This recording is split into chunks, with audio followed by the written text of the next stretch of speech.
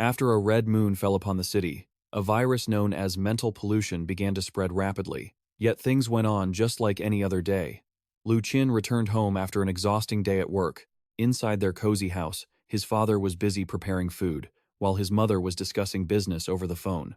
His cute little sister was snacking while eagerly waiting for her brother to come home. From the outside, it really looked like a happy family. Lu Qin stood frozen for a moment before using his key to open the door. "I'm home." As soon as he saw him, his sister immediately broke into a radiant smile.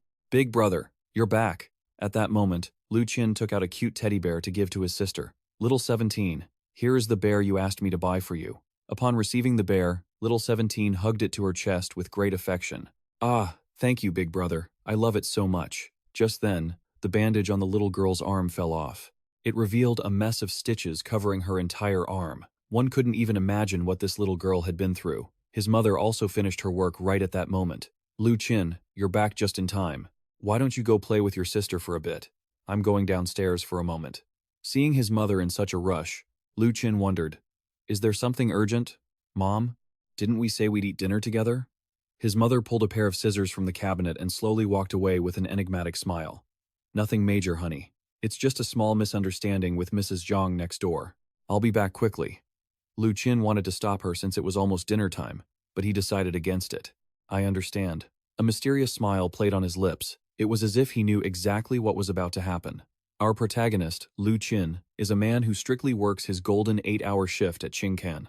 Right now, he was enjoying a typical, warm dinner with his family, though his family members were acting a bit strange during the meal. Lu Qin's burly father suddenly slammed his wine bottle onto the table and shouted, "You useless piece of trash! How dare you walk into my kitchen? Just go die, all of you. Your mother, no matter how she peels it, it's never clean. No matter how she cooks, it tastes terrible." Looking at his massive frame, he was truly terrifying. Just then, the sound of police sirens outside made him lose his mind even more. "Arguing. Always arguing. Your mother only knows how to argue. Can't we even have a peaceful meal?" Unable to take it anymore, he opened the window and screamed, "The monitoring room is useless. They can't track down a single thing. This damn street. They only know how to peek at people all day long." Little 17 saw her father going crazy, trembling as she reached out for her brother. "Brother, I'm scared." Lu Qin gently reassured his sister. "It's okay, little 17. It's not your fault." Right then, his mother returned home. "Why are you yelling again? Don't be so loud all the time. I could hear you from the hallway. Talking nonsense all day. Be careful not to scare the kids." As soon as he saw his mother, Lu Qin immediately noticed she was covered in fresh blood.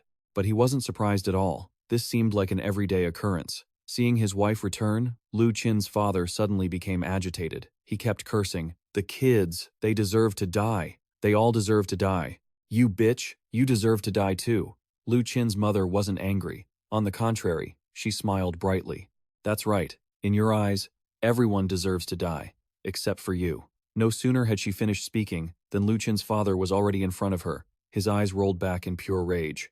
"What did you say?" Lu Qin's mother didn't stop. She continued to provoke him. "Because everyone else lives better than you. You're just a maggot under the sewer grate, craving life but fearing death. But you know what? Even if they all died, you wouldn't be." Before she could finish her sentence, she was slapped across the face. "You bitch. Are you looking to die?" She was covered in blood, but Lu Qin's mother didn't stop. "That's great." Such a manic expression. Having been hit exactly where it hurt, the useless father's body suddenly distorted. Sharp spikes erupted all over his body. You dare call me useless? I'm going to kill you." His already massive frame grew even more imposing, each punch landing with flesh and blood splattering everywhere. It was a horrifying sight. Little 17 hugged her teddy bear and ran to the corner of the room, trembling all over. "Dad is hitting Mom again." But suddenly, a manic smile appeared on the little girl's lips. "It's so fun. Tee-hee-hee. It's so fun, really." The teddy bear she had been cherishing just moments ago was torn to shreds in an instant. Like a beast released from a cage, little 17 crawled frantically up the wall and hung herself from the light fixture.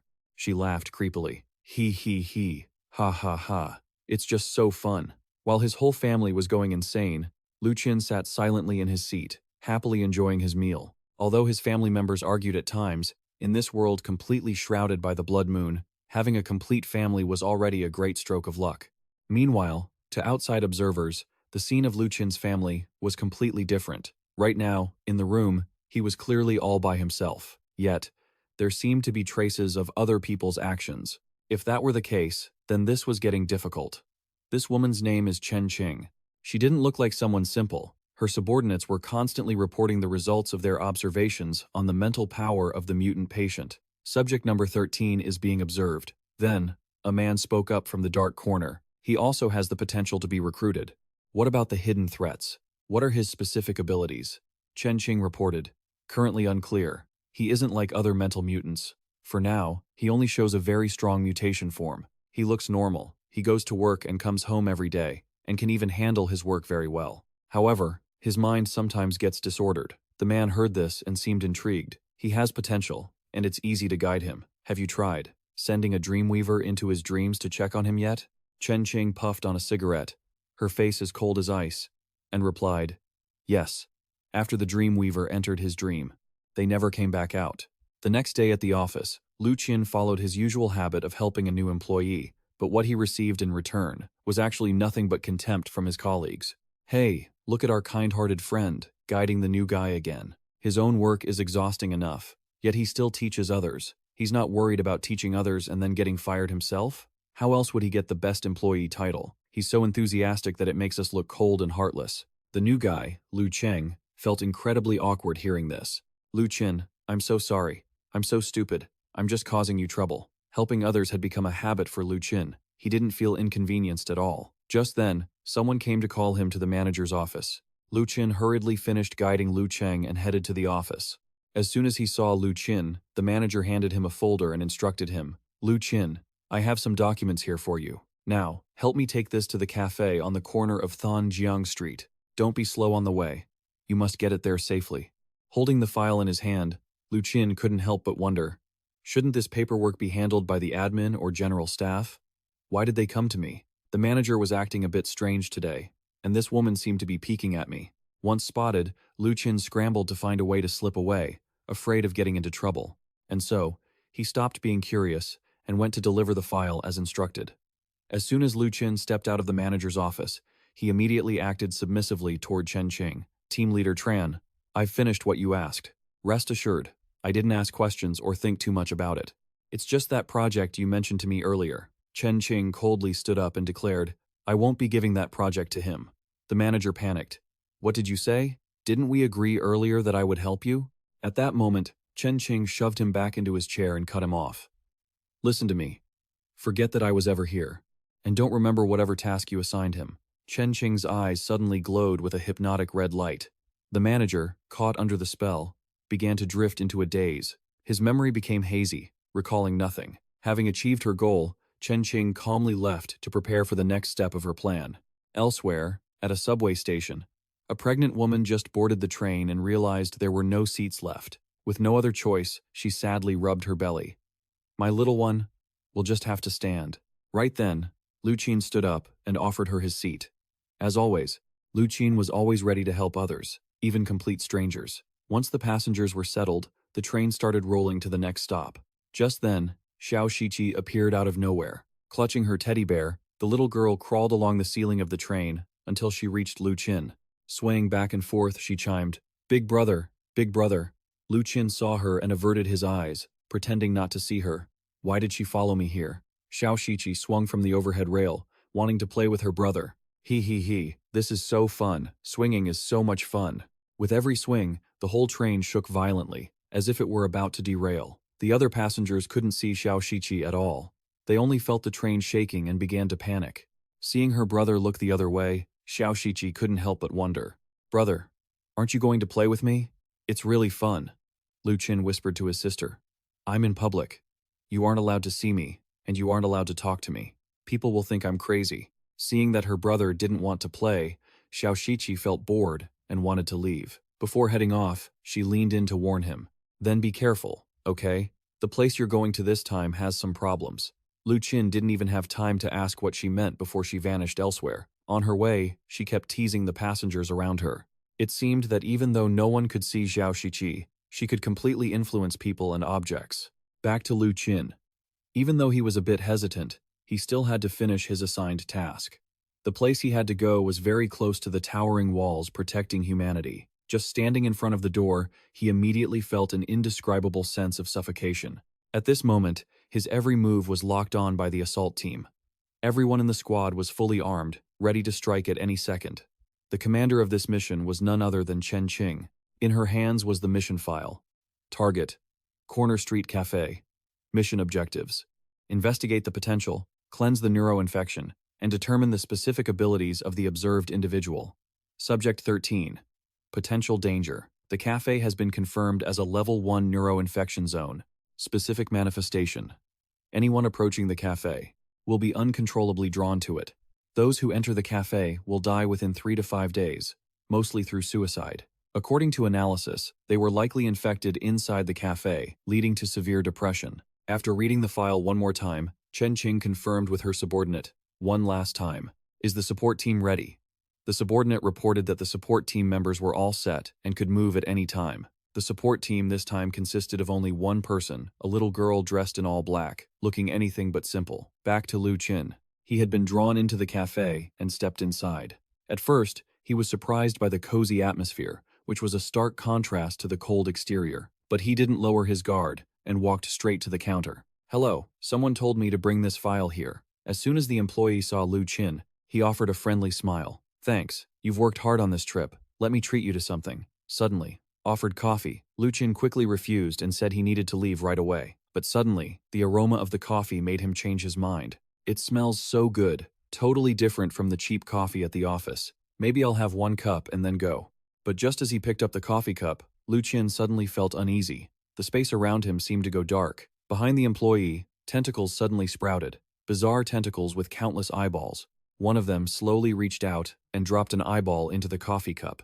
Lu Qin looked closely, and the eyeball suddenly opened its eye and stared right at him. Now he realized he was done for. The enemy. That eye is looking at me. Seeing Lu Qin hesitate, the employee began to urge him. "Why don't you drink it? This coffee is delicious. Don't be shy. Go ahead and taste it." His face now revealed a sinister look. Countless tentacles also grew from his back, reaching straight toward Lu Qin. Though terrified, Lu Qin tried to calm himself down. "Don't let him discover I can see these things. Stay calm. Act like you didn't see anything. Just get out of here safely." He knew clearly that if he were found out, there was no way he'd leave alive. After calming down, he carefully set the coffee cup down and politely refused. "No, thank you for the offer." Lu Qin then turned to leave, but after only a few steps, he felt a chill down his spine. He was drenched in cold sweat. He turned back to look. At that moment, all the customers in the cafe had their eyes fixed on him, glowing brightly. Instantly, Lu Qin used all his strength to bolt for the door. This action of his was captured by surveillance cameras. The supervisors, seeing this, were extremely puzzled. What's going on? By all logic, this should be a standard level 1 neural contagion zone. A neuromutant with infinite potential should definitely spark some kind of conflict here. So why is nothing happening? This makes zero sense. Damn it, we were planning to use this chance to vet subject number 13 and, while we were at it, find out the source of the cafe's contamination. We'd already drawn up 3 contingency plans, but we never expected this outcome. Not knowing what to do, the team looked to Chen Qing for guidance. She thought for a moment and gave the order. "Continue the observation. Prepare a 4th contingency plan immediately." Meanwhile, at the subway station, Lu Qin had been running full speed ever since he bolted from the cafe, not stopping for a single second. Sitting on the waiting bench, he frantically wiped the sweat from his forehead. Man, finally got out of there. Why were those people so creepy? That reminder little 17 gave me earlier. It definitely had to be the monster in that cafe. But ever since the Blood Moon event, the stray lunatics wandering the wild in these final days have always been the things I saw just now. Clearly weren't human. I've got to ask my family tonight. They probably know something. Right then, out of nowhere, a crowd of people flooded the subway station. Looking closely, Lu Qin realized they were all the customers from that cafe. And standing right behind them was the waiter, holding a steaming cup of coffee. He hadn't even finished his drink. Lu Qin blinked, and in that split second, the man had appeared right in front of him, shoving the cup toward him. Without a moment's hesitation, Lu Qin scrambled to find a way out. But looking around, he realized he'd been surrounded before he even noticed. There was absolutely no way out, and the crowd was thick as ants. They slowly tightened the circle around Lu Qin. The waiter gave a sinister grin. "If you don't drink your coffee, it'll get cold." It seemed that if he didn't drink, Lu Qin wouldn't be getting out of there. But drinking it would surely lead to an even worse fate. So, Lu Qin firmly refused. I don't have any money. I can't drink that. But obviously, there was no way out of this with just words. The waiter chuckled slyly and moved the cup closer to Lu Qin's face. You can't pay? That's fine. I'll treat you. Just then, an eyeball inside the coffee sprouted legs and leaped straight for Lu Qin's eye. Fortunately, Lu Qin's reflexes were quick. He ducked at the last possible second and barely escaped. Before the enemy could react, he lunged toward the narrowest part of the blockade, knocking down everyone in his way. But no matter how fast he was, he kept getting grabbed. These people seemed to have super strength. Once they got a grip, he couldn't break free. Pinned down by the mob, Lu Qin screamed in terror. Let me go! You monsters! Get away from me! Get lost! Stay back! But no matter how loud he yelled or how hard he struggled, they wouldn't let go. At this, Chen Qing and her team, watching through the monitor, were stunned. What is going on? Why is he being subdued so easily? He looks just like a normal person. Chen Qing assumed Lu Qin hadn't yet learned to control his abilities, which is why he was in this predicament. Her subordinate suggested providing backup. End the test here. Upon receiving Chen Qing's approval, the girl in black stood up and opened the umbrella in her hand, ready to intervene immediately. Just then, the data monitor shouted, Wait! Everyone, look at this data! Back to Lu Qin. After struggling for so long, his energy was fading, and his jaw was being forced open for the strange eyeball to jump into. Would it really end here? As Lu Qin began to sink into despair, he suddenly heard his little sister's voice. Heh, big brother. I told you to be careful, but you didn't listen to me, did you? Seeing little 17, Lu Qin hurriedly screamed, Save me, big brother. Hearing this, little 17 didn't move to help. Instead, she just smiled. You were acting like you couldn't see me earlier, and you wouldn't even talk to me. Now you want me to save you? Do you still hate me? It seemed the little girl was sulking because her brother had ignored her earlier, as well as her warning. Just then, Lu Qin fixed his eyes on the jumping eyeball and desperately pleaded, Save me, please. Little 17 finally set a condition. Fine, but you have to promise to buy me the best toy. Even though he was on the verge of death, Lu Qin still shouted, I don't have any money. No money? How tragic. Just then, the eyeball lunged, ready to dive straight into Lu Qin's mouth. In that moment of absolute peril, little 17 batted the eyeball away and pulled Lu Qin out of the crowd. The moment they made contact, Lu Qin's eyes instantly turned blood red, looking exactly like little 17's. Haha, deal, brother. Right then, Lu Qin seemed to draw massive power from his sister, becoming more frantic but somehow keeping his composure.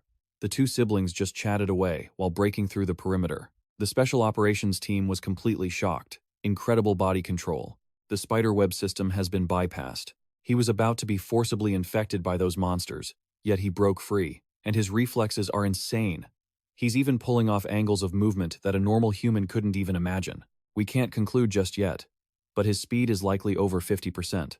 He's almost reaching bitch ho level potential. Suddenly, the data spiked wildly, as if something major was about to happen.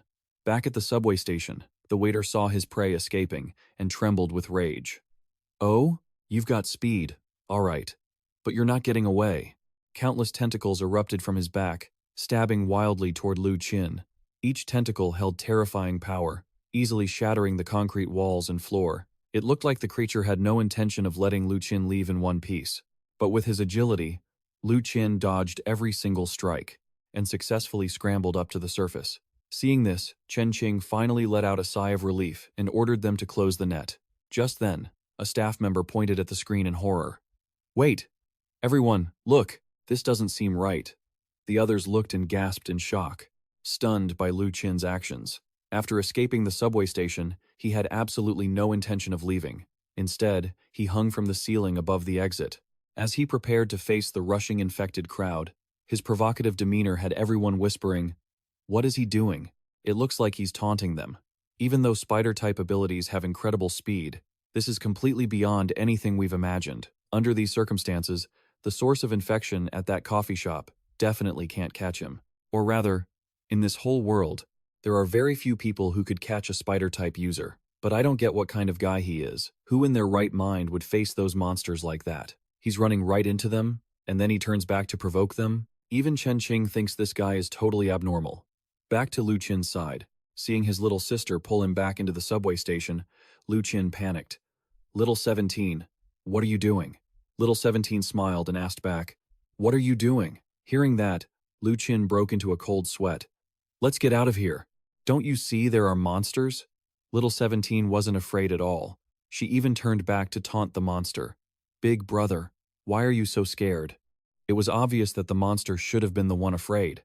The staff member, being teased by a little girl, was absolutely furious. He had fully transformed into a grotesque, crazed monster, charging toward Lu Qin. His tentacles were now massive, sprouting mouths with razor-sharp teeth. Just looking at it, you could tell how dangerous this thing was. Lu Qin hurried his sister to leave, but little 17 only grew more excited. I'm not running. Look how cute it is. I want to play. The little girl grabbed Lu Qin's hand and pulled him, charging straight at the monster. To everyone else, Lu Qin looked like he had lost his mind, rushing head-on at the staff member. According to the data displayed, mental strength unstable, reaching critical limit. Level 1 neuromonster manifested. The surveillance staff hurried to ask Chen Qing for instructions on reinforcements. Chen Qing, after observing, carefully calculated. Normally, a spider-type mutant without weapons can't handle this kind of neuromonster at all. But he showed no hesitation rushing toward the beast. It seemed she decided to observe a bit longer. If things truly went out of control, she would step in. Back with Lu Qin, he used his agility to dodge every tentacle attack. After closing in on the staff member's main body, he grabbed one of his arms and ripped it right off. In little 17's eyes, this was just like a fun game of tag. Just then, the cameras in the subway station suddenly exploded. Seeing the feed go dead, Chen Qing screamed in alarm. This is bad. The cameras underground have been destroyed by the infection force. Move out immediately. The strike team received the order and departed for the scene instantly. Meanwhile, the battle between the monster and Lu Qin was still raging. After ripping off an arm, Lu Qin continued to taunt him. Lost an arm, isn't that fun? Insulted, the monster attacked crazily, but this time, Lu Qin didn't dodge. Instead, he used his bare hands to tear apart the tentacles. Sensing something was wrong, the tentacles tried to escape, but they couldn't break free. In no time, Lu Qin had shredded 3 of the tentacles into tiny pieces. The monster turned to flee in a panic, but there was no way Lu Qin would let it go that easily. He stepped on the vertical wall and sprinted forward like a blur. Now the tables have turned. You can't get away. Giving up already? I haven't had enough fun yet. While running, he grabbed a nearby metal railing, pinning the monster to the ground so it couldn't struggle anymore. The monster took a fatal hit and lay motionless. Just when it seemed it was all over, it suddenly exploded into many small pieces, splattering everywhere. These fragments latched onto the infected people, taking over their consciousness. The infected crowd then scattered in different directions, each carrying a piece of the monster to make their escape. But with his speed, Lu Qin immediately snapped one guy's neck. He spared no one, old or young. Everyone got their fair share. In no time, the entire group of infected had been dealt with. Not one could escape. Standing among the corpses, Lu Qin laughed triumphantly. Not a single one of them could put up a fight. Just then, he heard a noise behind him and turned back, shouting, "Who's there?" It turned out to be the subway guard who had survived. Seeing the old man, Lu Qin let out a terrifying, wicked laugh. "Ha ha, so there was one left here." Any person who appeared in his sight would become his prey. Little 17's bloodthirsty madness seemed to have taken over his mind, and she drove his body to charge. Just then, Lu Qin's rational side screamed, "Enough!" Fortunately, Lu Qin managed to hold his sister back just in time, allowing the guard to survive. Little 17 was still extremely excited. "Don't pull me. Don't pull me. Ah, let me go." The little girl stared straight at the guard, like a predator craving fresh blood. Seeing this, Lu Qin sternly reminded his sister, "That's enough, little 17. I didn't stop you earlier because it was an emergency. If we weren't in sync, we would have been killed easily. Besides, the people in the coffee shop, those you killed. But this guard is a normal person. You cannot continue to act like this. Do you understand me?" Seeing her brother raise his voice, little 17 slowly calmed down. She dove into Lu Qin's arms and pouted, "Big brother, don't be mad. And wasn't I just doing it to protect you? Look at those monsters. They were so fierce." Lu Qin lowered his voice and patted her head. "If it's scary, you can just hide. You don't need to do things like that." Suddenly, little 17 sensed someone approaching, so she quickly led her brother away. All right, stop nagging. I'll be careful next time. They're coming, let's go now." Before leaving, the little girl didn't forget to take the teddy bear her brother had given her. After the two of them left, Chen Qing and the support team arrived to process the scene. The station was immediately cordoned off by armed personnel. Looking at the extremely tense situation, Lu Qin and his sister were sitting on the roof of a nearby building, observing the scene. Little 17 clutched her bear and begged for a reward. "Big brother, how are you going to thank me?" Lu Qin retorted loudly. "Thank you? I should be punishing you." But then, he went silent for a moment before saying, "Thank you." He knew full well that if it weren't for his little sister, he would have been done for. Little 17 laughed and said, "You should still buy me a toy." Lu Qin pointed to the teddy bear in her arms. "Buying more toys? Don't you already have one? You just bought this for me? How adorable." Lu Shishi clutched the teddy bear, her face suddenly turning menacing. "No. I want the kind that screams. You know, the more blood-curdling, the better." Lu Qin completely misunderstood his little sister, thinking she wanted a toy like a strolling chicken. Looking at Lu Shishi's expression, he was truly speechless. She didn't even bother talking to him anymore, and stood up to leave. "Humph. You only know how to talk nonsense. I'm not playing with you anymore." Watching his little sister casually walking on a high-voltage power line, Lu Qin panicked and asked where she was going. Lu Shishi didn't answer, but instead gave another warning. "Brother, you have to be careful. Someone is following you." Hearing that, Lu Qin broke into a cold sweat. He tried to pin her down, asking who was targeting him, but because he hadn't bought her the new toy, Lu Shishi pouted and refused to say another word. "Hee, I'm not telling you. Bye-bye." As she waved goodbye to her brother, she confidently strolled along the power line as if it were a sidewalk. Left all alone, Lu Qin didn't know how to get down. At this height, one slip and he'd be smashed to pieces. But to everyone's surprise, he decided to just leap, straight to the fire escape of the building across the street. Watching his agile movements, it was clear Lu Qin wasn't just some ordinary guy. He kept moving, while carefully scanning the area below to avoid being spotted. It was best not to run into those people. It would definitely be a massive headache. Better take the long way around to be safe. After wandering for a while and seeing nothing out of the ordinary, Lu Qin finally dared to step out and blend into the crowd. Just then, a voice made him jump. "Hey, Lu Qin, get in the car, I'm buying you a coffee." It turned out Chen Qing had been waiting for him. Lu Qin watched her with intense anxiety. For all 23 years of his life, no woman had ever proactively asked him out, especially not a woman like her. Could it be that she was one of the security officers from the subway station who had been targeting him for a long time?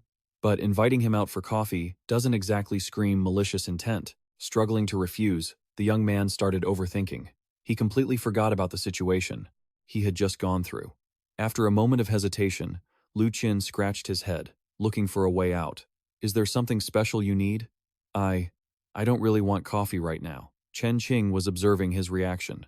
To have gone through such a sudden, dangerous incident and then immediately face an unexpected invitation, yet he still managed to look so calm. She turned, opened the car door, and told Lu Qin that they would go to a bar instead if he didn't like coffee. With no other choice, Lu Qin just had to obediently follow along. At the bar, Chen Qing pulled out some documents and introduced herself. "My name is Chen Qing. This is my ID. I have no ill intentions toward you, but I will admit that the incident you experienced today was something I orchestrated." Lu Qin carefully examined the certificate in her hand. This ID. She was a high-ranking official of the City Patrol Bureau, a big shot from the capital city. People from the capital were not the kind of people a satellite city resident like him could just suck up to. Why would someone as noble as her personally invite me out for drinks? So, everything from delivering the files to being attacked by the monster today was all part of her plan? This woman is truly something else. Lu Qin was about to scold her for almost getting him killed when he noticed the gun at her hip. A man needs to know when to bend and when to stand tall. Lu Qin sighed and spoke softly. "So, why did you have to do all that?" Chen Qing poured a glass of wine and explained, "Let me explain based on what happened earlier. I belong to the Department of Anomalies, which specializes in handling pollution events in the city. With these high walls, you can think of us as the government. Since the Red Moon incident, everything has been reorganized. The major capital cities and satellite cities handle the containment and elimination of the madmen outside the walls, the resistance of the Wild Night Squads, and the cults, along with building those high perimeter walls. Routine repairs are all handled by our people, and now, our main job is dealing with the pollution inside the capital and satellite cities." Hearing this, Lu Qin's eyes widened in shock. "Anomalies?" Chen Qing pulled out a stack of documents and handed them to him. "Exactly. Those are the anomalies that humans don't understand, just like the thing you encountered at the coffee shop. You can take a look. The documents contain detailed information about the monster in the cafe, ranging from its contagion level to its ability to develop silently, its threat level, identifying traits, and how to eliminate it. You can see that every detail has been clearly investigated. That monster was only a Class D? I can't imagine how dangerous the higher-level ones must be. Chen Qing puffed on a cigarette and said, continuing, the Red Moon changed humanity. We, the lucky survivors, can only live within the capital cities and satellite cities behind those towering walls. But in reality, even if people were lucky enough to survive, many still suffer from mental mutations. They influence the people and objects around them. We call this condition pollution. Reading the information in the documents, plus everything he had just heard, Lu Qin was even more confused. Pollution? What kind of pollution is that? And what happens if you're polluted? Mentioning this, Chen Qing suddenly looked serious. You get sick. This type of pollution is like a contagion in the traditional sense. It radiates outward, affecting people nearby and causing them to show similar symptoms, just like an epidemic. Except, this type of pollution is more mysterious and terrifying. This mental contagion isn't like normal infections. It makes the human mind sick. The consequences of this sickness: some become depressed and commit suicide. Some lose their sanity and go crazy, attacking those around them. Others gain the ability to communicate with the things around them. There are even types that plant a very strong, singular obsession in a person. Simply put, the source of the pollution creates a mental sickness that can be transmitted. On the surface, these polluted people might look no different from regular folks, but inside, they have undergone fundamental changes. More importantly, they aren't like the madmen outside the walls. They live among us, and you never know when they might suddenly erupt and infect others, just like what you witnessed in the cafe. There are 37 people in total, and all of them were infected by the monster at the coffee shop. The ones who were heavily infected have completely lost their minds. They couldn't be saved, and there was no need to, so the only outcome they faced was death. Upon hearing this, Lu Qin shouted agitatedly, "So many people, they all have to die? Even if we kill the source of the infection, it's not enough, is it?" Chen Qing stubbed out her cigarette, stood up, and looked Lu Qin straight in the eye. Destroying the infection source doesn't mean an immediate cure. For the infected, the mental monster is just the primary source of the infection. Everything else, people, objects, or events that gets infected, also carries the risk of spreading it. The people you killed at the subway station were essentially infectious cells, and after the main body dies, the heavily infected ones will scatter everywhere. If even one escapes, it's highly likely it will develop into a new source of infection. By then, even more people could be infected. Hearing this, Lu Qin asked with some doubt, if that's the case, why didn't it just leave one infected person outside all the time? That way, it could help itself come back to life whenever it wanted. Chen Qing answered this concern. The intelligence of a Tier 1 monster isn't that high. It just instinctively infects others. The heavily infected individuals will unconsciously gather near it, under its control. It's only when the main body is killed that they regain their own consciousness. But by then, it's already too late. Realizing the danger he had just survived, Lu Qin asked, "Wait, if it was that dangerous, why did you send me in there? Weren't you afraid I'd get infected?" While he asked, his eyes kept drifting toward the stack of cash. Chen Qing confidently replied that Lu Qin wouldn't be infected, or rather, that he was already infected. Seeing Lu Qin's shock, Chen Qing opened his file. It contained complex data, performance evaluations, address, age, personal information, and more. Every detail of Lu Qin's life was listed in full. There was nothing missing. Chen Qing lit another cigarette and continued. After the Red Moon event, some people's mental strength began to grow stronger. They gained significant mental power, allowing them to control themselves better even down to every muscle fiber and every joint in their body. And you are a mental variant. You possess mental analytical abilities. The first type is the precise mental control over the body. In our small task force, there is a guy nicknamed Lizard. His ability to control his body has reached 80%. This gives him a strength that normal people can hardly imagine. He can dodge bullets and handle all kinds of firearms perfectly. He can squeeze through a hole the size of a teacup and climb walls, ignoring gravity. Through observation, you have a similar ability. We call this the spider type, meaning one can precisely control every muscle, fiber, and joint in their body, just like a spider, which boosts your speed and reflexes, allowing you to perform extraordinary feats. With this kind of ability, your chances of dealing with danger will increase significantly. At the same time, as a mental variant, you'll also find it very easy to detect the presence of mental monsters. That's why you're perfect for the job of handling infections. Lu Qin fell into deep thought. A while later, on the bus, he was still staring at the stack of money Chen Qing had given him. Chen Qing. That's 10,000 yuan. Why give it to me? Forget it. No point in overthinking it. I really need this money, and I really like it. By now, the bus had reached the satellite city station. Lu Qin walked for a while until he reached an orphanage. He walked through the door without hesitation, as if it were his own home. Seeing him, the old security guard spoke up. You're here? She's teaching a class right now. It seemed Lu Qin visited often, but strangely, he didn't go inside, opting only to watch through the window. Inside the room, a young girl in a wheelchair was playing with the children. Suddenly, she sensed something, turned her head, and asked, "Who's outside?" She waited a moment, but when no one answered, she went back to playing with the kids. Huh? No one? I could have sworn I saw someone. I'm probably just overthinking it. It couldn't possibly be him. Outside, Lu Qin had quickly hidden so the girl wouldn't see him. Seeing her happy is enough. I shouldn't bother them. I'll just put it in the mailbox.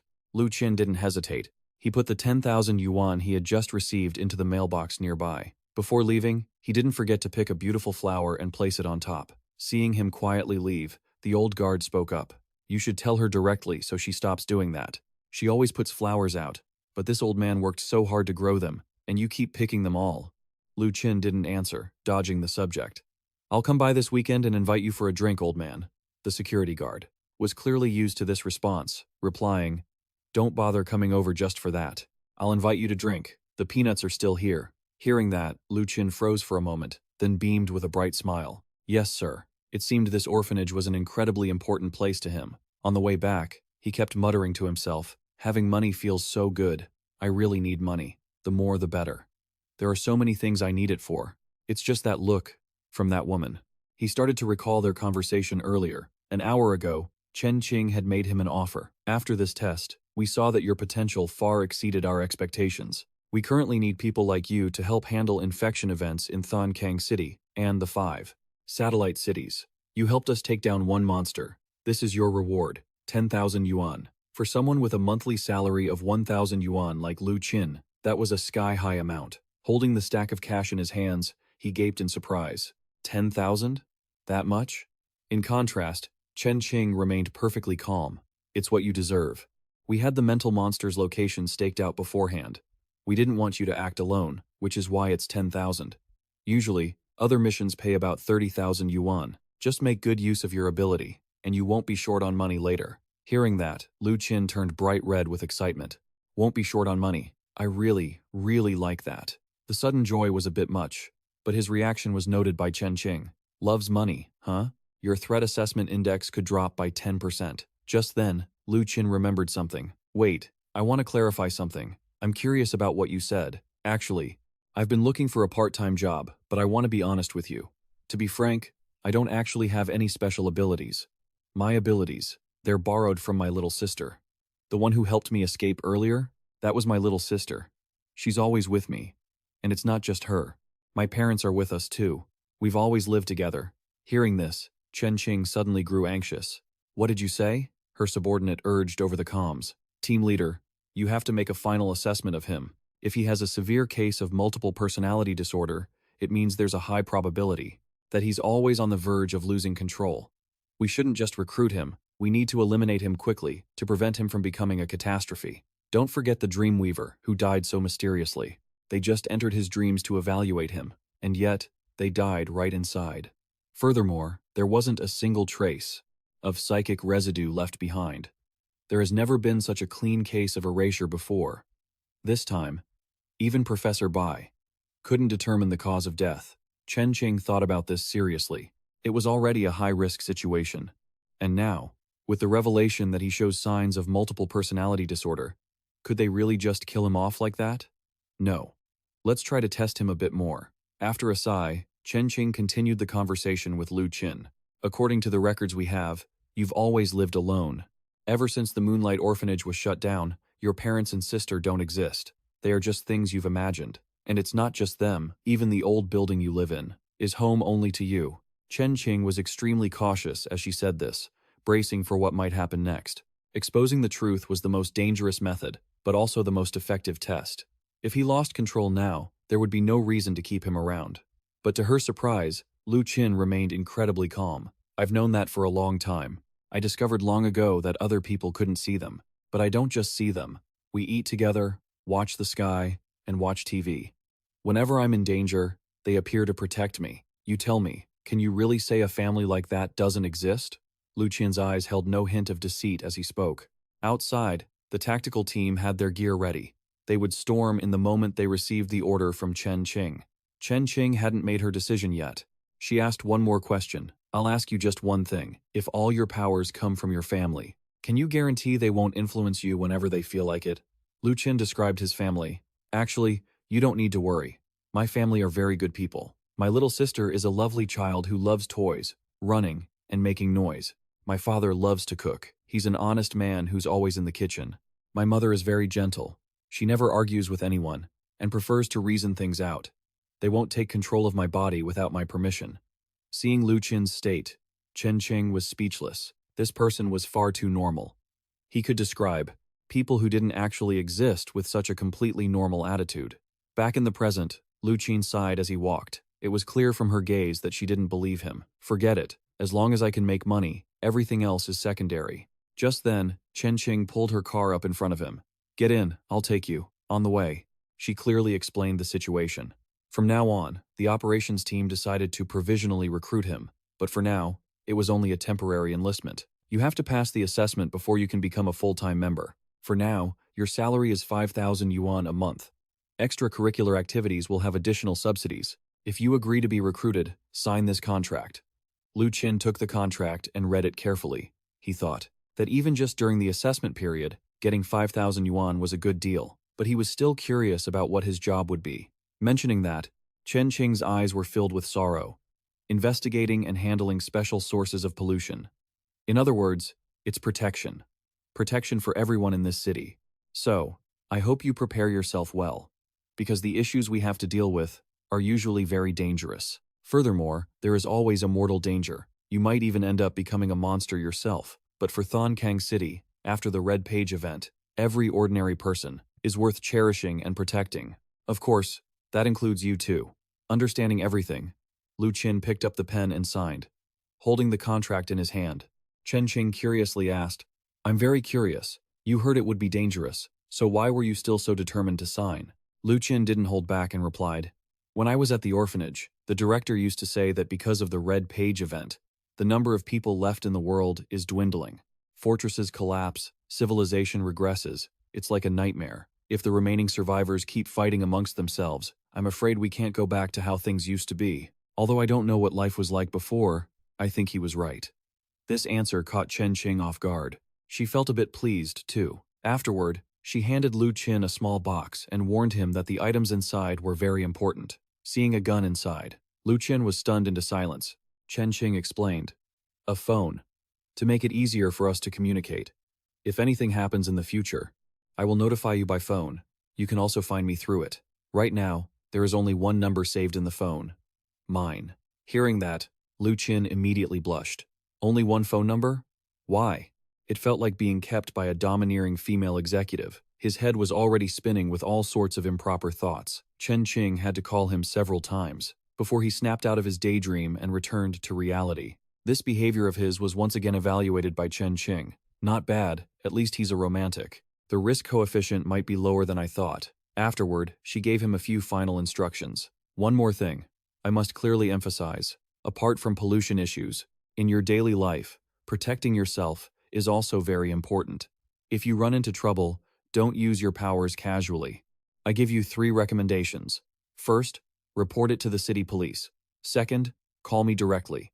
Third, use the gun to handle it. After hearing that, Lu Qin was completely dumbfounded. Before this, he hadn't even thought about such things. While walking home after being released, Lu Qin calculated his finances. Although he didn't know when he'd become an official employee, this income was already quite high. A fixed monthly salary of 5,000 yuan, plus 1,000 for work expenses, totaling 6,000 yuan. Plus, there are mission bonuses. Apart from the compensation, dealing with a level 1 mental monster pays 30,000 yuan, and a level 2 pays 300,000 yuan. Just the base, 6,000, is already great. 500 for food and the rest into savings. That's 66,000 yuan a year, and in 10 years, he'd have 660,000. The orphanage is planning to move soon. Being too close to the city wall is dangerous. If he buys a house big enough for everyone, saving for another 5 years should be enough. If he takes on more missions, he might earn money even faster. It looks like he needs to figure out how to go official quickly.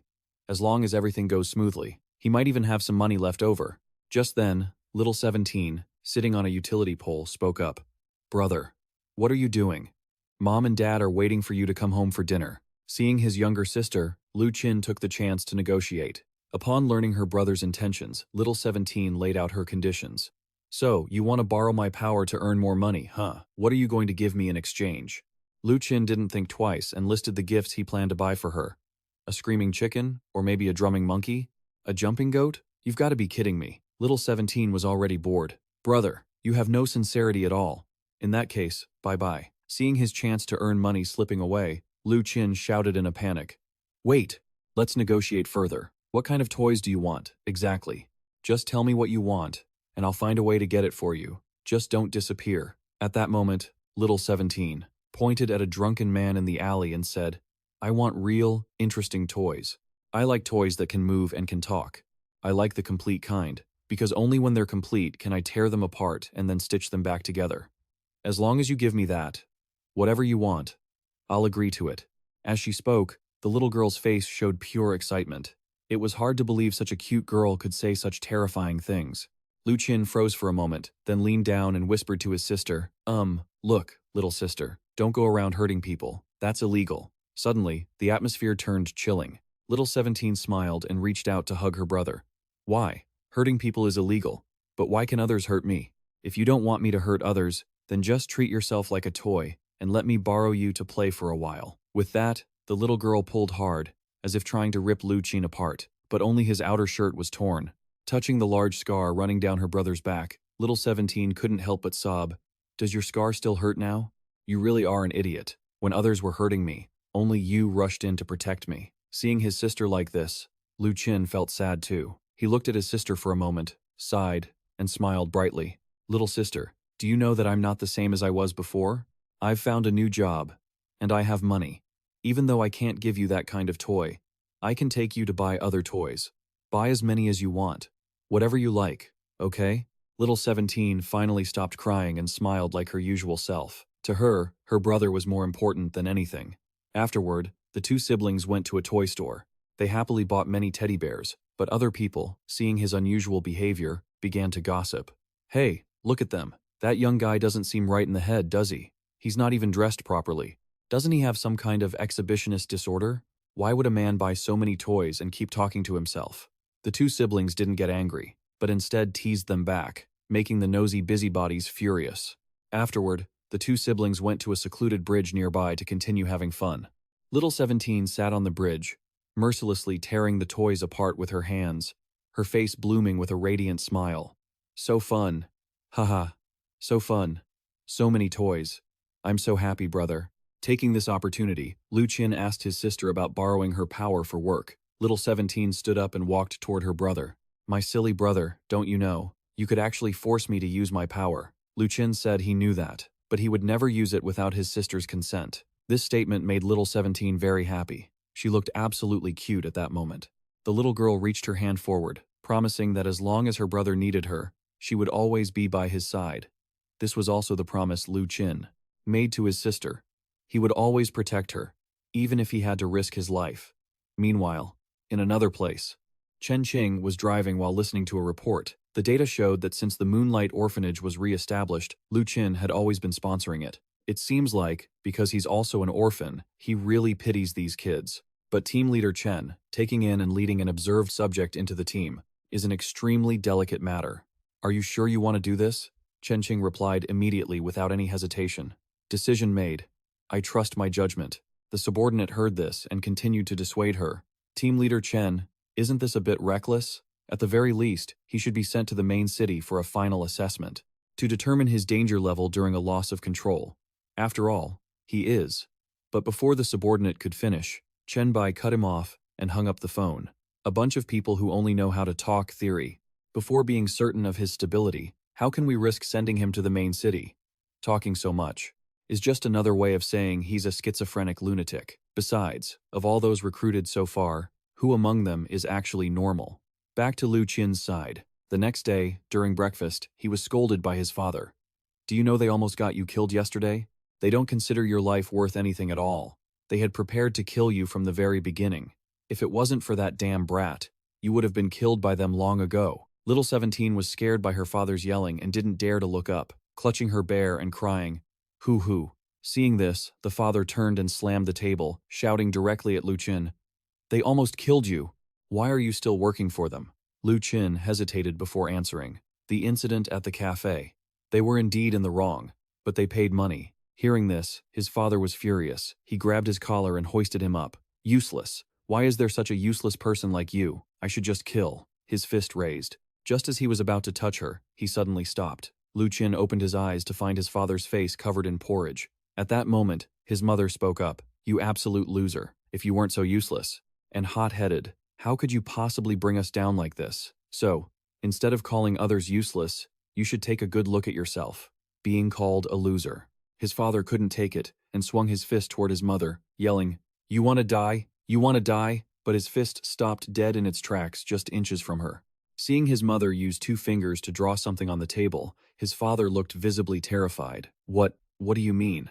Why are you drawing that?" His mother just curled her lips into a scornful smile. "You know exactly what I mean. So, if you're scared, get the hell out of here." It seemed his father was terrified of something, so he didn't dare strike. He could only slam the table and shout, "Useless, useless, all of you are useless. Damn you all." Facing the ruins of the room, he glared at his wife. His mother just sat there, unmoved. She didn't react at all. Seeing this, his father turned and left. After a few steps, he glanced back at his 2 children, gritting his teeth.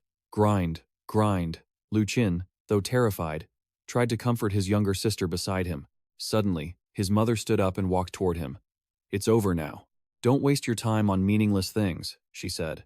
"Since it's your first day at your new job, I've got a gift for you. Let's go." The gift she prepared was a sharp new outfit, especially a blood-red shirt that really stood out. Trying it on, Lu Qin felt a bit shy.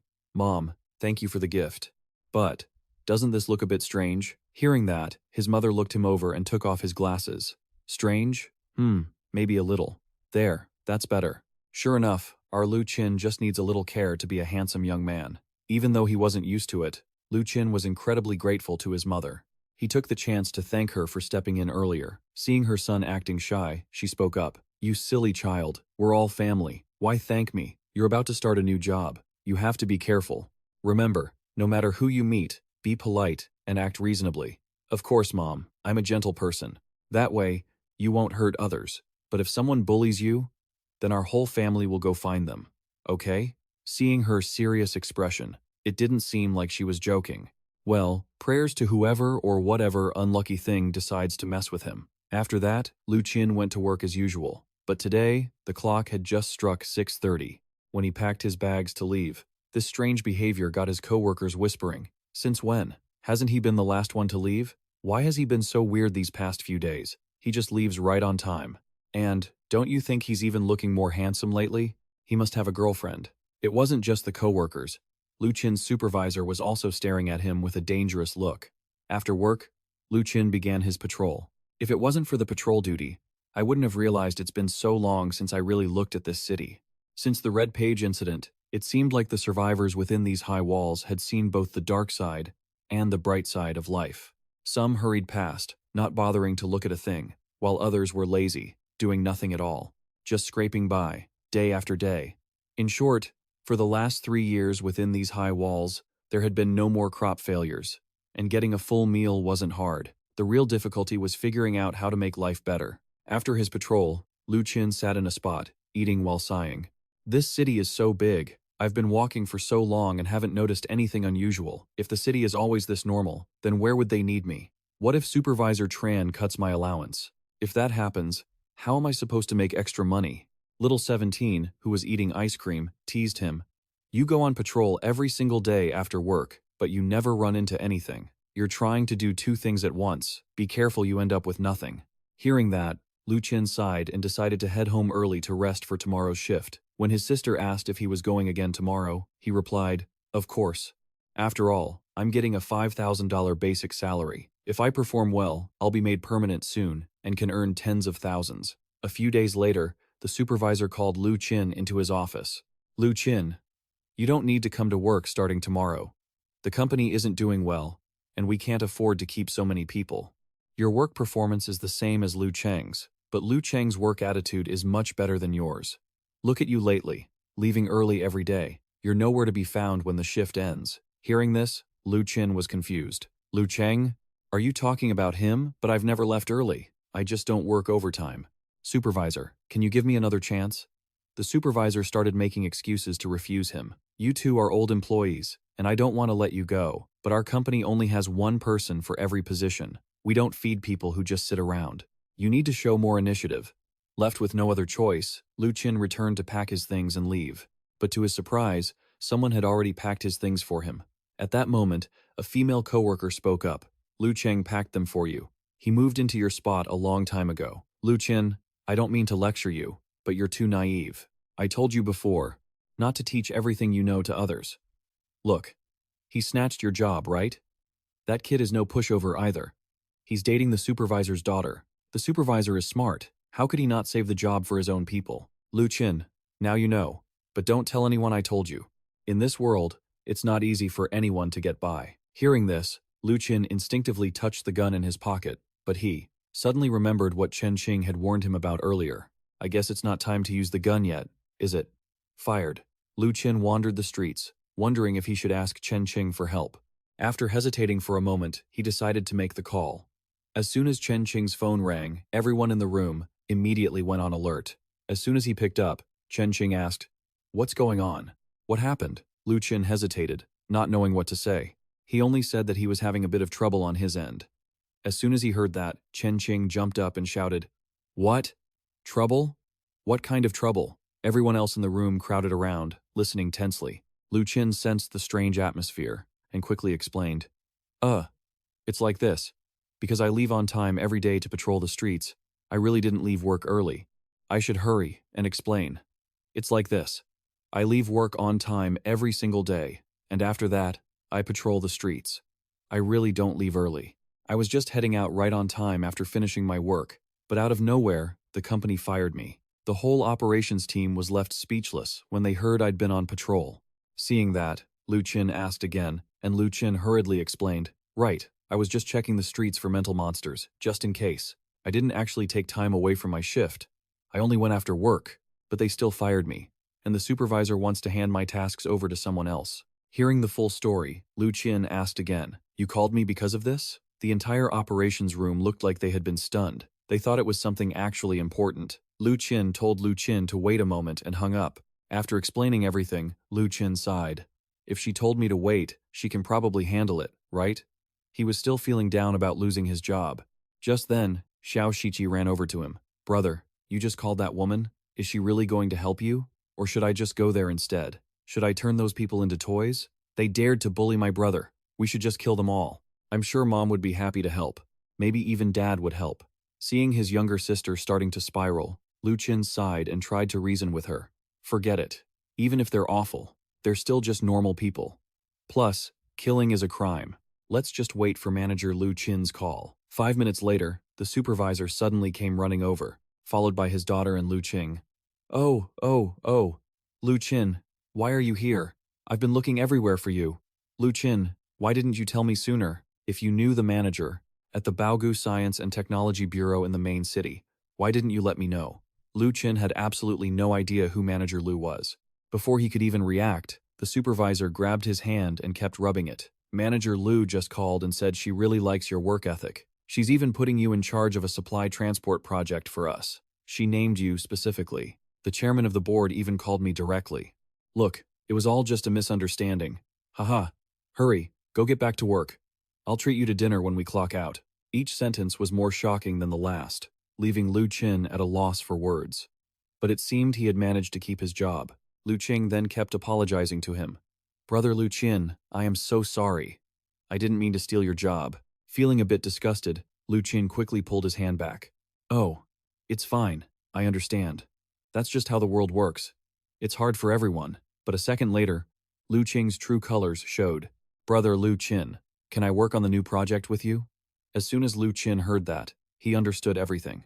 Looking at the supervisor's attitude, he figured this big project he mentioned must have a huge bonus if it succeeds, right? Without hesitation, he refused immediately. Seeing his daughter about to ruin everything, the supervisor stepped in. "You go be busy. Go be busy. We'll move your stuff back for you and get everything organized." Haha. It turned out that because he heard the phone ring and mistook it for a big shot calling Lu Qin, he had panicked. After they left, Lu Qin picked up the call from Lu Qin.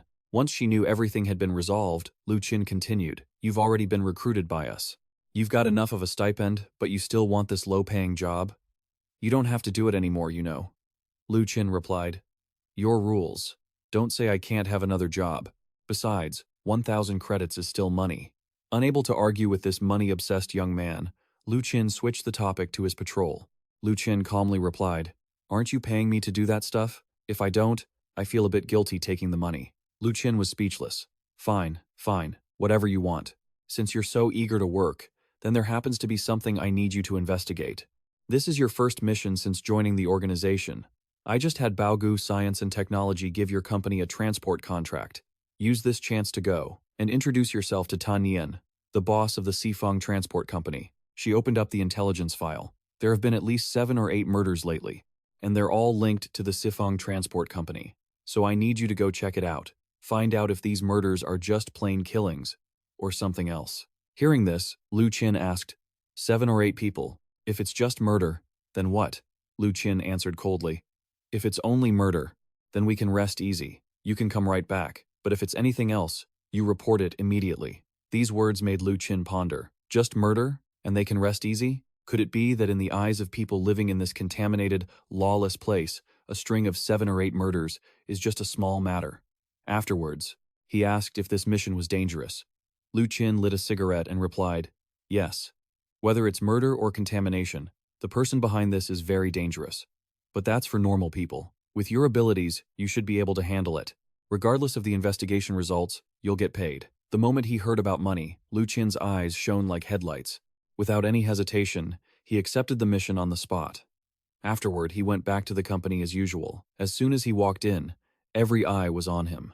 But this time, it wasn't a look of contempt, but one of fear. Back at his desk, Lu Qin was surprised to find his things were exactly as they were before. He glanced over at Lu Qin, who was shivering. Then, thinking about how the mission would be dangerous for a normal person, Lu Qin seemed to come up with a plan. So he walked over to Lu Qin. "I've thought about it. You can work on this project with me. This is a rare opportunity." Lu Qin and his girlfriend immediately drove Lu Qin to the Sifeng Transport Company. On the way, Lu Qin studied the documents carefully and reported back to Lu Qin. Sifeng Transport is one of the largest transport companies in the North City. They mainly handle shipping goods between satellite cities. Sometimes they even get contracts for the main city. Their boss is a woman named Tran. I heard she has a huge business. Her scope isn't just the satellite cities around here, but even the main city itself. Brother Lu Qin, do we really have to deal with them? After hearing the report, Lu Qin pondered deeply. It seemed that Sifeng Transport wasn't as simple as it looked on the surface. Although some wild crops had been discovered and parts of the industry had revived, solving the food crisis for most people, the industrial systems that had once been built were still a long way off. One major issue was transportation. The roads outside the high walls were severely damaged, riddled with obstacles, and there were endless madmen that could never be fully cleared out. Traveling outside the walls is dangerous enough as it is, with outcasts and rogue knights turning to looting just to survive. Since the risks are unpredictable, those who dare to transport goods outside the city are usually tough, ruthless characters. The woman named Tran, the owner of the Tu Fuang Transport Company, is actually just a puppet. The real boss is a man from the wilderness named Tan Yan. The thing is, this man from the wilderness has been living behind high walls for 3 years without an official identity or a permit to register a company. That's why he pushed his lover to the front. As for the company's business, it's probably not just hauling supplies. A guy like that definitely isn't simple, and he's certainly not honest. Lu Qin thought it over for a long time before replying to Lu Cheng, "Fine, let's go find them." After all, there aren't many people left who dare to take on transport jobs outside the walls these days. After a long journey, the 3 of them finally arrived at the Tu Fuang Company. For a sheltered lady like Xiao Xiao, this place looked like a dump. She couldn't help but cling to Lu Cheng, not stepping an inch away from him. Just then, a rough-looking brute came out to greet them. "Hey, stop looking around and follow me." Seeing these ruffians, Lu Qin and Xiao Xiao made their disgust obvious. They look so terrifying. "Brother Tia, I don't think these people are decent." But after being barked at once, they both quieted down like scolded puppies, not daring to say another word. Arriving at the manager's office, Lu Qin suddenly decided to go alone. "You two go inside and negotiate with the manager first. I'll stay out here to check out their vehicles." But that was just an excuse. Lu Qin walked around, carefully observing every tiny detail. Chen Qing only said there were 7 or 8 people here, but it wasn't clear if this place was contaminated. Now it seemed this place really wasn't like the coffee shop. There were no strange occurrences. Then again, the kind of business this group ran was kept in the shadows. Foul play was probably common, but those who work outside are usually tough as nails. As he walked, Lu Qin noticed the heavily modified vehicles, the stains and discoloration. Could those be traces of blood and brawls?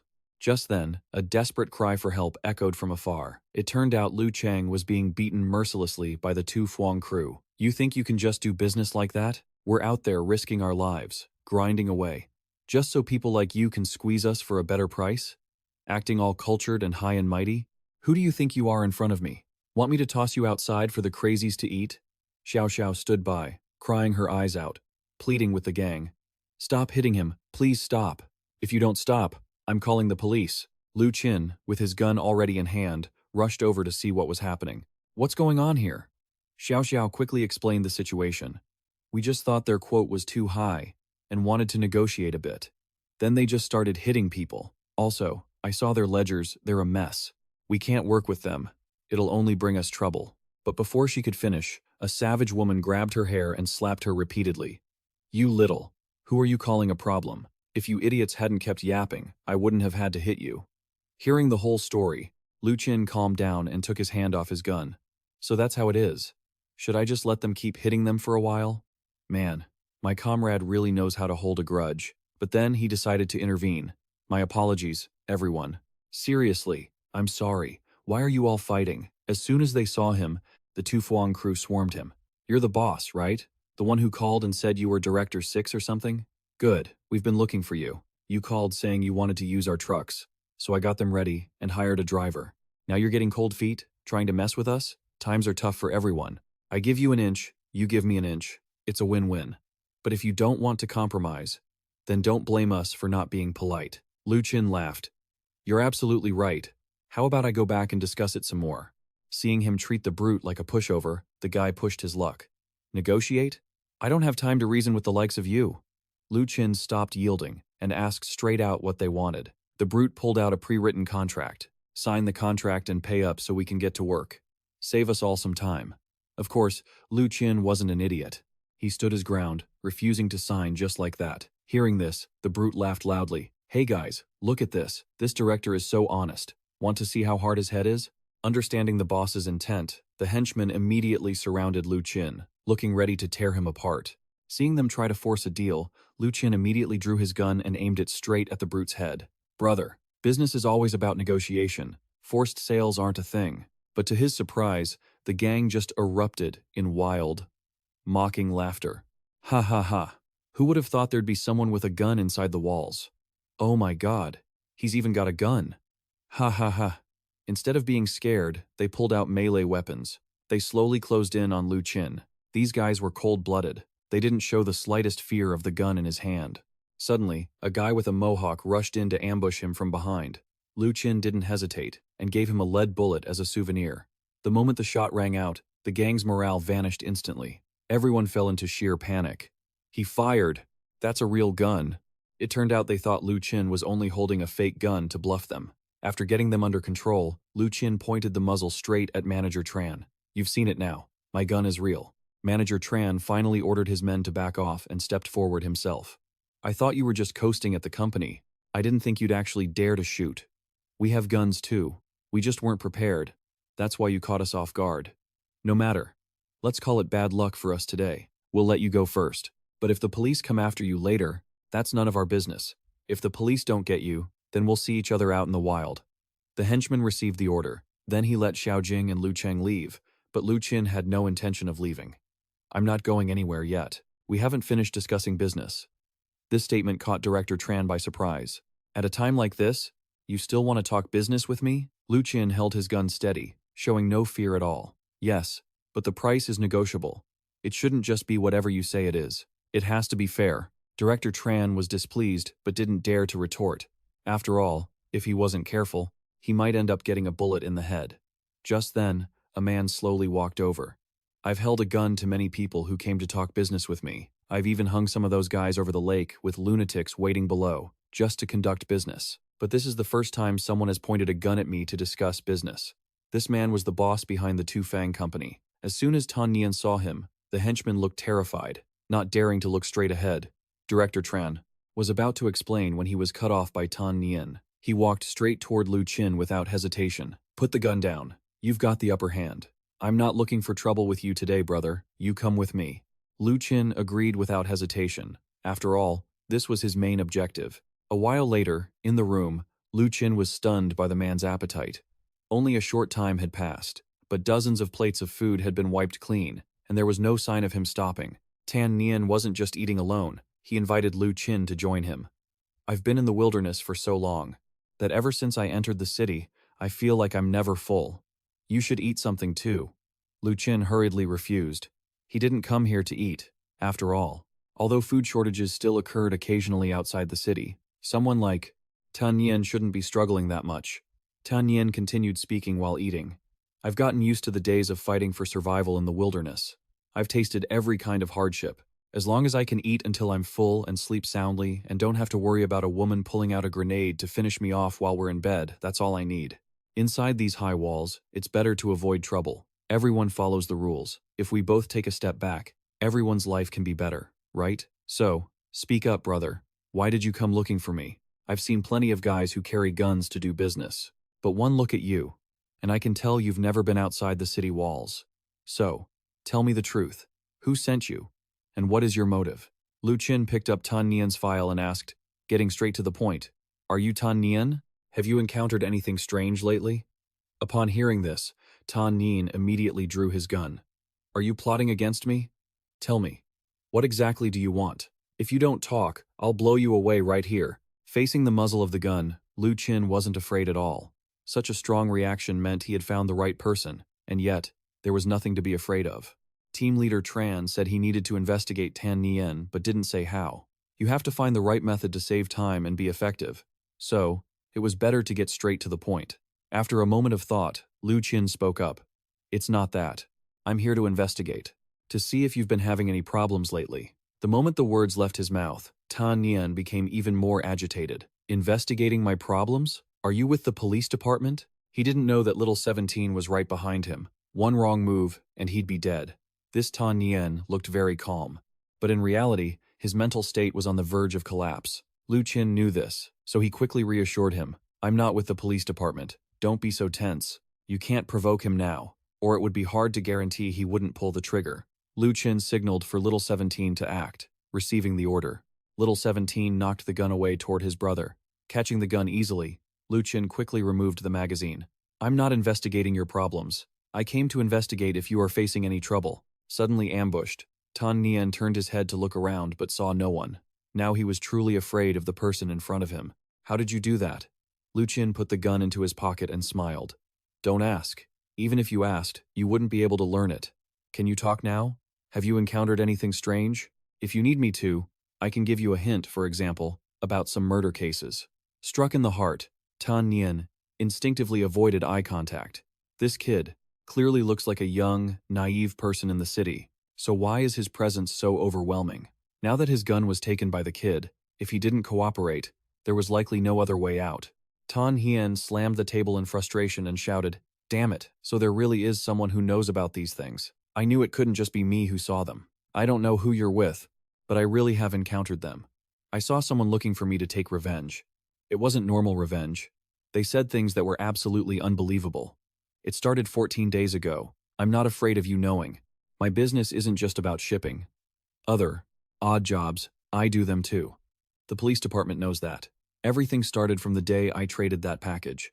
Back then, I was dealing with old Thoi in the West City. That bastard's name is Thoi Uwang. He specializes in selling this stuff.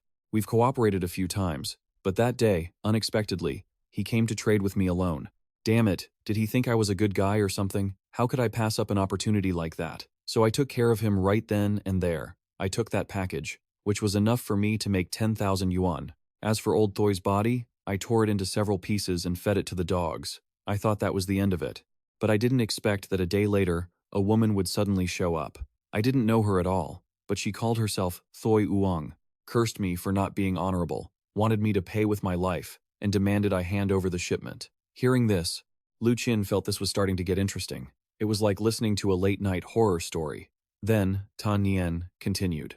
I didn't know what that woman was trying to pull. I just figured she was Thoi Wang's mistress and took care of her too. Her body is in the layer of cement in that new underground table I built. But after that, I felt something was wrong, so I had someone investigate. The result was that the woman's name was Vuong Din, a female worker at a clothing factory in the South City. I heard she didn't even know old Thoi. You tell me, isn't that bizarre? At this point, Tan Nien became agitated and slammed the table, screaming. But the weirdest part was yet to come. 2 days later, 2 more people showed up at my door. One was middle-aged, the other was about 17 or 18. The younger one was named Hua Zi. The two of them, one claimed to be old Thoi Uong, and the other said he was Vuong Din. Both of them came looking for me, demanding I pay for their lives. Even though I had plenty of my men surrounding them, they didn't say a word. They just charged in like they had a death wish, so I killed them too. By this point, 4 people had already lost their lives. Tan Nien was starting to get a little scared. Tan Nien's face darkened as he continued. After that, things got even more headache-inducing. I had someone investigate their identities, and I found out they didn't seem to know old Thoi Yuang or Vuong Din at all. But damn it, they still came, and it kept getting weirder. 4 days later, suddenly, 4 more people showed up looking for me. None of them were people I knew. The result? They barged straight into my room and came right at me, trying to choke me out. Damn it, those 4 were acting like they were insane. One claimed to be old Thoi Yuang, one said he was Vuong Din, another said he was Zhang Agu, and the last one said he was Nu Tu. They were crazy, completely out of their minds. That look in their eyes was terrifying. Hearing this, Lu Qin immediately asked, "Those people, were they all?" Tan Nien said he was too scared to kill them, so he just locked them up. But he couldn't even finish his sentence. He hesitated, not knowing what else to say. With no other choice, he led Lu Qin to see for himself. Arriving at a room with a heavy iron door, Tan Hien slowly opened the door. The moment it cracked open, a putrid stench rushed out. In the center of the room was a deep pit, and inside were rotting human corpses. Seeing this, Lu Qin spoke up. "That's horrific. This is definitely human flesh, isn't it?" Tan Yen was surprised by how calm he was. He said, "Brother, you don't look scared at all. Back then, we were the ones who were terrified. It was hell. Those 4 people broke into my house, and they genuinely scared the living daylights out of me. Besides, the whole thing was so strange I didn't dare kill them right away. I locked them up here, wanting to interrogate them, to find out who the hell was messing with me. But I didn't expect that after those 4 got in here. Damn it, they were all just complete lunatics. Before I could even interrogate them, they started tearing each other apart. Can you imagine? Even though they were human, they were acting like wild beasts. I bite you, you bite me. And it wasn't just biting, they were actually devouring each other. One guy's stomach was ripped wide open. And right at that moment, I really couldn't watch anymore, so I took my gun and shot them all. That was the first time I'd ever shot a person, but it felt like I was doing the right thing. Listening to the story, Lu Qin pondered it. If these strange events were happening, the first person who seemed abnormal was old Thoi Yuang. It sounded like there was a traceable trail in the things Tan Nien had encountered. A person coming for revenge on the first day. The second day, 2 people. The fourth day, 4 people. Thinking of this, he shouted excitedly, "How many days has it been since they last came here?" According to Tan Yen, 7 days had passed. Hearing this, Lu Qin got so tense he started biting his fingernails. By his estimation, 8 people would be coming for revenge tomorrow. Feeling that the situation was bad, Lu Qin took out his phone, intending to report everything to Chen Qing. But before he could even press call, a knife was pressed against his throat. "Brother, I've killed plenty of people. This stuff doesn't scare me. Whether it's 4, 8, or even a dozen of them, I'm not afraid. Worst case scenario, I just leave this dump of a city and go back to living the high life somewhere else. But don't you even think about using this opportunity to set me up. Even if you have 2 guns, I have plenty of men out there. If anything happens, you won't be getting out alive either." Lu Qin wasn't afraid at all and warned him right back. I'll definitely be able to get out, but that's not the point. If 4 people come, you're not scared. If 8 come, you're not scared. But what if 16 people come? Does that old Doi Yuang know where you live? Hearing this, Tan Yen started to panic. Why are you asking me that? Lu Qin continued. Just now, you said the first time they came for you was here, but by the 3rd time, they found your home. Have you ever thought that maybe, no matter where you hide, they'll still find you? Tan Yen couldn't bring himself to believe it and shouted in fear. How is that even possible? Lu Qin continued to break it down for him. These things are all very strange. How can you be sure nothing else will happen? Maybe to you, a dozen people are nothing, but if they keep increasing exponentially, can you still handle it? Theoretically, is it possible that one day, everyone in the world will try to kill you? Furthermore, these people don't fear death or injury. They're even capable of finding you wherever you are. The point is, as long as you don't die, they won't stop. Hearing this, Tan Yen was still stubborn. But the businesses I run aren't exactly legitimate. If I report this to the police, I definitely don't want to go digging ditches, Lu Qin said with a firm gaze. Digging ditches is still better than dying, or getting eaten like the people in the pit behind you. Finally, Tan Yen gave in and dropped the knife. I trust you. What other choice did he have anyway? Afterward, Lu Qin immediately reported to Chen Qing at the Special Operations Unit. Chen Qing picked up the phone and asked, "You've already got results this quickly? Well done. You could say this is a mental contamination case. I'll coordinate the contamination investigation team to follow up. A small team of 3 will meet with you very soon. They are very experienced people. But you need to remember this clearly. You are the one who is mentally mutated. Sometimes, their experience has no advantage over your intuition. Therefore, the investigation work from now on will be led by you primarily. But for this time, you still need to follow my orders first." Hearing this, Lu Qin calmly replied, "I understand. So, about the bonus, Team Leader Tran." But before he could finish his sentence, the other side had completely hung up. Lu Qin clutched his forehead, feeling a bit weary. But he hadn't even talked about the bonus yet. So this is the hardship of being a grunt? Half an hour later, a black armored vehicle appeared in front of them. 2 people stepped out of the vehicle, looking extremely professional. The other person introduced himself, Mr. Lu Qin, Contamination Investigation Team Number 2, ordered by Commander Tran to rendezvous with you. I am Team Leader Trin Hui. Lu Qin felt a bit awkward about this formality. Calling me Mr. right off the bat? That's way too formal. He smiled and continued. You guys don't need to be so polite. Actually, just calling me Lu Qin is fine. All right, let's go. Hu replied with extreme seriousness. Understood, Mr. Lu Qin. Mr. Lu Qin, take this and wear it. As he spoke, he pulled out a small walkie-talkie. Lu Qin recognized the earpiece immediately. It looked just like the ones they were using. It was their standard communication gear, essential for field operations. Lu Qin took it, feeling a bit thoughtful, but quickly put it on. Static crackled from the device. Investigation and Reconnaissance Unit communication line connected. Starting to analyze data from the personnel unit now. A sweet, clear voice came from the other end. Greetings, Mr. Lu Qin. I am Han Bing, from the Intelligence Analysis Division. Let my team and me provide you with intelligence support. First, here is the case file. Lu Qin couldn't help but marvel at the sound of her voice. Such a gentle voice, he thought. Meanwhile, lines of text were scrolling rapidly across computer screens. Back at the base, Han Bing reported through the earpiece. According to your report, Mr. Lu Qin, this appears to be a type of mental contamination case never before recorded. Our recommended action plan is as follows. First, immediately investigate to find and neutralize the source. Second, keep the individuals linked to Tan Hien under surveillance instead of waiting for the infected to come to us. Then, observe their transformation process. Regarding the next clue, if necessary, you may choose to feed them to the infected to be killed.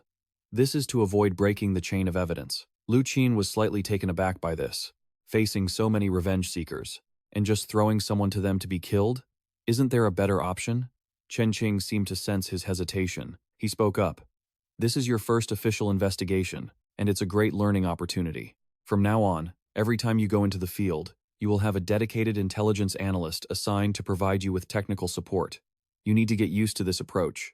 Sometimes, satisfying the needs of the infected is the most efficient way to destroy them, even to the point of neutralization. However, the data on the 41 contamination event is still insufficient. Based on current analysis, we can't accept this yet. The deceased victims were all strangers to each other until they became infected and turned into revenge seekers. This proves that their paths must have crossed before. Han Bing continued. The place where they all resided is the starting point of this incident. I recommend sending more personnel to investigate their identities and lives prior to the infection. Lu Qin asked, investigate together? How long will that take?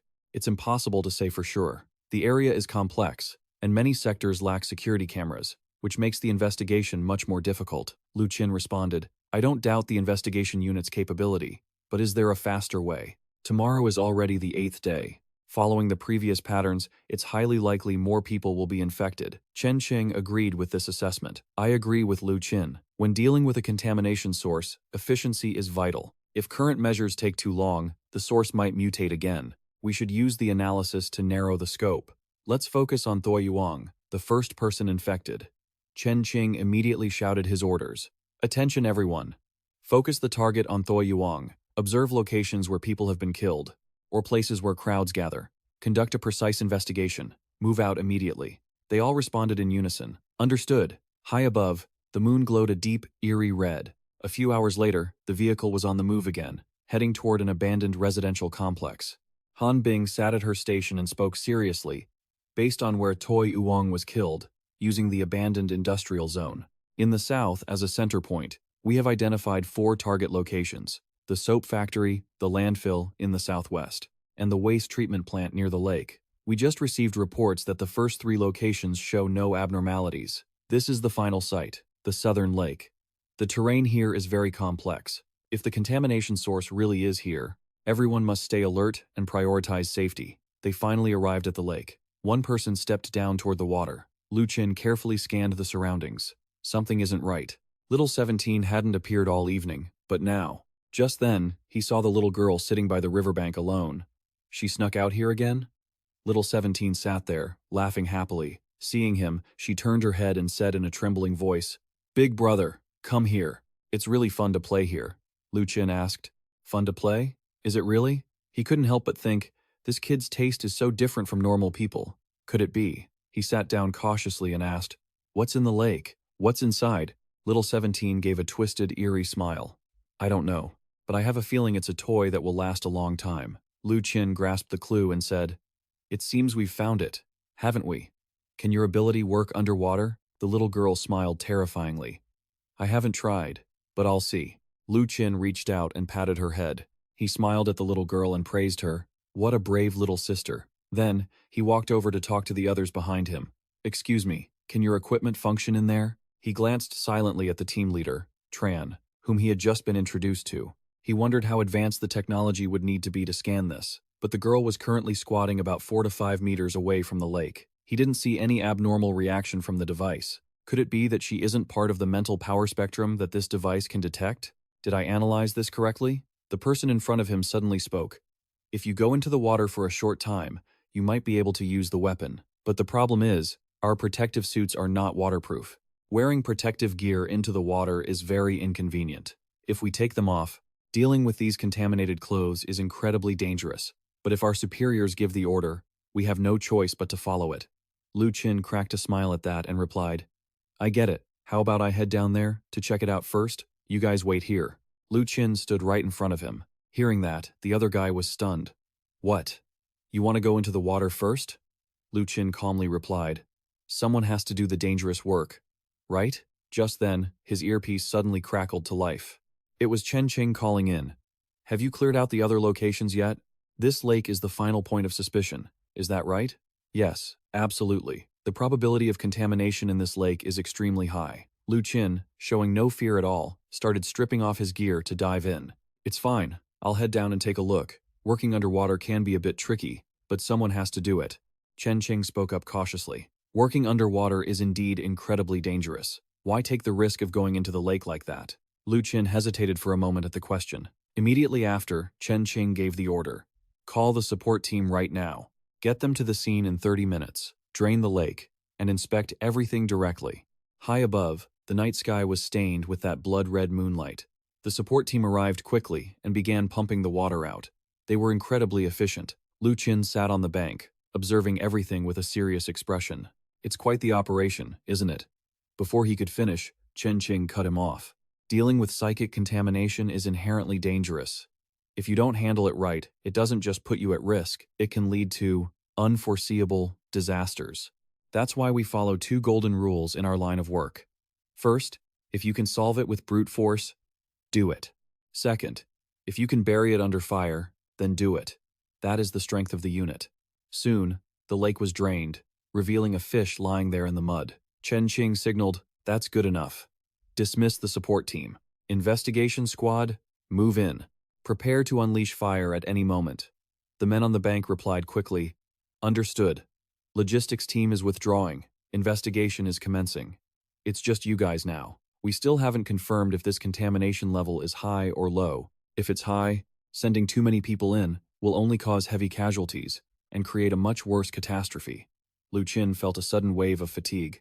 "I finally understand why the pay is so high. If I or the rest of my team get infected, they'd probably just shoot us dead on the spot." Chen Qing chimed in from the other side. "Your work attitude is pretty good. I'll put in a request for a bonus for you." "Oh, well, that's a relief." They quickly slid down the long slope. Meanwhile, little 17 was rushing forward with a crazed expression. "Interesting, so interesting, haha." Suddenly, the little one felt that something wasn't right.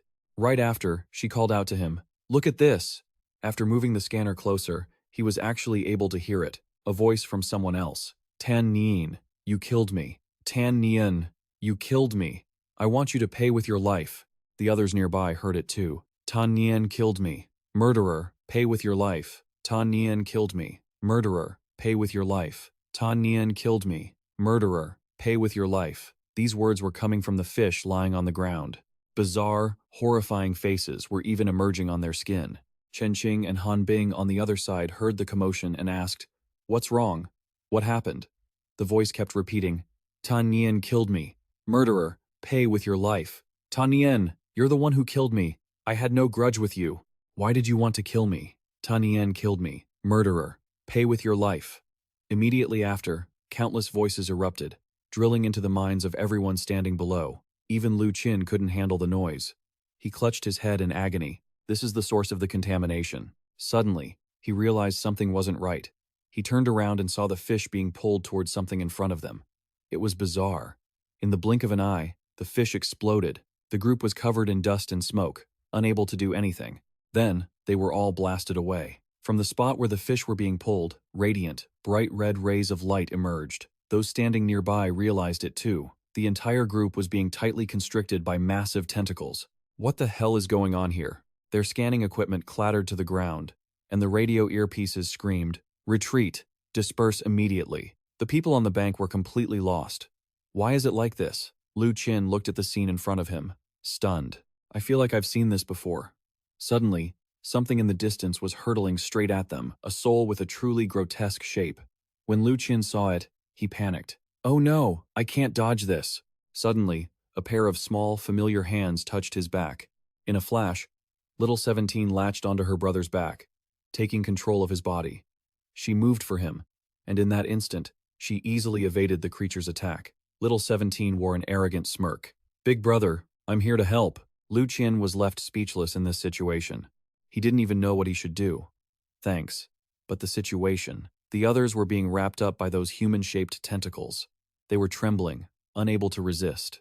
Han Bing quickly realized what was happening. It's a psychic manifestation. According to the data just sent from the guard team, there's a massive psychic surge of nearly 200 points.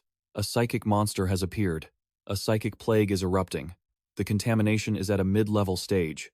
The danger level is critically high. Hearing the report, Chen Qing shouted, "Lu Qin, disperse immediately." "Careful, investigation team." The others were surrounded by those tentacles. They couldn't move their bodies at all. They could only obey its control, raising their guns to point straight at him. They didn't want this to happen. One of them even managed to shout, "Get out of the way." Countless bullets streaked at high speed directly toward Lu Qin, who was standing below. Yet, he dodged every single one with ease at a dizzying speed. Those bullets were completely unable to keep up with his pace. The two of them immediately ducked behind a large boulder nearby. Han Bing continued, saying that the target was far more than just a monster. A 3-person investigation team, wearing protective gear, had been infected, and the remaining personnel were ordered to retreat and coordinate with the strike team. Use firepower to engage the monster. Chen Qing immediately ordered, adding, "Also, scramble a helicopter right now. I'm heading to the scene." Lu Qin was told to retreat, with orders for everyone to pull back 500 meters. But on the other side, Lu Qin replied, "I can't leave." Hearing this, Chen Qing was shocked and asked, "What did you say?" Lu Qin firmly repeated himself, explaining that there were still 3 team members there. "They aren't fully infected yet, just controlled. Besides, there's no way to escape, so I'm going in to handle it." Han Bing gasped, "Are you crazy?" But Chen Qing didn't give them time to debate and cut in. "Absolutely not. It's too dangerous." Little 17, sitting beside him, chimed in, "Big brother, I'll go with you." Lu Qin naturally agreed. With a smile on his lips, he replied, "All right then." The two of them immediately charged toward the scene, acting in perfect sync.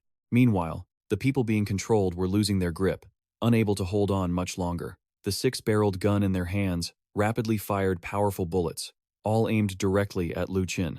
But with his incredible speed, those bullets were like a child's obstacle course. He moved effortlessly. His body dodged every single shot, though he knew this pace wasn't fast enough yet. Lu Qin carried little 17 on his back and sprinted forward.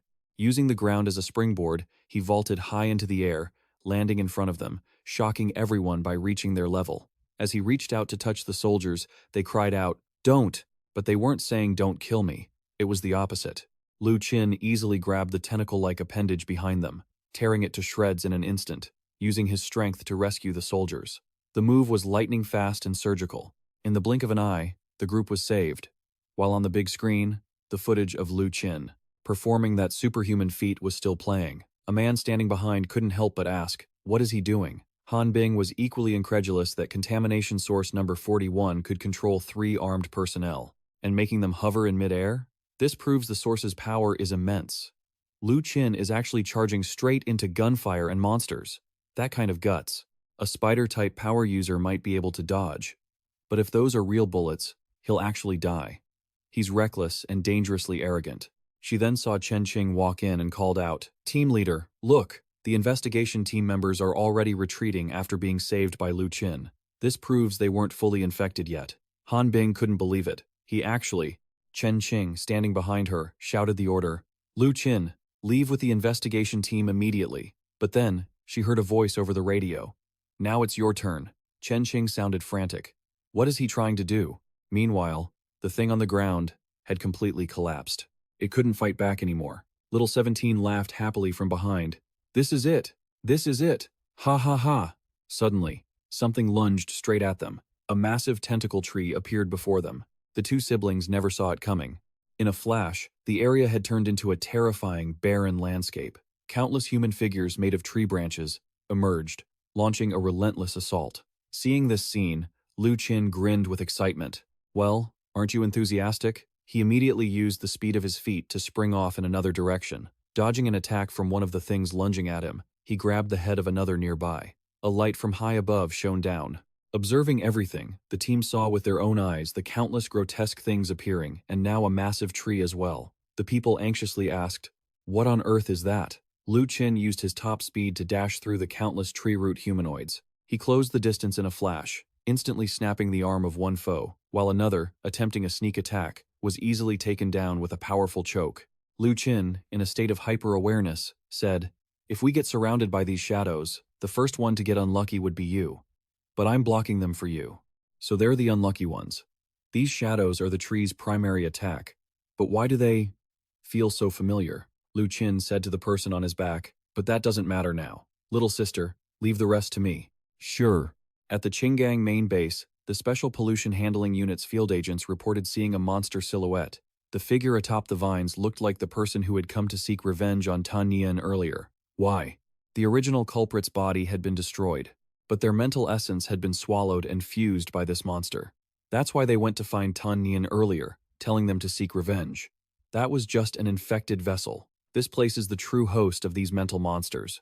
Han Bing stared at the screen high above and asked, "So, what is Lu Qin doing right now?" Chen Qing replied from the side, "He is using his own methods to deal with the contamination source." Han Bing looked worried. They've identified the target as a level 1 mental contamination source, but it might not have reached level 2 yet.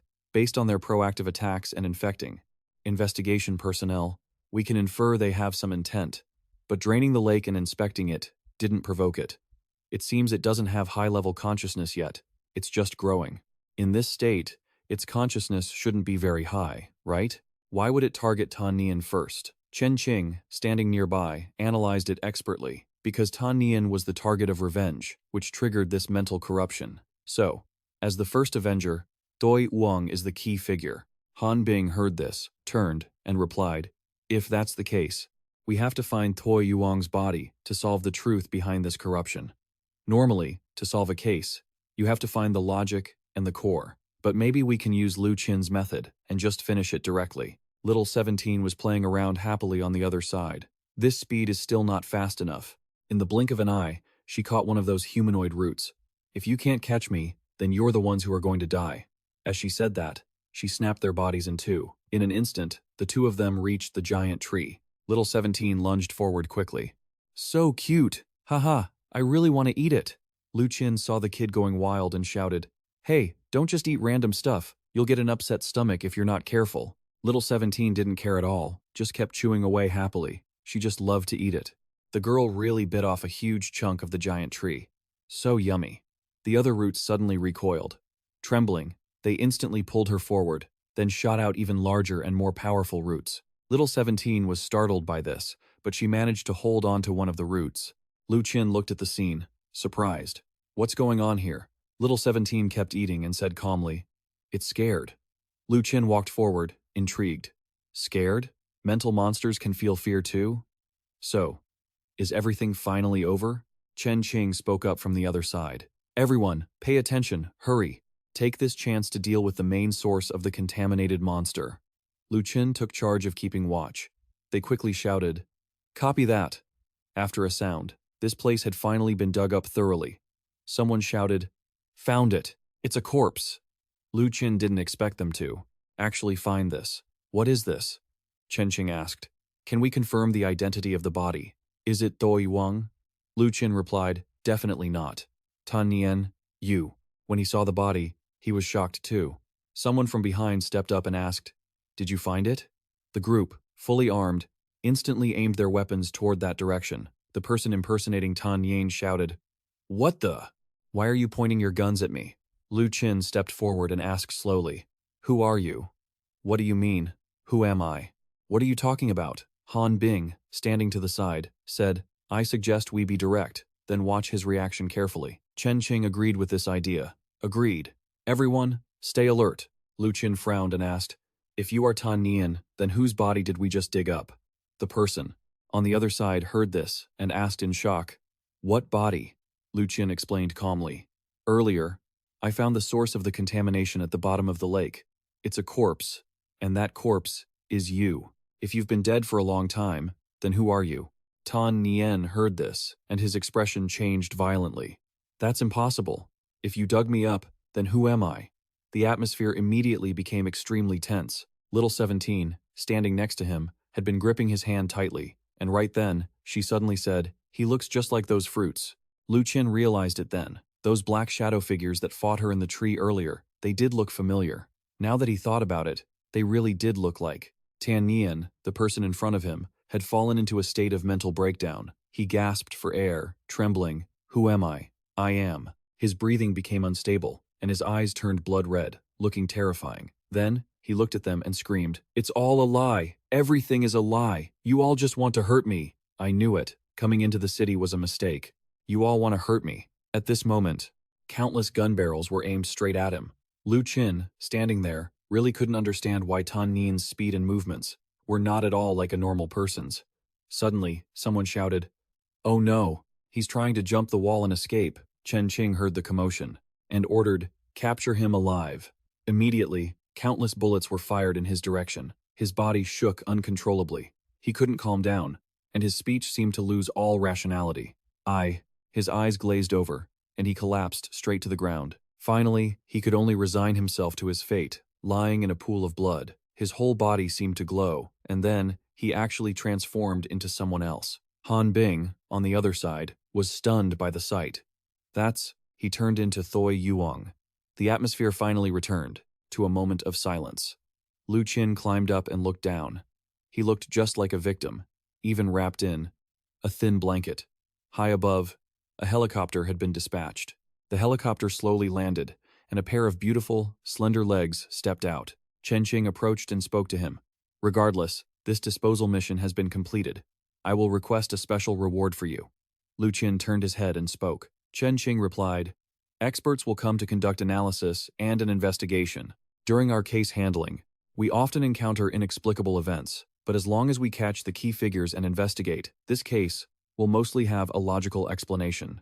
I'm sure this time will be no exception. Honestly, we don't have many clues right now. I heard the full report on the incident earlier. You guys even heard the fish talking? Lu Qin remembered the situation and gave a nod. After all, they really did hear those fish, crying out in such resentment. Chen Qing then said, fish can't talk. In the video, I didn't hear any other sounds. So, it was just the hallucinations you all experienced due to the influence of the contamination. But this is also a silver lining. For example, the fish were screaming for Tan Yen to pay with his life. So, the one they wanted revenge on was Tan Yen? Lu Qin hesitated slightly upon hearing this analysis. Chen Qing didn't say anything more but turned and walked away. All right, let's go. There's still work to be done. Shortly after, at the second Sentinel City, in the guard hall, he was brought in. Wait here and rest. I need to go take care of some business. Then I'll come back for you. Lu Qin sat there.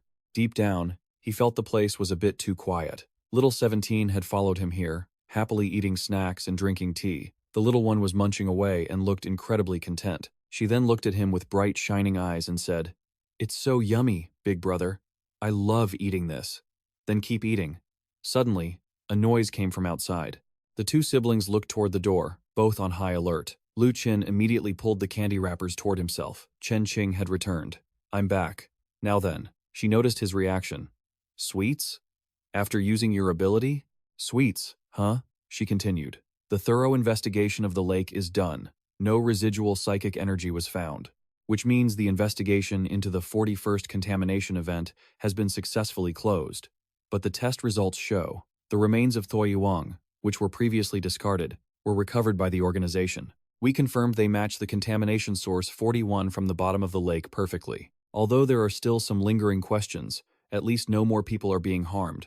That's good. Chen Qing sat there. She carefully observed the young man in front of her. Are you really the same person who dealt with that psychic monster earlier? I feel like I'm dealing with a split personality. Chen Qing handed him a stack of papers. Research on the 41st contamination source is being thoroughly investigated.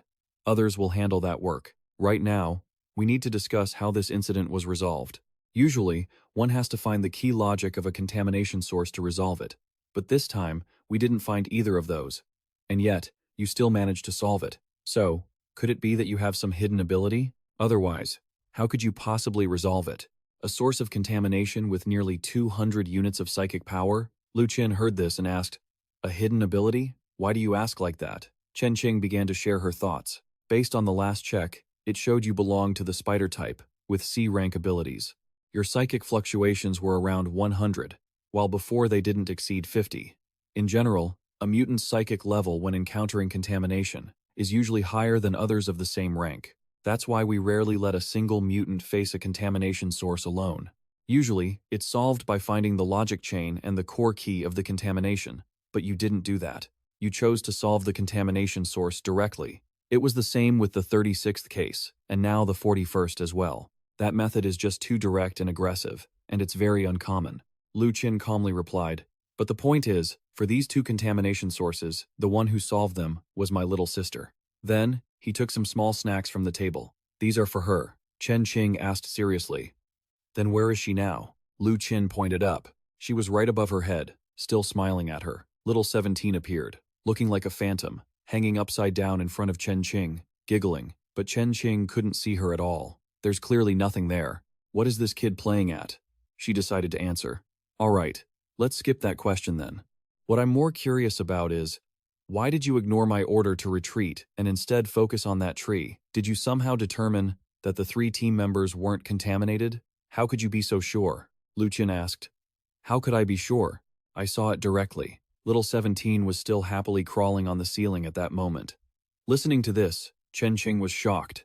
You saw it? Directly? Lu Qin answered seriously. I can see the forms of the monsters, so I knew those 3 were just restrained, not turned into a part of the monster. Besides, my sister could help me. Deal with those monsters precisely because I can see her. Those monsters are scary, but if you can avoid them, it's fine. Chen Qing then voiced her thoughts. So, can you see these distorted psychic cases? Lu Qin didn't quite understand. He asked, can't you see them? Then maybe that's your problem. Anyway, you did a great job this time. Go back and rest. I'll let you know about the next checkup. Lu Qin stood up and turned to leave, but he still wanted to say something. All right, but about that. Chen Qing saw his thought process and smiled. Don't worry. Some of your traits are indeed quite unique. But why worry? The issue of the red moon and psychic mutations is inherently very complex. I've even seen people who can steal the powers of others.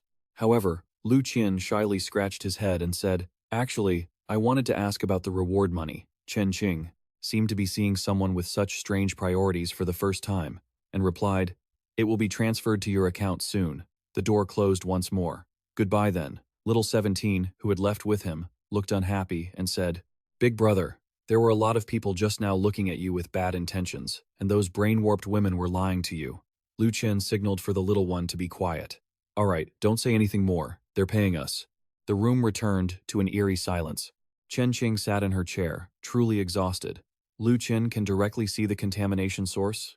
And I didn't even know before. The more abilities he has, the higher the risk of losing control. She pressed a red button on her desk. In an instant, many people connected via video feed appeared. A bald old man spoke up. The situation with this Lu Qin fellow is a bit special, huh? Not only can he see them, he can even analyze the pros and cons. I suspect his own psychic level is already very high. Preliminary judgment puts his capability at over 300. Just then, an old man with a black beard spoke up. Today's meeting isn't for you all to discuss scientific research. The point is it legal to recruit and use a mutant with such a high risk of losing control? Chen Qing, sitting on the side, spoke up.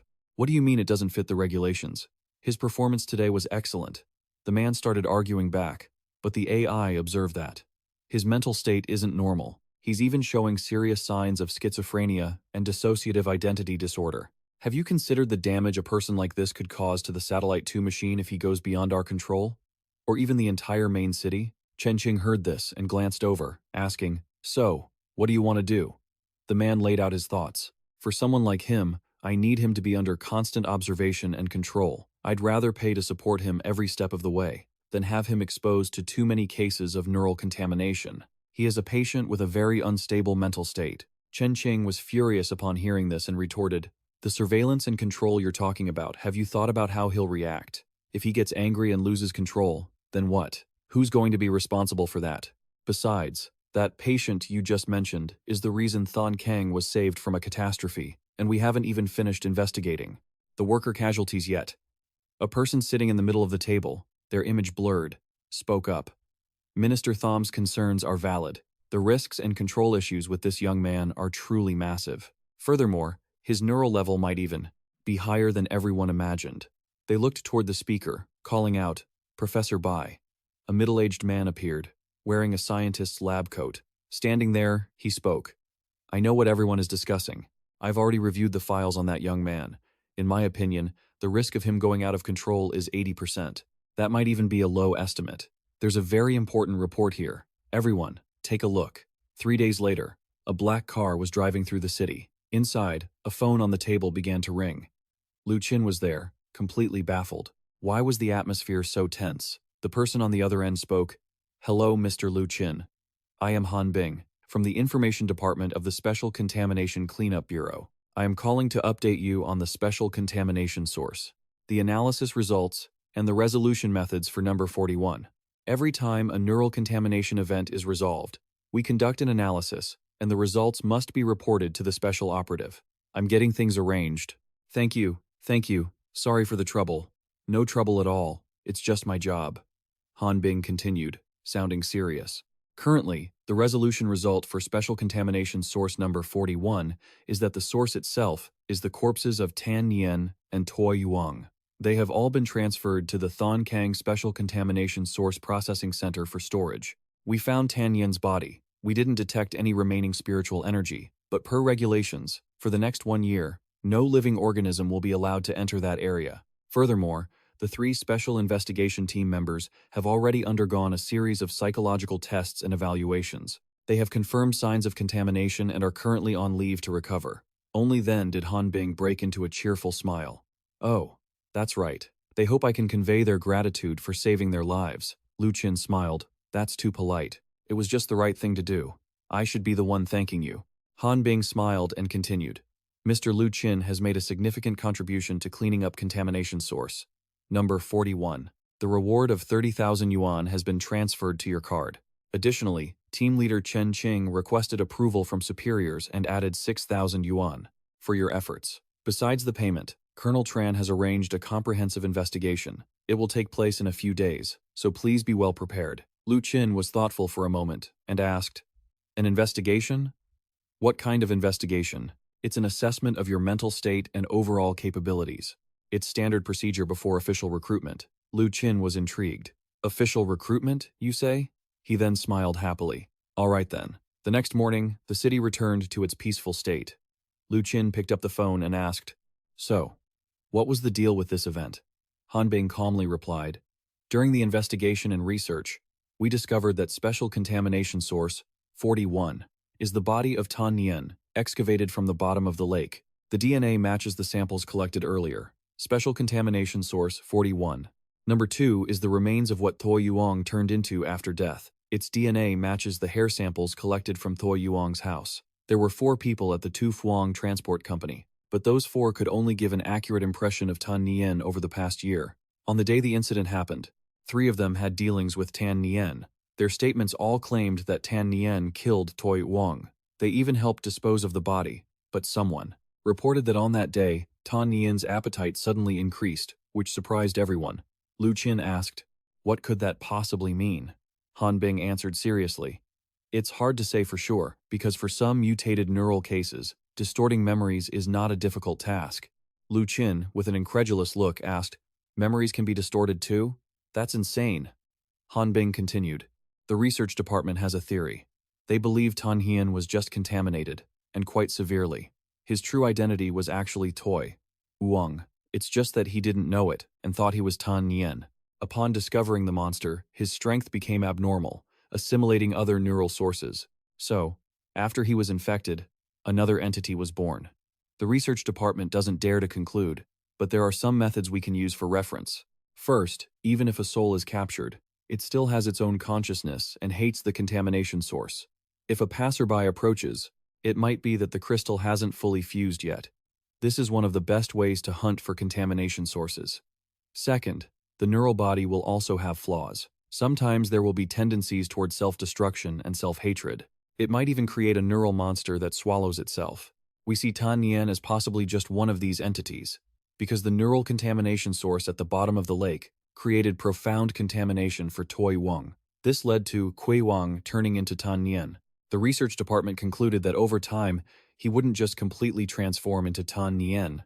He would even start thinking about more complex things, like why he ended up in this form. But it's a real shame, because the massive fire at that time caused us to lose this research subject. Lu Qin thought it over carefully. So, after Tan Nian was killed by the contamination, Cui Wang became a monster that deceived itself. After Cui Wang turned into a monster, he came back for revenge. After consuming, he transformed into Tan Nian's appearance and stole his memories. How about that? Han Bing calmly replied, Don't worry, everything is under control.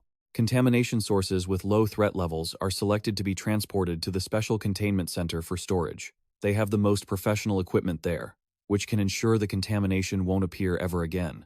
Lu Qin hung up the phone after hearing that, a happy smile spreading across his lips. $36,000, huh? He immediately jumped for joy. The money was transferred very quickly. A few hours later, he returned home. As he just stepped in front of his door, he saw little 17 hanging on the lamppost in front of the house, waiting. Big brother Tan. Back already? At that moment, a sword suddenly flew, straight at him from above. Lu Qin quickly turned his head to look. Little 17 jumped down from high up. In the blink of an eye, she blocked that sword with her hand. Lu Qin loudly demanded, Who's there? Behind him, someone spoke up with a laugh. Not bad. You've got the same ability as me. Your reflexes are pretty fast, too. Lu Qin quickly turned around to look behind him. A man was slowly walking down from the top of the wall behind him. He walked over slowly with an arrogant smile, looking this way. Then he spoke, introducing himself.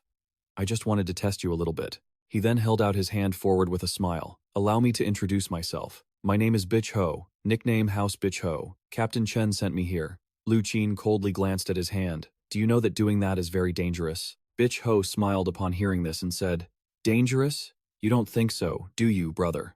For spiders like us, this doesn't even count as dangerous, right? Little 17, standing to the side, happily asked, Big brother, do you need me to make a move? And up above, his parents were watching down with great interest. They looked down from above with an unhappy expression. Lu Qin looked up for a long time.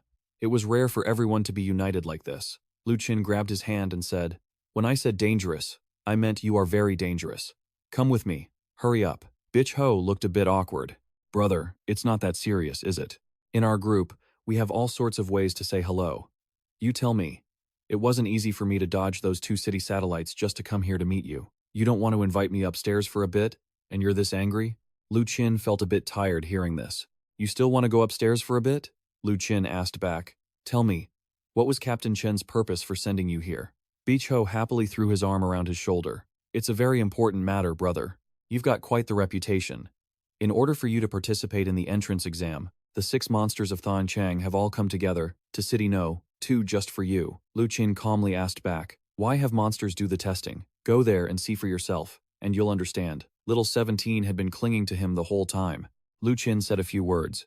Little sister, stop touching his neck. Bish Ho turned his head around, looking everywhere. Who are you talking to? Little 17, however, was very obedient and jumped off his neck. Lu Qin felt exhausted having to explain this. My little sister. Right now, she just wants to twist your head off. But don't worry, she listens to me in most situations. Bitch Ho smiled and asked, Most situations? Huh? You really haven't changed a bit. Everyone says you're very dangerous. Suddenly, the watch on his wrist lit up. Bitch Ho smiled happily and said, It's time. The test notification is here. In 15 minutes, at the East City, Thon Track Building. Lu Qin raised his head and asked, Are these things always notified at the last minute? Bitch Ho turned his head and smiled. Brother, the personalities of those monsters are very bad. They really don't like it when others are late. But the distance isn't close. It'll depend on your skills. He slowly used his hands to climb the high wall. Brother, come on. Let's see which one of us gets there first. Little 17, standing to the side, gently tugged at his sleeve. Big brother, should we chase after them? Lu Qin thought for a moment and replied, We're taking the subway. Immediately after, they were on the train. Despite the grumpy expression of the little one beside him, and Lu Qin really couldn't understand that guy. Did he not know that the end of the subway line goes straight to the Thon Track Building? At the Thon Track Building, people were already waiting outside, and at the moment Lu Qin looked up, he also saw Bitch Ho crawling toward the place. He jumped down, panting, and said, I lost. I was mainly looking for you. Who knew you'd take the subway? Standing to the side, he started suggesting, Why don't we just climb up there directly? Lu Qin walked in front, slowly saying, Not interested. You really are a chatterbox. Wait for me. I was just joking. You really are. Fast. Very quickly, the outer door was opened. Chen Qing was already waiting there. You're here? These are the personnel coming to coordinate with your test this time. They are all experts in fields like the nervous system, brain science, psychology, and occult research. Lu Qin asked, So, where are the 6 monsters from Thon Kang? Chen Qing asked back, 6 monsters, you say? At that moment, 6 old men and women appeared before him, smiling. The 6 monsters you mentioned. I suppose that would be us? This test relates to your recruitment plan. We are all in charge of it. You don't starting need to be nervous. We are all very professional. This is Chief Tran of the Thon Kang Special Contamination Research Center. Lu Qin looked at the person next to him. Bitch Ho rolled his eyes and replied, I don't know anything. This person? Maybe you know him? He's Bitch Ho. He volunteered to come here. His abilities compared to yours can be considered a reference material. Bitch Ho felt a bit sad hearing this. Reference material sounds a bit harsh, don't you think? Right after that, he waved at the people over there. Hey, experts, but they just walked straight past him, saying, Move aside, will you? Fine, let's just head to the testing zone, one of them said as they turned away. First, we're going to measure your neural levels. We need this data to know how to guide you properly and prevent you from losing control, Chen Qing explained as she walked alongside him. Guidance is all about helping you upgrade your abnormal abilities. Sometimes, errors can lead to uncontrollable, neural-based problems, which is exactly why we need this supervision for those with superpowers. Beach Ho chimed in with a shrug. And this is a place for normal people to talk. There are many things you might think you can do based on speculation, but in reality, you just can't. As soon as he said that, he was met with a bunch of terrifying stares. For instance, why would everyone think I can turn into an anomaly? I'm not a cat, you know. Standing in front of them during the shooting test were several neatly arranged target boards. Chen Qing picked up a gun. Our first test is marksmanship. You probably haven't had professional training, so let's start the drills. She expertly assembled and loaded the magazine, clicked off the safety, and quickly aimed the gun upward. In no time, she hit a 7-point shot. Chen Qing looked at him and smiled. All right, practice over. Lu Qin looked a bit dazed. That's it? That's all you're going to teach me? Bitch Ho smiled when he heard that. For me, as long as you know how to fire and reload, you've finished training. Lu Qin sighed, then picked up a gun seriously. The people nearby let out a gasp. 3 target boards appeared in front of him, and those 3 shots were enough to make the people behind him drop their jaws. It was 3 perfect bullseyes in a row. Bitch Ho called out from behind, trying to comfort him. Don't stress. It's hard to be accurate at first. You need to focus. First, feel out the difficulty of this thing, and then use your metamorphosis ability to master it. Just as Lu Qin was about to set the gun down, someone else grabbed it. Xiao Shiqi stood behind him, smiling brightly. She adjusted his hands, her gaze fixed sharply ahead, and fired a shot under everyone's watchful eyes. It actually hit the 10-point bullseye. What on earth was that? Lu Qin stood back, handling his gun with expert ease. But the gun in his hands was quickly dismantled. Xiao Shiqi sat on the table, happy as could be. Shooting isn't fun at all. Taking it apart is actually kind of interesting. Lu Qin turned his head to the others. I don't really like using this. Can we test something else? Bitch Ho, standing behind, exclaimed, Brother, we were born as spider gunners. If we don't use guns, what are we supposed to use? But the scientists behind them didn't think it was a big deal. All right. He's actually a natural with guns. Let's try something else now. After that, he went into the dodge test. Xiao Shiqi was covering her eyes on the side. That old professor went on to the 100-meter dash. Bitch Ho could run it in 3.9 seconds, but for him, it took 5 seconds. The spatial test room didn't look too promising either. When it came to the subconscious test, they told him, try a little harder. Use your subconscious to bring that apple over here. Xiao Shiqi was a bit annoyed. I'm your little sister, not your servant. I get it when you're in danger, but there's nothing going on right now. Despite her grumbling, she clung to the ceiling, slowly inching forward. Okay, let's play then. Hey. In a blink, she was above the professor, using her short legs to pull at his bangs. Lu Qin, standing in front, didn't expect this at all. Looking at that shiny forehead, he thought to himself, so, the professor is balding, huh? Shortly after, he was taken to a room for a psychological evaluation. Meanwhile, the professors held a small meeting with Chen Qing. What's the verdict, professors? One spoke up. Sea-level ability, but with potential. Just then, the professor who gave him the psychological test walked out. The final round is over. With a very grave expression, she said, the psychological evaluation has some major issues. She pushed up her glasses, her voice filled with disbelief. He's too normal. In fact, it's abnormal. Chen Qing thought it over carefully. Normal? The old woman slammed her hand on the table. I talked to him about his life experiences, his childhood at the orphanage, and what happened after he left. He was very cooperative. Then I asked about his family. He didn't resist at all. In fact, he described his family life in such detail, and even seriously discussed the possibility of split personality disorder with me. Honestly, I almost thought he was one of the students I've been mentoring personally. Someone nearby chimed in, how could anyone in the Red Moon era be completely normal? Could he be lying? If he were lying, he wouldn't have been able to fool me. This young man is optimistic, free-spirited, and incredibly kind.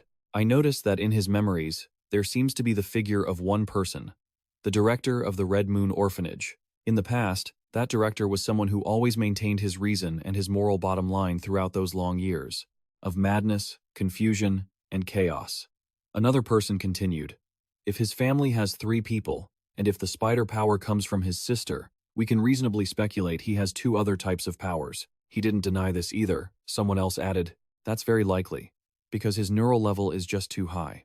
During the psychological test, he refused to take the apple. My wig was definitely on straight, but somehow, at some moment, he used a technique that I didn't even feel, and touched my wig.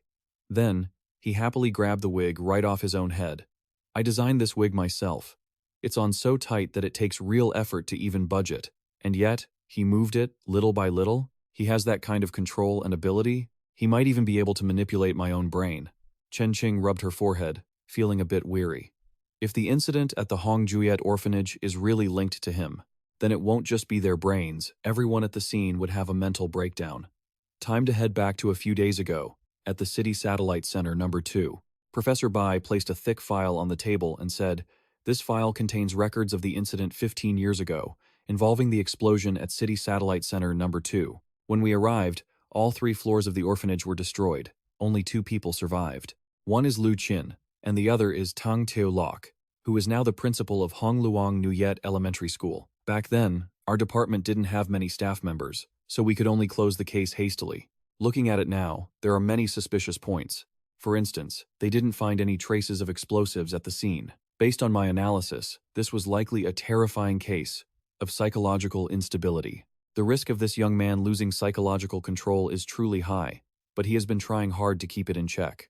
There have been no anomalies since the explosion 15 years ago. My personal decision is to approve his recruitment, but we must guide him properly. I'll be attending the Alliance Research Conference. We've discovered that other high walls have detected an S-rank neurological deviant. If these deviants are used by the military, how are we supposed to stop them? This event gives me an uneasy feeling. Hurry up and organize an examination for Lu Qin." Back to the present, they were still chatting. Why do I have the feeling he could even surpass 500? Couldn't he enter the second stage directly by performing 1 or 2 augmentations? Chen Qing then spoke up. "Do the professors agree to mentor Lu Qin?" Everyone raised their hands in total agreement. "Agreed. I suggest assigning him more tasks so we can gather more data." "Agreed." With both hands. Such great potential. Of course, we have to mentor him. Bitch Ho and Lu Qin were sitting in another room. Bored. So boring. Why isn't it over yet? Suddenly, he asked, "Brother, when did you discover you had powers?" Lu Qin replied while grabbing some candies from in front of Toothop that.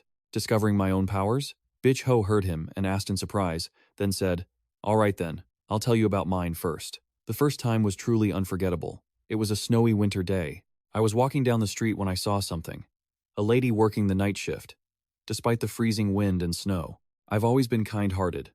I clearly had less than $50 in my pocket, but when I heard her say, "Handsome, come over and have some fun," I still gave her the money. She was very touched and proceeded to get down to business, but just at that moment, suddenly, there was a sound of guards at the door. I panicked, screamed at the top of my lungs, and jumped into the closet next to me. When the people outside brought that closet to the guard station, I only had a towel wrapped around me. That's when I realized it was just a 30-centimeter tall shoe cabinet. The people in front of me were so eager to recruit me, saying, "Hey you, join our department. We're all on the same team. You'd find out about my story sooner or later anyway. Besides, in our department, there aren't many people. Maruo gets drunk every single day. Every time he's drunk, he claims he can see dragons flying. And Oa Oa is a bit of a pity. She's so beautiful she could drive all the men in the world crazy, but she's just a silly little girl. And then there's our Captain Tran. Do you know what color her lingerie is today?" Lu Qin heard this part of the discussion and spat out his drink, saying, "Is it really okay for leaders to be like this?" Toothop that, standing next to them, seriously said, "It's baby pink." Lu Qin then instinctively shouted, "Baby pink?" Bitch Ho, standing nearby, was amused. "You know, that's right." Then, with an excited expression, he continued, "Since you know, then tell me more details, like the size, the style, the measurements, and all that." Just then, someone shouted from behind, "What on earth are you two talking about?"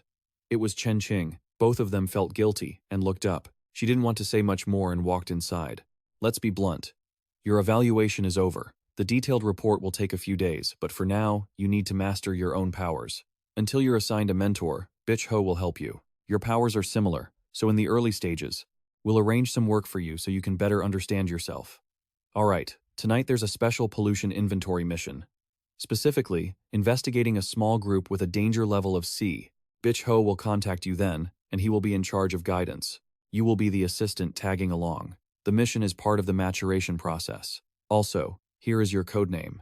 He then received a piece of paper with his information written on it. Lu Qin took it, feeling skeptical. "My codename is Lu Qin?" Chen Qing walked away while answering. "That's right." Then, she leaned in close and warned Bitch Ho, "If you don't want to end up running naked through the busiest street in the city, and dancing until your legs break, then don't talk about me behind the rookie's back ever again. Understand?" Understood. Before leaving, she added, also, I'm wearing black today. Lu Qin heard this, sat there, blushing, and Tuthap that, standing next to him, angrily said, she's lying. That evening, the two of them arrived at the location. This is the place. Bicho smiled and said, brother, since the boss let me mentor you, I won't be holding back. Our spider nature is best suited for learning through action. I don't know much about fancy theories or big principles. Just look at me and follow my lead, he said while handing over a communication device. Put it on, let's go, let's go. For some reason, I felt a bit of a rush. The device connected quickly, syncing the route for our small team to move in and analyze the path. Checking the signal on the other end was an incredibly alluring woman with shoulder-length purple hair and a skin-tight outfit. She was stunning. Bitch Ho heard her voice and got super excited. My dear Tai Thu, I haven't heard your voice in days. I've missed you so much. The woman on the other end sounded annoyed. My name isn't T Thui. My surname is T.A. And my given name is Kui. But Bitch Ho didn't care at all. That name, T Thui, really doesn't do your voice justice. I'm still going to call you T.A. Thui. The name just makes my heart flutter and feel so at ease. T.A. Thui replied, stiffly. You can just call me T.A. then, T.A. Suddenly, the joke didn't seem as fun to Bitch Ho anymore. The radio crackled again. We are now starting the briefing for this special contamination event. Special contamination source 039, discovered by the investigation team 10 days ago. Bitch Ho glanced over at me and spoke up. You hear that, brother? This is the most important part I wanted to hand off to you. The data analysis team is our most crucial partner. Think about it. If you didn't have them to talk to, how boring would it be for the two of us out here? Every liaison on the analysis team is a dedicated personal contact. It's all to keep our work strictly coordinated. Think about it. Whenever we have a mission, we get to chat with them. You know how it is, oops, can't let her hear that. Bitch Ho was rambling like a madman. Lu Qin, standing next to him, was completely speechless. Lu Qin's mind instinctively flashed back to Han Bing from last time. A personal liaison, huh? Corporal Han Bing was so polite and had such a nice voice. I wonder if I'll be linked with her again later? Bitch Ho was still shouting excitedly. So, for guys like us out on missions, flirting is the first priority. He gripped the headset on his ear and said, T Thu, last time you didn't tell me. Are you currently single, or did you break up? T Thui replied calmly from the other side. My name is T Thui, and I'm in a hurry to feed my baby. But my partner here didn't pay any attention to that. Don't kid me. You think I don't know? Your team has such strict management. How could they possibly let you bring a baby into the office? The woman replied calmly. Who said it was a baby? For all you know, they could be 20-something years old. Bitch Ho's jaw dropped. What did you say? At that moment, he suddenly leaped upward, sticking to the wall in the blink of an eye. He looked down and called out, Hurry up, brother. Lu Qin smiled at the little one behind him. We have to go too. Little 17, however, was pouting. I want candy. Lu Qin smiled and explained, Eating too much candy will give you cavities, kid. But she replied angrily, Are you treating me like a child? Lu Qin didn't react, just gently patted her head. Well, you clearly are a child. And a beautiful one at that. The kind of beautiful that nothing else can compare to, right? Little 17 quickly broke into a bright smile. I don't just want candy, I want the dark kind too. The kind that's both sweet and bitter. I want to eat some of those. Lu Qin sighed, helpless, and pulled from his pocket the box of chocolates he'd brought along. All right. The little one was happy to get a treat, and immediately clung to him. Big brother, let's go. Bish Ho saw him appear and teased with a smile. Why are you just getting up here now? I thought you were taking the subway or something. Did you see the contamination source? Lu Qin replied calmly. Let me check. His eyes focused sharply down at the building below. It looked like a red mist was spreading through the air, and inside, there seemed to be a group of people gathered, doing something. They had terrifying expressions and trembling voices, repeating the words, work, work, work. They were working constantly, like machines, tirelessly. Some people even had horrifying looks on their faces as they clutched their work, muttering, work. They slowly looked up, some even seeming to stare at him with dread in their eyes. Lu Qin stood outside, watching this scene, stunned. What is this? Bitch Ho asked from his side again. Did you see the contamination source yet? Lu Qin stared deep into the glass, feeling confused, and asked him back. That person is the contamination source? What are you talking about? Bitch Ho said seriously. Analyze it carefully. You'll definitely be able to hear it. Little 17, from behind, said, Big brother, let me help you. His eyes seemed capable of piercing through anything. In an instant, he could see the director clearly, flailing and spinning around inside. You really had to get close to see his face. It was terrifying. Work. Must work. We are the lucky survivors of the Great Flood. Everyone else is dead. Only we have survived in this city. How many people out there are living no better than dogs? And out there are countless madmen wandering about. Many people can't even get a full meal because they refuse to work like we do. His eyes slowly changed, becoming more and more savage. Both his hands gripped his own body, unable to stop shaking. That's why we have to work. Only by working harder can we live in the city. If we don't work, we'll end up like the people outside the city, starving to death. His eyes were swollen and blood red, as if they were about to pop out. Gather, gather. If we don't work, how are we any different from the dead? Lu Qin finally realized. So this is the contamination source? Bitch Ho smiled and replied to the old man. You say you can see the psychic monsters? What do you see now? I can't seem to spot that kind of thing. I only see a man standing there, Bitch Ho said, calmly analyzing the situation. Just like me? Exactly. The chubby guy in the suit, he's the source of the infection. To be precise, he's basically just a psychic mutant now. But a mutant like this is even more dangerous than the infection source itself. He's already influenced 100 workers in the factory. Suddenly, their comms crackled to life. Yuansheng Textile Co., Limited, Director Trin Yuansheng, 40 years old, joined the satellite city 27 years ago. Establishing this factory was a mistake, and it has been on the brink of bankruptcy many times. 10 days ago, people discovered something strange at this textile mill and alerted the guards. By the time the investigation team arrived, the situation was already hard to control. Everyone in this room is severely infected and will attack indiscriminately. Any AI or person entering the factory, trying to stop them from working, or trying to infect them, to turn them into members of their group. They have been working non-stop for over 2 days without food, water, or sleep. If we don't stop them, they might literally work themselves to death. Trin Yuansheng will also lose complete control at any moment. Once that happens, the contamination zone will continue to grow, possibly even spreading to neighboring factories. Therefore, headquarters has ordered an immediate cleanup. Lu Qin spoke up. Cleanup? How? There are over 100 people in that factory. Bitch Ho reached over, familiarly slinging an arm around him to explain. Our job is to clean up the source of the infection, not to kill the infected. Although our top priority is always to stop the spread. Even if our hands aren't stained with blood, they still have to get dirty. Besides, some workers are only lightly infected and can still be saved. Then, with a devious grin, he spoke into the comms. Tai Thui, give me your input. Tai Thua, on the other end, replied coldly. My suggestion is to use a high-powered tranquilizer gun to take him out from a distance and force the source into unconsciousness. Because right now, Trin Yuansheng hasn't completely lost control yet. He still has some of his own will left. This is the most feasible plan. Bitch Ho frowned and countered. This guy can influence 100 people at once. His psychic energy must be massive. For all we know, before the bullet even hits him, he could form a strong enough mental barrier to stop it. Tai Thui replied calmly. That's why I'm ordering the support team to trigger an explosion on the east side of the factory in 30 seconds. That should grab Trin Yuansheng's attention. Even with his psychic power, his focus won't be stable. This will distract him, and that's the best moment for you to fire. But you only have a few seconds. It's the only chance you'll get. Bish Ho smiled, touching the gun at his side, agreeing, then pulled a weapon from his bag.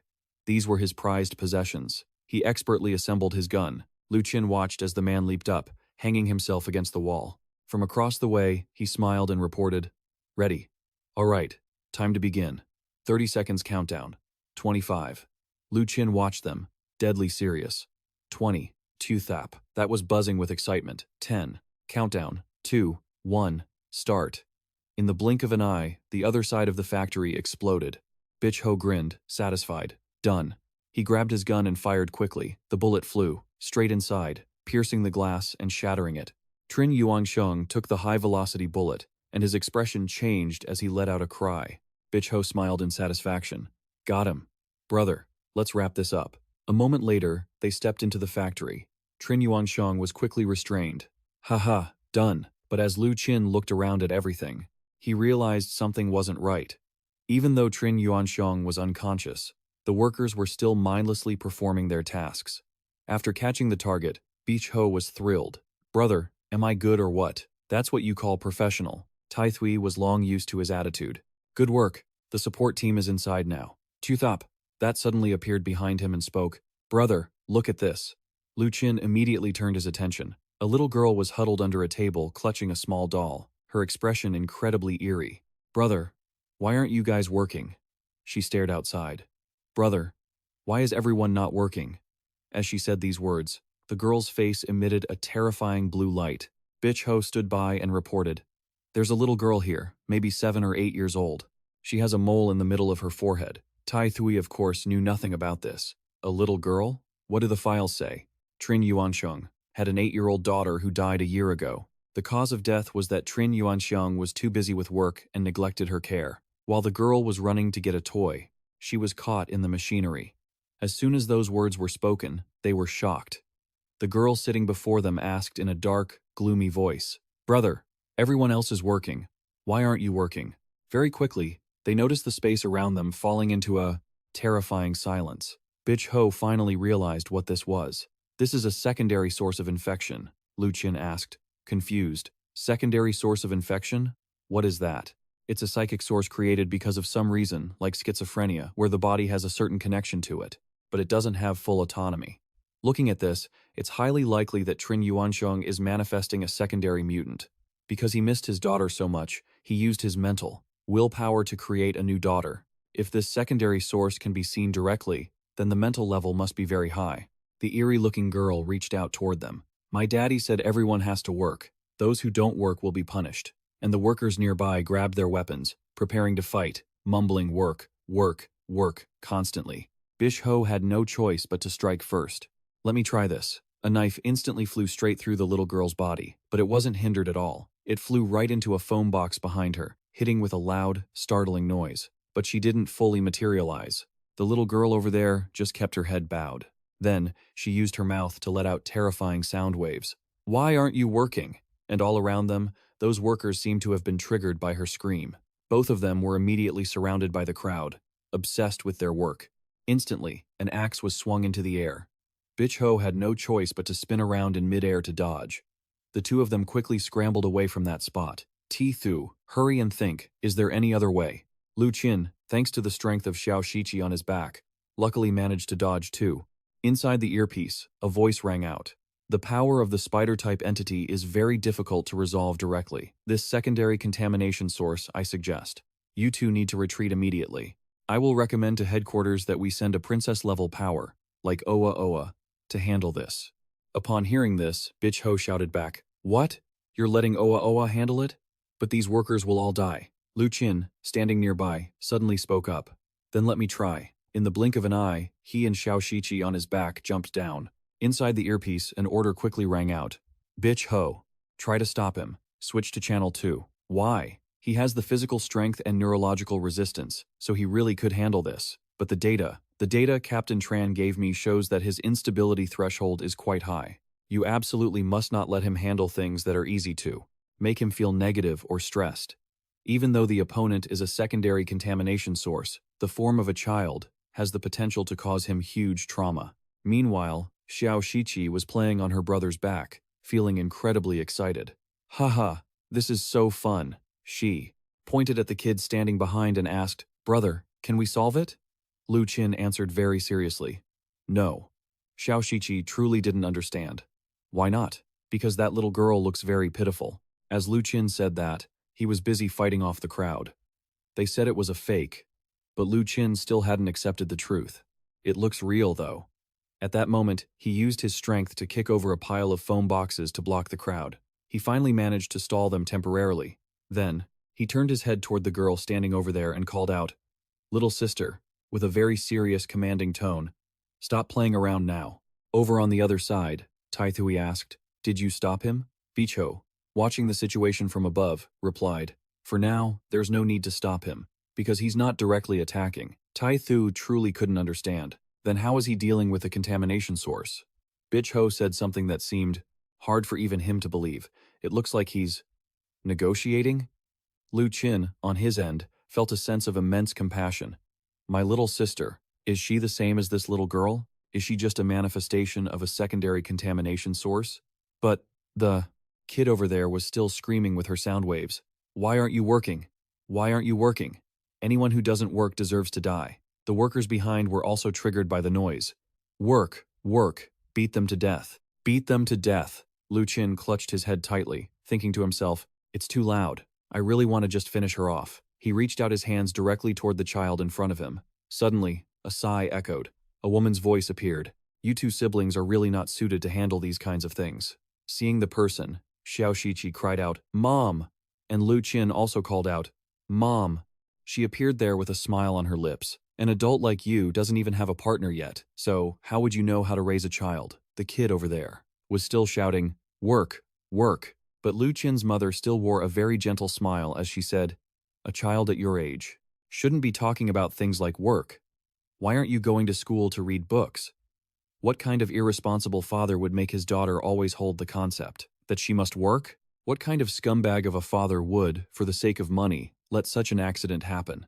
It was clearly his own negligence that caused the factory to have issues and caused his daughter's death. But in his heart, he kept thinking he was doing it for his daughter's own good, and even felt that his daughter should understand him. How arrogant must one be to come up with that kind of thinking? The little girl in front was still shouting the word, work. But, immediately after, she became calm, and then fell into fear, because the woman in front of her was looking at her with a terrifying gaze. She let out an "oh." The child was completely paralyzed by fear, unable to say anything else. The woman gently stroked the girl's head, saying with an intimidating look, be a good girl, and listen. Okay? In her hand, she held a sharp pair of scissors.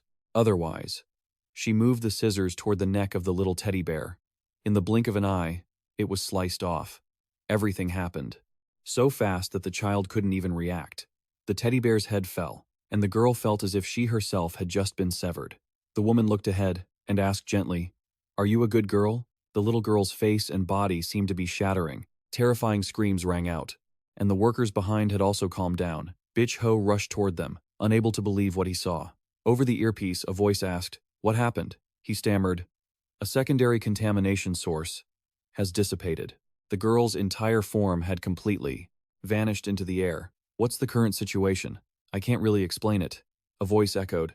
Quick, switch back to the original channel. Xiao Shiqi stood by, waving goodbye. Goodbye, Mom. The beautiful woman turned and walked away. Just then, a voice rang in his ear. Mr. Lu Qin, has the secondary contamination source been cleared? That's right. A voice of praise echoed. Well done. The support team can head in now. Very quickly, a group of people appeared to move the exhausted victims away. Lu Qin sat to one side and asked, what will happen to them? They are very lucky. Because they were only over-contaminated, the support team will take them for psychological treatment. At the very least, they can be cured halfway. Saving one life is better than building 7 pagodas. After all, this job of ours should be enough to build a skyscraper, don't you think? He then slung an arm around Lu Qin's shoulder in an overly friendly manner. You've done a great job, brother. How exactly did you deal with that kid? Lu Qin immediately countered. Didn't you see what happened just now? Bitch Ho answered, looking a bit awkward as he recalled the scene. I only saw you snatching the toy out of the girl's hands. Lu Qin pointed in that direction. That toy was a physical manifestation, so I tried to see if I could scare her with it. The result was quite effective. Bitch Ho was genuinely shocked. So you grabbed the toy from the secondary pollution source, cut off its head, and then the secondary pollution source was so scared that its core just vanished? Lu Qin smiled and replied, that's exactly it. You guys couldn't do that? Bitch Ho felt like he had just stepped into a whole new world. Brother, that doesn't make any sense at all. I've never heard of such a thing. That must mean there's something wrong with you guys. Tai Tuai interrupted from the side, analyzing the previous case. Regarding mental pollution, especially the fear caused by the threats of a mental monster, it's possible at a certain level. But according to what you two said, the mental body directly affects the workers. This isn't just about running away from a threat. It's more like being severed from the logical chain. Bitch Ho heard this and said, Ti Thui, have you had a change of heart? Why do I feel like your... Tai Tuai was furious at this point and snapped. Shut your mouth. Mr. Lu Qin, did you do anything else just now? Lu Qin thought about it carefully. These people weren't easy to fool. He remembered that his mother had, then calmly replied, I realized the crux of the matter was that Yuan Xiong was too obsessed with his daughter. It led to his consciousness splitting into another daughter because he had suffered for so long. Therefore, his daughter's behavior and consciousness were all supporting his delusions. But this daughter was just a figment of his imagination, not real. So, we just had to target that point. Ti Thui. listening to this explanation from the side, smiled and replied, "So, you cut off the logical chain of the special pollution source 039. Mr. Lu Qin, you did very well. Leave the rest of the work to the support team. This mission ends here." Bitch Ho smiled happily and asked, "So that's it? Why are you in such a rush, Lena? I still have something to say. What is it? Can you help me write the mission report?" "Absolutely not." "Why not?" "My kid is hungry." It's this excuse again. It left him completely speechless. End the transmission. Immediately after, Bitch Ho looked at Lu Qin, smiled, and said, "Well then, brother. Next, I want to tell you something very important. How to prevent yourself from losing control." "Prevent myself from losing control? How do I do that?" Bitch Ho put on a smile and said calmly, "To keep yourself in a relaxed mental state, you must ensure your desires are met. So, you definitely need to learn to change the scene to a bar." The image flashed, of him with countless long-legged girls beside him, consoling Lu Qin, who was caught off guard and looked up at the person in front of him. "So, money is immediately being splashed around. If you don't want to become a lunatic, you should go a few more times while you're still sane." Lu Qin looked at the man, truly unable to understand. Self-indulgence? That sounds like part of the job, doesn't it? Right after, he firmly grabbed the person's hand. With a mischievous smile on his lips, he asked, "Does headquarters cover the bill for this?" Bitch Ho couldn't believe his ears. "Are you kidding me?" 1 minute later, Lu Qin had completely left the area, unable to help but let out a sigh. They don't cover the bill, yet they say it's part of the job? Seriously. Shortly after, he returned to the Security Bureau Training Center, sitting there calmly, sipping a small cup of tea. Captain Chen told him to come to the Security Bureau Training Center. He didn't expect to be all alone here. Suddenly, a voice echoed in his ear. "Hello, I am Han Bing. From now on, I will be responsible for your theoretical training. First, I hope you remember this clearly regarding mental pollution. Even if it's the lowest security clearance, it is absolutely confidential for ordinary people. Therefore, you must ensure that no one else sees the content and documents during the training process. If they are leaked accidentally, report them to headquarters immediately." Lu Qin blushed as he heard the girl's voice and replied, Okay. He didn't expect Han Bing to be the one training him. If only I could see her on the screen, he thought. On the other side, the voice spoke again. The concept of mental pollution first appeared at the Eclipse Research Institute 27 years ago. At that time, its name was still the Red Moon Research Center. A projection screen quickly appeared in front of him with the text, Eclipse Research Institute, from a strict consciousness perspective. You can tell that there have been fewer than 35 studies on special pollution sources to date. Among them, many judgments are still in the theoretical stage. These recent years, special pollution has been appearing more and more frequently. A lot of data and records on this issue need to be researched, so our philosophy is to walk hand in hand, skepticism and practice. We might not be able to explain all the doubts and mysterious phenomena, but we will always search, until we find the final answer. Lu Qin nodded as he heard this and replied, Okay, I understand. Han Bing spoke from the other side. That's good. Now the training officially begins. Your training will mainly consist of 2 aspects, an introduction to mental pollution and mental power. That large red moon was still hanging there. At this moment, Lu Qin slowly walked down the street, his heart filled with memories of his childhood at the Red Moon Orphanage. What exactly happened back then? That memory was just a bunch of bubbles. Little Lu wouldn't say, and the family wouldn't talk about it either. By now, he had stepped in front of his house. He was still carrying a small bag of groceries. As soon as he stepped inside, he heard his father's curses. "You stinky brat. Get back here right now. Let's see if I don't deal with you." Little 17, on the contrary, was having fun, teasing back, "If you have the ability, come out here and catch me." Lu Qin finally returned home in the most peaceful way. It was still the same warm home, but it was strange. Did his little sister dare to talk back? Before, she would have just run away or hidden. The father, the muscular man inside, heard this and shouted in anger, "You stinky brat, you want to die? Don't think that just because you're outside. Sneaking an extra snack, are we? If you've got the energy to talk back, then don't ever come home again." Little 17 continued to taunt him. "Fine, I won't come back. Once I'm grown up, I won't need you anymore. I'll turn you into a puppet." He was shaking with rage. Glancing over at him, Lu Qin said, "So you still know how to come home, huh?" He lifted the bag in his hand. "I bought some food and a bottle of wine." The person on the other end went silent. Lu Qin clutched the bag, forcing a smile. "Can we just have a proper dinner tonight?" Meanwhile, his mother was still on the phone inside. "All right, Miss Tran, since you've moved in, We're neighbors now. Get some good rest today, and come over to visit soon." She hung up the phone. She turned to look at the man outside. "What are you waiting for? Are you not letting the two of them in?" "Oh my. You really did buy a lot of food today. Wonderful. Come on in. We've already returned the favor in front of our friends." She sat down at the table and asked seriously, "How has work been lately?" Lu Qin felt a bit uneasy. His mother seemed to be making friends all the time, yet he had never met any of them. "It's quite good." About the incident at the North City factory. Before he could finish, she smiled and cut in. "Oh, you silly boy. I just happened to be passing by back then and saw you and that silly little sister of yours standing there. How could I not ask a few questions when even a cute little girl couldn't figure things out?" Lu Qin asked, his guard up. Was that girl at the factory actually real? Or was that silly kid just a nervous projection? He pressed her, his expression turning serious. "Then what about all of you?" This question made his father and sister instantly alert. Only his mother kept that gentle smile. "Are we, or are we not, real? Shouldn't that be for you to decide? We're all living together, right here. Doesn't this feeling feel real to you?" Lu Qin replied calmly. "Life with you all certainly feels real." She then pulled a letter from her shirt. "Oh, right. I saw a letter for you in the mailbox downstairs earlier." She handed it to him. "It's from the orphanage. And don't worry," she added with a mischievous wink. "I didn't peek." Lu Qin took it, lost in thought. Why would she send a letter? When he mentioned it, his mother smiled and said, "She wants you to come over for dumplings." And so, on the second day, he actually went. He arrived with bags of groceries enough to feed all the kids, but it seemed like no one in his family, not even his sister, had ever been to the orphanage with him. Behind him, a man in sunglasses sat there, his expression terrifying. On his lips, a twisted smile appeared as he watched him. At the Hong Nuyet Luong Elementary School, he stood outside. He peered carefully into the classroom. "Is teacher Little Locke not here?" He pulled a thick stack of cash from his pocket and hid it under some flowers. Suddenly, a voice called out from behind. "Lu Qin, wait, don't run!" Lu Qin instinctively wanted to bolt, but then a pained cry rang out behind him. Lu Qin couldn't just walk away, so he turned back. A girl in a wheelchair slowly rolled toward him, smiling.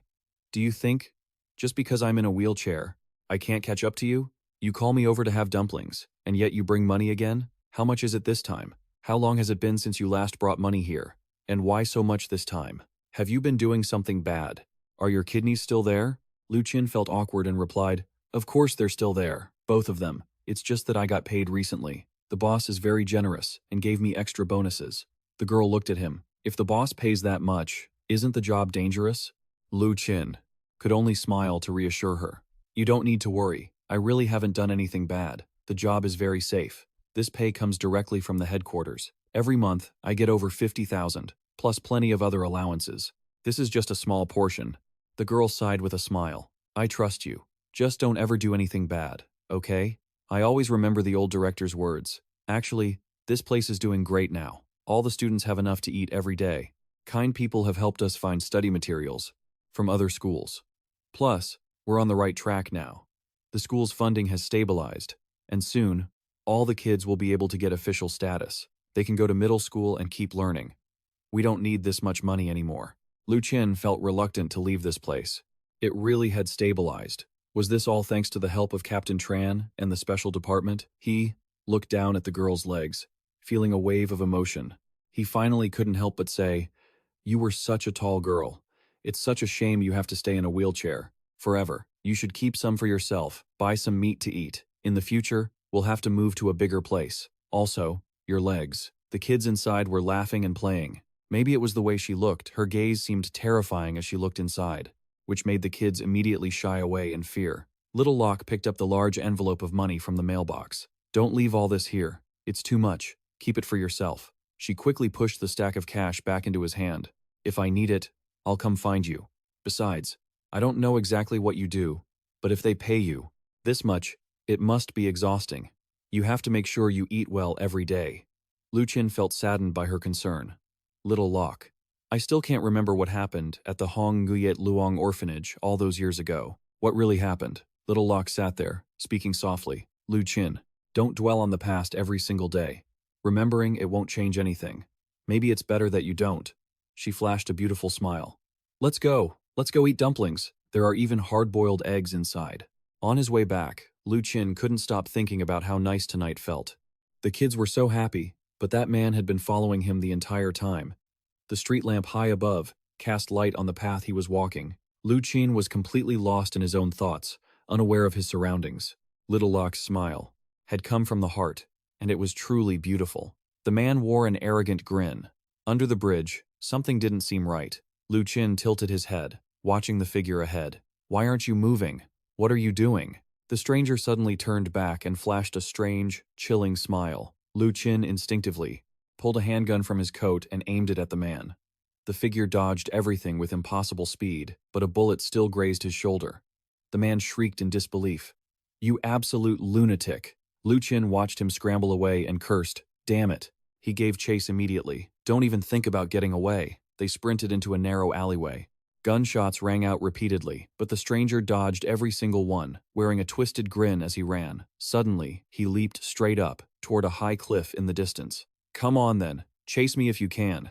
You can't possibly make that jump, right?"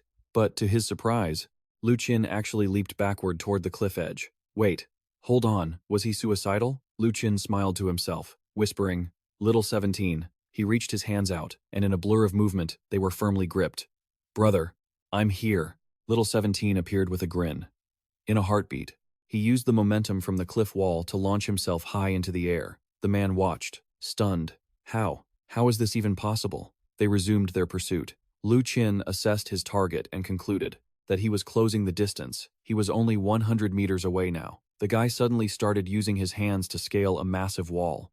Lu Qin, trailing behind, was caught off guard. Is he trying to scale the outer wall? He looked up from below. "I can't let this guy escape the city." He grabbed the gun from his pocket and tossed it high into the air. "Little 17, finish him off." The gun spun in the air.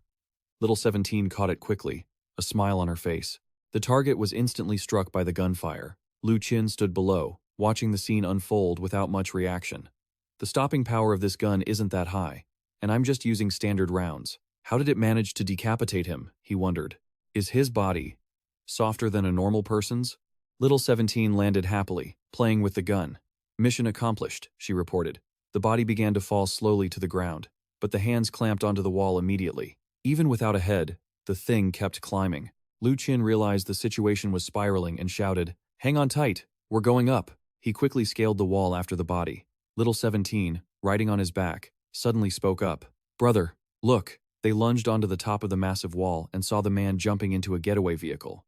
As the powerful vehicle roared down the road, a group of people emerged from behind, shouting, "This is the 4th City Patrol Squad. Who goes there? Hands in the air, or we'll open fire." Lu Qin had no choice but to comply. "I have my ID. I need to make a phone call." Shortly after, a helicopter touched down. Chen Qing stepped out. As soon as she appeared, she asked, "Where's the severed head?" "It probably fell off somewhere," Lu Qin replied. She stood before him and asked seriously, "How did you realize something was wrong?"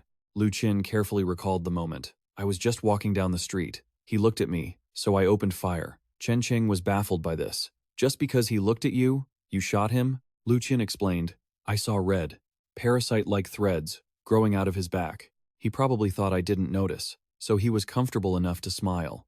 Those threads even nodded at me. I wanted to find out why he was so strange, so I gave chase. He was incredibly fast, not like me at all. It seemed like he could use those red threads to stick to objects and swing around, almost like flying. It was hard to keep up. When he was about to go over the wall, I decided I had to kill him." Chen Qing narrowed her eyes. "Because you thought he was odd, you felt you had to kill him?" "It wasn't just that. It was because he appeared near the orphanage." Chen Qing contemplated this. Because he was near the Hongyue orphanage, Lu Qin didn't hesitate to take him out. He added, "He had a getaway car waiting before he even climbed the wall, which means he's clearly not a normal resident." Chen Qing replied calmly, "Maybe an outsider with superpowers trying to cause trouble." Just then, a soldier reported, "We found the head." A head inside a glass container was quickly brought over. Lu Qin observed it. To keep running without a head. That's terrifying.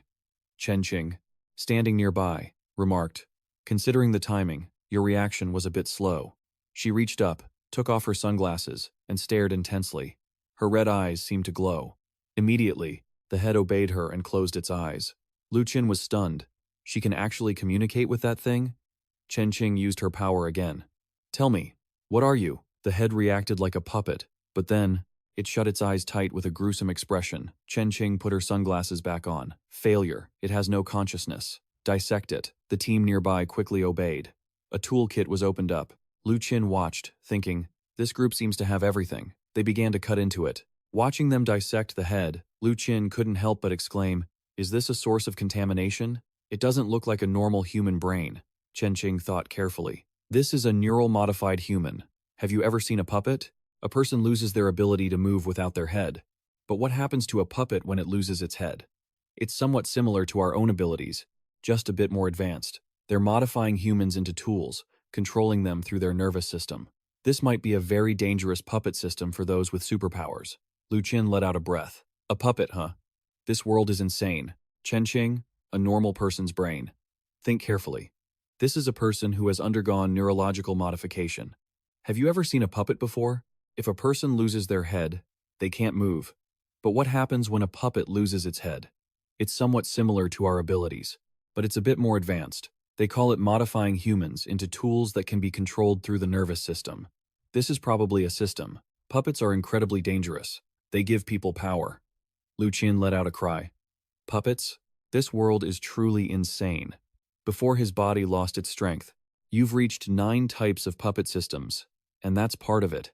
Actually, the professors have been harboring suspicions about you. They think you aren't a spider type at all, but rather a newly discovered power. That bald professor suggested harvesting your power for cloning. Lu Qin could hardly keep track of which professor was which. They were all bald anyway. Fine. Send the evidence to the Research Institute. Let's see if we can uncover more. Quality leads. This is a matter of utmost importance. We cannot let another incident like the one 4 years ago, caused by the Science and Technology Church at Satellite Number 4, happen ever again. After getting into the car, Lu Qin couldn't help but ask, so, is an AI pulling the strings this time? Chen Qing thought carefully before replying. Outside the city, besides those who are severely contaminated, many organizations also exist. They seem to be recruiting neuromutants. Plus, they are even more insane and reckless when it comes to using and developing their powers. Hearing this, Lu Qin carefully pondered. What should we do if these people target the orphanage again? Chen Qing rubbed her temples and answered, if these people have already started acting, there is a certain probability that you will be affected. I will arrange for people to protect the orphanage at a safe distance. Then, she picked up her phone and said, prepare the paperwork immediately. Cite emergency protocols to relocate everyone from Satellite Number 2, Sector C3, or anywhere far from residential zones, to Sector A4. The priority is the place called Hongyue Elementary School. Assign them the best spot. Lu Qin, being cautious, asked, a new place? What about the rent? Of course, we have to collect it. Everything is done by the book. Lu Qin sat in the car and sighed. It would be great if there was no rent. Tran, Thon thought to herself, are the outsiders targeting the orphanage from the start? A mysterious figure, Lu Qin, with massive hidden potential, the head of Hongyue Orphanage. If anything happens there, it will be a huge problem. She said to him seriously, from today on, we are launching a citywide investigation and handling all operations. Every department with special assignments must cancel all leaves.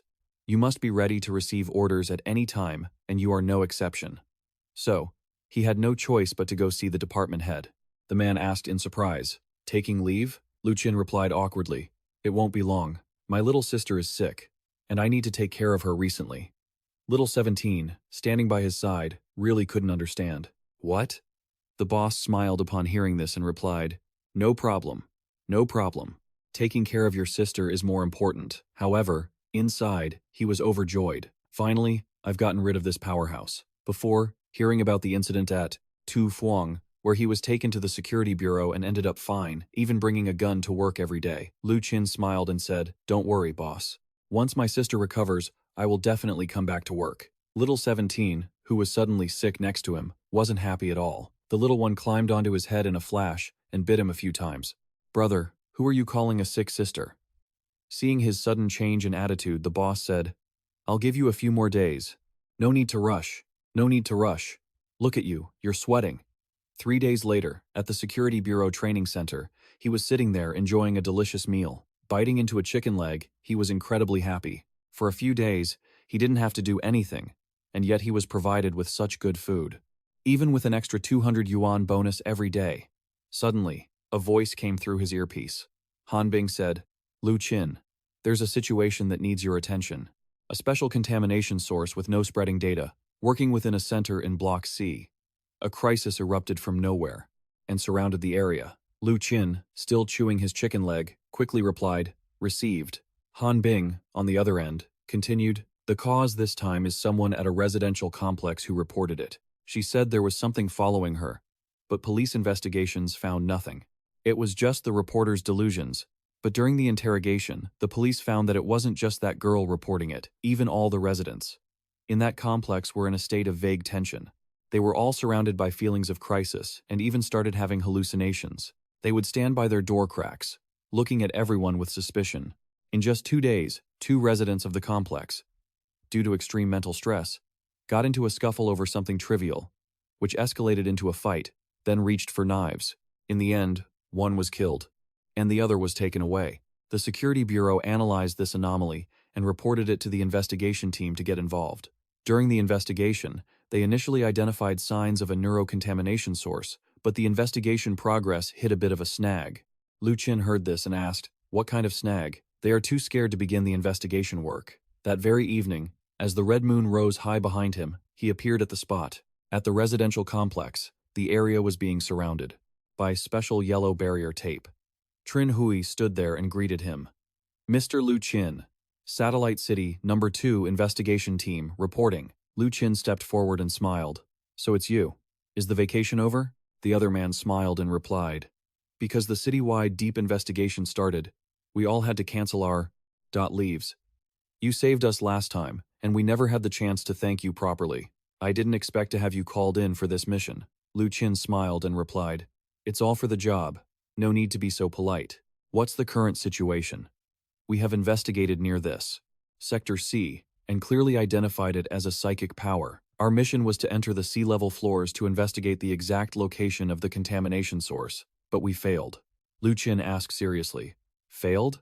Trin Hui, hearing this, replied with some sadness. That's right. When we entered the floors from the 9th to the 12th, we felt a sense of immense fear. The closer we got to the contamination source, the more intense the crisis felt. At the limit, we even started to have hallucinations and deeper fears. Lu Qin asked seriously, what is the cause of this? Han Bing replied from the other end, this is very likely, due to the influence of Special Contamination Source 72, which strips away human consciousness and intensifies fear.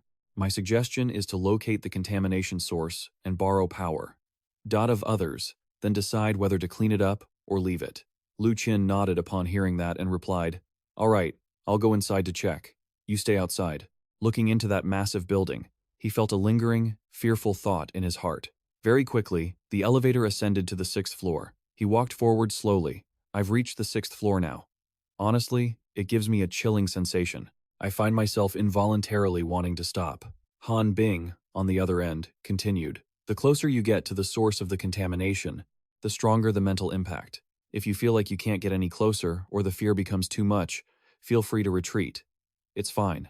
I've grown accustomed to this feeling by now. At that moment, the entire space suddenly began to spin. What on earth was that? He stared straight ahead and suddenly saw something crawling toward him.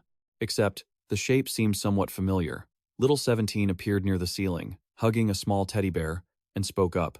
Big brother, you've changed. You're so busy chatting with a woman that you don't even wait for me, and you even pretended not to see me. So it was you, huh? The little one looked a bit annoyed and disgruntled, jumping into his arms. Just then, a noise came through the earpiece. Mr. Lu Qin? Why have you stopped for so long? Did something happen? Lu Qin? He took a few small candies from his pocket and held them out in front of the little one. It's nothing. I just suddenly felt a bit at ease.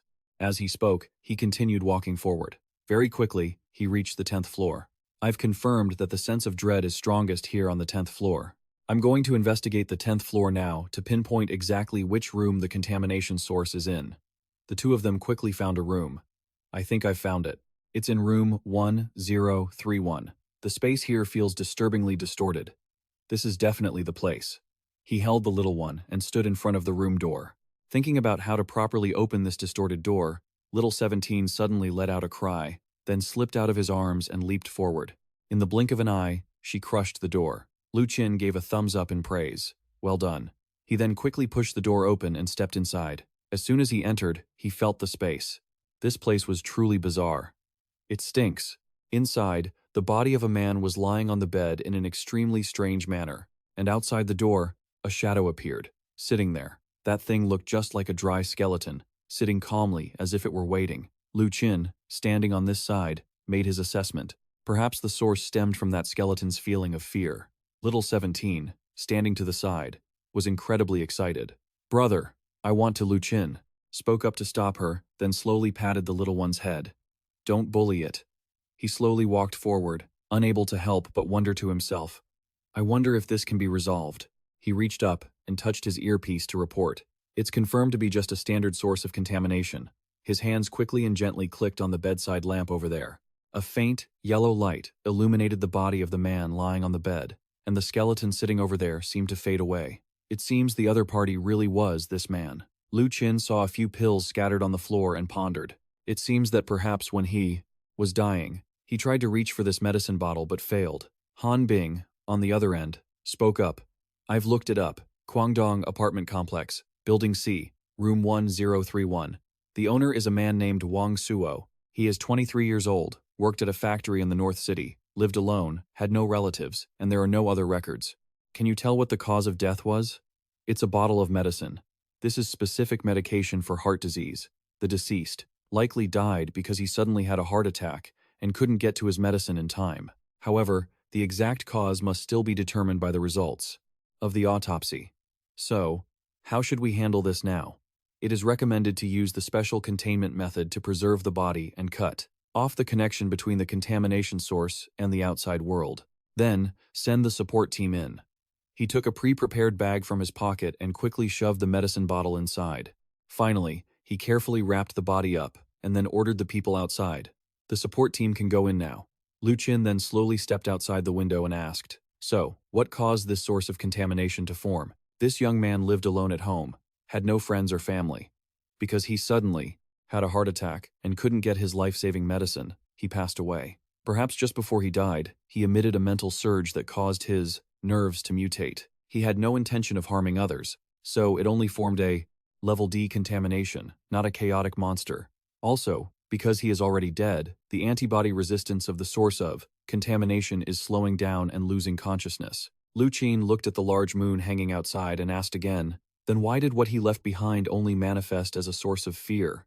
Perhaps it's because he was terrified that he had died and no one would discover him or care about his fears. Lu Qin sighed to himself. Maybe that's it. He then turned his head to look behind him. It's a good thing. I have family by my side. Little 17, meanwhile, was happily playing with some models in the room. Lu Qin, before leaving, carefully asked again, "This investigation is about to end, isn't it? I hope contamination incidents like this won't happen often anymore. Do you have any similar, conflicting contamination cases? I can sense that you are feeling a bit down." Lu Qin, hearing this, calmly replied, "To be honest, I don't like any form of contamination. But since I've accepted the payment, I just have to do a good job." This person named Wang Suo probably also wished he could have been discovered sooner, right? Han Bing, on the other end, replied, "I think so. Nowadays, there are many ways to help people relieve stress. I imagine these things will become increasingly rare. I hope so. So, what about the reward for this time?" Han Bing smiled happily and answered, "Don't worry, you still have me. I'm on your side. After this, the usual allowance and specific salary will be transferred to you very quickly every time I receive the payment. Like this mission, the difficulty didn't even reach level D. Honestly, the payment is only about 10,000, but I'll help you bump it up to 12,000. Little 17, standing behind, looked a bit unhappy. "Why don't you just go to the central city?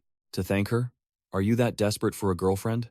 Lu Qin, hearing this, blushed with embarrassment and reacted, "What are you talking about? She's just a colleague."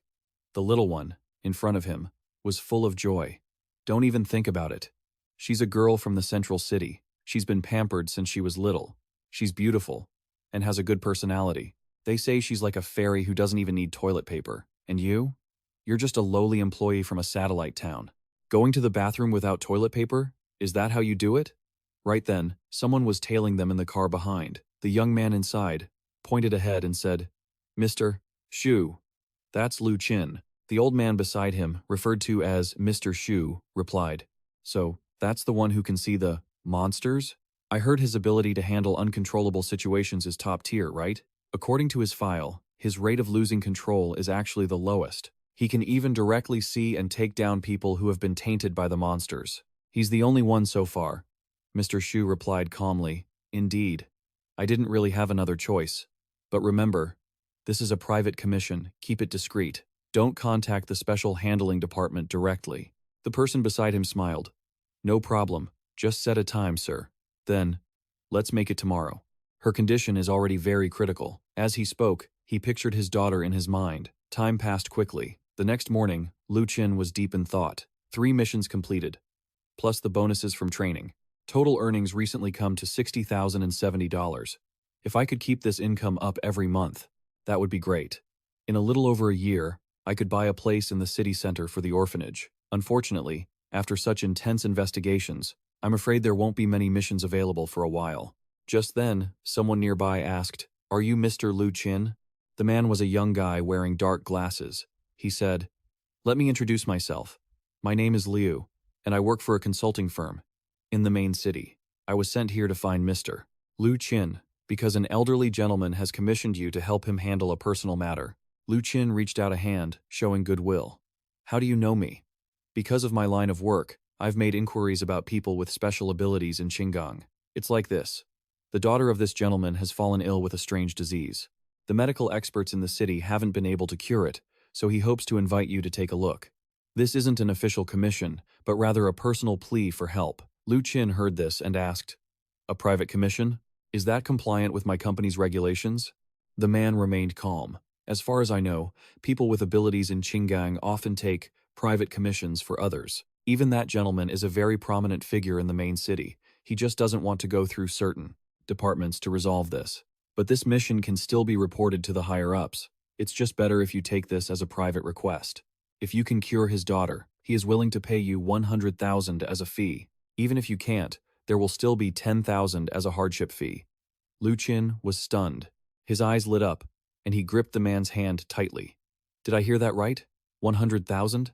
The man was genuinely startled by Lu Qin's strength. "Mr. Lu Qin, your grip is incredible. You're crushing my hand." Lu Qin smiled. "Why would I crush your hand? I need to report this to my superiors first." Afterward, he sat in the car, looking out the window, deep in thought. Why are there so many couples in the city lately?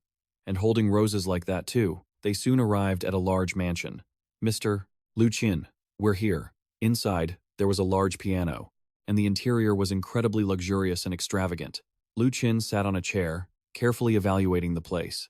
"If I could afford a place like this for the orphanage, that would be amazing. A house this big, how much would it cost? I heard someone offered 5 million once, but the old gentleman wouldn't sell." "Oh, right. Here is the commission contract." Lu Qin took the contract, deep in thought. "I have to be careful about buying a house. I wonder if I'll actually get that 100,000.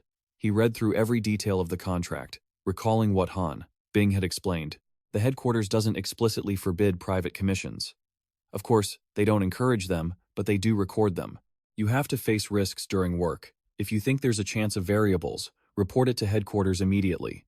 But even if you can't cure her, there's still the $10,000 fee. Fortunately, the headquarters didn't forbid outside work. Just then, Mr. Shu and his servants quickly appeared. The man stood up and said, "I won't be involved in the specific treatment process. You two talk. The nurse and I will head out. You must be Mr. Lu Qin. Welcome." Just then, he noticed a cabinet next to the man that was making strange noises. With a cautious gaze, he looked toward it and asked, "That cabinet?" Mr. Shu replied as calmly as he could, "My daughter is inside. Her name is Xiao Xiao. She's 21 years old and graduated last year from the New Era University in the main city. She studied art, research, and conservation. 3 months ago, she got engaged. They were a happy couple, but then she suddenly fell ill. I've seen many specialists, but no one can explain the cause. So, I suspect she has been tainted." Lu Qin asked carefully, "You care about her so much, but seeing her in such a severe state, why haven't you handed her over to the Special Contamination Research Department, Mr. Shu?" "Mr. Shu replied with a hint of sadness. "You might not understand, Mr. Lu Qin. If the news of Xiao Xiao being tainted gets out, it wouldn't just lead to people isolating her. It would severely damage her reputation. because of her current state. Lu Qin saw his hesitation and asked, "What is her condition exactly?" The man had no other choice but to sigh. He slowly stood up and unlocked the cabinet door. Her state was like that of a crazed animal. The girl inside was completely bound, trembling, and unable to respond. Lu Qin gasped at the sight. "That's some intense madness." "Mr. Shu continued. "Mr. Lu Qin, please try to understand me. I didn't want it to be like this. This is just proof of her physical state. At first, I discovered she was crossing boundaries with the house servants, so I fired the servant and gave her a scolding. Back then, she was still normal and just said she had been impulsive. Very soon after, she turned into someone suffering from hysteria. She caused a scene at a bar with many people and started becoming uncontrollable. So, I must ask you, Mr. Lu Qin, have you figured anything out?" Lu Qin just frowned and said, "I still can't see the source of the infection for now, but all of her actions are. Can you let her go?" "But, if I let her go, she won't stop acting out. She might even lunge at you." Lu Qin smiled and replied, "I can handle it. Besides, I have a gun. There's no need to use a gun, is there?" Having no other choice, he pressed a button on the cabinet, and quickly, the chains on her hands and feet were released. You watched with your own eyes as she crawled toward you. "What is she doing?" Xiao Xiao, with a look of extreme rage, reached out toward you. A warning alarm sounded from nearby. "Mr. Lu Qin, please be careful." But in the blink of an eye, you had already grabbed her wrist tightly, easily restraining her movements. Little 17 walked over slowly at this moment. "Sister, you're here." The little one pointed at the girl lying on the ground. "Brother, look at this." At that moment, you also realized something was wrong. As it tore open, you saw something incredibly strange burrowing into her flesh from the inside. It quickly sprouted terrifying, sharp thorns. Mr. Shu, standing behind, shouted, "What's happening? Stay right there." From inside that thing, countless bizarre, strange entities jumped out. Those things, like snakes, slowly slithered up toward you. Lu Qin slowly backed away, somewhat surprised. "They're pretty energetic, aren't they?" Those things, shaped like snakeheads, headed this way, but little 17 happily lunged at them and snapped them off in an instant. Seeing such a violent scene, they were terrified and began to scatter in every direction. Lu Qin, caught off guard, exclaimed, "This toy can even run away?" They quickly hid into the carpet on the floor. From there, quickly, the image of a beautiful girl appeared. "Come here, come here." It then crawled into a large flower vase nearby. A girl with sweet, blue hair called out, "Come here, come here." Mr. Shu couldn't believe it. What kind of situation is this? Have these things come to life? Little 17 was happily jumping around the living room, hunting that thing, while Lu Qin stood there without taking any other action. The whole living room had become very eerie. "It's confirmed now. It's definitely an infection. But my little sister is having so much fun this time. It seems like she doesn't need my help." The little one reached out to grab something, but in a blink, it vanished. Little 17 had a confused expression, with a question mark appearing above her head. Then, she turned to her brother and said, "Brother, the tentacles are gone." She then carefully searched everywhere. Lu Qin stood there, watching that scene, and thought, "That won't do. These tentacles are very cunning. They're even teasing my little sister. As an older brother, how can I let my sister be bullied? In terms of spiritual power, even if I were to be killed, it wouldn't be by these kinds of tricks. Every source of infection has its own vital center." He then walked straight toward the girl lying on the ground. The tentacles were curious to see his next move. Lu Qin pulled out his gun. Those things quickly burrowed back into Xiao Xiao's body as she lay on the ground. Little 17 returned to this spot, and you were firmly convinced. The problem must lie within you. Those small tentacles gradually gathered and merged into something larger. It looked like a man-eating flower, preparing to attack them. But when little 17 saw it, she was actually very happy. She rushed out, opened her big mouth, and without blinking, bit it hard. That thing was completely severed and forcibly dragged out of Xiao Xiao's body. Little 17 ate it, laughing happily. Hey, don't even think about running." Seeing the little one being so brutal, Lu Qin was left speechless. Why does this child put everything in her mouth? Meanwhile, little 17 was happily saying, "It's so yummy." Mr. Shu, standing to the side, asked, "What about Xiao Xiao? Is she still alive?" Lu Qin calmly replied, "Whether she's okay or not, I don't know, but the infection has surely been cleared." A moment later, the girl on the ground slowly and groggily woke up. "Dad," Mr. Shu asked anxiously, "Xiao Xiao, how do you feel now? Can you hear me?" Xiao Xiao slowly sat up on the ground with a dazed expression. That thing. Suddenly, she pointed at you and said, "Quick, Dad. Tell him to go outside first." Lu Qin, being very sensible, turned around to leave. "I'll go outside to get some air. You guys talk." But the moment he stepped outside, he saw that the atmosphere here was extremely eerie. Little 17 followed him, calling out, "Brother." They were talking about an oil painting covered by a black cloth and framed in a simple wooden frame. Xiao Xiao said that when she went to pick up the shipment, she saw that all the search teams at the oil painting site were dead. Moreover, it looked like there was an internal conflict, and they had shot each other to death. That painting was at the scene, and it wasn't even on the list the team initially provided. They even said they had to sneak that oil painting back for research. Hearing this, Lu Qin pondered. An oil painting? Could it be the source of the infection? The door inside slowly opened. Mr. Shu walked out with a smile on his face. Luckily, we had Mr. Lu Qin. Xiao Xiao has recovered. It's just that her body is still very weak. To ensure she gets better care, I plan to take her to the main city tomorrow to recuperate. Your reward? I will definitely. Before he could finish his sentence, Lu Qin replied, "Now is not the time to accept the reward. The source of the infection hasn't been dealt with, so the problem isn't truly resolved.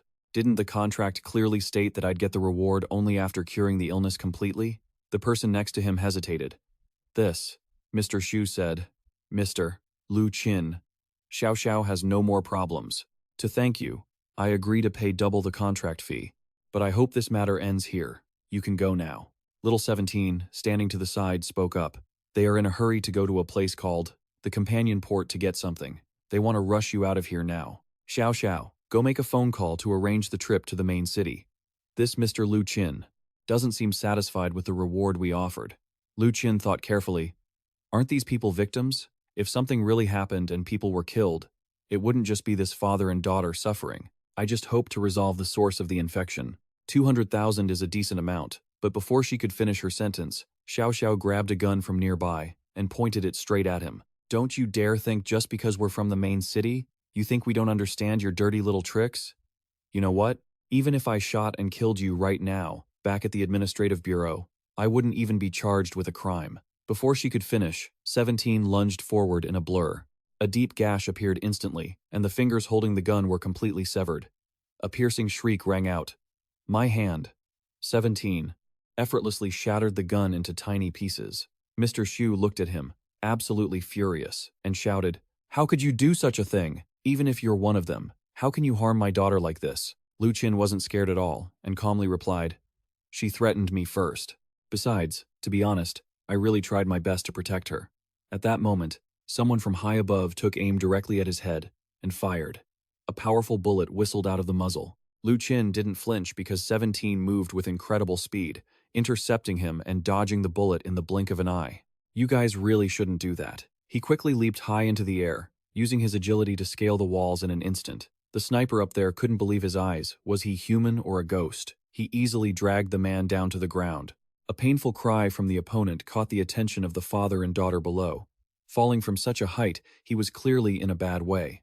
He lay on the ground, clutching his body and moaning. Lu Qin glanced back. "Still at it? Go ahead, kiddo." 17 finished her job quickly, gaining control over the men in an instant. "Sure, brother. Why do I suddenly can't control my own body?" In a flash, he used his own body to fire directly at his comrades. Then, he was forced by his own hand to pull the trigger on himself. A powerful explosion echoed out. 17 grabbed the gun, laughing happily. So much fun. But suddenly, as if remembering something, she turned her head toward him with a pitiful look in her eyes. She called out, "Big brother?" Lu Qin, of course, didn't scold her.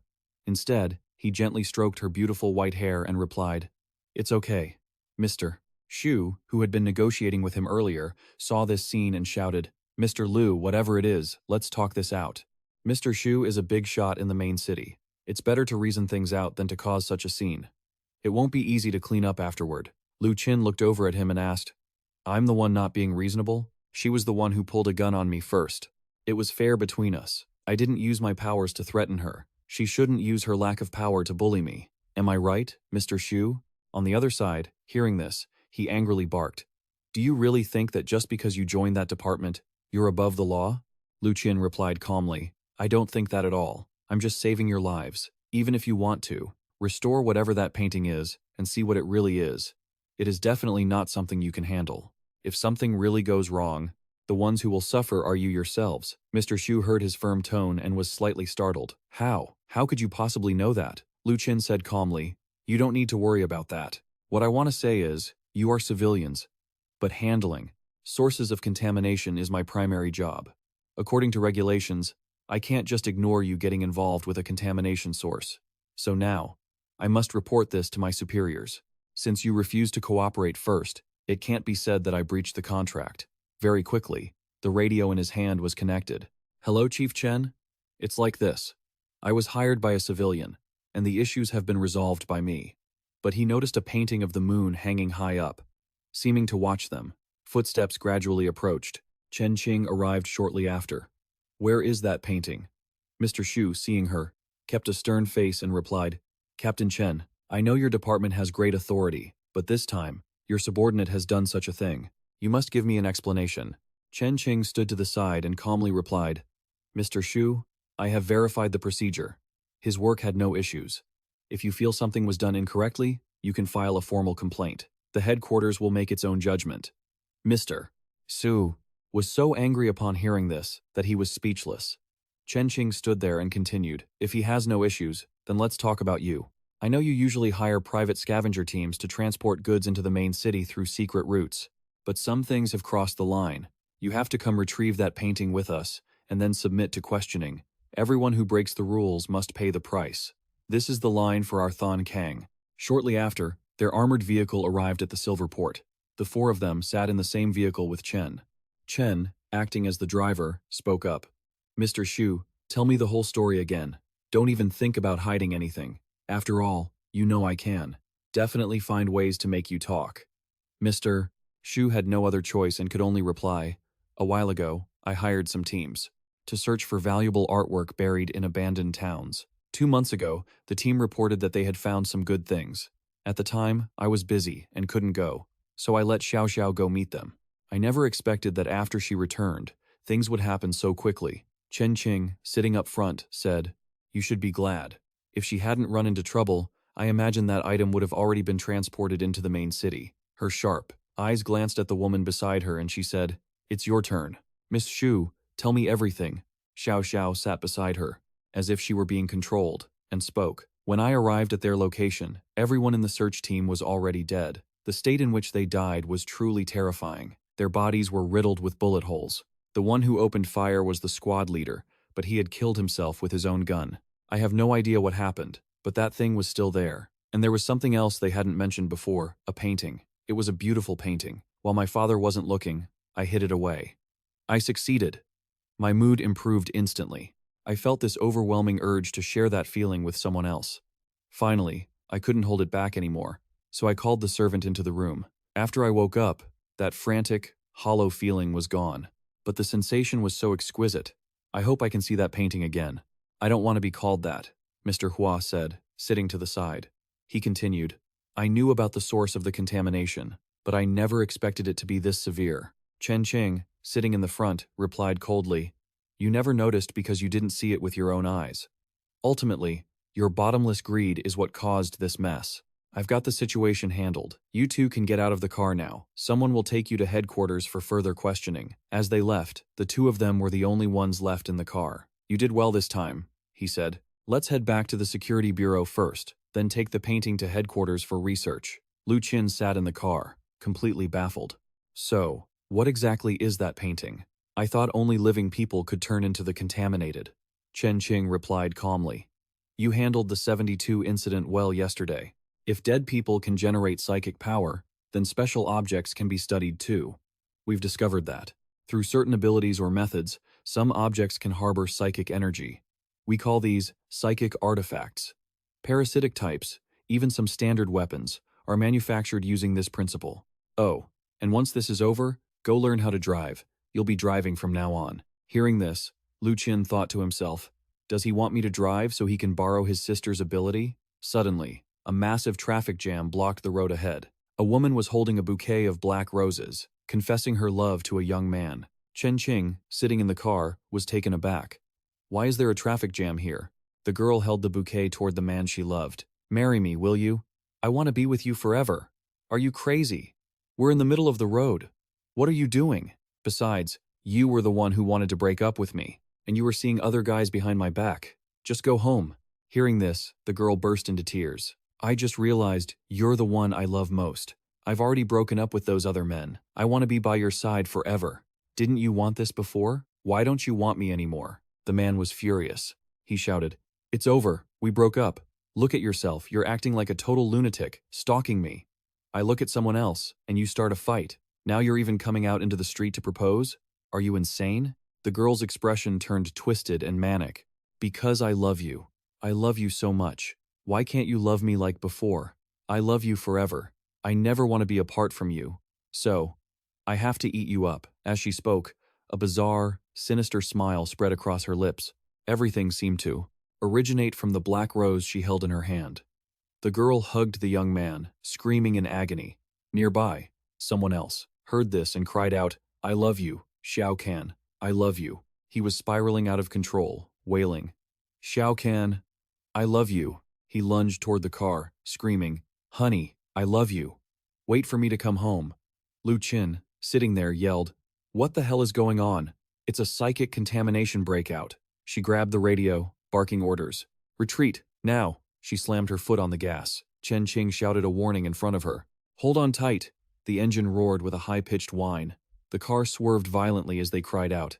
We have to break through. Yeah, it's the only way. Under her control, the car careened everywhere. 2nd District, East City, 9th Street. The car sped recklessly. Psychic contamination breakout. Send backup to this sector immediately. A man standing nearby screamed. Suddenly, eyes glowing with intensity, he aimed his weapon straight ahead. The sights were locked onto their car. Inside, Xiao Shiqi shrieked. He, run, brother. The eyes before him seemed to have transformed. In an instant, the car exploded. Xiao Shiqi leaped down from high above, calling out, Brother! Before his eyes closed and he slipped into darkness, he saw Xiao Shiqi's silhouette. I'm here to help you. Everything blew up. The car was blown to smithereens. Before losing consciousness, he kept muttering, The painting. Who on earth? The person who attacked. The car was none other than Tan Nian. He stood there with a malicious grin. Lu Qin couldn't wrap his head around it. Isn't he supposed to be in the containment center? Or is this another Tan Nian? From afar, someone shouted, Lu Qin. Chen Qing fell out of the vehicle, his body battered. Are you okay? Can you move? Lu Qin, also battered, slowly sat up. I'm fine. Xiao Shiqi sat beside him, worried. So much blood. Brother, you're hurt. She hugged his leg tightly and continued. Don't cry, okay? I'll bandage it, and it won't hurt anymore. With just a wave of her hand, the wounds healed instantly. Chen Qing sat there and asked, Lu Qin, do you see the special contamination source number 41? Xiao Shiqi pointed in one direction. Look there, a massive explosion echoed. Several men nearby raised their machine guns and opened fire. Chen Qing's eyes widened in disbelief. A heavy, multi-barrel machine gun, a simulated M163. Then, death. Countless terrifying explosions erupted from that gun, spraying a hail of bullets toward him. The bullets whirled at dizzying speeds. Suddenly, a woman's gentle voice whispered by his ear, My silly child. In a blink, his mother appeared before him, gently pulling her little boy into her arms. Didn't we say you shouldn't let yourself be bullied? Why put yourself in such danger? Chen Qing, standing behind them, couldn't believe it. It was her. He saw with his own eyes how he had used his hands to create that protective energy barrier. Then, he saw a figure emerge from within the shield. Even she herself couldn't believe what she was seeing. What kind of massive psychic output is this? The 3-story building at the former Hongyu orphanage was completely demolished by this kind of power. Stay calm. I have to stay sharp. My eyes are shifting instantly, as if they're trying to. Control the minds of the people in front of me. You hold the most powerful weapon in your hands. With it, you can destroy everything in your path. With such power in your grasp, don't you feel like you're the master of this world? But there can only be one true master. If you really have such terrifying weapons, why not see if the firepower of the AI is stronger than these men ahead? They were instantly mesmerized by those eyes. That's right. I am the master of this world. A shootout erupted immediately, with countless bullets flying forward. One of them pierced straight through the forehead of a man over there. Lu Qin stood to the side, finally realizing that these people were also psychic mutants. His mother turned around gently, smiling as she looked at him. You were bullied quite badly this time, weren't you? Lu Qin, feeling a bit dejected, replied, "Yeah, I almost died." Chen Qing, behind him, made a call. "Immediately lock down Satellite City 2. The painting recovered from the port of Banfu has been stolen." She suspected the opposing force was an organized paramilitary unit from the outskirts. It looked like they had a plan. And then, there was the issue of the anomalous pollution outbreak on Route 9. It had something to do with the Red Rose, and it was already spreading. Chen Qing heard something over the phone, and suddenly shouted, "What did you say?" A massive emergency alert went off on the tall building in Satellite City 2. The red flashing lights were an alarm signal. The people below were confused, wondering what was going on. "What is that?" Then, they saw that mob chasing after them and panicked, running for their lives. "Run! Keep running!" Han Bing and Ti Thui remained in their seats. Emergency alert. Chen Qing looked at the young man and said, "Satellite City 2, apart from here, all other sectors are experiencing a severe, sudden outbreak of pollution. Because there was no warning, a large number have already emerged and are spreading. The threat level is at grade C or higher." But just then, she noticed something wasn't right with him. "What's wrong with you?" His mother stood there and chimed in. "Aizu, everything's a mess. What do you think we should do?" Lu Qin, with a terrifying look in his eyes, calmly replied, "I'm also wondering what to do." His mother spoke up. "That guy is awful. He stole your painting and almost killed you and your sister. And then, he just left, so smug. He didn't take it to heart, laughing at those idiots. Look at your sister. How scared she is." Little 17, for once, looked truly terrified, hiding behind their mother. Lu Qin finally took notice. "Is she afraid of me? How annoying." Chen Qing was still talking on the other side. "Lu Qin, can you pay attention to what I'm saying?" She put a hand on his shoulder, but then she realized Lu Qin was already losing his composure. A dangerously intense aura radiated from him. Could it be that he exhausted too much psychic power earlier? Has his mental state been pushed to the brink? No. I have to keep talking to him. Chen Qing continued immediately. "All of Satellite City 2 is being threatened by pollution. Lu Qin, are you still capable of carrying out the mission?" Lu Qin finally reacted to her words. "What did you say? Everything is a mess now? At least 4 large-scale, sudden psychic pollution outbreaks are spreading. Everyone in Satellite City 2 is in danger. Emergency Defense System 1 is activated." Lu Qin didn't want to hear it anymore. He turned and ran, saying into the phone. A man was pinned on the road under his motorcycle, screaming, "Help me!"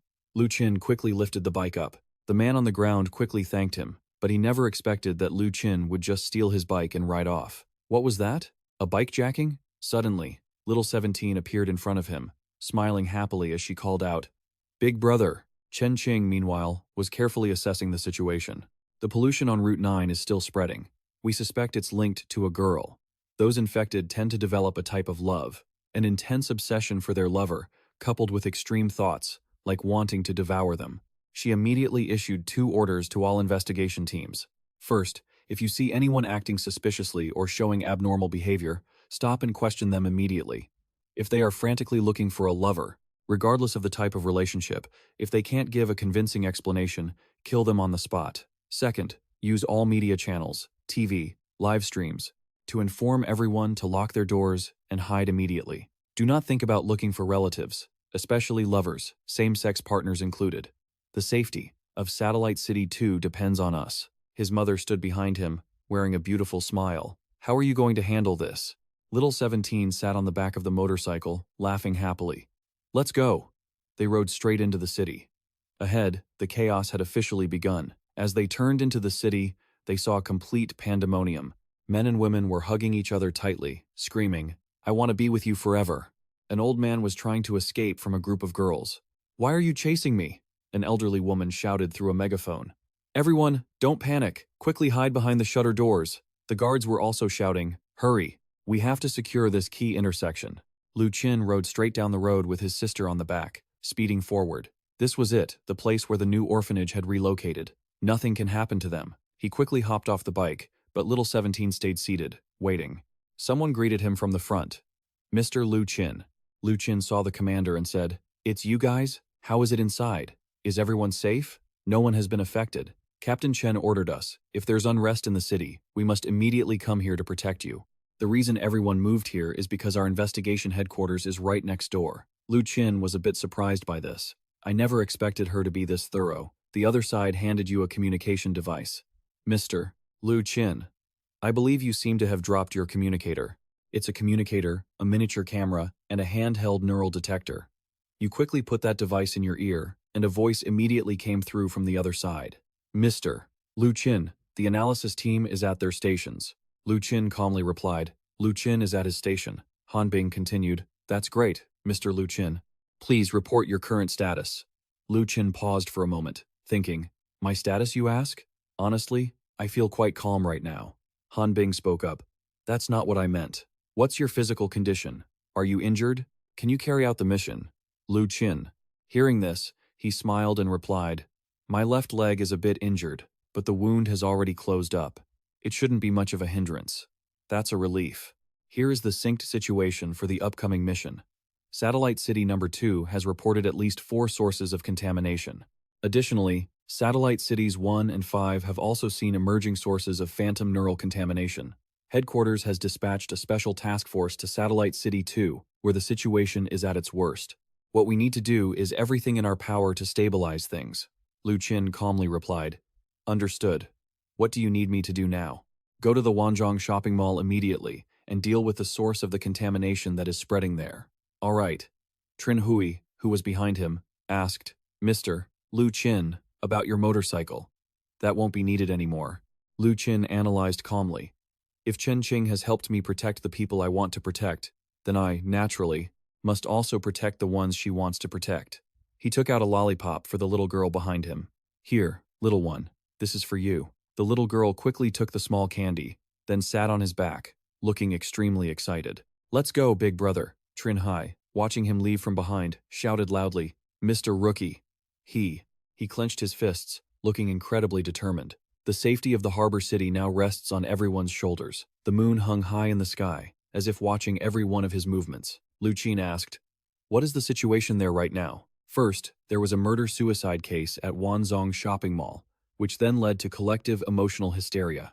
A man saw his wife greeting a male friend, and suddenly, his animalistic instincts took over. He pushed his wife off the 3rd floor of the shopping mall, and then, filled with regret, he jumped after her. Han Bing, on the other end, said, after the onlookers witnessed this, many people suddenly displayed extreme, abnormal emotional responses.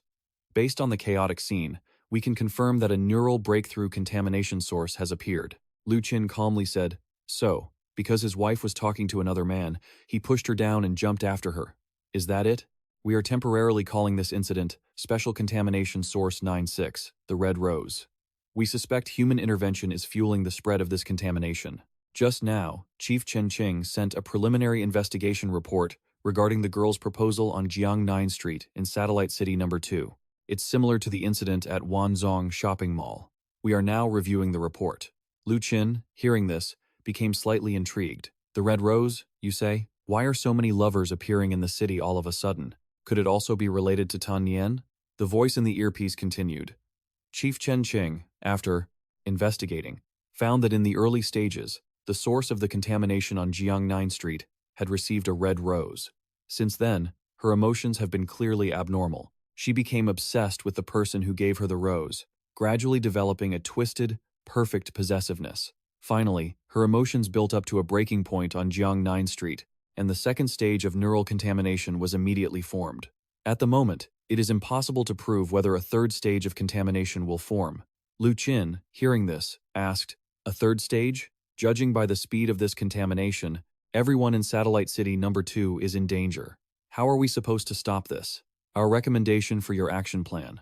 First, neutralize the red rose parasite to cut off the surrounding contamination. Second, locate the secondary contaminated individuals to stop them from spreading it further. After that, he quickly landed at that location, the Wanzhong shopping mall. Looking down from above, you could already see countless people gathering below. I'm here. Down below was a crowd of people who had fallen into a state of chaotic fear. It was no longer easy to stop them from spreading the infection, because they had already played some terrifying games. Han Bing, on the other end, said, recommendation. Purify the contamination source at Wanzhong shopping mall first, which is the body of the red rose parasite. All right. He quickly dove straight down. In the blink of an eye, he shattered the glass doors and finally appeared inside the shopping mall. I've arrived. He looked at the thing in front of him, feeling a bit stunned. Is that the source of the contamination? Down below, there seemed to be a large rose plant sitting in the middle of the mall.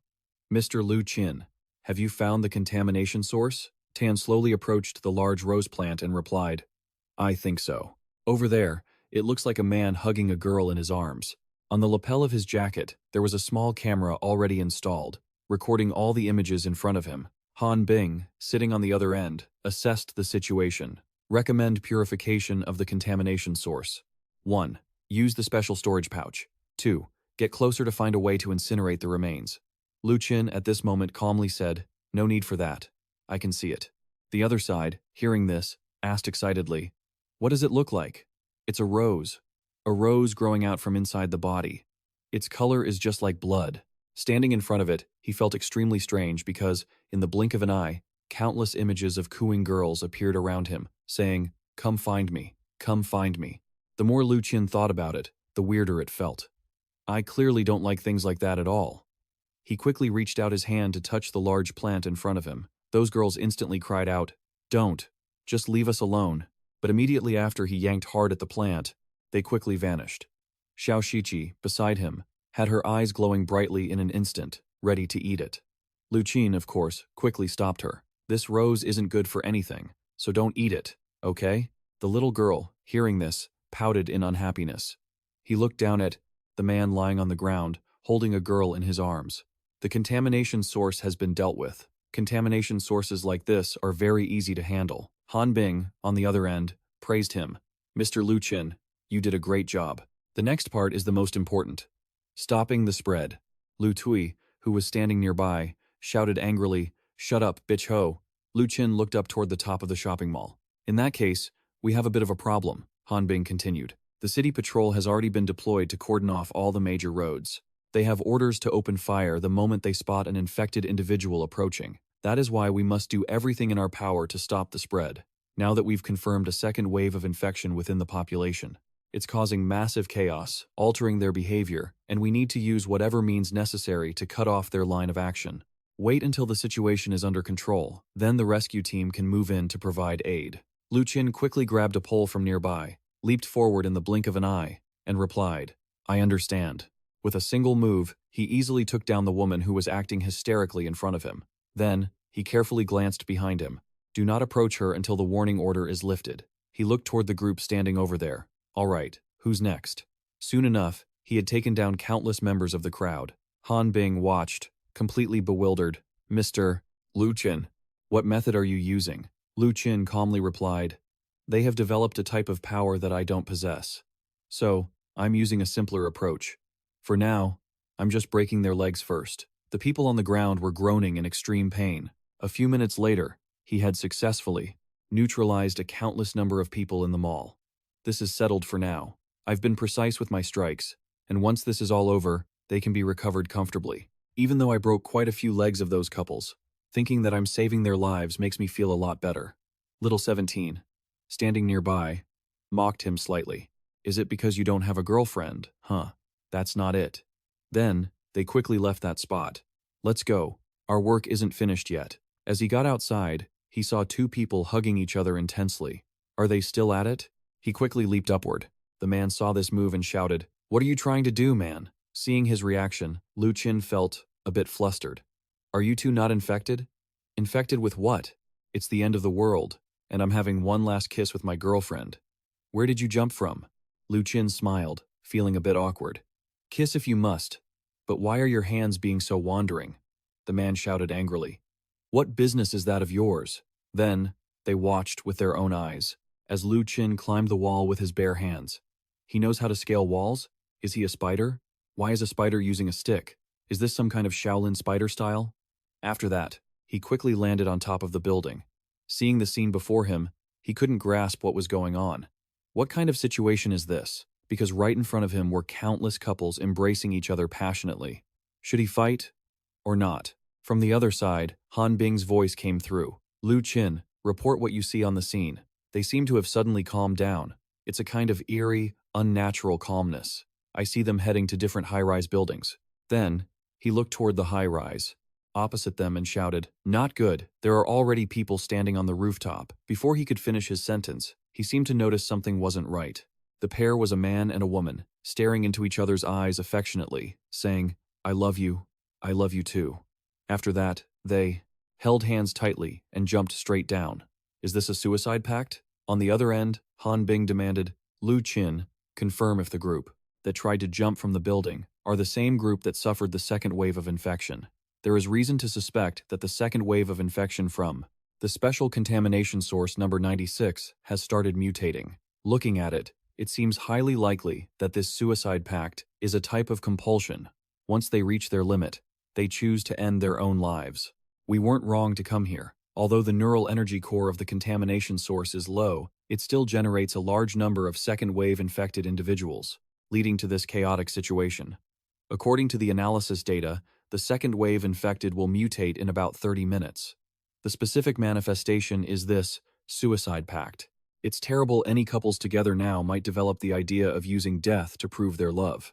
Even lovers there will develop the urge to jump off the building to prove their love. Lu Qin had already run over to their side. He truly couldn't understand the situation at the time. Why is it this serious? Han Bing replied seriously, because this person is an infection source.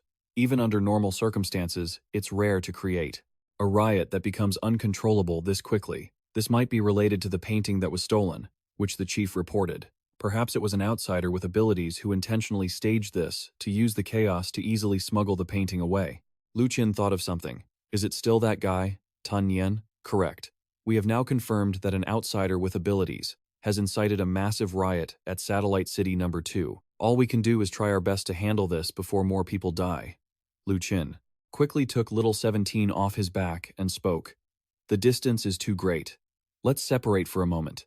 After that, they quickly split up. He held a small flower vase in his hand and instantly lunged toward the man standing over there. I love you, Nam. Nam! Little 17 laughed happily on the side.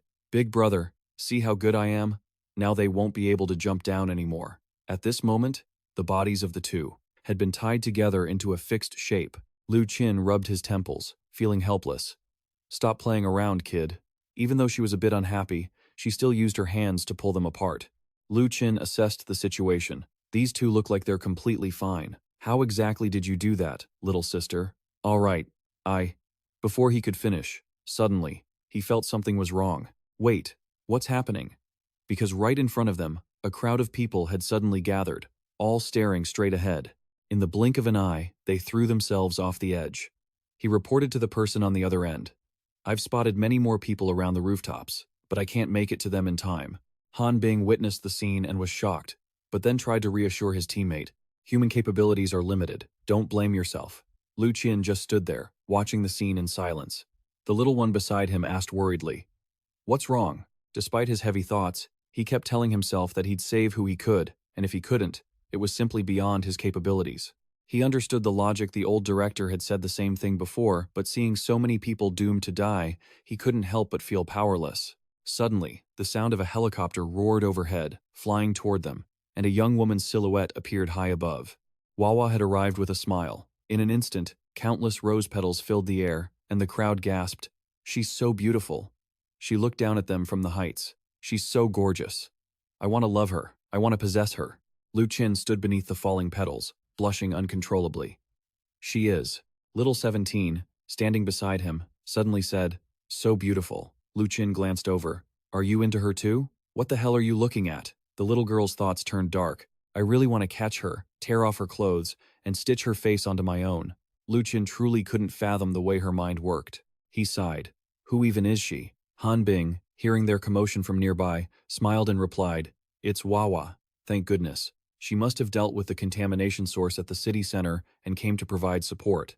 Then, he recalled what Bitch Ho had said earlier. So, it was her. Bitch Ho had warned him over on the other side. Han Bing cautioned, Be careful, don't look directly at Wawa, especially her eyes. Otherwise, your nerves will be affected, and you'll undergo some irreversible changes. What? Are you serious? The girl continued.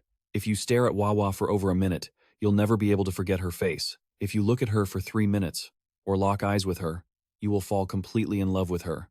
Just staring at Wawa for over 5 minutes, or coming within 10 meters of her for over an hour, and you'll start to feel that Wawa doesn't belong in this world. This world is too filthy. It's not worthy of her. She doesn't belong here. He looked down, only to see the crowd already beginning to drift away. She's leaving, I have to follow her. The people behind them suddenly let go and scrambled off the rooftop. Lu Qin was baffled. Did they just stop caring all of a sudden? What's wrong with them? Han Bing smiled from nearby. Wawa saved them. Seeing Wawa has influenced them. Their focus and emotions have been twisted. Now, they certainly don't want to die. They only want to find a way to get a little closer to Wawa. Bitch ho, have you reached South City yet? The danger at the Van Mall has been resolved. There are still 3 places left: Tianshui Plaza, Thon Nai Bridge, and the old textile factory. Contamination is breaking out there. You and Wawa can just head over there to provide support. Lu Qin quickly caught up to Wawa and called out, "You head to Tianshui Plaza. I'll run to Thon Nai Bridge. It's closer. You can fly anyway." Wawa looked at him, said nothing, but then gave a slight nod. Okay. Han Bing, hearing this response from the other side, was a bit stunned.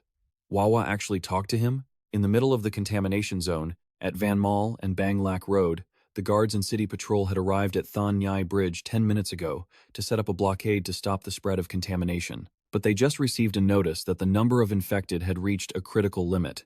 Lu Qin reached the scene. They had received orders to avoid opening fire, but if the blockade didn't hold. Looking down from above, Lu Qin saw they had already begun to mutate. He glanced at the little girl beside him and asked, "Are you tired?" Little 17, acting incredibly arrogant, replied, "Tired or not, I still have to work for you, don't I?" Han Bing, hearing this from afar and thinking it was directed at him, replied, "Thank you for your concern, Mr. Lu Qin.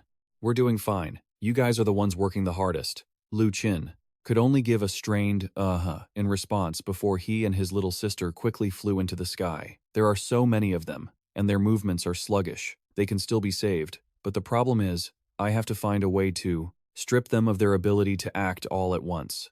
Suddenly, he realized something was wrong with himself. He had somehow slipped into a strange state. Have I entered a different world? An old man headed toward him, shouting, "I'm so happy." Beside him, a pair of lovers were hugging each other. "Let's go. Let's follow them again." Lu Qin suddenly felt something was very wrong. What is all this? And my sister? She's gone. Han Bing, sensing the situation was unstable, shouted, "Lu Qin, what's going on? I accidentally stumbled into somewhere. Can you see it? From where I am, everything looks normal. What on earth is so weird?" The feeling here, before he could finish, an old man approached him. "Hey kid, you aren't infected, so why are you in my world?" "I ran into a bald uncle." Hearing the description, Han Bing guessed it. A bald uncle. Could it be Ghost? "I am Lu Qin from Satellite City number 2. Are you Dong Hang?" The old man continued. "I came over from Satellite City number 4. The situation here is under control. These people just need to run out of here, and they'll definitely enter the range of my ability.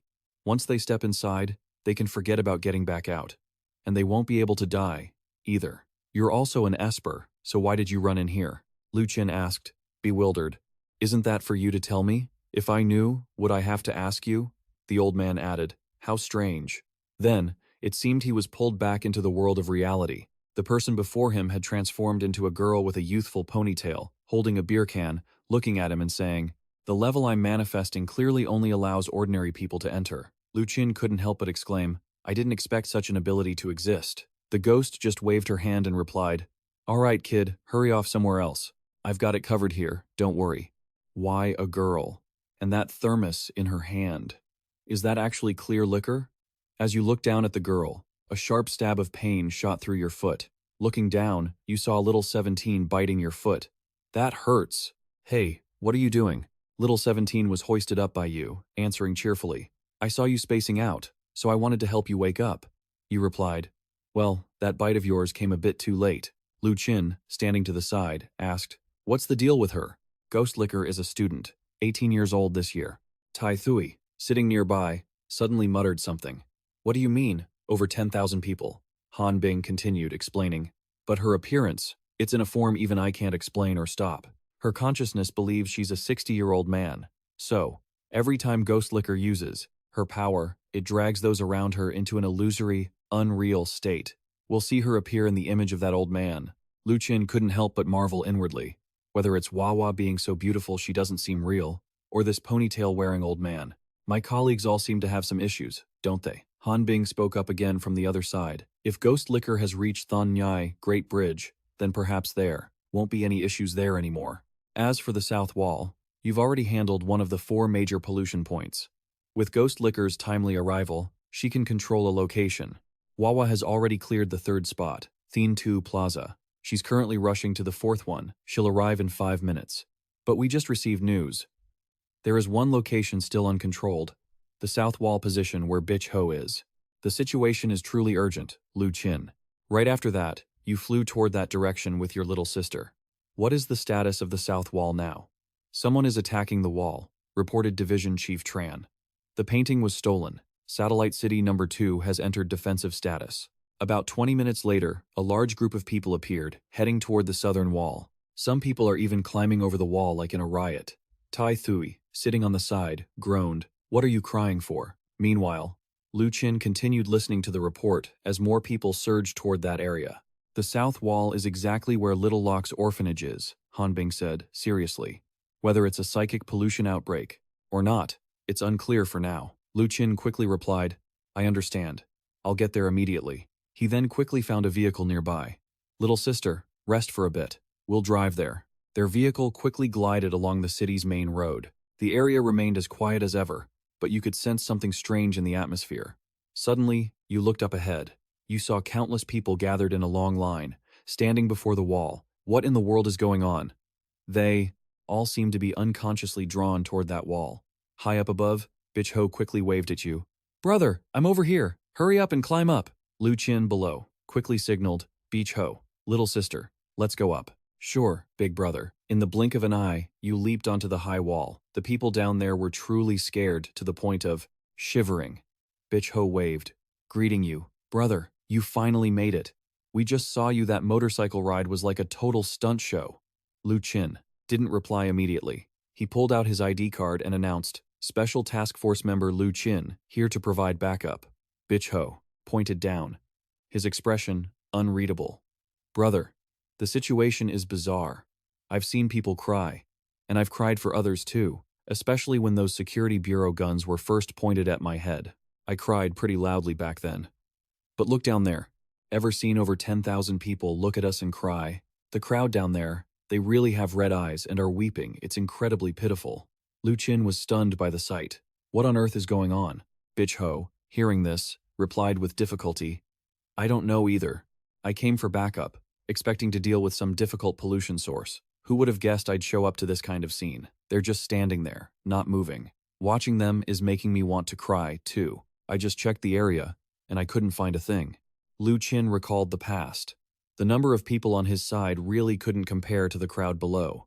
Hanbing spoke through the earpiece. Recommendation: do not act rashly. The people gathered at the south wall are under the influence of some unclear will. They are silently shedding tears. For the personnel on the high wall, no signs of attack have been detected yet, but we cannot rule it out. So far, we haven't detected any clear psychic power from the civilians, but they cannot communicate, be persuaded, or be intimidated.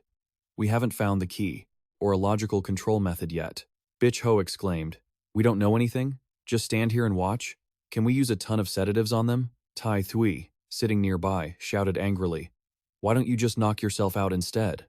Bitch Ho started joking again. "I don't need to knock myself out, you've already got me head over heels." Tai Thu returned to her usual answer, "I already have a child." Bitch Ho, conversely, was completely unfazed. "You have a child? Fine. I accept that. You have a 20-year-old, 300-pound kid? I'll take that too." Hanbing had no choice but to ignore them and ask, "Lu Qin, do you see anything?" "Nothing at all. Can we invite that girl Wawa here? There's no news on her yet. That we can call Wawa here for support. Furthermore, I don't recommend Wawa come here. No matter how strong Wawa is, she can't control this kind of influence alone. If she comes to the scene, there's no guarantee she can affect them. They might all mutate suddenly. So, for now, investigating the logical link is the most important thing." Lu Qin felt these points made sense. Bitch Ho saw he was about to leave and asked, "What are you doing? We can't just stand here forever. I'm going to investigate a bit." He looked at you, warning with some concern. "With so many people down there, it'll be really dangerous." Lu Qin calmly replied, "It's fine. Besides, I'm getting paid for this." Bitch Ho watched you slowly head down. He couldn't find the words. "Is this really just about the money, brother? You're capable of great things." Before going down, a smile appeared on Lu Qin's lips. "No way. No way. I'm definitely getting promoted faster than you, little 17 teased from the side, laughing. Brother, you're about to do something stupid. The little one jumped right onto him. Ow, I'm so tired today, you have to carry me. Plus, you have to get me a toy. Deal? With that, the kid quickly hopped down to his side. The crowd down there hadn't moved an inch from the start. Lu Qin spoke up. It's so quiet. You can only hear their faint breathing. You could sense they were alive, yet there were no visible movements. Lu Qin cautiously walked up to a girl with pink hair and waved his hand a few times. I need to make contact with one of them now and observe their reaction carefully. Suddenly, the girl seemed to show a change. She turned her red-rimmed eyes to stare straight ahead. It looked terrifying. Han Bing, watching from the other side, was also taken aback by the girl's face. Over the comms, Lu Qin's voice rang out. The subject I'm testing is an adult woman. Looks like she's over 20. Her body is reacting to my presence. Now, I'm going to try to make her fall. In a flash, he tripped her. She hit the ground as if she had been completely caught off guard. Her fall made enough noise to draw the attention of the surrounding people. Lu Qin scanned the area with his eyes. All right, now they're all turning their heads to look at me. The test results are looking ideal. Okay, Bish Ho, watching from up high, saw everything. What is he even doing? Is he down there to investigate, or is he just messing around? Testing to see how far he has to go before the woman attacks him, I suppose. Tai Thui, standing to the side, felt like their teammate was a bit useless. Stop standing there, mocking people while they're doing fieldwork. If you've got a problem, why don't you go down there yourself? Mr. Lu Qin, what are you doing? Lu Qin looked up and replied, just now. This woman showed absolutely no reaction other than seeing me. I feel like if I keep experimenting like this, I might just end up knocking her out, but we don't need to be so aggressive for now. I'm going to try to blend in with them first. Upon hearing this, Han Bing replied very cautiously. Blend in, you say? Lu Qin explained. If our tactical approaches and observations haven't turned up anything, then blending in with them to get a feel for things is a reasonable enough plan, isn't it? Han Bing replied carefully. Well, if we can't get through the usual testing to find the source of the contamination, it might be because this source is hiding too well, or it could be a completely new type of contamination method. If this contamination only targets ordinary people, then someone with special abilities might not even notice it. In that case, even if you blend in with them, it might be useless, Lu Qin continued. Which is to say, only ordinary people can sense it? Then I guess I have to give it a try. Honestly, I've always felt like I'm just an ordinary person myself. Han Bing, on the other end, was truly bewildered. Lu Qin was calling himself an ordinary person? Up high, Beach Ho shouted, Hey, brother! But he didn't get a response. He stood there, thinking calmly. There must be some kind of mysterious ability affecting these people. That's why they're all acting the same way. So, if I try to integrate with them and feel that power directly, I might be able to find the source. That's the most critical piece of the puzzle. Bitch Ho, still up high, continued to wave his arms, shouting, What exactly are you doing down there? Don't tell me you think our side has such a low chance of winning that you've defected to the other side? Tai Thui, I've never seen his investigation method before. Is this some kind of level 10 training? Tai Thui replied from the side. I just checked his file. He is undergoing special contamination and psychic energy training, but he's only been at it for less than a week. In other words, aside from the initial classification of contamination sources and the breakdown of compensation benefits, he hasn't even started the real stuff. Bitch Ho thought about that carefully. Compensation benefits, huh? Based on my limited understanding of him, that seems about right. Just then, he was down there, blending into the crowd quite convincingly. An hour later, Lu Qin, down on the ground, started to feel like an idiot. Man, I'm so sleepy. No, that's not right. There's definitely something wrong here. An ordinary guy with normal strength, like me? Why can't I feel anything? Maybe it's because you're right next to me and it's affecting you. I'm going to step away a bit. Little 17 stood by, worried. If you leave, aren't you afraid someone's going to eat you?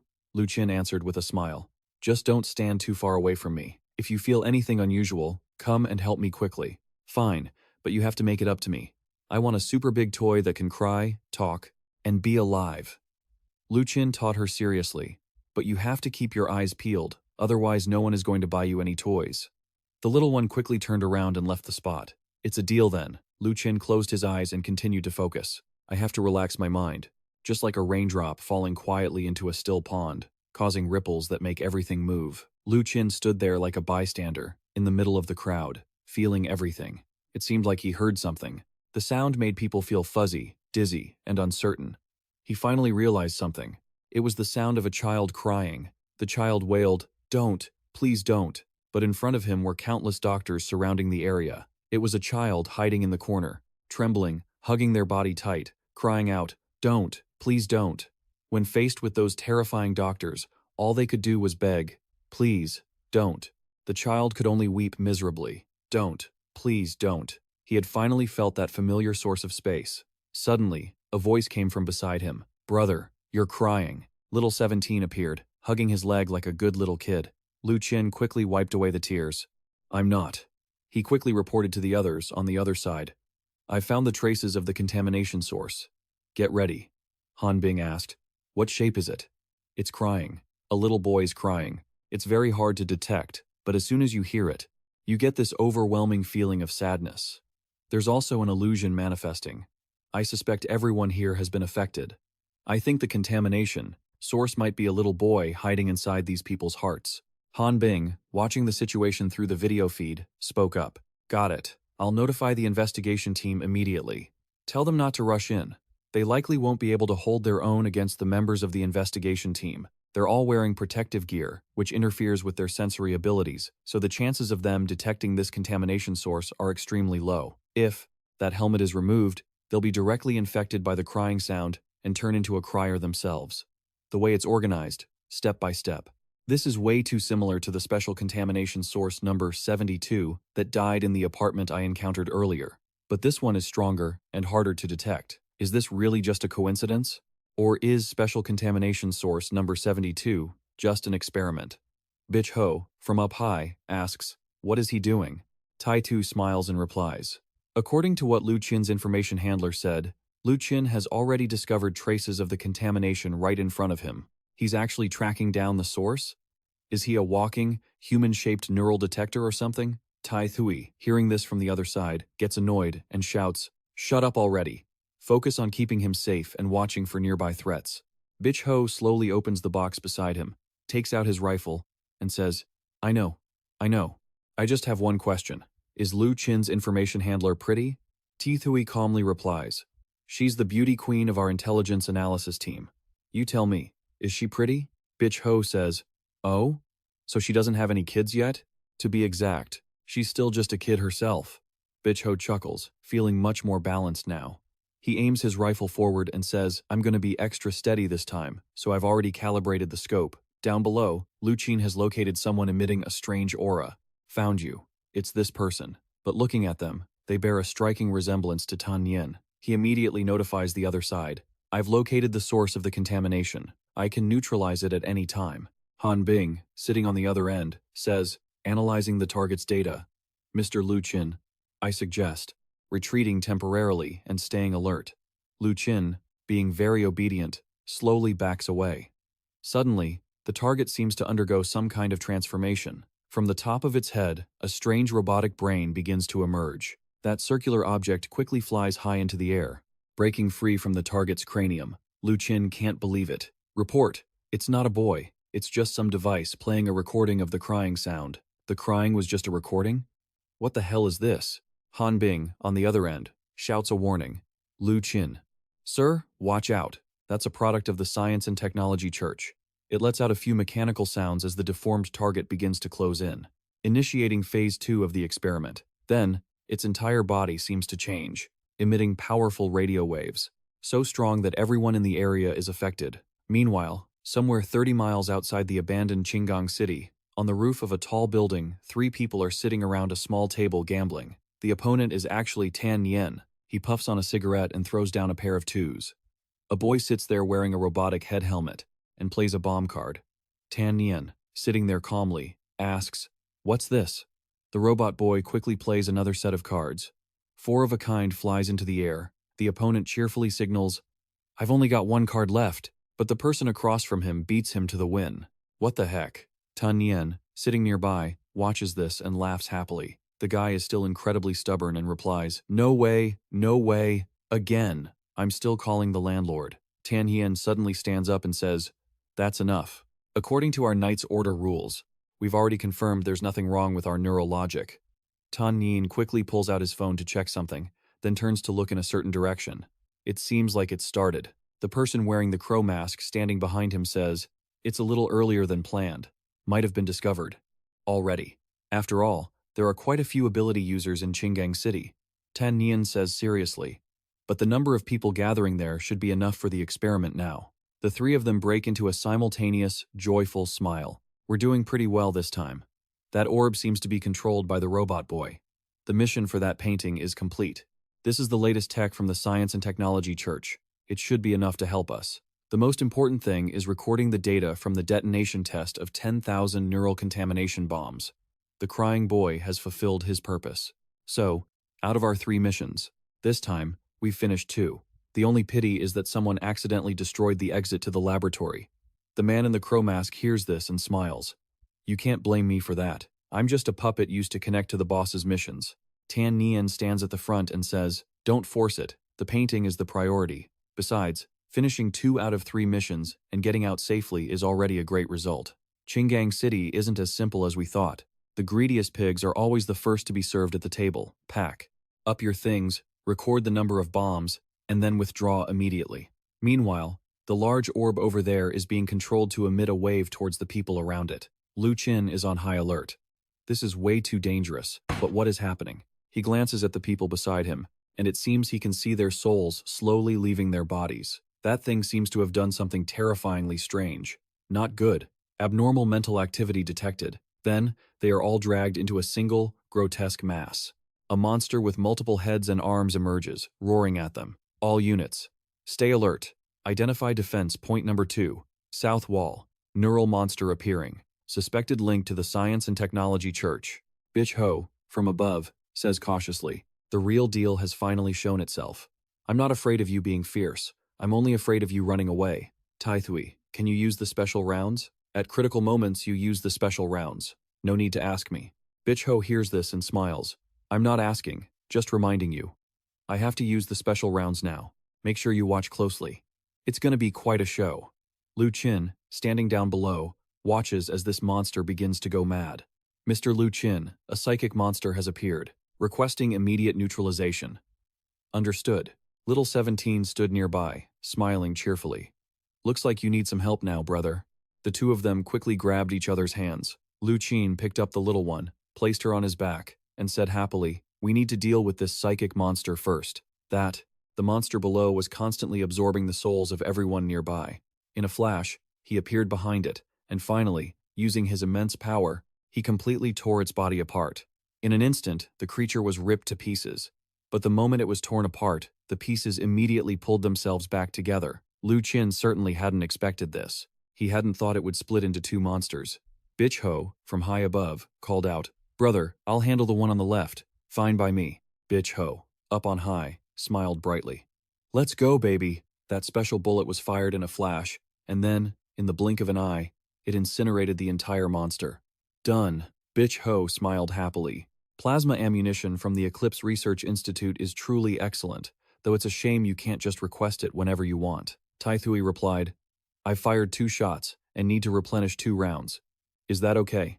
Min is truly a good person. It's just a pity that I can't just ask for favors whenever I want. I turned to Tai Thui and said, "I fired 2 shots. Can I get 2 more rounds, please?" Tai Thui said, with extreme seriousness, "Don't go fooling around with newbies and underage girls to scam for subsidies." Lu Qin, of course, heard these words, and blushed, asking back, "Who exactly is an underage girl? Those spider types really love using guns. It's a pity my little sister doesn't like them."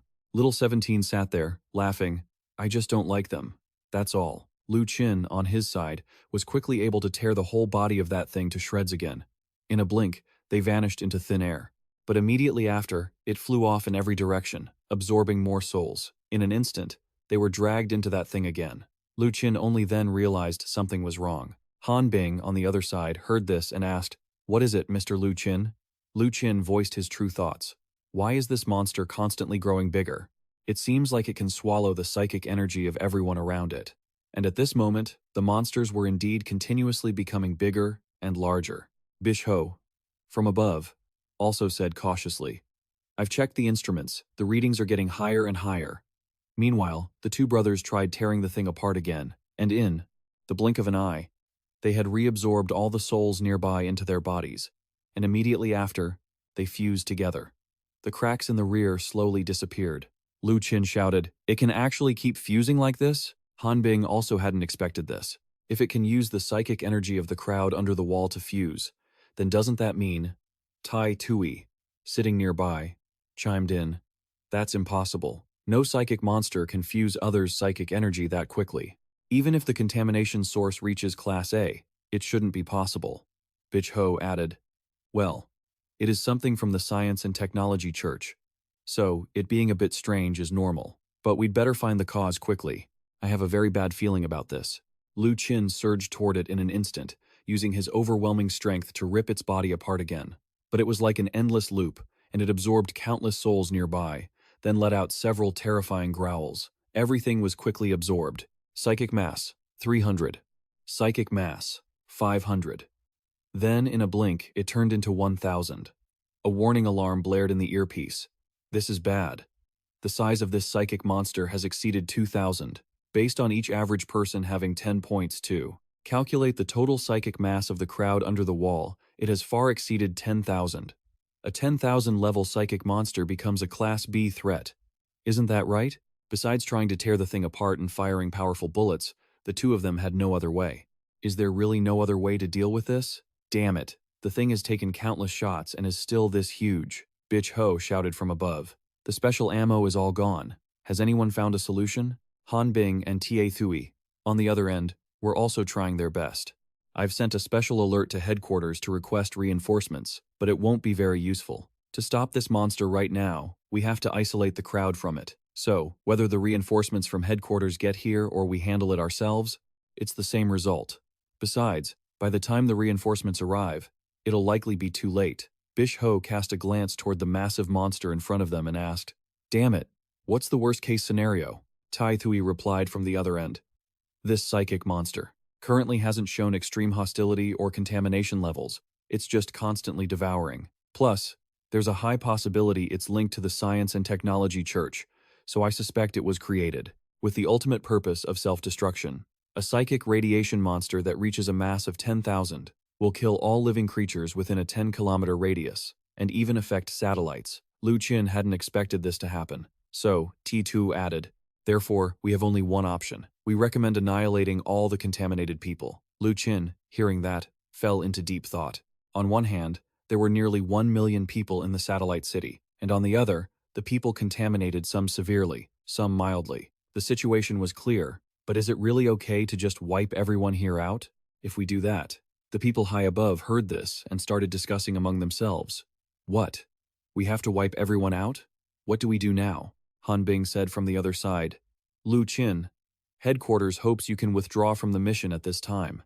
Lu Qin stood there and calmly said, "No, I'm not withdrawing. Everyone else, get out of here." The others, upon hearing this, exclaimed in shock. "What?" Lu Qin seriously reiterated what he had just said. "Now, everyone, leave this place as far as you can. Don't come near, and don't use any method to look at me. Not even cameras, because it will be very dangerous." Han Bing replied, "We need to report this to our superiors first." Lu Qin answered calmly, "Fine, hurry up." Soon after, a red notification appeared, summarizing the full situation they were currently facing. Han Bing continued to report that there was a new development regarding the incident involving the group of people weeping near the wall in the lower district of Satellite City 2. A massive mental-type monster has appeared, and Agent Lu Qin from the Satellite City 2 Special Task Force has made a recommendation. He requested that all personnel on-site withdraw from the mission to let him handle it alone, stating that it cannot be scouted, approached, or recorded. He is awaiting orders. At the other end of the line, in a certain building, Chen Qing, despite being injured, heard this report. This is Lu Qin's recommendation? What is he trying to do? Shortly after, at their headquarters, Minister Tham of the Thonkang City Department of Defense heard this report and became furious. He shouted, "What is this madman trying to do? Is this the latest information we have from the recent investigation into the bombing at the Hong orphanage? The incident occurred 15 years ago, so our investigation has been relatively slow, but we can finally see some leads now." Regarding the events of 15 years ago, Lu Qin lied. Professor Bai, the director of the Special Pollution Source Research Institute in Thonkang, was holding the report he had just received. Should we follow Lu Qin's recommendation and withdraw from the mission? Please advise. Professor Bai immediately placed the report down. He did not put it on the table, but calmly replied, "Agree. Withdraw from the mission. Please advise." From Chen Qing's side, he also replied, "I trust Lu Qin. I agree." The person next to Minister Thom also chimed in. "Even if that Lu Qin does something, the situation won't get any worse than our plan to launch a direct hit. We are talking about our super heavy bomb. Besides, the death toll is constantly rising, so Minister Thom, you really have no other choice." He could only reply, "I agree as well. But have the special forces ready to neutralize the threat at any moment." Lu Qin received the news that the headquarters approved the request. Now, they are beginning to withdraw from the mission, including the guard unit and the special action team. The entire team followed orders immediately. She carefully urged Lu Qin to be extremely careful. Lu Qin then slowly took off the camera on his body and replied, "All right." His entire body seemed to undergo a transformation, and that massive monster was also gradually moving. Little 17 was high above, struggling to tear apart that huge body. Lu Qin's aura seemed to have changed completely, an arrogant smile playing on his lips as he said, "Little sister, facing this monster now. You're feeling pretty helpless, aren't you?" The little girl heard her brother call out, turned her head, and replied, "Brother." The moon hung high, blood red. Today, something seemed to have happened back at the house where they lived. His father was in the house, actively, yelling, "Damn it! Damn it! I have to get out." His mother appeared by his side, smiling, and asked, "What do you want to do?" Lu Qin calmly replied, "I have to deal with that monster. I also want to find the person behind this. I want to ask them why they did it, and after I ask, I have to finish them off. You won't stop me, will you, Mom?" She smiled at him and said, "How could I? You silly child. I support you completely." He turned around, looked ahead, and replied, "Very well, thank you, Mom." The person behind him suddenly asked, "But aside from dealing with that monster, is there anyone else you want to deal with?" Lu Qin calmly replied, "Everyone." But then she said, "There is. I know you've always wanted to let him out." His father's massive body at home was also shouting, "But as soon as he gets out, the number of people you need to deal with might be higher than you think. For example, these people are still alive. For example, everyone in this satellite city." Lu Qin asked seriously, "In your opinion, Mom, what should I do now?" She suddenly asked, "Do you trust your family?" He was genuinely hesitant upon hearing this question. They had suddenly appeared after the orphanage was destroyed, as if they had been by his side for a long time. They all had bad habits, often instigating him to do bad things. It seemed they all had secrets, that they hid only from him. They all seemed incredibly powerful, only he was a normal person. How could he possibly trust a family like that? His mother stood in front of him and calmly continued, "You have always felt that you are a normal person. But have you noticed that after entering others' ability range, you can still keep your mind clear? You can hear the crying that only a normal person can hear. Is it because your mental level is low, like a normal person, or because it's higher than the others? You have always borrowed your little sister's power. But have you ever thought about lending your own power to your little sister? Even though she's a bit naughty and a bit wicked, her personality is a bit strange. But she is very attached to you. You worry that she will learn bad things and are always guarding against her. Will you choose to trust her?" Lu Qin fell into silence upon hearing this. She looked at him and spoke, "I trust you, and I trust your little sister." Lu Qin smiled happily. "Little sister, didn't you always want a toy? How about I give you that one?" The little girl looked toward him, called out, "Brother," and immediately jumped forward, laughing happily, embracing his entire body in the blink of an eye. His mother stood behind them, happily saying, "That's more like it." Little 17 sat on his back and said happily, "Thank you, brother, for giving me such a big toy." And that monster then let out some strange, eerie sounds. Bitch Ho suddenly shouted, "I can feel it now." At this moment, he was launching a powerful attack into the massive monster, creating shockwaves of energy. Lu Qin stared at it with madness in his eyes. Han, Bang and Tai Thui were discussing things nearby. After hearing that, they realized that a mental distortion field is an area of effect power, with the most terrifying influence. Normal people covered by the field would immediately go insane or become simple-minded. And for ability users, if their mental level differs too greatly, they would be influenced by the opponent in an instant, leading to a loss of control. Bitch Ho spoke up, "It's best if he doesn't lose control. I don't want to have to deal with a teammate who has lost control. When you first recruited me, you said it was to save people, not to deal with my own teammates. By this time, Lu Qin had successfully latched onto the monster's body and was distorting it. Lu Qin is a brother who isn't one to brag, but I still can't understand how he has any way to deal with that mental monster. It's just too big. Killing a spider-type mutant like him won't be easy. How should I deal with this? Lu Qin watched the massive monster ahead intently. So, that's how it is. My little sister is distorting this mental monster. This isn't just the power of a mental deviant, it's a type of corruption. That monster is actually extending its huge arm, preparing to crush the little girl. In the blink of an eye, it struck where she stood, but it completely missed its mark. Little 17 smiled happily, darting in different directions at high speed. Haha, this is so fun. Seeing this scene, Lu Qin shouted, "It's trying to." Its whole body seems to be splitting in two. Right after, a massive surge of power erupted from it. Lu Qin, standing below, let out a cry.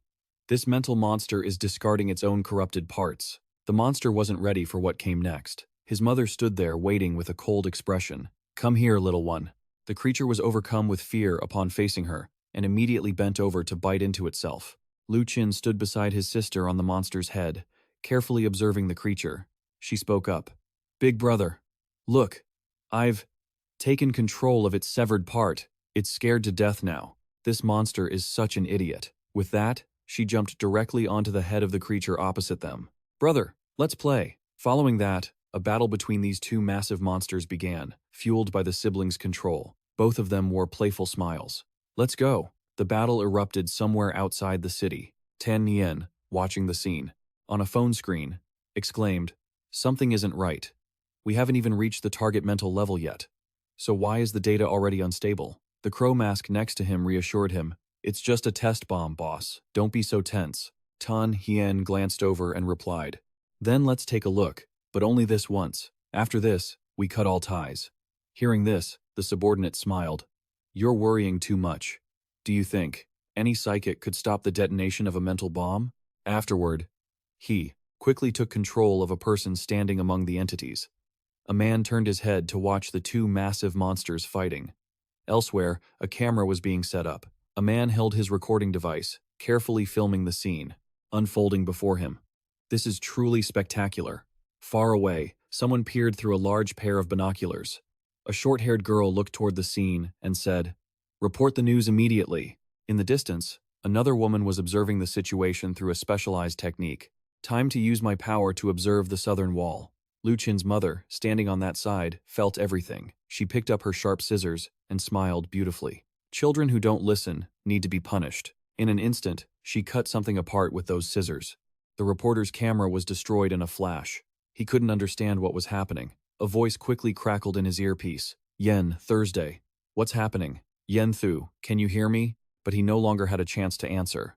He was completely obliterated. Over on Chen Qing's side, her binoculars were sliced in two, and even her clothes were shredded. She screamed in shock. "This is..." Before she could finish her sentence, her entire body was severed.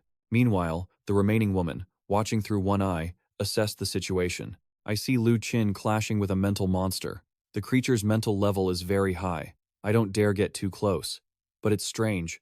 Lu Qin doesn't look human anymore. Beside him, there seems to be a distortion of mental energy as well." Suddenly, her body shuddered. The person on the other end of the line asked, "Keep talking." Distortion of what? But she would never have the chance to say another word, as her body was sliced apart in an instant. "What the hell do you mean?" "What?" On the crow-masked man's side, he realized his control threads had been severed. Not right. The robot-headed man next to him asked, "What is it?" "The puppets I left behind aren't responding anymore. It's as if the connection between them and me has been completely cut by something." Tan Yen, hearing this, asked seriously, "What do you mean, something? One by one? That's strange. Puppets do get lost, but could it be that the distance is too far, exceeding your control range?" Crowhead quickly replied, "Impossible. I've tested the 30-kilometer range many times."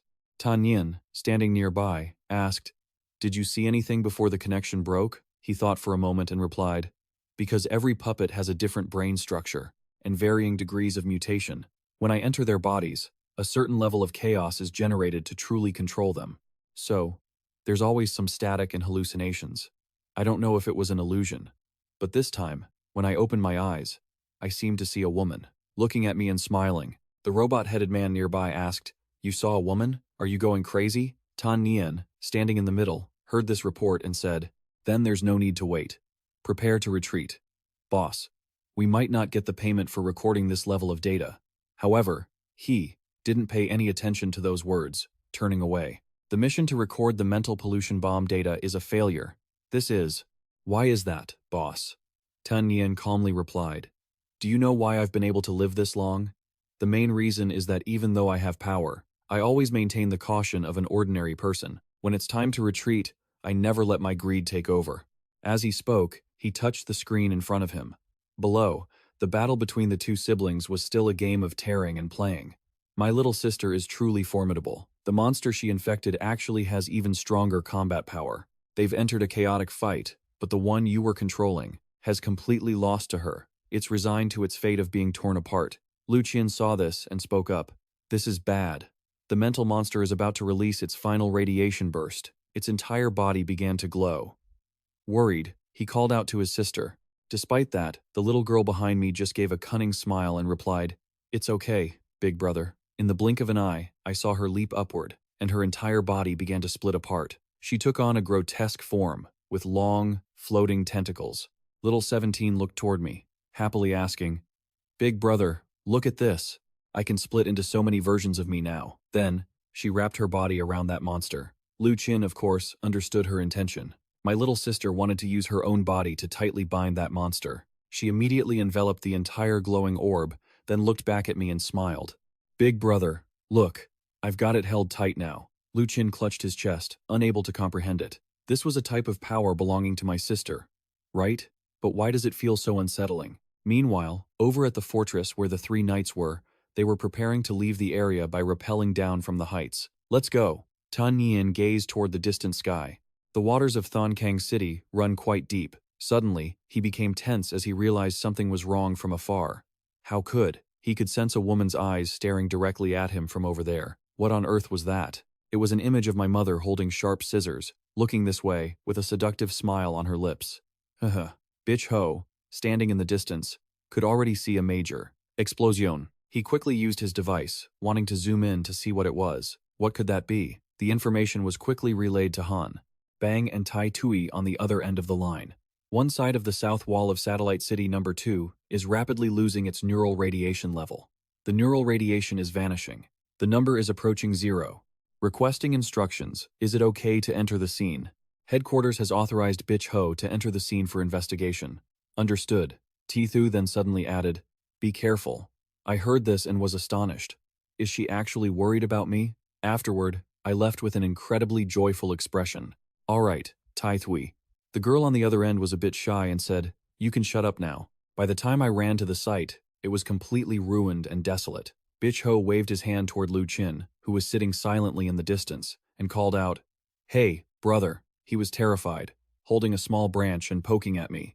"Are you okay?" Lu Qin, with a calm expression, turned his head to look back, which caused Bitch Ho to fall into a state of panic. Lu Qin then calmly said, "You're here. I suppose it's dealt with. Call the support team in." Bitch Ho hesitated, asking, "What are you doing?" Lu Qin replied somewhat dejectedly, "The earpiece is broken, and I broke the sensor too. Headquarters won't make me pay for damages, right? If you aren't so honest as to report to headquarters that you broke it, they probably won't make you pay, Bish." Ho thought for a moment, looking around at the scene. "Brother, what's with this huge crater?" Lu Qin calmly replied, "That neural monster. It suddenly exploded. It was just like a bomb." Bitch Ho glanced at me, probing. "So, how did you manage to make it explode? In a small place like this, no less." Little 17's eyes lit up, hugging me tightly. "Big brother, am I amazing?" Lu Qin smiled, thinking to himself, my little sister, just as the neural monster was about to explode, split her body into many small pieces and hugged the monster tightly in the air. What kind of terrifying power must this be? Lu Qin calmly replied, "I just gathered all the explosive power together and contained it. That's all." "Everyone can't do that?" Little 17, still beside me, was incredibly happy. "Tell me, big brother, am I amazing?" Bitch Ho replied, astonished. "Of course not." Lu Qin was about to say the same old line, but before he could finish, the other person caught on. "Brother, I understand the rules. So this must be our problem, right?" "Not exactly. The support team entered the scene. High above, a helicopter had arrived. We have just experienced a large-scale food poisoning incident. Medical staff are rushing here now. Everyone, calm your emotions and lie on the ground. Do not run around. Otherwise, if they can't find you when it's time for treatment, you'll have to deal with the consequences yourselves. From the side, a voice came over the radio. If you end up having to go to the hospital for treatment on your own, the medical fees will be at least several hundred yuan.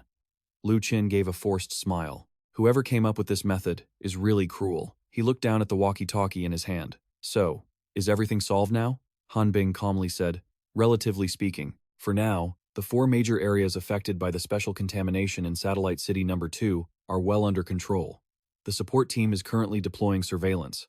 Large-scale contamination events like this are rare, but we have gone through many drills. Plus, the mayors of other satellite cities also came to support, so the work is being handled very well. Beside me, someone was still walking around asking, "Are there any survivors here?" Lu Qin thought carefully. This time could be considered a success. After all, more than half the people were saved. But what about the half who died? And those affected by the roses who perished? Even those who snatched that painting and were met with gunfire? How many people must that be? Afterward, I asked, "So, are there any leads now? Where did this chaos originate?" Han Bing answered from the other side. "Experts are investigating this, but there is no report yet. However, from current intelligence, it is certain that this event is related to the Technology Church and the Knights. Order from the suburbs. Aside from stealing the painting, perhaps they had another goal, and it is highly likely that they have already succeeded." Lu Qin frowned upon hearing this and asked, "For a goal of your own, you harmed so many people? How will headquarters deal with this?" Han Bing, on the other end, thought for a moment and replied, "The countermeasures, aimed at that night order, are a matter for the Ministry of National Defense. The city doesn't know how they will arrange it, even if the opponent has left the satellite city. Professional personnel will still track them. Mr. Lu Qin, rest assured, I will report back to you as soon as there is news. We also take this matter very seriously. After all, someone has to be held responsible for those who perished in this chaos." Lu Qin sat there, petting the little girl's head. "That's right. So many people died, they must pay the price, no matter who they are, and no matter where they want to run to." My mother stood below, hearing this, and smiled. Looking up, she said, "Well said. But after finishing this job, you must come home early, okay? Your father is absolutely furious right now. I think we need to hold a family meeting this time." After that, Lu Qin and Han Bing had a short conversation. "Mr. Lu Qin, you can go back and rest now. If there are any issues, I will report back to you." "I understand. Thank you. Actually, it should be me thanking you on behalf of the Thonchang people. You protected ordinary people like us. Without your help, I wouldn't have been able to do any of this." No, it was just a small thing I could help with. Mr. Lu Qin is truly impressive." Bitch Ho, sitting to the side and listening to their conversation, was speechless. Then he walked up and asked, "Do you two always talk like this?" "Of course. Is there something wrong with that?" Bitch Ho put on a sleazy smile and replied, "Oh man, of course it's wrong." In his head, he started imagining things inappropriate for children. "Look at how intimate I am when I talk to Tai Tu. That's how you treat your own people. I have a feeling she'll be mine very soon. By the way, buddy, can I let you in on a little secret about the secret intelligence of the AI? Of course it's related to that devoted little secretary of yours. Buddy, I've already helped you scout it out. That little secretary of yours is beautiful. She's the flower of the intelligence analysis squad." Lu Qin only then realized, Han Bing? She's not my secretary. For all I know, her rank might even be higher than mine. How did you manage to find that out? Bitch Ho replied happily. I asked Ti Thui. You could also ask Han Bing to help me get information on Tai Thui. For example, the thing I'm most curious about. Lu Qin smiled and asked back, asking about whether she has kids or not? No, I'm more interested in whether she really weighs 300 pounds or not. Lu Qin was truly speechless. All right, I'll try to ask. At this time, at the Satellite City 2 guard station, they had returned and eaten their fill. Each person was holding a piece of paper, busy writing something down. Every time a mission is completed, they have to fill this thing out. You can just scribble anything on this one. But how are you planning to write the work report? Lu Qin tilted his head and said, Didn't I tell you about the sequence of events earlier? Just write it down according to what we discussed. Bitch Ho heard this, and looked serious as he thought. What's going on? But in the end, he shrugged and replied, I'll help you. Thanks. Lu Qin, of course, also understood his current situation clearly. Bitch Ho is very guarded right now, but it's understandable. After all, many people want to know how the psychic monster was dealt with. Having Bish Ho by his side now is probably so he has someone to keep an eye on him. Little 17 playfully appeared from above and asked, "Big brother, when are you going home?" He remembered what his mother said earlier and replied, "That old monster is throwing a tantrum. I don't dare go home right now." Lu Qin smiled when he heard this. "So even you know how to be scared? Wait a bit. I'll take you home later." Then he pulled a bunch of candies from his pocket. "These are all for you." The little one saw the stash and her eyes lit up as she lunged for it. Lu Qin then said, "I have to go home today.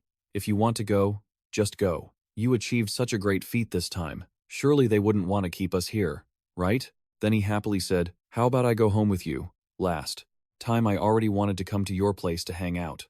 Lu Qin heard this and thought about it carefully. Something about this doesn't feel right. Bitch Ho, hearing this, really couldn't understand. What the heck? Lu Qin immediately smiled and said, "I was just joking with you." The other guy let out a sigh of relief. "Don't joke like that in the future." "It was scary. You know I'm a very serious person and never joke with others." Lu Qin stood up and replied, "All right, but I can't invite you home this time. You stay here and work for me for a while. If anything happens, call me. I'll probably be back soon." "All right, go ahead." There was a car downstairs that could take him directly home. After getting in the car, he told the driver that the place he wanted to go was Moonlight. Little 17, sitting next to him, suddenly said happily, "Big brother, someone is following us." Lu Qin felt a bit tired. Even though he could understand their curiosity and vigilance, he was about to go home to hold a family meeting. If he accidentally dragged his dad into a bad mood, that wouldn't be good. He immediately contacted Chen Qing on the other end. "What's going on, Colonel Tran? The matter at the satellite city has been resolved. I want to go home for a bit." "Then just go home. There's no need to report this to me. But there are many people following me right now. I don't like being followed like this." Chen Qing on the other end thought for a moment and replied, "I understand. Wait for me to arrange it." The little girl in the car quickly smiled happily. "Big brother, the people following us are gone." Chen Qing on the other end said, "The people following you weren't arranged by headquarters, but I've made them all turn back. For now, you don't need to worry about this. You might even want to go easy on them." Lu Qin heard this and asked, "What are you doing?" Chen Qing calmly said, "I'm having surgery. I got some injuries when I was attacked, and I'm only now getting the time to deal with them." In front of her at that moment was a group of doctors working hard on the surgery. Lu Qin heard this and kindly asked, "Are you okay?" "I'm fine. They opened up a spot on my abdomen. The injury reached my internal organs. Just dealing with it a little is enough. I used my ability to anesthetize myself so I won't feel any pain." "Your matter is a bit important. You did very well dealing with the psychic monster, but you did it too well, and it scared some people. But you're not the only one. At the beginning, recruiting Oa Oa, Kwai-tu, Bish Ho, or even when you first faced me, they all reacted like that. Those of us in our special department have our own rules and regulations. No need to pay attention to these trivial, annoying issues." Lu Qin nodded and replied, "All right. You focus on your surgery." He felt a bit naive in his heart. The boss is undergoing surgery. Should I buy some fruit and send it over? At this moment, he quickly stepped out of the car. The driver in front also received information from above. Orders to stop tracking Lu Qin. Tran Thon of the Special Operations Group guaranteed him. Base B3 received, please reply. Heard it, but isn't it said that his threat level has already reached level A? The other person heard this and said, "This is thinking about your safety. High Command just received notice regarding the handling of the super psychic monster at Satellite City 2. Anyone who has investigated him has ended up paying the price that includes a veteran investigator, an elite Class A special agent, and even a powered individual. Cause of death, unknown." When he heard those words, he wanted to get out of there as fast as he could. "All right, I'm leaving immediately." After returning home, little 17 began running around his apartment happily. A little girl, searching for her mom, with her bare feet. "Mom's hiding under the bed." We don't need to tell her. The little girl was hungry and lay on the bed, staying quiet while her dad prepared dinner. He looked at her and smiled. Lu Qin walked in front and said, "Little sister, stop singing." "Heh, you don't like it?" She started to giggle. "You're all off key anyway." Shortly after, they quickly returned to their familiar home, room 401. Lu Qin walked in front and said calmly, "Little sister, don't be afraid." Right after, he opened the door and stepped inside. The interior had already been smashed to pieces, unrecognizable. Trash. You're all a bunch of trash. His mother stood to the side, phone to her ear. Miss Tran, why are you worried? It's fine. It's just that there are some complicated matters in the city. It's all been resolved. My son is working with the relevant department, so don't worry. Just get some good rest. The massive man slammed his hand down on the table, destroying a small tea table. Then, he shouted in a rage, "Trash, you're all a bunch of trash. They were killed by others because of you." He pointed a finger at him and barked, "You tell me, are you a piece of trash?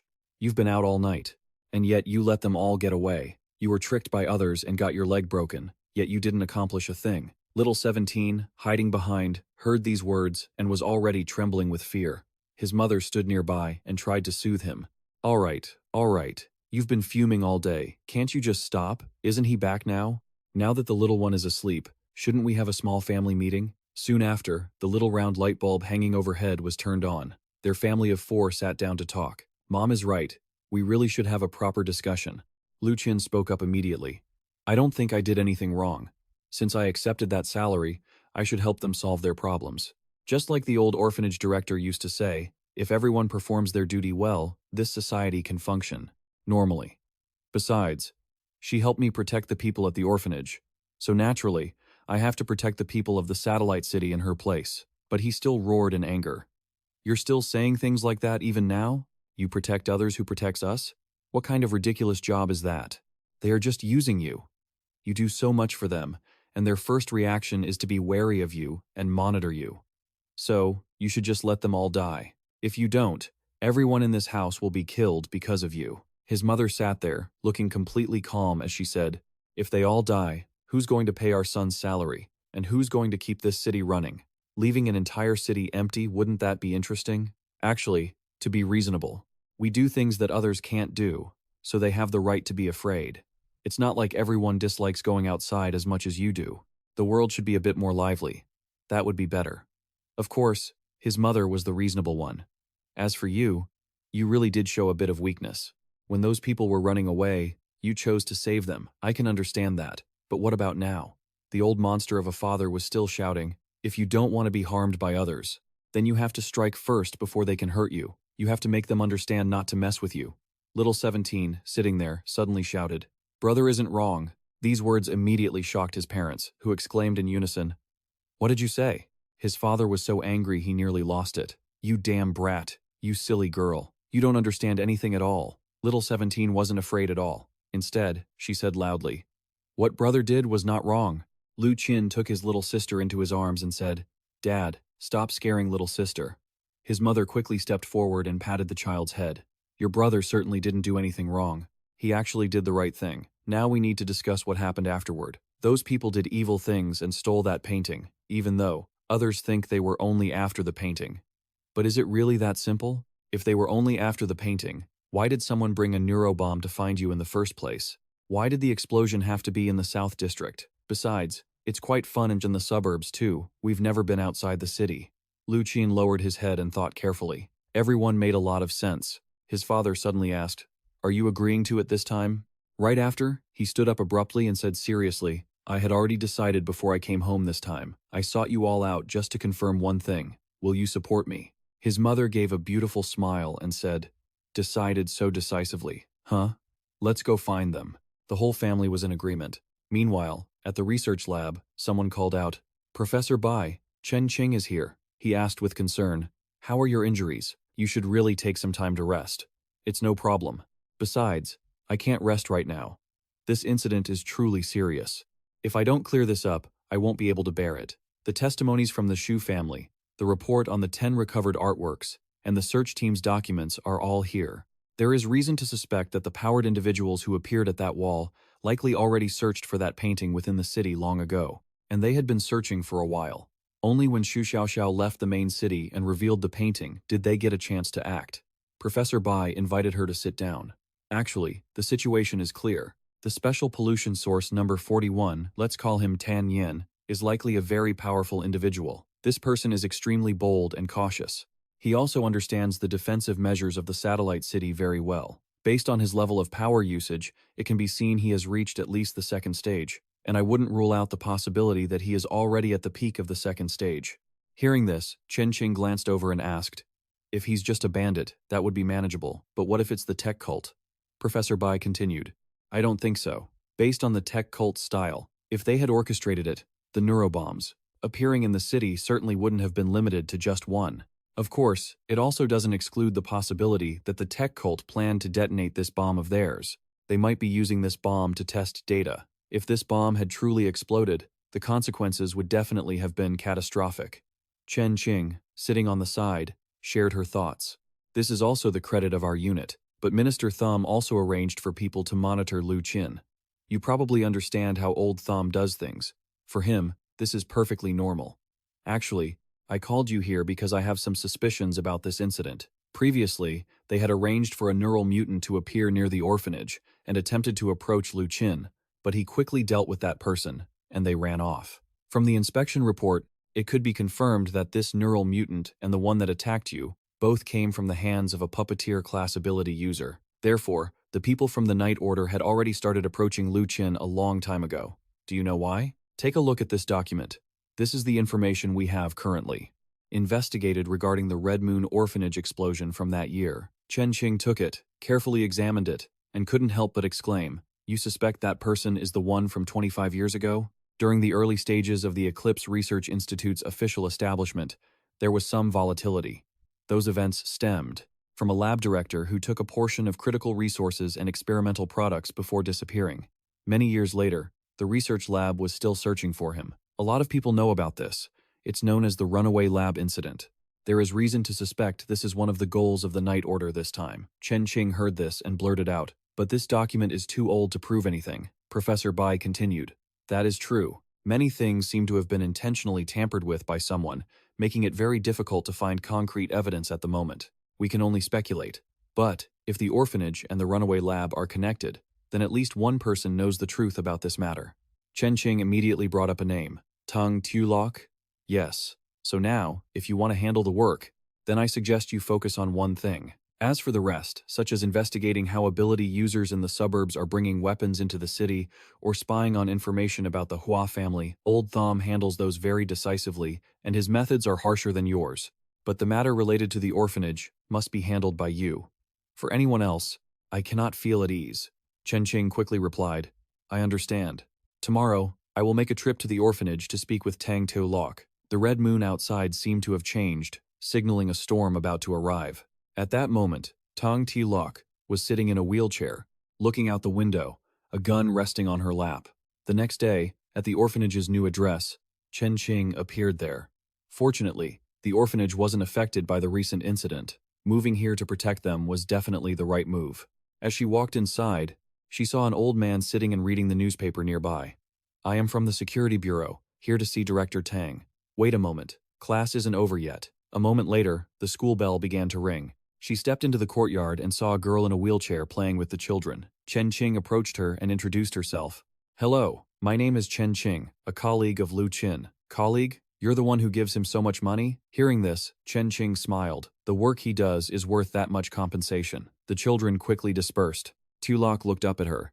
"All right. What are you here for this time?" "There are some things from the past that I want to understand a bit better. Shall we go over there and talk?" Afterward, they went to Tulok's room and sat down. Chen Qing picked up a few test papers, read them, and felt pleased. "Are the children here all this ambitious? Would you like some tea?" "No need for the trouble. I just came to talk to you for a bit. You and Lu Qin probably grew up in the same orphanage, right?" Tulok recalled those days, nodded, and replied, "That's right. He left when he was about 13, but he often came back to help me. It was so foolish of him, he wouldn't buy anything for himself, yet he would always bring his salary to give to me. If it weren't for him, this orphanage probably wouldn't have survived. We might have all starved to death." Chen Qing, sitting across from her, agreed with that statement. He truly is a very good person. But what I want to understand is the early events at the orphanage. Tulok's face darkened upon hearing this. Back then, at the orphanage, he was just a child. What are you trying to ask? For example, what was Lu Qin like back then? And about the explosion that year, what did you and Lu Qin... Before she could finish her sentence, Chen Qing was startled because Tulok had pulled out a gun from under her clothes, tears streaming down her face as she said, "I don't know what you want to ask. I don't know anything about that year. But I know I cannot let anyone hurt Lu Qin ever again." He is such a good person. Everything he has now he deserves. But if you force me, I would rather shoot myself. Seeing this attitude, Chen Qing sighed. That gun hasn't been maintained, so it won't fire. I don't know what makes you so guarded against everything. But in this world, not everyone is like that. You cherish this peaceful life. And what I want to do is protect a life just like this. Today, I've achieved my goal. I wanted to confirm Lu Qin's safety before I could trust him. And you used this method to tell me that he is someone worth trusting with your life. This is my number. If you need anything in the future, you can call me directly. Before leaving, she added a few more lines. Oh, right. I saw the payment bill downstairs. The utilities are due. In light of Lu Qin's situation, I'll cover for you hiding a gun, but the utilities and rent are for you to pay yourselves. A few days later, the news reported that the cause of the chaos this time was people illegally harvesting poisonous mushrooms in the wilderness, which caused the toxic mushrooms to flood into town, eventually leading to food poisoning. Currently, the Administrative Bureau has opened 4 medical zones to provide free treatment for everyone poisoned. Accordingly, the Administrative Bureau will also severely punish and handle those involved in the incident. Lu Qin walked on the street, leading the way, looked up, saw the notice board, and couldn't help but exclaim, "It can even be like this?" Han Bing, from the side, said, "The Ministry of Defense and the Department of Special Contamination Handling have a lot of experience dealing with things like this." Lu Qin asked, "So, do you have any leads on those people who managed to escape the city with the painting, Han?" Han Bing replied from the other end, "Headquarters has already dispatched a B-class special operations team to track them down, but the targets are showing very professional evasion tactics. However, the Ministry of Defense has prepared a bounty, putting a massive price on the heads of the ability users, specifically Tan Nian and those they described. We are hoping to leverage the entire Alliance's resources to track them down." Hearing this, Lu Qin asked, "How much is the bounty, Han?" Han Bing replied, "The official announcement isn't out yet, but the starting point is at least 3 million. After all, they've really crossed the line with the higher-ups this time." Lu Qin was shocked to hear this. 3 million? That much?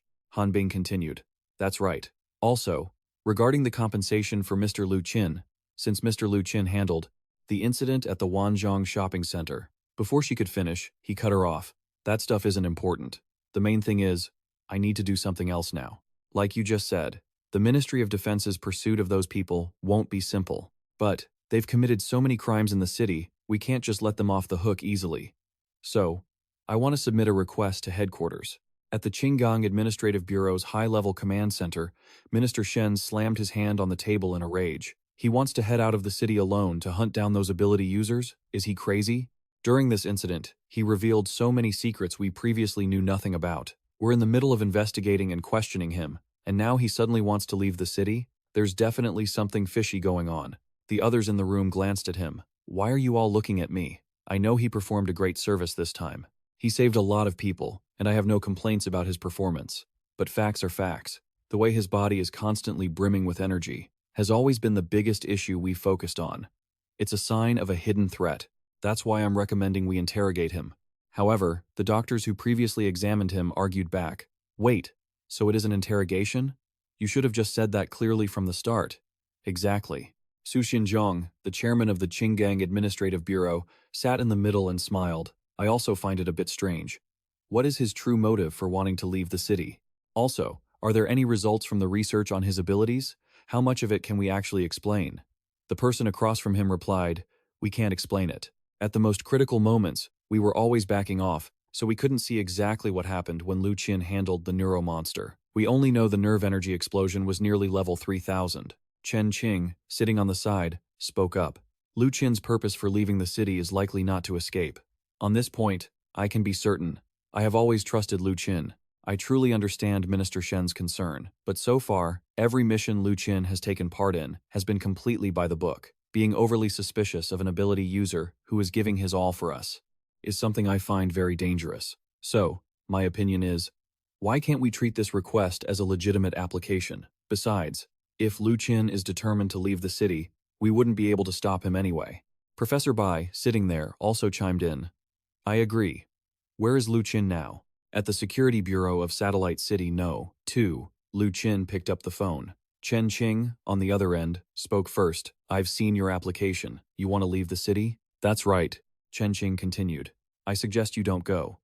We've already started the first phase of the investigation into the group you want to chase. Although we still don't know their background, origins, or even how many of them there are, we have already identified that among them, there are at least 3 ability users. The first one is the key figure of the incident, Special Contamination Source No. 41, Tan Nian. Their specific ability is still unknown, but we suspect their identity might be connected to or even involved with rebirth abilities. The second person is a puppet-type ability user. In the past, he used to control nerve-modified humans to attack our squad. You saw for yourself how dangerous that situation was. And there's one more person, who ignited the incident at Special Contamination Source No. 93 inches, Satellite City No. 2.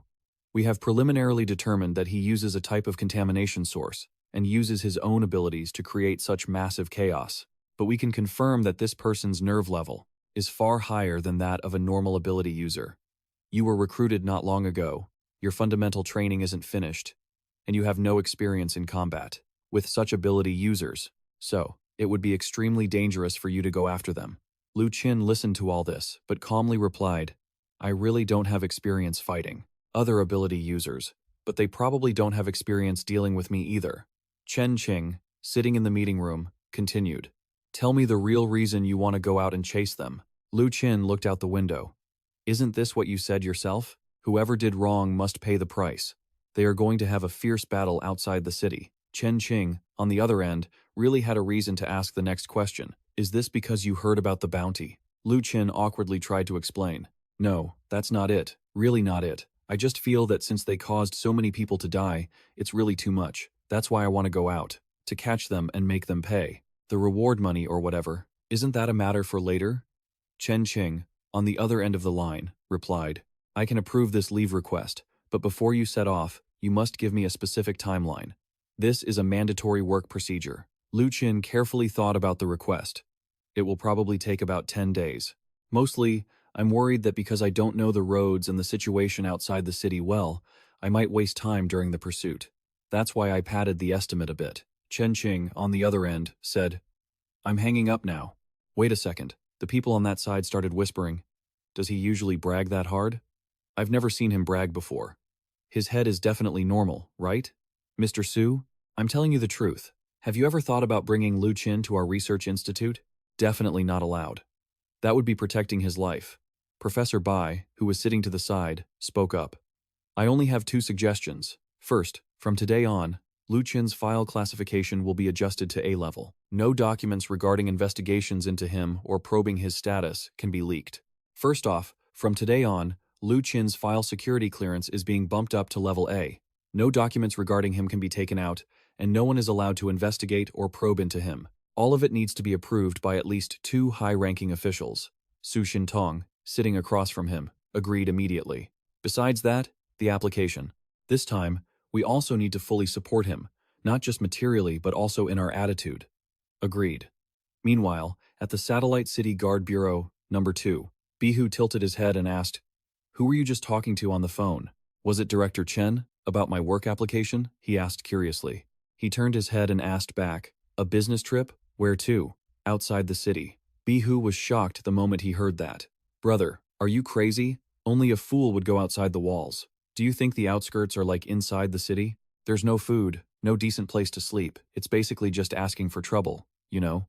There's a reason why the transporters out there earn so much money. Everyone, and I mean everyone, wants to stay inside the city. And here you are, voluntarily applying to go out into the wasteland? Just then, Chen Thon called him back. This mission is extremely special, an A-class assignment. Besides transportation and logistical support, I've arranged for 2 investigation teams and a logistics team to follow you, just in case you have special requests. Lu Qin replied, No need for that. You don't need to assign any of those team members you mentioned. I only need a driver. I hope for a high-performance vehicle, food and water for 10 days, and a driver with solid driving skills. Ideally, someone who can defend themselves when things get tight. If they can be a bit friendly with me, even better. That way, we'll have someone to talk to on the road. Chen Thon continued. Is the driver you're talking about Bihu? Lu Qin calmly admitted it. Yeah, it's him. Bihu couldn't wrap his head around it. What the hell? Chen Thon asked over the phone. Is he standing right next to you? That's right. She then calmly gave the order.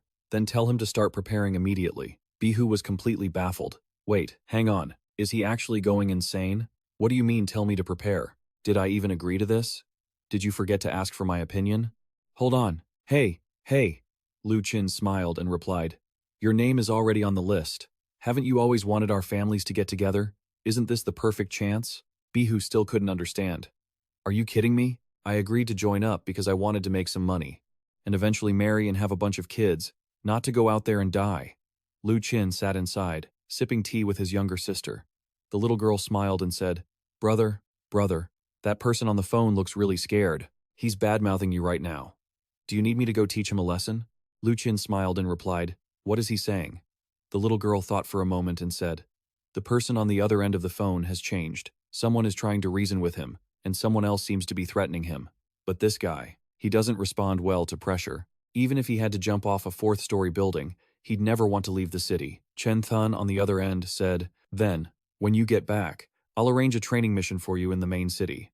How about that? Tai Tui will be going too. Bihu's heart immediately skipped a beat.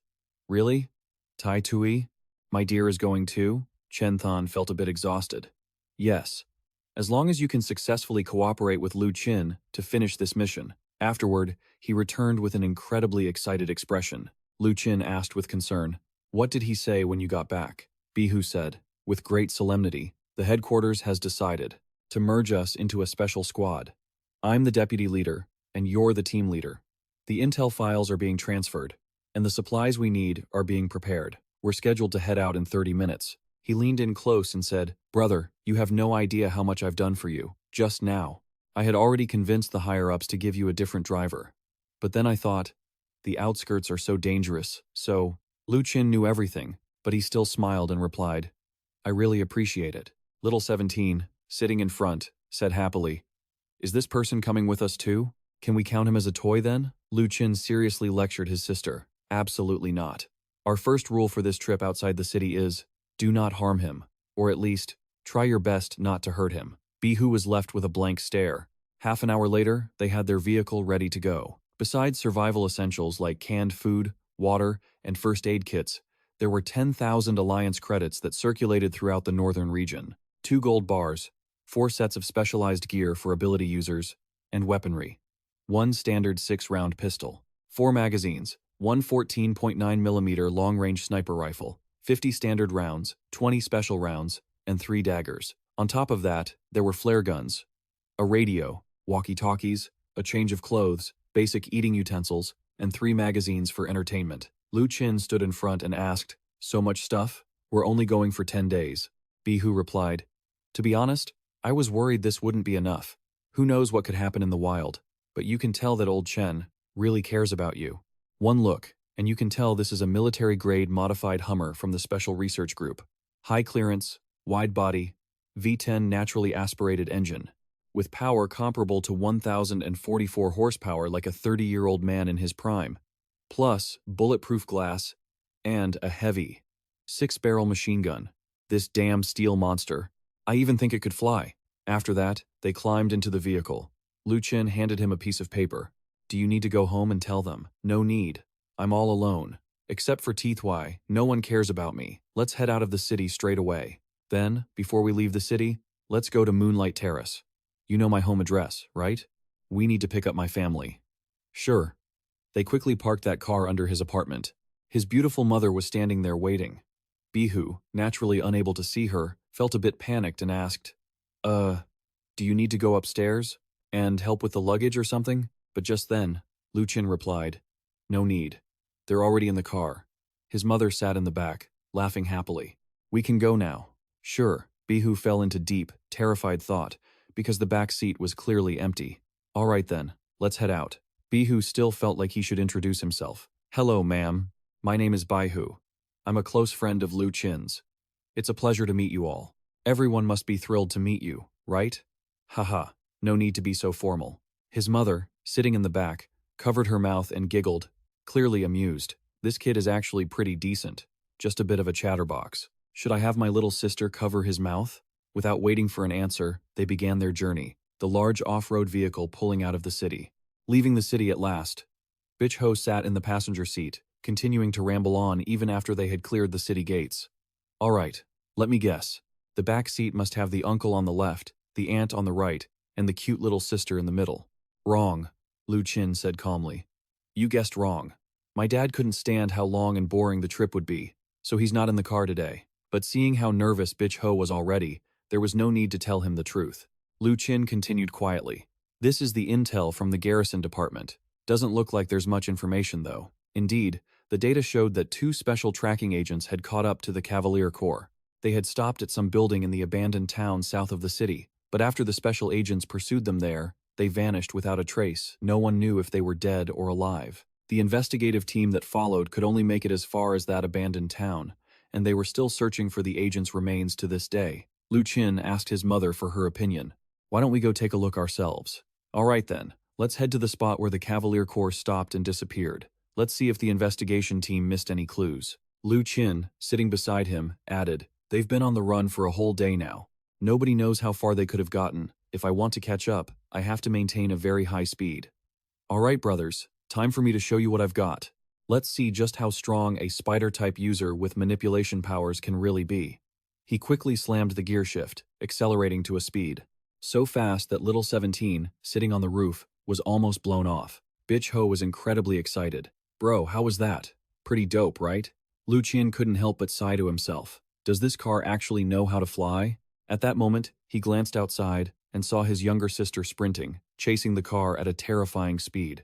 Her eyes were burning with rage, fixed right on them. Damn it, damn it, damn it. I'm going to tear you to pieces. 20 minutes later, at the abandoned town, 30 miles from Qinggang City, they arrived. Everyone in the car felt something different. As soon as they arrived, someone was already waiting there for them. You're finally here. The person handed them a stack of documents. These are orders from the Ministry of National Defense. Qing Feng, share the intel with them. Everyone, we set off at 4 in the morning. We lost contact with the 2 investigative agents. We can confirm they arrived at the building in front of us at least half an hour ago. Based on the tire tracks and the road conditions around the building, we've determined the enemy is a 7-man squad. They have 5 motorcycles and 1 off-road vehicle heading south. Due to the complex terrain, we can't pinpoint their exact route. We haven't been able to find any trace of our 2 missing colleagues. Bish Ho picked up the papers and looked them over, clearly displeased. Just relying on this? I'm afraid we'll never find them. Lu Qin's mother, sitting behind him, suddenly spoke up. Head down the road to the left. She smiled brightly. If we're going to pay a visit to guests, how can we not know where they are? At first, one of them wanted to look at me, so I took a look at him, too. Lu Qin carefully recorded everything he heard. Mom can track someone she's seen before. He then pointed the way for the driver sitting next to him. Go left at the road ahead. Bro, you even have tracking skills? I don't get it, but whatever my family helps with. Bitch Ho was easily swayed by these words. This kid is pretty fun. Following that, it became a navigation game. Now we head south. Okay, now go west. Keep going straight, turn right, okay? After 2 hours, they finally reached a certain spot. Bish Ho couldn't help but exclaim, these guys are really good at running. But one thing is certain, they aren't the Cavalier Corps. The Cavalier Corps around Qinggang. Their gathering points and activity range are basically under our control. These guys are always running out into the wild. Their base definitely isn't near here. Most likely, they're mercenaries from another city, hired to do dirty work in Qinggang. Just then, someone suddenly stepped out ahead of them. The 2 men in the car were startled. A man was charging right toward them, screaming. They didn't stop. They drove straight through him. A song began to play from inside the car, as if to shake off the surprise. Don't think I'm just a goat. The green grass becomes tasty because of me too. Lu Qin, confused, asked, why do you keep singing? No one to talk to, so I sing to stay awake. Lu Qin asked anxiously, it's been a few hours now. How about I take the wheel for a bit? No need. I can still drive. Are you worried I don't know how to drive? Bitch Ho, sitting beside him, said, it's not that I'm worried. I'm worried that once I've lost my usefulness, your family will finish me off. You think my family is that unreasonable? This kid is practically begging for death. Just then, the little one in the car smelled something and couldn't help but look thrilled. Bitch Ho seemed to catch the scent too. What is that smell? Lu Qin's mother, in the back, was ecstatic. Found them. They're right here. In the distance, some bushes were rustling. Maybe a stray dog or something. Bitch Ho got out of the car and fired his gun directly into the brush. From within, several red eyes stared back at him, terrifying. Lu Qin calmly walked forward.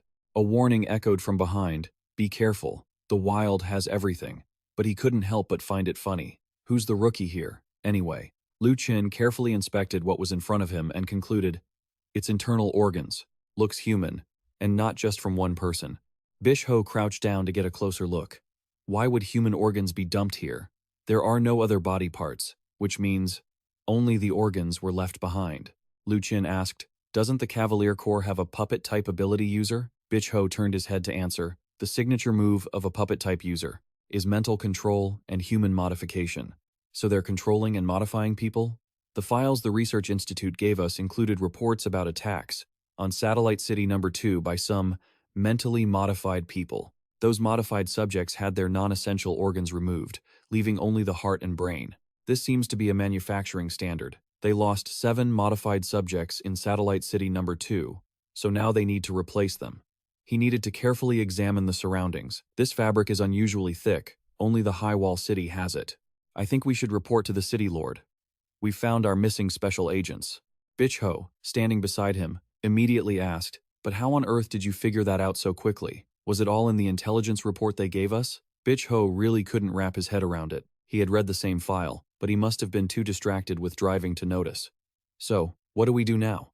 Lu Qin replied calmly, "There are people, so bring them back." "Wait, what? Can't we just bury them here? There are so many wild beasts around here. They'll just get dug up. Look, I'm the captain of this special operations team, and you're the deputy, right?" "Yeah, so?" "So, deputy, go ahead and pick up our agents." As soon as the job was done, Bish Ho couldn't hold it back and leaned against the car, vomiting repeatedly. Lu Qin stood nearby and carefully handed him some water. "Here, drink some. Are you sure this is the right place?" His mother nodded, looking completely certain. Meanwhile, the driver was still stuck in his own nightmare, driving like a man half dead. "I'm telling you, how the hell did you find our 2 colleagues?" Lu Qin pointed ahead. "We didn't just find them. The others are definitely nearby, too. Is there some kind of gathering point in this direction? That place? I really don't know, brother. Are you really a spider type or a destiny type? But if those guys are actually hiding in Moshui Town, then we've got a problem. Moshui Town is a major hub for drifters in Qinggang, and one of the largest cities around. It used to be a site for oil reserves. Even though it's all tapped out now, it's still famous enough that many people come here to trade supplies.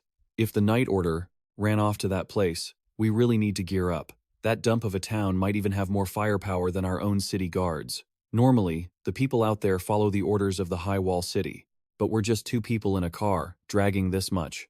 Don't stuff around. To them, we look like fat sheep." Lu Qin spoke up. "So, is it dangerous for us to go in?" The man replied, "Don't worry, the name Qinggang still carries a lot of weight. To be safe, I should report in." Back at the city headquarters, Bish Ho made a call. "The 2 missing agents have been found.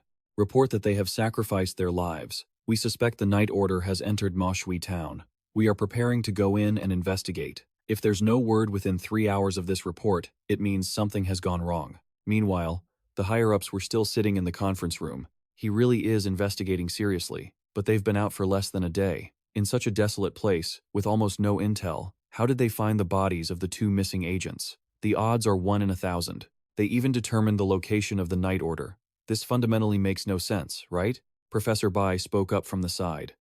"Let's think about how he could have found them." Someone else chimed in. "The distance from Qinggang to Moshui Town is at least 700 kilometers.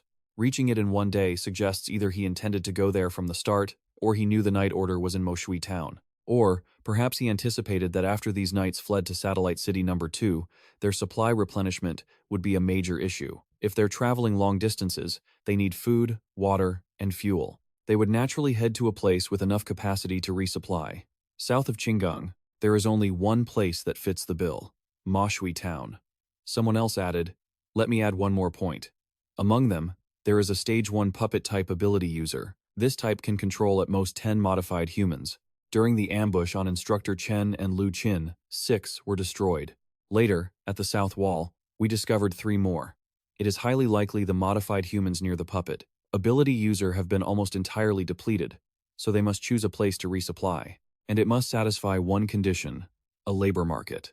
Then only Moshui Town could satisfy all these conditions." Hearing this, Minister Shen shouted, "Special Ops Team, move out to the outskirts of Moshui Town immediately and wait 10 meters outside the perimeter. Once you receive the distress signal, initiate an assault. Use long-range electric weapons if necessary." Shortly after, they arrived at Moshui Town. People were guarding the entrance. Beach Ho spoke up. "Go talk to him. I'm looking for a place to drop off our gear. Come here and rest a bit." The man guarding asked, "Drop off gear? You two don't look like the type. You're both still quite clean." Bitch Ho smiled at that. "We're here to loot, man, not to scavenge. Why wouldn't we be clean? What do you want? For us to roll in the mud first?" The man replied, "Old rules. You can enter the town, but you can only carry guns. But if you fire a shot inside the town, regardless of your reason, it's a 1,000 yuan fine. For the vehicle, you have two choices. Park inside for 100 alliance dollars or 10 cans of food and ammo per day. You can also limit the quantity. We have someone to watch it, but you have to bring valuable items inside. If you park outside the town, no one will watch it, so handle your own business if anything happens." Bitch Ho smiled and replied, "Do I need you to tell me that? Parking inside saves us from having our tires stolen." The man quickly ordered the people inside. The gate opened right after. "Newsy, move. Here, you can't drive that in. Right there. Stop." They got out of the car. "We're just parking here? Aren't you worried something might happen?" "Don't worry about that," Bitch Ho said, patting the SUV. "People can't even drive this car of ours." His mother and younger sister were walking behind. Suddenly, she said, "You need to be well prepared." Both of them wore a very strange smile. They were getting very close now. Then, a man directly led them inside. "Gentlemen, what are you doing in this town? We have more entertainment and dancing here than in Highwall City. Do you want a room to stay in? Or some wine and food? We can take you anywhere. If you want to buy some other items, we have our own private channels." Bitch Ho, surprisingly, decided to tease him. "Can you buy people here?" "Of course. We are the biggest labor market around here. Strong young men are 10,000 yuan for a group of 3. Female slaves are a bit more expensive, 5 to 60,000 yuan each. Older ones are usually sold by the head." Bitch Ho shouted when he heard this. "Who would want to buy that? No conscience. I just wanted to ask." The man quickly bowed his head. "You wanted to ask about that? You're quite cautious, aren't you? There are tons of those. Feel free to pick whatever you want. This is the first time I've ever seen anything like this, Lu Qin. Turns out, there's a labor market like this out there." "Huh, Beach Ho?" They turned and walked away. "Wait a little longer and I'll find you later, okay?" "Sure, I'll wait at the main entrance." The man suddenly gave a strange smile. Shortly after, they quickly headed to the labor market in Mokthui town. This place was swarming with people. Someone nearby called out, "Our guns are top tier, no jamming." Another stall was pitching their wares. "Come over and take a look. Admission is only 10 yuan. Mutant races? Snake-headed freaks?" They had every kind of monster imaginable. Just 10 yuan to see the sights. Nearby, a bunch of men and women in skimpy clothes were waving people over. "Try it out. We offer great service. Try it out. We'll throw in a gift." Lu Qin asked, slightly confused. "What is all this?" Bitch Ho answered, feeling a bit awkward. "Just regular business, selling news and such." Lu Qin then asked, "Wait a bit. When we find the night squad members, what rules should we follow? Should we notify the town boss first? I heard there's a guy called Snake Bosses. He's got a sizable army under his command. He does quite a bit of business with our Thon Kang, so I guess we're acquaintances. I'm not sure if they're in cahoots with other ability users. If we just walk in and reveal our identities now, I'm afraid we'll just startle the snake. After all, you can only bring guns into the town." At that moment, he tilted his head and glanced at the casino in front of them. "Well, let's find them first, and then decide." His mother pointed toward the casino, smiling as she said, "Right there."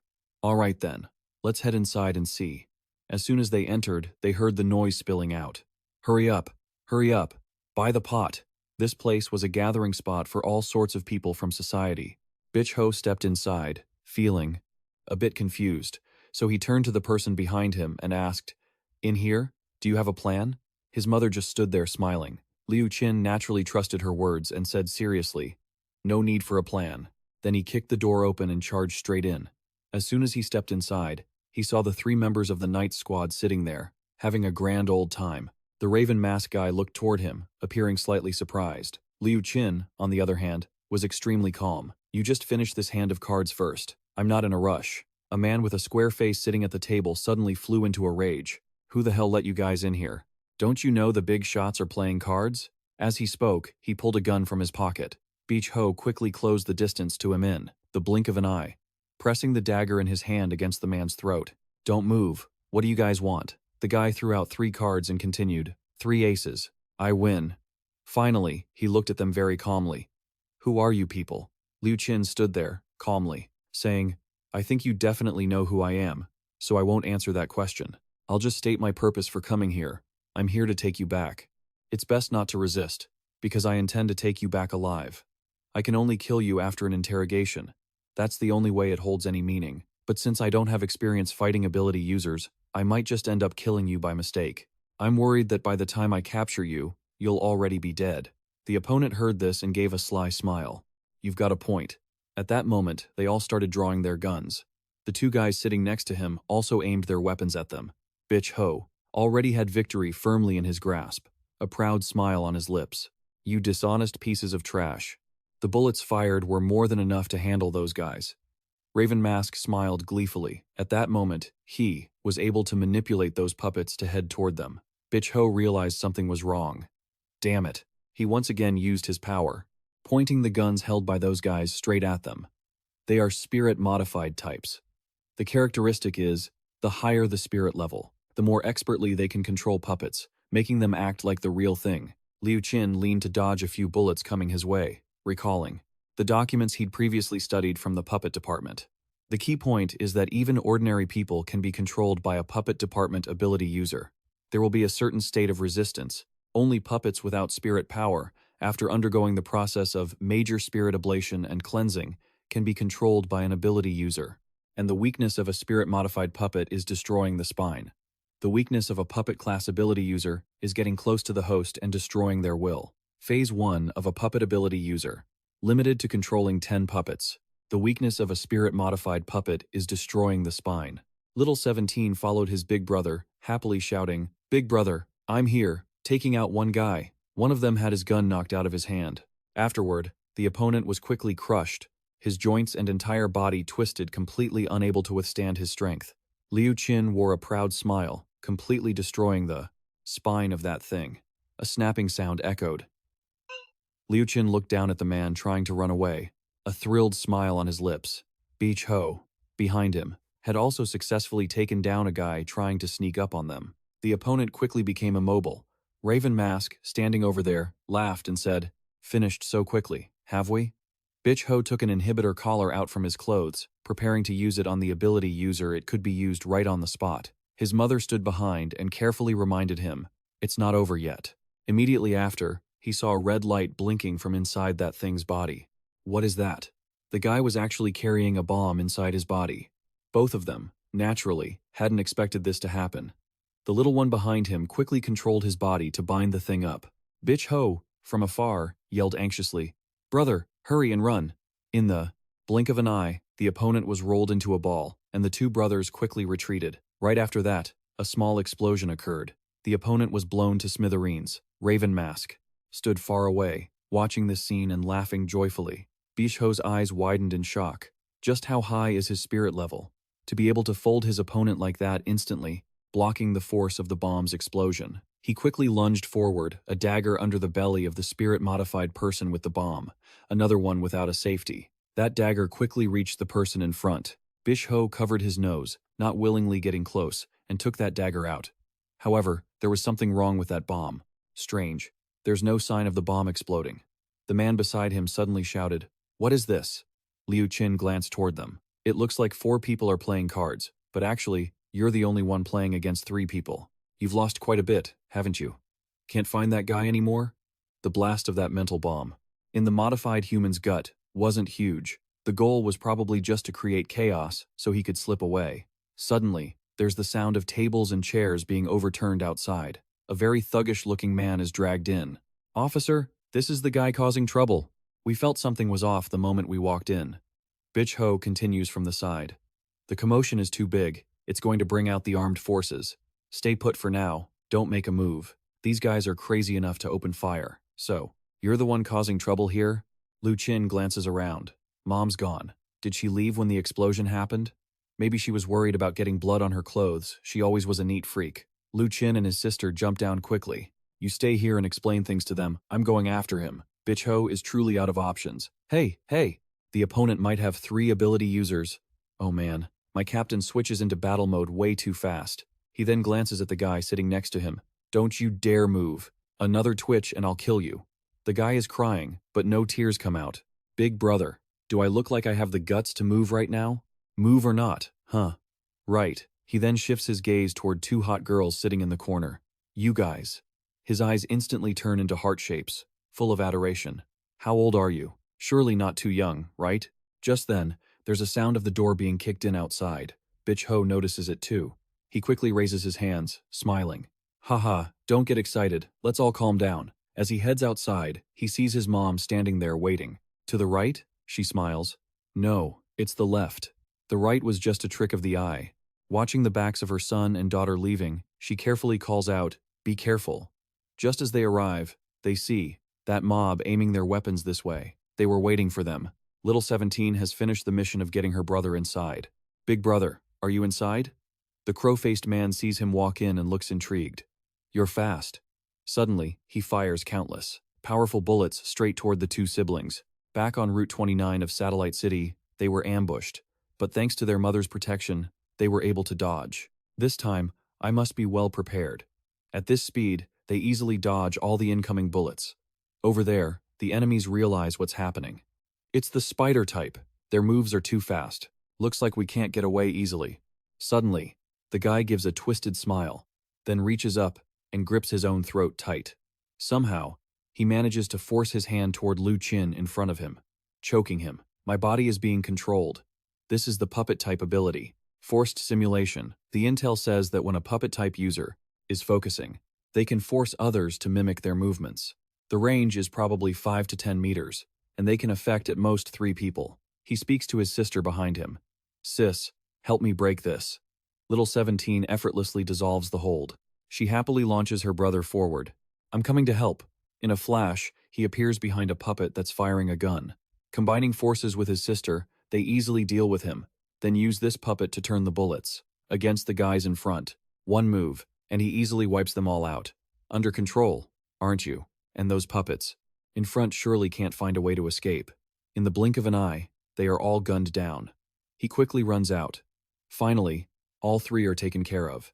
The crow-faced guy can't believe it. This is impossible. Lu Qin stands there, smiling arrogantly. You can't hit me every single time, can you? The guy tries to start his motorcycle to flee, but there's no escaping it. Damn it. Why won't it start? Fine, I'll use this move then. He reaches his hand forward to control the puppet strings, but he feels something is wrong. What the? Just as he tries to use that to make a run for it, his leg is caught firmly by Lu Qin. Don't even think about running. In an instant, he is slammed hard onto the ground. Weird tentacles start growing out of the guy's body. How annoying. Lu Qin, standing behind him, had already guessed it all. You're not trying to use your mental silk to run away, are you? Mental silk can latch onto targets, and it definitely allows for flight over a certain distance. I saw a mental modified human like you at the orphanage before. The guy lying on the ground just grinds his teeth in anger. The 7 mental modified preparations are all gone. In close quarters like this, using mental silk isn't going to let me escape. So, he pulls a gun from his jacket pocket, aims it straight at him, and fires. Go to hell. Lu Qin avoids it with an impossibly weird movement. In a flash, he grabs the guy's hands and easily forces him to throw the gun away. The opponent's arm is torn off in an instant. He lies on the ground, groaning in pain. My arm! Lu Qin looks at the guy in front of him and says, seriously, you probably won't be moving again. Be good and come back with me. But then, he notices something is wrong. The guy isn't panicking at all. Instead, he gives a twisted, delighted smile as his torn-off arm begins to regenerate. He starts to stand up. You don't seem like a spider type. I remember the spider type wasn't this scary. Lu Qin smiles when he hears this. I'm not the only one who noticed that. Right. Where are the others? The guy answers honestly. They aren't here. Back then, when we recorded the data for the failed mental bomb experiment, our boss felt something was off. To be safe, we split up. I didn't think much of it. I just wanted to regroup for a second. I didn't expect you guys to be this fast. The boss was right. Dankang City really isn't easy to deal with. Lu Qin asks, so, which way did they go? If you don't want to talk, I have other ways to make you. But the guy just laughs happily. He pulls off his mask, smiles at him, and says, "My friend, you're underestimating me." Lu Qin looks at the man in front of him, assessing the situation. "So this is the real face, huh?" The guy kept rambling, saying that out in the wilderness, rules and promises are everything. Lose your honor and your reputation, and you're nothing. My end is going to be worse than death. I want to warn you, I'm a puppet-type ability user, capable of controlling my own body like a puppet. So, no matter how you torment or torture me, I won't feel a thing. Lu Qin heard this and calmly replied, "That's fine. We'll definitely find a way to deal with it." Just then, the mother appeared and spoke up. "It's not over yet." In the distance, a noise erupted. "Go on. Move." "Ugh, stop pushing me. You talk too much." A group of people appeared there. "Hey, buddy, let's talk about this calmly." Bitch Ho had already been forced to move in this direction by them. "Let me tell you, I have a big reputation in Qinggong City." Lu Qin didn't react, just coldly staring at the person in front of him. "Damn it, did you guys come here to start trouble?" The leader over there shouted, "Don't you know shooting is strictly forbidden in Mathui town? I don't care where you're from. Causing trouble in Mathui doesn't end well." They replied, "Please don't misunderstand. We're from Qinggong City, and we have all the proper credentials from Qinggong. We came here to catch this wanted fugitive, and we've already caught him. Besides, he was the one who fired first." The opponent looked this way. He frowned and asked, "I don't care where you came from. So what if you're from Qinggong? This isn't Qinggong, in Mathui town. What Xiajia says, goes. When Xiajia isn't here, what I say goes. You want to arrest someone, don't you think you should have told me first?" Mask Guy, standing in the back, watched this scene and smiled with great amusement. He pulled the mask guy towards him. "Mathui town has its own rules. Whether he committed a crime or not, you should have reported it to me, and you claim to be from Qinggong. How do I know if that's true? Do you believe that even if I killed all of you and threw you out to be eaten by dogs, no one could do anything about it?" The mother stood by and let out a happy laugh. Lu Qin finally realized something. "Is that so? You're a bit unstable, aren't you?" the opponent asked. "What did you say?" Lu Qin continued. "This man committed crimes in Qinggong. We've captured him, yet you want to sneak him away and even cause trouble for us. So, you have no respect for Qinggong, or are you truly just deranged?" The opponent seemed to be provoked and let out a shout. "What are you talking about?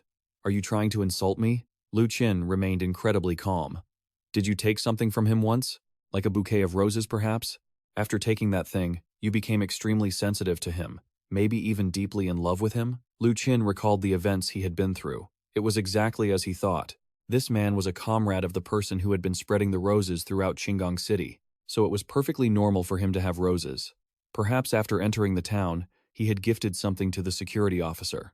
The security officer grew fonder of him and started protecting him with his life. So, this was his final trump card.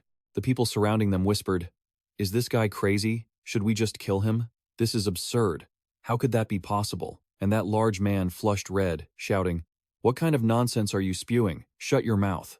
Do you believe I'll kill you right now? If you say that filthy trash again, I'm going to get angry." Bitch Ho, standing to the side, assessed the situation. "This is bad. Looking at how big and burly he is. Who would have thought he'd have such strange tastes? Don't bother pretending anymore. I'm laying my cards on the table." The two men holding guns behind them were quickly neutralized. Bitch Ho easily grabbed the two guns, pointed them straight at the leader, and said, "All right, enough games. Brother, whether you're being controlled or you actually like him, you should stop now. Let's start cooperating, shall we?" The guy was still furious. "Who are you trying to scare? You jerk, this is our territory. Do you really think these two guns are enough to intimidate all of us?" Bitch Ho smirked. "Do you really think I only have these two guns?" At that moment, in the distance, a vehicle crashed straight into the town's wall. Everyone standing there was shocked. "What is this?" A megaphone in a young man's hand had already been snatched by Bitch Ho. "We are the special operations team of Qinggong City. He is the captain, and I am the deputy captain. We are on a mission to capture a wanted criminal. Our special forces are right outside your town, and a 100,000 class missile is locked onto your town. So, if you don't want to watch a beautiful fireworks show that's about to end, then for God's sake, quickly send someone who can.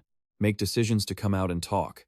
For the first time, Lu Qin felt that having a chatty deputy captain was actually a good thing. Just then, a vehicle headed towards them. Or rather, countless vehicles were speeding this way. A woman stepped out, carrying a golden cat in her arms.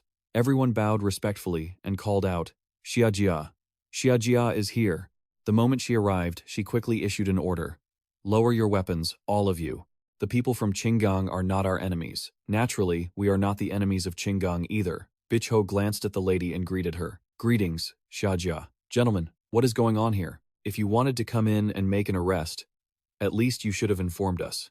Even if you had just told us who you wanted to catch, my subordinates would have helped you. Was there really a need to make such a big scene? Bicho smiled, feeling slightly embarrassed. Lu Qin, standing next to him, said, Apologies, Xia. We came in to investigate beforehand because we were afraid of alerting the enemy, which is why we didn't notify you. Regarding this, I apologize. You are right. We were in the wrong. We understand the rules.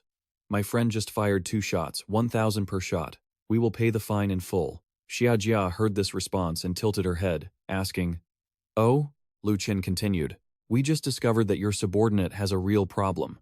He is under a special influence and will protect the person we want to arrest at any cost. So, this fine is worth it. Before he could finish, the man next to them shouted, Xia, don't listen to him. He's talking nonsense. Xia calmly asked, What kind of influence? Lu Qin felt this was a bit hard to say, but he eventually replied calmly, He's in love with him. Crowface felt incredibly embarrassed by his own actions. Xiajia's eyes lit up instantly. Aizu, you actually like this guy?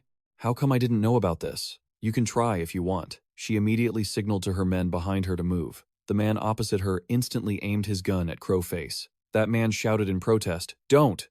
And then stepped in front of him. Xia, I beg you, please spare him. Lu Qin, standing nearby, teased him. Don't you feel bad for him if you say it like that? Xia stood there, finally understanding the situation. Turns out there was something this interesting going on. This is too absurd. I need to investigate this carefully. Once I've looked into it, I'll take him back to Thon Kang.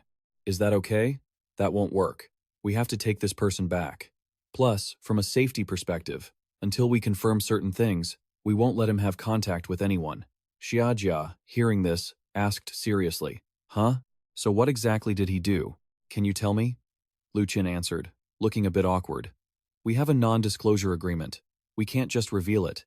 If you want to know, I can consider asking headquarters when I return. I hope Xia can understand our difficult position. The girl in front smiled charmingly. Suddenly, you noticed the cat in her arms. This cat is so chubby. It seemed to realize the person in front of it had just insulted it, so it glared back, then jumped up in a rage and meowed a few times. They couldn't understand it at all. What's going on? Xia gently stroked the cat in her arms. It's okay. Then she brought her injured hand to her mouth and licked it a few times. Bish Ho, standing on the side, also felt something was off. Then he produced a piece of paper. Xia, it's not that we aren't being reasonable. There are rules here. Do you know this certificate? Xia didn't answer directly but said to the person behind her, You went through so much trouble to catch him. He must have committed a serious crime, right? Tie him up for me. The man saw his dream lover being taken away and shouted a few times. Please don't take me. Xia, I beg you. In light of the fact that I've risked my life for you for all these years, please spare him. You have to help him. Xia turned away, not wanting to say much more. Come to think of it, Chan Mak Thui, we and Thon Kang are one family. Everyone relies on food from Thon Kang to survive the winter, and we all rely on the liquor from Thon Kang to live like human beings. I apologize for today, little brother, and I hope you can understand. There are many subordinates here, and many who don't know any better. You see, even. Lu Qin smiled and replied, It's fine. I understand. Thank you. But the people around really couldn't understand when Xia had become so reasonable. Lu Qin turned to look at Crowface behind him. Now, I wonder if there's anything else we can help with? Actually, I want to borrow this warehouse for a bit. I have to ask him a few questions. She happily suggested, Go ahead. Do you need me to bring a chainsaw over for you, nails, or chili water? We even have spiked whips. Lu Qin actually felt his whole body ache hearing those words. No thanks. That's too much trouble. If you could just waive our fine, I'd be very grateful. Snake. Queen heard this and shot a glance, asking, What was that? Immediately after, they went into the warehouse, and the guy called Crowface, despite losing an arm, stood there calmly. I already said it's no use. I can make myself feel no pain. Even if you use any kind of torture on me, it won't work. Plus, looking at you, you don't seem like a Dreamweaver or a hypnotist. Lu Qin just happily turned away. I already said. It's fine. I have no intention of using force on you. The guy heard this, And while a bit fearful inside, he tried to stay calm and asked, "Then how do you plan to interrogate me?" Lu Qin replied, "I'm just a normal employee. I've never studied interrogation. I hope you'll talk voluntarily. If you talk voluntarily, things will go smoothly." Behind him, a pair of small hands appeared in a flash. Little 17 had already latched onto the opponent and flashed a scary smile. "Let's begin, shall we? Hee hee." Outside, Xia had a small chat with Bitch Ho. Her lips held a cigar as she asked, "Little brother, I don't know how I should address you." You took the cigar offered by the person and said calmly, "My name is Zhang San. He is Li Si." You took a puff and couldn't help but cough violently. "Big sister, is this stuff you're smoking moldy?" Xia calmly replied, "It was roasted before the apocalypse. I've heard a bit about your department before, and I thought it was a bit exaggerated. Until now, seeing it with my own eyes, being pointed at by so many guns, and you guys didn't even blink. Little brother, are there many people like you in Thon Kang City? Are you so sure today that no matter what happens, you can handle a weak girl like me?" Bitch Ho looked at the person in front and slowly replied, "Sure? I'm not that sure. At most, maybe half." Now, in a situation close to her, his eyes couldn't help but drift down to the ample bust of the girl in front, then he pointed inside. "But if it were our team captain, he definitely wouldn't just deal with you. He would deal with everyone." Xia saw it too. That guy is someone who can't stand it most when others don't reason with him. The man next to him also bowed respectfully and said, "Found it." He Ba took a gold brick from the person wearing the red suit. Then, like a madman, he helped him bribe people and helped him cover things up. Even now, he still says he's found true love. Xia just calmly waved her hand. Getting personal benefits and then getting played serves him right. Swallow it. The methods of these people are quite scary. But clearly, you two are more capable, catching him so easily. People like you are especially valued in Thon Kang City, right? Bitch Ho heard this and smiled, replying, "Not quite to that extent. We have certain privileges in Thon Kang, and it's convenient to help with your business, big sister. That's all." Bitch Ho slowly exhaled a puff of smoke. "That's just one part of it. Because more importantly, we like being in the city. We can work there, go home, and buy food. When I want to work, I take the exciting jobs. If you don't feel like working, just stay home all day. You don't have to tense up every single day like a fighting rooster. The most important thing is, even the women on the street wouldn't be scared into wearing short skirts when they go out. Your place, Xia, is certainly lively, but it has one major downside: it's way too crazy." Immediately after, he heard reports from his subordinates. He looked at the person in front of him and questioned, "What was that? Those things you shouted over the megaphone earlier, were those for real?" Upon hearing this, Bitch Ho smiled and replied, "What are you thinking? That was all just to trick you guys." Xia stood there, exhaling a cloud of smoke. "You said we were too crazy, but isn't your high wall city full of crazy people too?" Bitch Ho was a bit surprised. "What do you mean by that? Does she not like people who brag?" Just then, they were both startled when a painful, gut-wrenching scream echoed from inside the warehouse. Bitch Ho cautiously glanced inside and said, "Of course, we have a few unconventional people too." Lu Qin walked out from inside holding a small towel to wipe away the remaining bloodstains, muttering, "I'm scared to death." Bitch Ho honestly couldn't understand what exactly he was afraid of. Was that blood-curdling scream out of fear? And wasn't that scream caused by him in the first place? Lu Qin walked toward them and said, "I've asked what needed to be asked. It looks like we need to head out soon. We don't have the time to bring this guy all the way back to Qinggang City. Can we lock him up here? Someone from Qinggang will come to pick him up." Xia looked at him and smiled. "Brother Li Si, you trust me that much?" "Of course I trust you." Inside, a question burned in his mind that he really wanted to ask. Who on earth is Li Si? Xia stood outside, looking into the warehouse and called out, "Trusting me is a good thing, brother. But this guy isn't exactly normal. Are you sure I can just keep him locked up here?" The man sitting inside began to tremble, screaming, "Monsters! Monsters! Everyone here is a monster." Lu Qin firmly insisted, "No need to worry. He's very normal right now." They made their way back to their familiar off-road vehicle. Sitting to the side, Lu Qin said, "Xia is really such a good, generous person. I'd always heard that the people from the upper wilderness were very open-handed. Sure enough, they're all very reasonable, just like Xia. Getting out of here was quite smooth." Bitch Ho tilted his head and asked, "Are you praising her just because she gave you a motorcycle?" Lu Qin, sitting beside him, replied, "It's not just that. Xia even gave us a lot of valuable alliance currency. She was kind enough to send him back to Qinggang City. and she even waived the fine for the gunfire on her land. Plus, she helped us fill up the gas for free. She even added extra water, food, and some local specialties. On top of that, she said, when I come to Qinggang City for business in the future, she'll definitely look for me to collaborate. It's just a shame that, due to regulations, I couldn't leave her my phone number. Bitch Ho, sitting next to him, chimed in. Yeah, that is a bit of a shame. Lu Qin suddenly turned to him. You're finally able to talk again. Ever since you came out of that town, you haven't said a word. I actually thought something might have happened to you. I was quite worried. Bitch Ho asked in return. You care about me that much? Lu Qin replied seriously. Of course. You're the first colleague of my rank at the special department that I've gotten to know. You're also the colleague I've worked with the most, and you've taught me quite a few things. Naturally, I consider you a friend, so of course I care about you.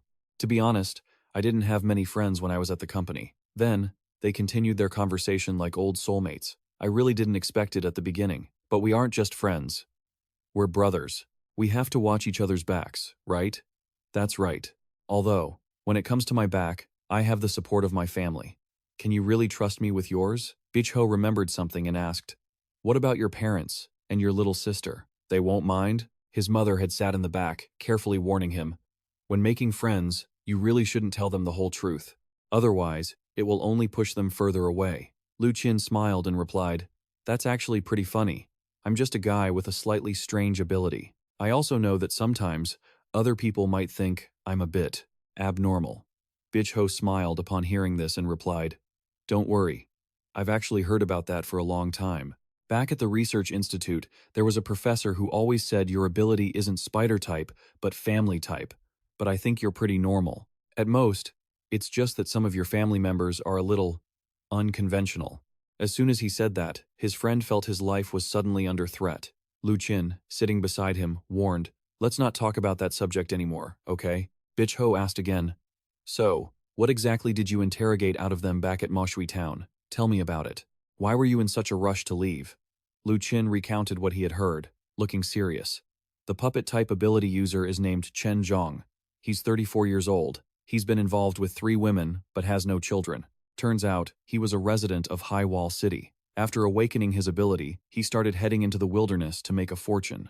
Over the years, he's done his fair share of dirty work in the West. 3 years ago, he was scouted by Tan Nian. He usually calls Tan Nian boss. After one fight, he fell into Tan Nian's hands, but instead of killing him, Tan Nian invited him to join the Night Corps. Tan Nian acts as the team leader in charge of commission missions. Every time they get a mission, Tan Nian sends them a telegram to tell them where to gather. Their mission content includes assassinations, escorts, treasure hunting, and various other things. They came to Qinggang, this time for that painting. But he doesn't know who commissioned it. His team trusts Tan Nian completely. This time, they had 2 missions. One was to record the data after detonating the mental pollution bomb of the crying boy and turn it over to the organization. As for the other task, I didn't get to ask. He went completely insane too quickly. According to him, their team has 3 ability users and 4 experienced mercenaries. We can confirm that the Red Rose members were created by the guy named Big Head Ghost. As for Tan Nian, he only said one word, kill. He wouldn't die, Biho. We found out that the Red Rose organization is actually made up of members like the one called Big Head Ghost. Tan Nian just said one word, kill. Bitch Ho didn't die. Hearing this, I'm actually a bit intrigued. So, he really didn't die? Lu Qin. Is it possible he really is like what our internal intel speculated, that he's been reincarnated? Are you sure he was telling the truth? Lu Qin pulled out his notebook. According to what he said, when he and Tan Nian clashed, he couldn't fully control the energy. The power Tan Nian unleashed was enough to defeat him. But luckily, I managed to dig up one other thing. I found out Tan Nian's location. Lu Qin continued, his tone serious. Even though Tan Nian didn't tell him where he was headed, he knows Tan Nian's habits. This guy has a routine. Whenever he's in danger, he picks a spot to hide for a few days, wait for the dust to settle, and then keeps moving. Where is it? At the end of Highway 85, not far from the Huangyan market. He said it's called Happy Village. The car slammed to a stop instantly. This sudden maneuver even sent little 17, who was sitting in the back taking in the scenery, flying. The little girl slowly sat back up. Bitch Ho didn't even notice the kid's anger. He was trembling as he asked, "Bro, are you sure about that place?" "Wait, why?" Bitch Ho pointed at the map. Lu Qin looked at the markings and was a bit confused. What do all these skulls mean? It means you can't go near this place. If you go in, you aren't coming out. Look, throughout Thonkang City, we've already scouted out the major powers and the ruins nearby, but there are still some incredibly mysterious areas. We still don't know anything about them. These places are called forbidden zones. Once you enter a forbidden zone, you either go insane or you just disappear. Countless people have sacrificed themselves, but we haven't brought back any useful intel. This happy village is actually considered one of the most dangerous spots. Mom, he said it's a great place for a vacation, right, Mom? Little 17 nodded happily, agreeing with the idea. Lu Qin, sitting in the front, spoke up. Well, then let's go. Regardless of whether it's a forbidden zone or not, we have to bring him in. Bitch Ho heard this and felt like he was about to die. He wanted to cry but couldn't make a sound. I'm done for, he thought. The moon hung high, watching over them. By now, the two of them had pulled over to rest. Bitch Ho called headquarters to report the latest status. We've investigated and confirmed that Tan Nien, the main perpetrator of the 818 incident in Guard City. Number 2, Thon Kang, is likely hiding in Happy Village. The Special Operations Team recommends entering Happy Village to continue the investigation. Right. I'm the deputy team leader, and I've voiced my opposition. I even harshly criticized him for being useless. But it's no use, he's the team leader, and he's already made his decision. What do you mean, be careful? Am I not supposed to keep advising them? Yeah, okay. Lu Qin stood to the side and asked, what did they say? Bitch Ho felt like he was a dead man walking. They said they'll send the files over. They said investigating these mysterious areas is a good thing, and bringing back records would count as a successful mission. Sigh. Lu Qin saw how negative the guy next to him was and tried to cheer him up. It's okay, don't worry. Let's get going. I'll read the files on the road. The car started moving again. The file stated that this was an extremely dangerous area, about 50 square kilometers. As you approach this area, you can detect a powerful mental force field. It causes symptoms like dizziness, nausea, fainting, auditory hallucinations, and limb spasms. If you go too deep into the force field, your mind won't be able to turn back, and you'll just disappear. Lu Qin read it and thought carefully, are there really files like this? But it doesn't look professional at all. Look at this picture. The residents of Happy Village always have smiles on their faces, but look at his eyes, they're pitch black. The file said that Happy Village was first discovered to be abnormal 15 years ago. It's isolated from the outside world and rarely interacts with others, though occasionally a resident would come out to get supplies and trade goods. Some residents were interrogated when they came out, but that very night, the personnel who were studying the Happy Village reports disappeared without a trace. Bitch Ho, standing next to him, was incredibly tense. After reading that file, how do you feel? Do you regret it? The file has too much useless stuff. Looks like we'll have to see for ourselves. After that, they chose to set up camp somewhere. Lu Qin suddenly spoke up. If Happy Village is really that dangerous, then I might be really dangerous too, so I shouldn't drag you into this. If something actually happens to you, I'd feel pretty bad. Bitch Ho smiled when he heard that. Haha, listen to him. If you didn't want my help, why did you bring me along? Lu Qin replied in all seriousness. To drive the car. Once Bitch Ho realized he was just a chauffeur, he fell into a depression. Fine, whatever you say. Now, go get some sleep and recharge. Get some rest. I'll take the night watch. Time flew by, and it was the next morning. Bitch Ho spoke up. The car can't go any further from here. We have to take the small path. All the necessary supplies were fully prepared. Special ammunition, acute detox serum, signal flares. I'll wait outside. If anything happens, send a signal immediately. Little 17 and her mom quickly left the spot. All right, I'm heading in now. You stay safe out there. The little girl walked in front, looking very cheerful. Let's go. Bitch Ho looked at the figures walking into the mist, feeling a bit of respect for their courage. But right after, he felt like something wasn't right. Wait, no way, because on the side, he saw. Why the hell were there two extra shadows? Two shadows, one tall, one short, had appeared. Could it be that there was another one? He asked in absolute terror. Hey, those people. They've all walked over there already. Aren't you going, mister? Lu Qin, holding the little girl in his arms, said, the road is longer than I thought. Mom walked for a bit and then just disappeared. Maybe because she's wearing high heels. It's hard to walk. He carried little 17 in his arms. The kid happily pointed forward. Brother, look. Then he clutched his head, feeling a bit tired. Dizzy. It's so dizzy. This place really isn't normal. Lu Qin carefully sensed, the headache easing up a little. This place was indeed abnormal. The kid in his arms, however, was incredibly excited. No way. I actually really like it here.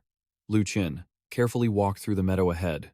The puppet-type Esper had been subdued, and the opponent still had 2 more Espers. All 4 of us are armed to the teeth, and this town is a bit dangerous, so we might run into some trouble like last time we went out. We agreed with Dad to let Mom help our little sister. Are you afraid of him? Little 17 heard the question and smiled happily. Him? Once I grow up, I'll definitely turn him into a toy. I'll make sure to beat him every single day. The thing I've always been afraid of isn't actually him. Then, they arrived at a field with a lot of people. The little girl pointed ahead. Look, we're here. How strange. It was only morning when we split up with Bitch Ho. Now the red moon has risen. Could I have been here for a whole day? Entering felt dizzy and nauseating, but the symptoms were mild. You can push through it and get over it. Night falls quickly. Just then, he noticed a group of people ahead, working diligently. It was bizarre. He couldn't help but praise them. Working this late? What a hard-working group. Lu Qin quickly walked toward a girl nearby to greet her. Hello, is this happy small town? I'm looking for someone. But the person remained completely silent, ignoring him. Lu Qin had no choice. Fine. He offered her some money and asked, Can you tell me this much for 5 yuan? Giving it away like that, oh man, it hurts. But at least I can expense this. The person took the bill. But she stayed completely silent and didn't say a word. Lu Qin was truly at his wit's end. Fine, if you won't talk, keep it. He quickly tried to snatch the bill back, looking extremely reluctant to part with it. If you're not going to answer, just give my money back. Having no other choice, Lu Qin turned to leave. Even though he got the money back, forget it. If she won't talk, I'll find him myself. The person's gaze was fixed firmly on him. He wandered into this small town. The scale of this place feels quite large, maybe enough for tens of thousands of people. He quickly moved to reach for the door handle. This town is too quiet. Are Tan Nian and the others hiding in one of these houses? Behind him, a familiar sharp snip of scissors cut through the air. His mother appeared behind him with a smile on her lips. That was close. You nearly got something filthy on you. This town isn't bad. The houses are well built. And the flowers are lovely too. Most importantly, it's incredibly clean. Compared to that chaotic Mak Thui town, this is like paradise. True, the people here are very nice too. They're all so friendly. Just then, a sound came from behind, and his mother chimed in. That's right, incredibly friendly. At that moment, a crowd of those people appeared behind them, fully armed. What is going on?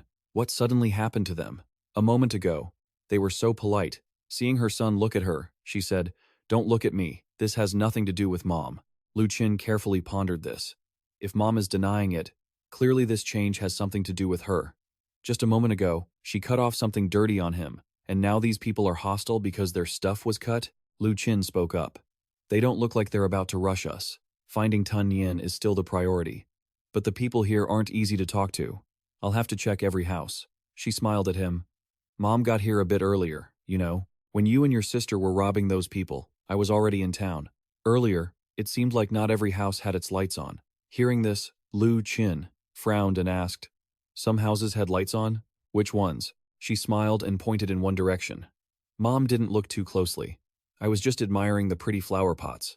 I think it was over there. Let's go check it out. The group moved forward quickly. Lu Qin remained cautious of the people behind them. Luckily, Mom and his little sister were with him. Lu Qin noticed the little girl standing next to him and struck up a conversation.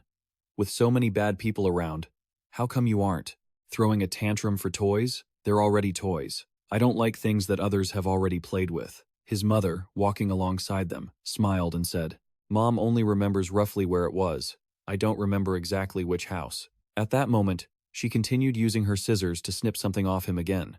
Lu Qin suddenly asked, Does anyone smell that? That meat scent. It reminds me of the first time I met Tan Nian at Satellite City number 2. His hunger felt eternal, as if he could never be full. They are definitely nearby.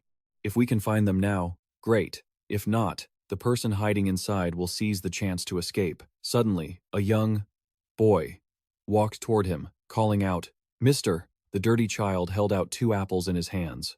Mister, eat an apple. Lu Qin was a bit stunned by the address. You're very impolite. Who are you calling Mister? Then Big Brother? Lu Qin quickly accepted it, and suddenly had a new idea. I know how to find Tan Yin in these houses. The pine trees planted behind the mountain catch fire easily. We'll stack a few around these houses and light them up. That way, we don't have to break down every door. The people inside will come out looking for us themselves. Just then, a voice spoke from nearby. You wouldn't dare. Tan Nian stepped out from inside the house. Red energy surged through the air. Lu Qin threw his backpack to the ground and opened his mouth. I've been looking for you for days, Tan Nian, he replied coldly. You found me, but Trong has already fallen into your hands. He wasn't afraid of pain. We had an agreement. If he fell into enemy hands, he'd hold out for 3 days before giving anything up, but you found him so fast. Finally, he added, I'm very curious about what you did to him. Hearing this, Lu Qin didn't hide it. I didn't do anything to him. He confessed voluntarily. You committed major crimes in Kang and killed so many people. You must have expected us to come for you. Tan Nin was slightly surprised. You came for those people in Chang? I thought you discovered the value of the painting and were chasing me. Lu Qin did have that in mind too. If the painting was in his hands, he'd take it back, but the most important thing was him and the 6 other members. Hearing that, he burst into laughter. Brother, you've got to be kidding me, right? You chased me all this way just for a few lives? You're an ability user, aren't you? Against normal people, it's just like this world under the red moon. It's ours to do as we please. 17 was clinging to his shoulder. At this moment, they are all living beings. You should read more books. Books say there are no gods in this world. Even if there were, they wouldn't be like you.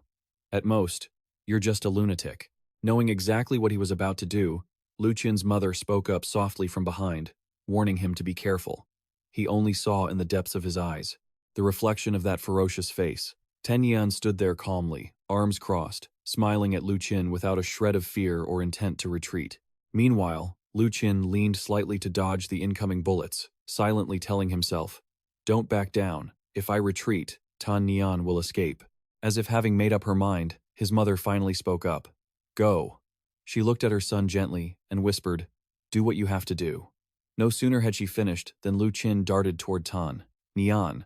What exactly is his ability? There's no data on it. Even if I don't know how to destroy him, ruining his life first definitely isn't a bad idea. In a split second, he was right in front of Tan Nian, quickly raising his hand to strike. His movements were so agile that Tan Nian couldn't help but be shocked, pointing his gun forward. What? Lu Qin's hand slowly closed in on the target. If it had to be this way, then Lu Qin lunged forward, thrusting his arm deep into Tan Nian's chest, directly tearing through his heart and lungs. That hand quickly pierced through Tan Nian's chest and touched the heart resting inside his body. The heart had been ripped right out.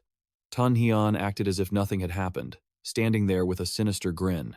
Lu Qin's mother sighed at the sight. Even he himself was stunned, staring blankly at the thing in his hand. How? By the time he reacted, he hurriedly shoved it back into Tan Nian's body, cursing under his breath. I was too rough. If I didn't crush it, maybe it's still usable, right? He pondered. The contamination event 041. It seems Kui Wang killed Tan Nian and then became him. After that, someone appeared to seek revenge, only to discover the source of contamination beneath the lake. It all started when he killed him. If Tan Hian dies the same way this time, what will happen? Just then, 2 tree shoots suddenly sprouted from Tan Nian's dead body, growing rapidly. They kept budding and getting larger and larger. Realizing something was wrong, he jumped back and shouted, This isn't good! That tree is like a living creature, constantly writhing. In the air, Lu Qin raised his hand to slash at a branch and was shocked. The severed vines still had life force. He realized something wasn't right. Its target wasn't him, but the villagers in the small town. He turned his head back. Massive branches had emerged from nowhere, ensnaring the nearby villagers. Those caught were being strangled by the vines, unable to breathe. Their faces were full of agony, eyes bloodshot and wide open as they stared at the scene before them. Just then, that man raised his hand and slashed the vines off his body, charging forward. Zhang Si Huo. You dare to harm me? 17, behind Lu Qin, noticed the anomaly. He thought he was Tan Nian. He couldn't kill him. Before, Kui Wang became Tan Nian for this same reason. Killing one leads to 2, and so it keeps growing. Suddenly, the man raised his blade to his own neck, screaming repeatedly, Zhang Si Huo, I must kill you. Even if I die, I will kill you. Lu Qin's eyes flashed. Self-destruction? The people trapped in the warehouse, after realizing there was no hope, of revenge. began attacking each other, devouring one another. Was the process of revenge completed by being wiped out? Could it be that if the villagers can't kill the target, they commit suicide to complete this step? Just then, the tree moved again, aiming for those nearby. Another branch followed, and countless villagers with strange expressions were quickly coiled up by it. Lu Qin was furious. These villagers are too stupid. They're becoming fertilizer for Tan Nian. Is that why he's hiding here? Because the villagers have this characteristic? I should cut this stage off and tear the corpse to pieces. His mother, however, didn't seem surprised at all and calmly explained, tearing him apart now will just help him disperse. Behind them, 17 also grew anxious. Big brother, let's go. Let's charge. Hearing his mother's words, Lu Qin still hesitated. But if I don't tear him apart? Just then, Lu Qin's father's figure appeared. Let father handle it. Lu Qin pondered. No, the timing isn't right. His father didn't show restraint, tracking down the Avengers only to quickly eliminate them, which then insanely increased Tan Hian's contagious ability. The two of them were a perfect match. It wouldn't take long before everyone was infected, he mused again. Maybe I should let my little sister eat it, let her gnaw on the tree. But this time, Tan Yan is different from last time. My little sister probably wouldn't find it easy to digest. Either way is a pain. Finally, he muttered, and decided to handle it himself. He dodged the crowd's attack. Tan Hian's ability is such that when others kill him, he becomes a source of contamination, infecting everyone and turning them into part of himself. While dodging, he silently analyzed, so why do the infected seek out Tan Nian for revenge? Why is the rate of contamination faster this time? After a while, unable to stand it any longer, Lu Qin's mother spoke up. Why must you always analyze? This is his ability. She glanced over and offered a suggestion. Why couldn't it be the price he has to pay? She looked at the villagers in the small town, who had lost their minds and only knew how to seek revenge. Lu Qin understood.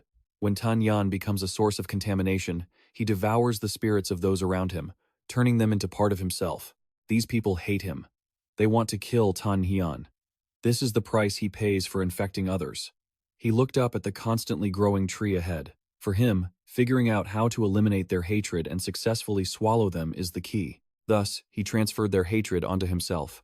The villagers see him as Tan Nian, so they come looking for revenge.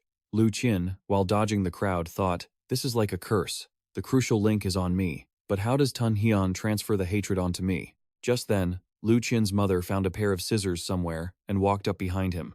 Found it. 17, behind him, laughed excitedly. The next second, her hand moved, and the scissors snipped down. Simultaneously, a cry of pain rang out.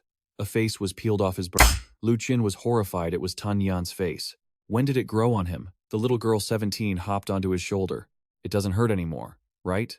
His mother spoke up. Tan Yan did that to shift the villagers' hatred onto you. The group of villagers over there was still screaming crazily. Jiangxi Huo, I won't spare you. Go to hell. I want to eat you. But immediately after, they all slowly lowered the sharp weapons in their hands. Seeing this scene, in Lu Qin's heart, it's freezing. If Tan Nian had turned into that, and Mom hadn't helped me, I'm afraid.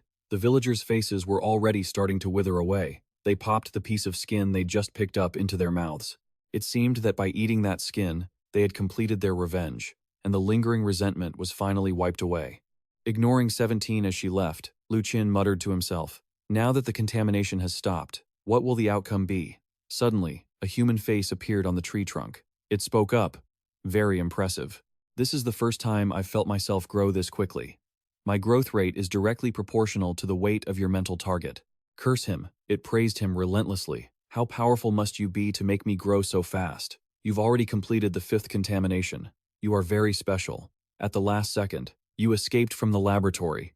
That was quite a surprise. Hearing this, Lu Qin flinched slightly. Escaped from the laboratory? His mother crossed her arms and declared coldly, we need results now. The moment she finished speaking, he lunged forward. Damn it, his face is about to disappear. Every system ability has 3 types. If Tan Nian's powers are the curse and the human fruit tree, then what would the 3rd ability be? Not far away, a dark shadow slowly poked its head out. A second later, that person screamed, blocking his path. You can't hurt him. The big head ghost suddenly grinned maliciously. From now on, you will have to listen to me. Seeing the unexpected arrival, Lu Qin narrowed his eyes to evaluate this giant head. He looks kind of cute, actually. Suddenly, the face of Tan Nian on the tree opened its mouth.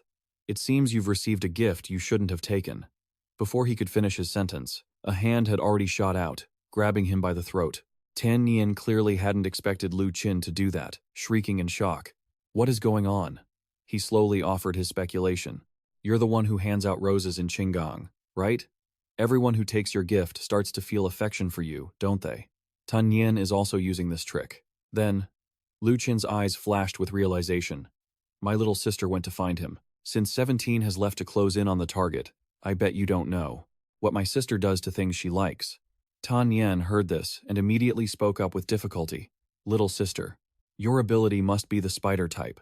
Just then, Lu Qin, seemingly losing his patience, used all his strength to yank the person inside out of the tree. It seems you don't know anything either. He showed no mercy, straight up, slamming Tan Nian's body onto the ground. Finally, looking back at the tree person that had lost all life, he whispered, "This Tan Nian is dead." Suddenly, countless other tree people surged out from within the trunk.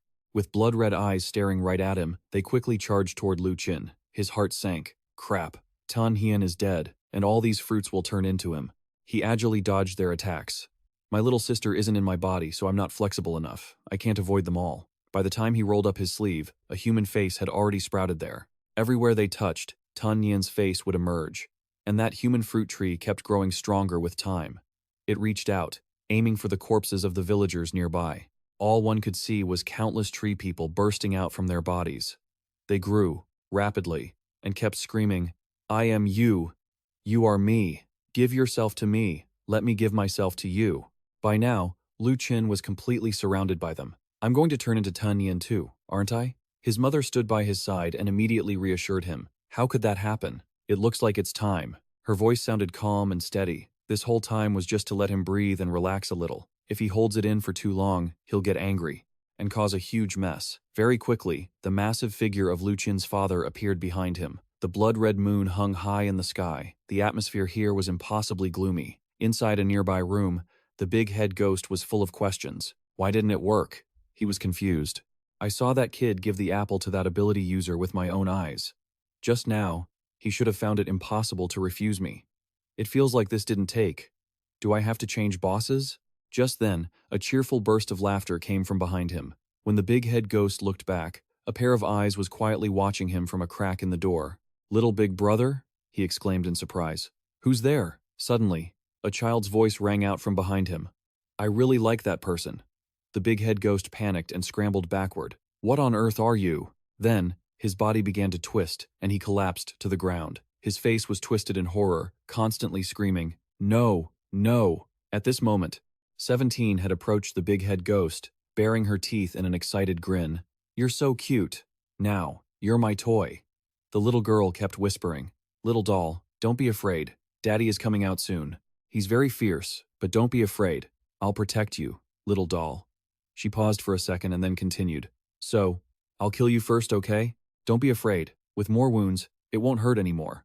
A second later, the sound of a shrill, piercing scream echoed through the silent space. "I don't want to." Meanwhile, outside, Tan Nian had regained his physical form, standing among the tree people and muttering, "The big head ghost?" He furrowed his brows, using the third ability. "I don't know what it will give birth to. Luckily, my consciousness is the strongest. I have hope of becoming the real one. Given the current situation, I must leave before it wakes up." He looked toward the distant figure, which was growing rapidly. A question popped into Tan Nian's mind. What is that thing? Suddenly, Lu Qin, who had been keeping his eyes tightly shut, opened them. Almost at the same time, the vines binding him snapped apart. Then came a burst of joyful laughter. "Finally! I'm out!" The tree people immediately felt something was wrong. How could he expel us? How did he do that? "That's my will clinging on. Don't let go." "Impossible. What's going on? I had the upper hand just a moment ago."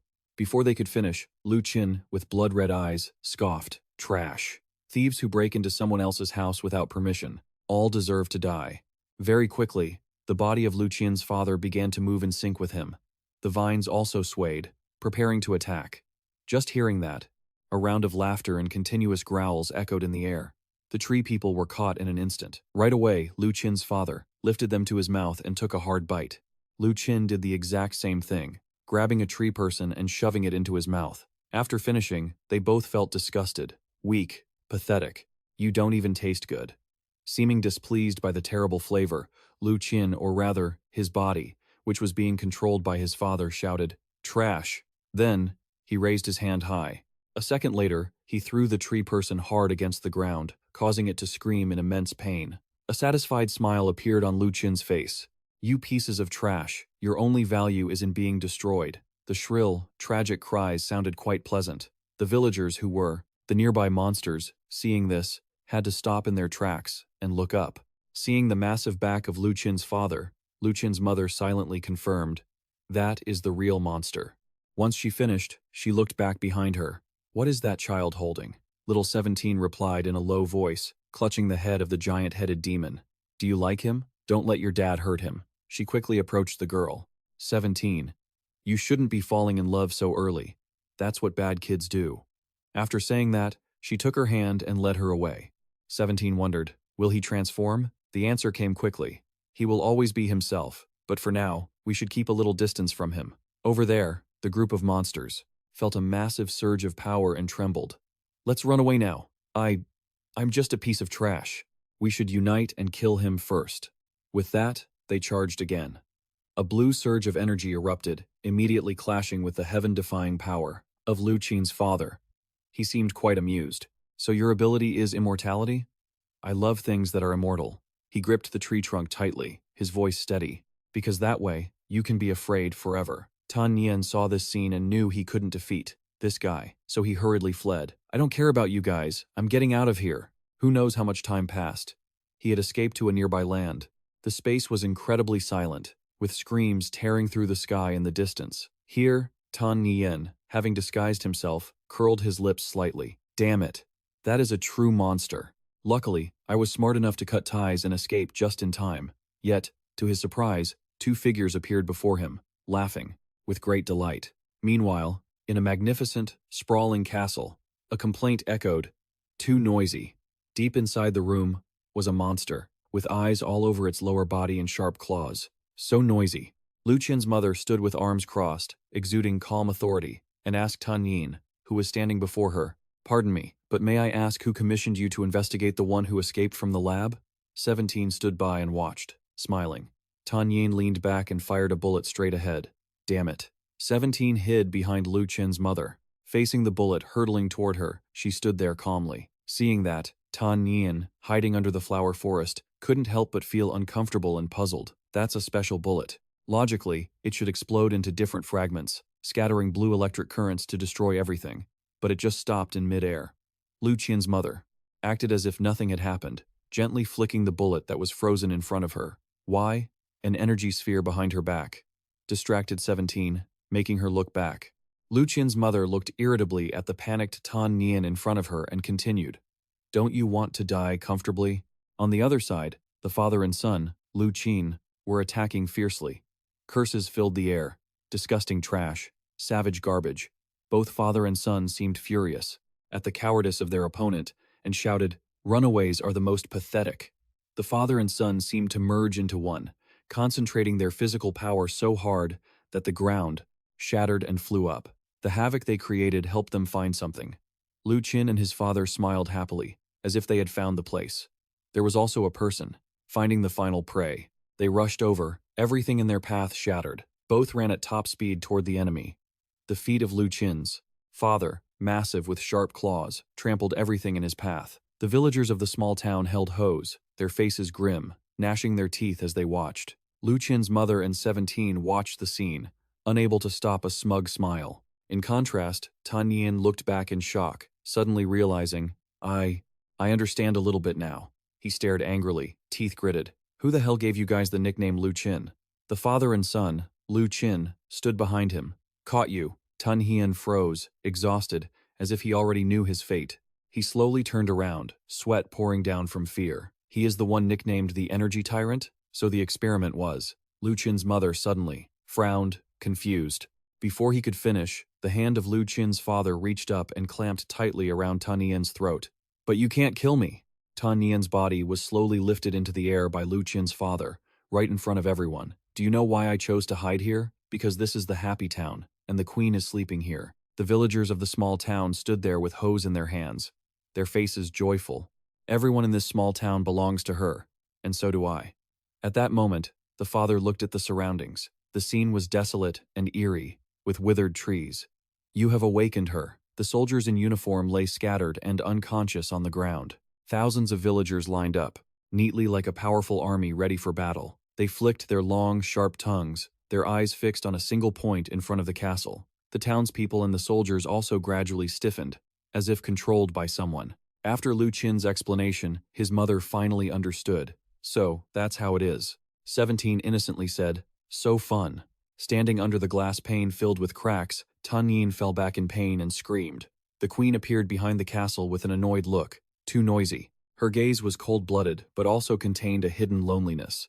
As of now, she was one of the entities, riding on a massive, strange creature, possessing the greatest power of control. Tan Yin suddenly laughed delightedly, pointing at the castle, challenging them. My current body is one of her subjects. So, are you sure you want to kill me? Hearing his words, both Lu Qin and his father were stunned. Tan Yin secretly rejoiced, feeling relieved about his choice. Luckily, I chose this place to hide from the disaster. I can borrow the queen's power to cut off these forces, but I'm still not sure if I can keep myself safe. Ignoring the challenge, Lu Qin gathered his fighting strength and roared. Is this monster trying to provoke the queen? Seeing that, Tan Yin lost his smile and became anxious. Unbelievable. The happy townspeople, holding tools, ran over together. The queen rode the creature, slowly toward them, followed by the crowd from the small town. The whole Lu Qin family stood on the road, looking at him, sharing what they knew about the small town. Everyone here is ready to die to become the residents, and those houses with their lights off are hiding the true residents. Lu Qin continued to share his deduction. The secret of Happy Town is actually very simple. The cold-blooded queen sat on the grotesque creature. He continued. A queen was born here. She has influence over everyone, and they also regard her as their master. She is the sole representative of the townspeople's will, convinced that serving the queen is their greatest joy. One of the most powerful mystical entities, the Queen of Joy Town. Lu Qin's gaze was sharp. We must stand with our family. Everyone, close ranks. The whole family huddled together, bracing themselves as a fierce wind tore through everything around them. Tan Yin clutched his head, his mind reeling. Impossible. Could the information I gathered be wrong? Shouldn't he be fighting the queen right now? Has he already reached the second stage? The faces of Lu Qin's family flashed through his mind, side by side with the queen. Are they actually going to fight her? Lu Qin's eyes turned blood red. He sank into thought, recalling every enemy he had ever faced. Could this monster be the strongest opponent he'd ever encountered? A part of him wanted to run, but he knew he had to stand with his family. He had to stand by their side. There was no backing down now. Lu Qin's mother offered a gentle smile as she stood before the queen. She didn't seem afraid at all. She even spoke up. Hello there. Your town is beautiful. Seeing the queen's bewildered expression, she comforted her. Lu Qin's mother reached up to touch her own hair, her cheeks flushing a soft pink as she continued. Our family is just out for a trip. We just happened to help the kids around here with some chores. Lu Qin's mother reached out with one hand toward her, while her other hand gripped her weapon tightly. We intruded on your place by accident, and for that, I'm truly sorry. But this place is really lovely, especially the flowers. Lu Qin looked on in confusion as his mother casually chatted with the queen. Suddenly, the queen spoke up to thank her. Lu Qin's mother raised a finger, offering a suggestion. The flowers are all pink, aren't they? A little monotonous, don't you think? I think if you planted some blue irises in the garden, it would be even more beautiful. The queen scratched her head, looking bashful. I also thought having only pink flowers was a bit plain, but I couldn't find any other seeds to plant. She immediately replied, the seeds are easy to find. There are plenty near the high wall. As she said this, she shot a glance at Lu Qin. He locked eyes with his mother, who called out, Lu Qin, dear? Lu Qin answered, I know. Lu Qin's mother continued to chat happily, and the queen listened intently. This peaceful scene left Tan Yin gaping in disbelief. They're actually just making small talk. My whole worldview is crumbling. The soldiers lowered their weapons, and the residents of Joytown began to retreat. Lu Qin's mother said apologetically, I'm so sorry I broke your things. It looks like you'll have to fix them yourself. Finally, she added, but if there's a chance, I'll come back to visit you later. The queen turned and replied, all right, I will welcome you properly. After that, the queen slowly walked away, leaving Tan Yin sitting on the ground in a daze. Suddenly, the family of four all turned their heads toward him and flashed eerie, savage smiles. Lu Qin glanced at Tan Yin and calmly began, I have something to ask you. Lu Qin's father immediately objected. He's such a loser. What's there to ask? Just kill him. It'll be cleaner that way. As he spoke, Lu Qin's father reached toward Tan Yin, making him shrink back in terror. Lu Qin grabbed his own left arm, his voice menacing. His father's eyes flared with light for a moment, then vanished. He didn't hesitate to pin his son to the ground, shouting and cursing. Lu Qin, you loser. You pathetic loser. You're just a useless, spineless coward. Lu Qin's mother spoke up from behind. It's time for you to go back. Lu Qin's father snapped back. Go back? I don't want to go back this time. Lu Qin struggled to steady himself, thinking, my body. It's not under my control anymore. He squeezed his eyes shut as beads of sweat broke out on his face. His left hand, braced against the ground, trembled violently, but in his heart, he urged himself on. Don't give in, especially not now. I have to control my left hand. 17 stood by, glaring at him angrily. I won't let you bully my brother. Lu Qin's mother looked at him seriously. Are you truly angry, or are you afraid? Where exactly do you want to run to? We are a family. If we can't protect each other, who else in this world can you trust? Lu Qin's father let out a long, maddened roar, mingled with Lu Qin's mother's reproaches. Do you really want this home to fall apart like this now? 17 spoke up to voice his own desire. I want to turn him into a toy, the kind of toy that will never touch the queen again. The queen, not yet far away, spoke up. You guys, both Lu Qin's mother and father started, turning their eyes toward her. Yet she only held out a hand and said, Can you not argue here? The father's massive form stepped into a doorway, but he didn't change his tone. He is a loser. We are protecting him now, but there will come a day when he kills us all. By then, it'll be too late for regrets. Before leaving, he cast one last glance back. Thud. The door closed, hiding the father from view. Lu Qin breathed a sigh of relief and stood up. Is it over? 17 gripped his arm anxiously. Lu Qin's mother turned to wave at the queen. It's over. Thank you. The queen smiled and gave a thumbs up. Lu Qin's mother turned to him. What do you want to do next? Lu Qin replied. He did many terrible things in Kang. I want to take him back, recover what was stolen, and hand them over to headquarters. But I just heard him mention something related to me. I want to get to the bottom of it. Tan Yin, sitting on the ground, replied honestly, Fine, I do know some things, but you have no idea what state you are really in. Sweat poured down his face, his eyes full of fear. But all of this is a lie. Actually, you, Tan Yin gasped, his face twisted in terror. All of this is just a lie. Actually, you. Meanwhile, Lu Qin's mother and 17 were smiling at each other. The scissors in his mother's hand snipped a thread. Tan Yin immediately clutched his throat, gasping in agony. Why? Why can't I speak? Lu Qin's mother looked at her son. The painting is in his suitcase. There are other documents in there too. Things related to the crying child, and things related to you. You can see the files yourself. It'll be more reliable than hearing it from his mouth. She smiled until her eyes squinted. But promise me one thing, okay? Don't look at the files in the suitcase until you reach stage 2. She added in a mysterious tone. Otherwise, you won't be able to handle it. Lu Qin looked visibly confused, not understanding what his mother meant. But on the surface, he replied, I promise. Lu Qin's mother smiled. Good boy. Besides, we can't just return his mental projection. Since his body is family, it would be rude for us to just take it away. Meanwhile, 17 laughed viciously, reaching out toward Tan Yin. On Tan's face, the shadow of Lu Qin's mother, laughing wickedly, flickered into view beside his ear. Just let your sister play, then you can see the whole of Chen. Suddenly, turning into tiny specks of light under the crimson moonlight, 2 cars were driving down a trail deep in the forest. Lu Qin stood on the road not far from the vehicles, muttering, Mom said Dad is getting cranky again. It's not safe to leave him home alone. I'll take my sister back first.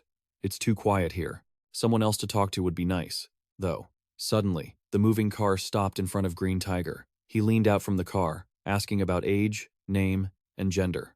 Lu Qin gave a wry smile. Don't spoil her anymore. Green Tiger stepped out of the car. Can't be helped, right? So, is it taken care of? Lu Qin held up the suitcase in his hand. Yeah. Both ability users are finished. Everything they looted from Chang'an is in here. Besides, the scouting mission for Little Jen was a success as well. Green Tiger made a frustrated face. Is this what you mean by taken care of? Lu Qin scratched his cheek. That's right. Green Tiger put his hand to his temple. Reporting seriously. Reporting to the captain. After receiving your signal, I launched an attack. I discovered 4 mercenary deserters and immediately pursued them. In the end, I killed 3 and captured 1 alive. He's tied up in the back seat right now. Please, check for yourself. Lu Qin said helplessly. No need to be so formal. The car door opened, then shut right after. Green Tiger sat in the driver's seat, grinning as he pointed to the back seat. To avoid any trouble, I put him to sleep. Oh, right, he asked suddenly. Do you want me to toss him in the back trunk to make room for your sister and your folks? Lu Qin replied. No need. But wait, there's one thing. Where's the stuff they recovered? Green Tiger laughed, juggling a grenade in his hand to show off the loot. Lu Qin panicked at the sight of him juggling it. Put that away already. He took the grenade back and placed it aside, then taunted, Captain, you're a one-man army against thousands, a source of mental pollution. And you're afraid of this? He asked seriously. What about their vehicles? You escaped on their motorbikes, didn't you? Hearing that, Green Tiger hesitated. The vehicles. I left them there. We couldn't bring them back either. A light bulb went off in his head. Lu Qin's eyes lit up. That's true, but I have a way. Green Tiger looked confused. A moment later, in the space illuminated by the crimson moonlight, 3 helicopters could be seen flying in the sky. Shortly after, 3 armored individuals appeared before Lu Qin to report. Meanwhile, Green Tiger was left with his jaw dropped. In this desolate place, where did you pull a support team from? Lu Qin smiled brightly and pointed in a direction. Those 4 motorbikes are that way. Please, find them and help us bring them back. Green Tiger stood by with a blank, speechless expression. Bro, you really are. This is Chen Gang's number 2 satellite. Lu Qin walked ahead, with Green Tiger following, dragging the captive behind him. Waiting in front of them was a group of people. Chen Qing held up, an arm with a watch on it. From the time you left to the time you returned, it took only 54 minutes and 13 seconds. That's less than half the estimated time. This news reached the professor's ears, and they were ready to pull each other's hair out, arguing about what rank to give him. He immediately imagined the scene they described, and could only smile wryly. Chen Qing crossed her arms and spoke again. All right, report the mission progress. Lu Qin answered honestly, without leaving out a single detail. She asked again, are you certain both ability users are dead? Lu Qin's voice echoed, dead, without a trace left. One of those 3 ability users was a puppet type. I chased him into Blackwater. After hearing this, Chen Qing patted his shoulder and advised him to go home and rest first before filing the formal report. Just then, Green Tiger dragged the captive over.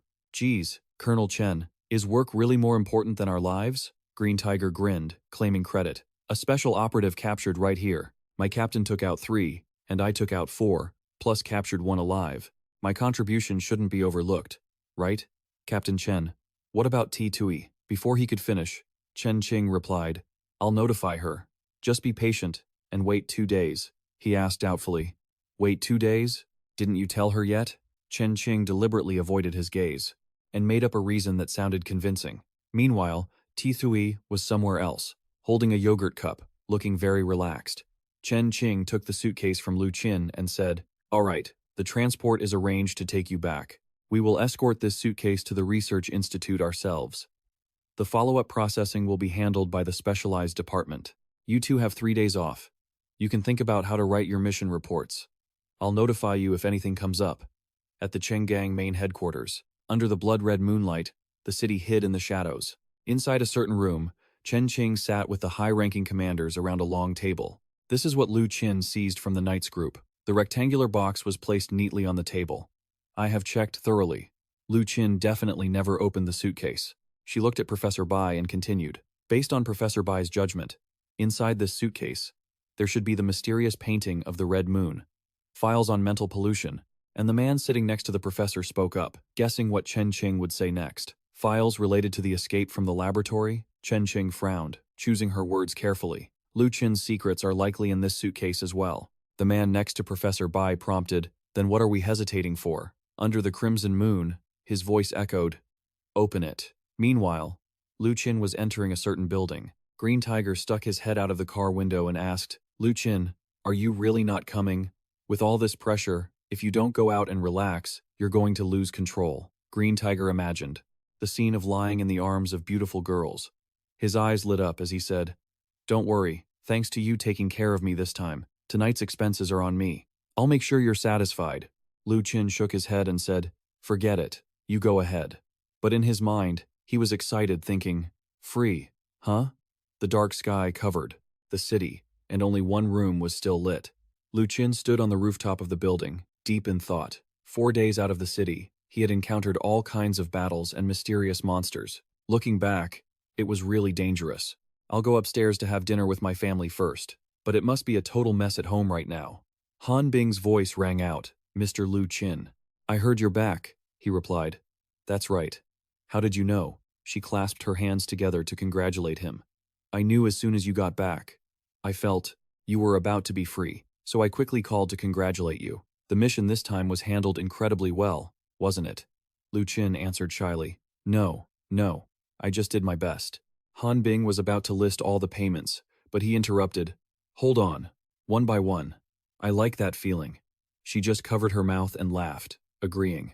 10 minutes later, Lu Qin smugly talked to himself. I really made a decent profit this time. Besides the payout and the compensation, Han Bing even agreed to help me keep that motorcycle.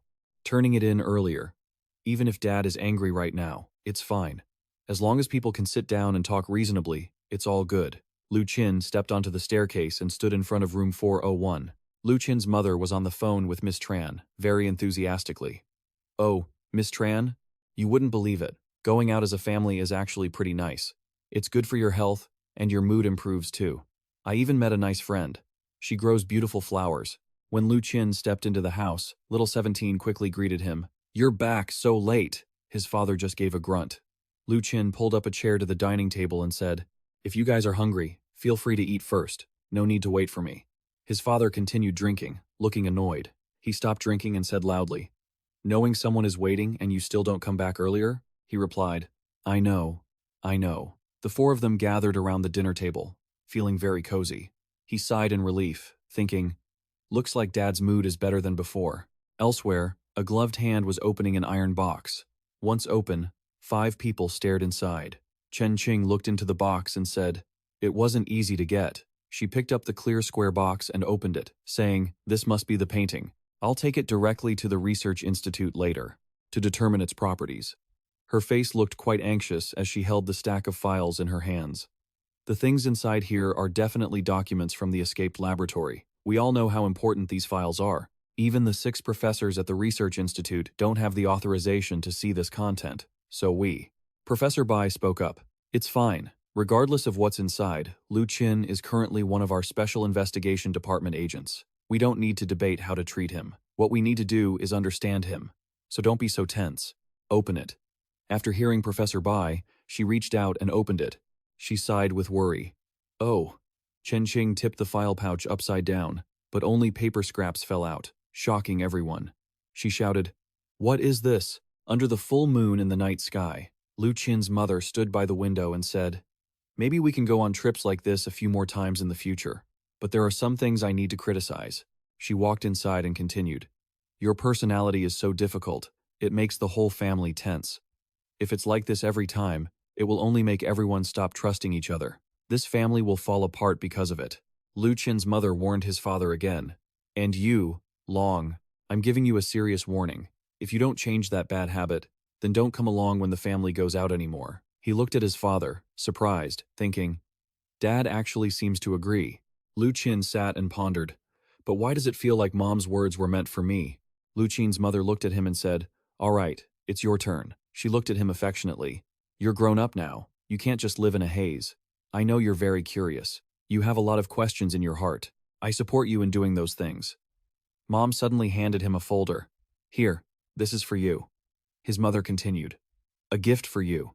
This is something we decided to give you after discussing it. Inside is what you wanted to know. His mother walked to the cabinet while saying, But before that, at Happy Town, you agreed to one condition. Do you remember? You must remember it clearly. His mother put the documents into the cabinet, locked it, and turned back to say, You must reach the second stage before you can look at it, okay? Mom gave Lu Qin the key. Remember to keep this key safe. He replied, Yes, I agree. The second day at Lu Qin's workplace, the high-rise white building, he looked at the documents and talked to himself. After going to Happy Town, I stirred up the queen of the town. The queen looks very terrifying but is actually quite reasonable. So, I took my suitcase and left. This job report is well written. The leaders will probably love such detailed reports, right? He sent it to Han Bing first. Suddenly, he remembered little Locke and thought to himself, come to think of it, I haven't been to the orphanage in a long time. I have a day off. I should go check it out. His phone suddenly buzzed. It was Han Bing calling. She said, Mr. Lu Qin, I've read your report. I didn't expect it to be so fast, and it's very detailed. Lu Qin asked back how she wrote it. She happily replied, it's very good. I'll help you polish it a bit, then submit it. He hesitated and asked her another thing. That's good then. Sorry to bother you, but I still have one more thing. She told him to go ahead. I'm still listening. Lu Qin asked directly, do you know what the second stage is? After hearing his question, she hesitated. It seemed Chief Thom was listening to the conversation between Lu Qin and Han Bing. He said, he's asking about the second stage. Chen Qing replied, the concept of the second stage isn't a secret. It's normal for him to have heard of it. Chief Thom emphasized, we must judge his true intentions. I just read his mission report. It is truly thorough, even recording small things like being fined 3,000 yuan for shooting in Blackwater Town, but he didn't elaborate on the specifics. For example, going to Happy Town, he only said the mysterious creature, nicknamed Queen, has awakened, and then he just walked out. If the Queen is that friendly and reasonable, he could get out safely. He must be hiding something. Seeing this, Professor Bai asked, so, have you read Bitch Ho's report? Mentioning Bitch Ho, Chief Thom became annoyed. Read it. He asked about everything he didn't know, and the expense report is even more outrageous than a normal receipt. Professor Bai didn't think so. Rules are very important. This is fundamental. We can trust each other. From this report, Lu Qin is an ability user who prefers following rules. This is lucky for normal people like us. For him, the one thing we can't let him have is the privilege to act on his own authority, so everything must be done according to the rules. He suggested. Another method? My suggestion is not to refuse him, but also not to bypass the regulations. Just agree to it. As long as he meets the required criteria, then agree to let him proceed to the second stage. At the guard room, Lu Qin was looking for something in a pile of papers. Han Bing's voice kept playing steadily. The way to settle this mission, besides directly paying the salary and bonus, is to take this opportunity to transition to a permanent position and receive a promotion. After becoming permanent, Mr. Actionsley, though sternness, Lu Qin will be recruited into the Special Talent Organization of Thon Kang City. In the future, when going on missions, you can accumulate contribution points to improve your benefits, she said happily. If this time, we choose the bonus, 3 million yuan is what you get after completing the mission. If you convert it into contribution points, you could directly become a Tier 3 talent with the benefits of a Level 4 city resident. But in exchange, you'd only get an internal bonus of about 700,000 RMB. Lu Qin felt exhausted. Do I really have to make these kinds of choices? The pressure is too much. Han Bing tried to soothe his wounded soul. I have some private advice. We could take advantage of a loophole. In the regulations, she suggested, you could choose to claim part of it as cash and convert the rest into contribution points. By choosing this, you'd not only get a generous reward, but you could also become a Tier 2 talent. According to the special talent regulations of the special branch, reaching Tier 2 or higher allows you to access detailed materials on Phase 2. Lu Qin rubbed the back of his head and stammered, well, let's do as you say. Thank you so much. Han Bing smiled, her cheeks turning pink. No need to be so formal. I said I was on your side. She said seriously. So, the total amount that Lu Qin will receive from this is 2,221,200 RMB. It will be approved and transferred to your account within 3 working days. You have now been promoted to a Tier 2 special agent. Lu Qin was thrilled. That much? Han Bing decided to change the subject. Now, I can explain the concept of Phase 2 to you, Lu Qin replied. All right. She began to explain. Influenced by the red moon, mental power emerged. All deviants can be classified as ability users. In cases of stability, where the ability user activates and uses their power proficiently, those 3 types of core abilities are considered. Phase 1. Phase 2 is simply an expansion of Phase 1, or more simply, the evolution of an ability user. In the early, chaotic years without order, many people with the right conditions began participating in enhancement experiments without even a hint of fear. But the fates of those who underwent the experiments were all different, he muttered to himself. So, where are the ability users who participated in the Phase 2 enhancements now? Lu Qin felt dizzy. Why does my head suddenly hurt? Han Bing continued. Nowadays, these methods have become mature. We here at Changchang have the ability to perform this kind of enhancement, so don't worry. Professor Bai set limits from the very beginning, so Chen Qing has not developed any forbidden experiments. Even now, if an ability user registers for enhancement, the research will undergo a screening process to evaluate stability. She giggled. So, even though we have mastered enhancement skills for a long time, the number of ability users in Chengcheng who have undergone the experiment can be counted on one hand. Among the people you know, Mr. Lu Qin, there is actually one who meets the conditions for Phase 2 enhancement. Han Bing thought of the scene where Bihu was hugging a fish and yelling, "I just want to be a leisurely person." What enhancement? I absolutely won't do it. If anyone forces me, I'll report them to the Alliance. That is Mr. Bihu, the ability user recognized by all research departments as the most stable one, but Lu Qin sighed heavily at the world. That is definitely his style. He fell silent, thinking, Mom once said, once you reach that stage, check the documents locked in the safe. Did she know I would definitely reach Phase 2, or did she hope I would never see those documents? He said, I've decided. Help me register for the Phase 2 enhancement. Han Bing hesitated. This. Then she coldly refused. I'm very sorry, but that's not possible. A Tier 3 special talent is the minimum requirement for registration. Lu Qin was stunned. Then when will I reach the standard? For registration? Han Bing flipped through the ledger to check. You are currently short by 55 contribution points. The burning desire to sacrifice for points surged within him. Is there no mission to handle now? She replied cheerfully. Yes, there is, he said with determination. I'll take it. The night sky over Li Mengmeng's apartment was gloomy, the full moon glowing a blood-red color. That person keeps pestering me. I've already told him I have a boyfriend. This kind of weird stuff has happened many times already. I'm going crazy, her best friend replied nonchalantly. All right, I believe you.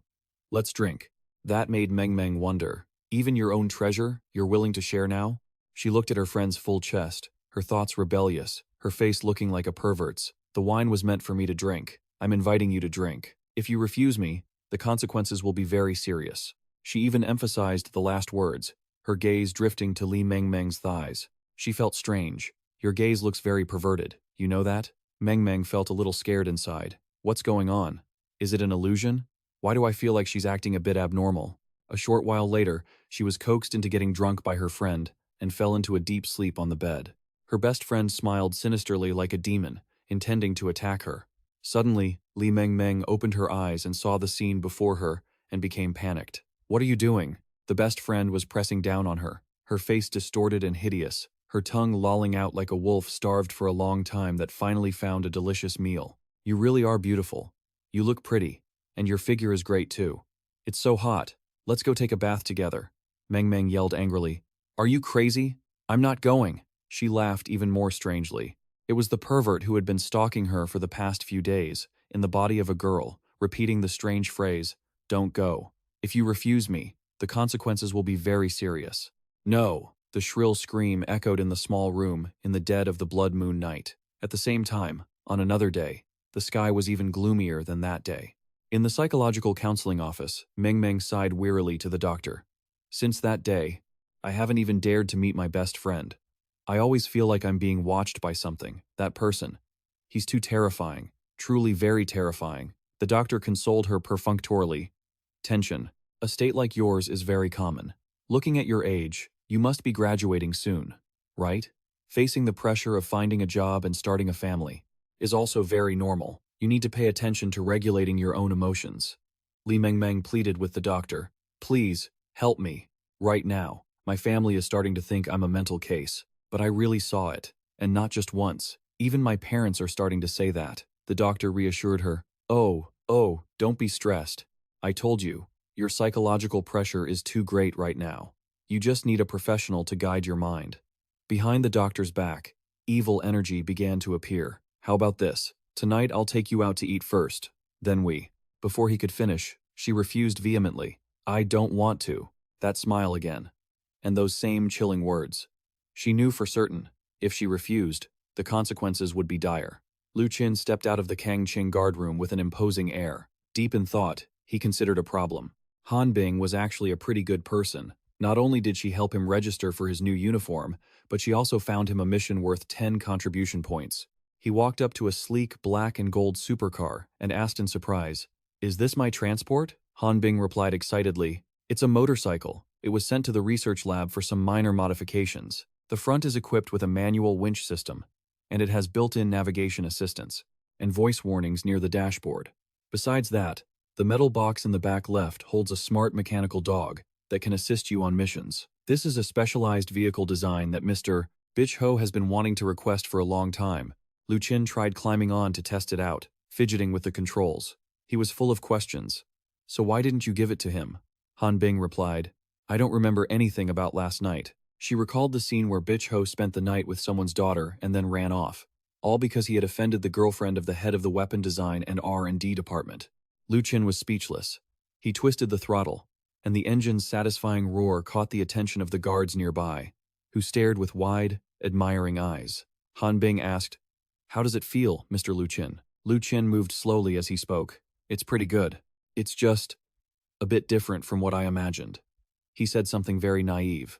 I thought it was the kind where you just press a button to start it and then step on the gas. It has a battery pack inside.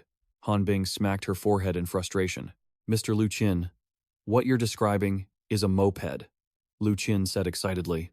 All right, then I'm heading out to catch a ghost now. He was driving at a snail's pace through the city where Li Mengmeng lived. She was wandering the streets in thin, flimsy clothes.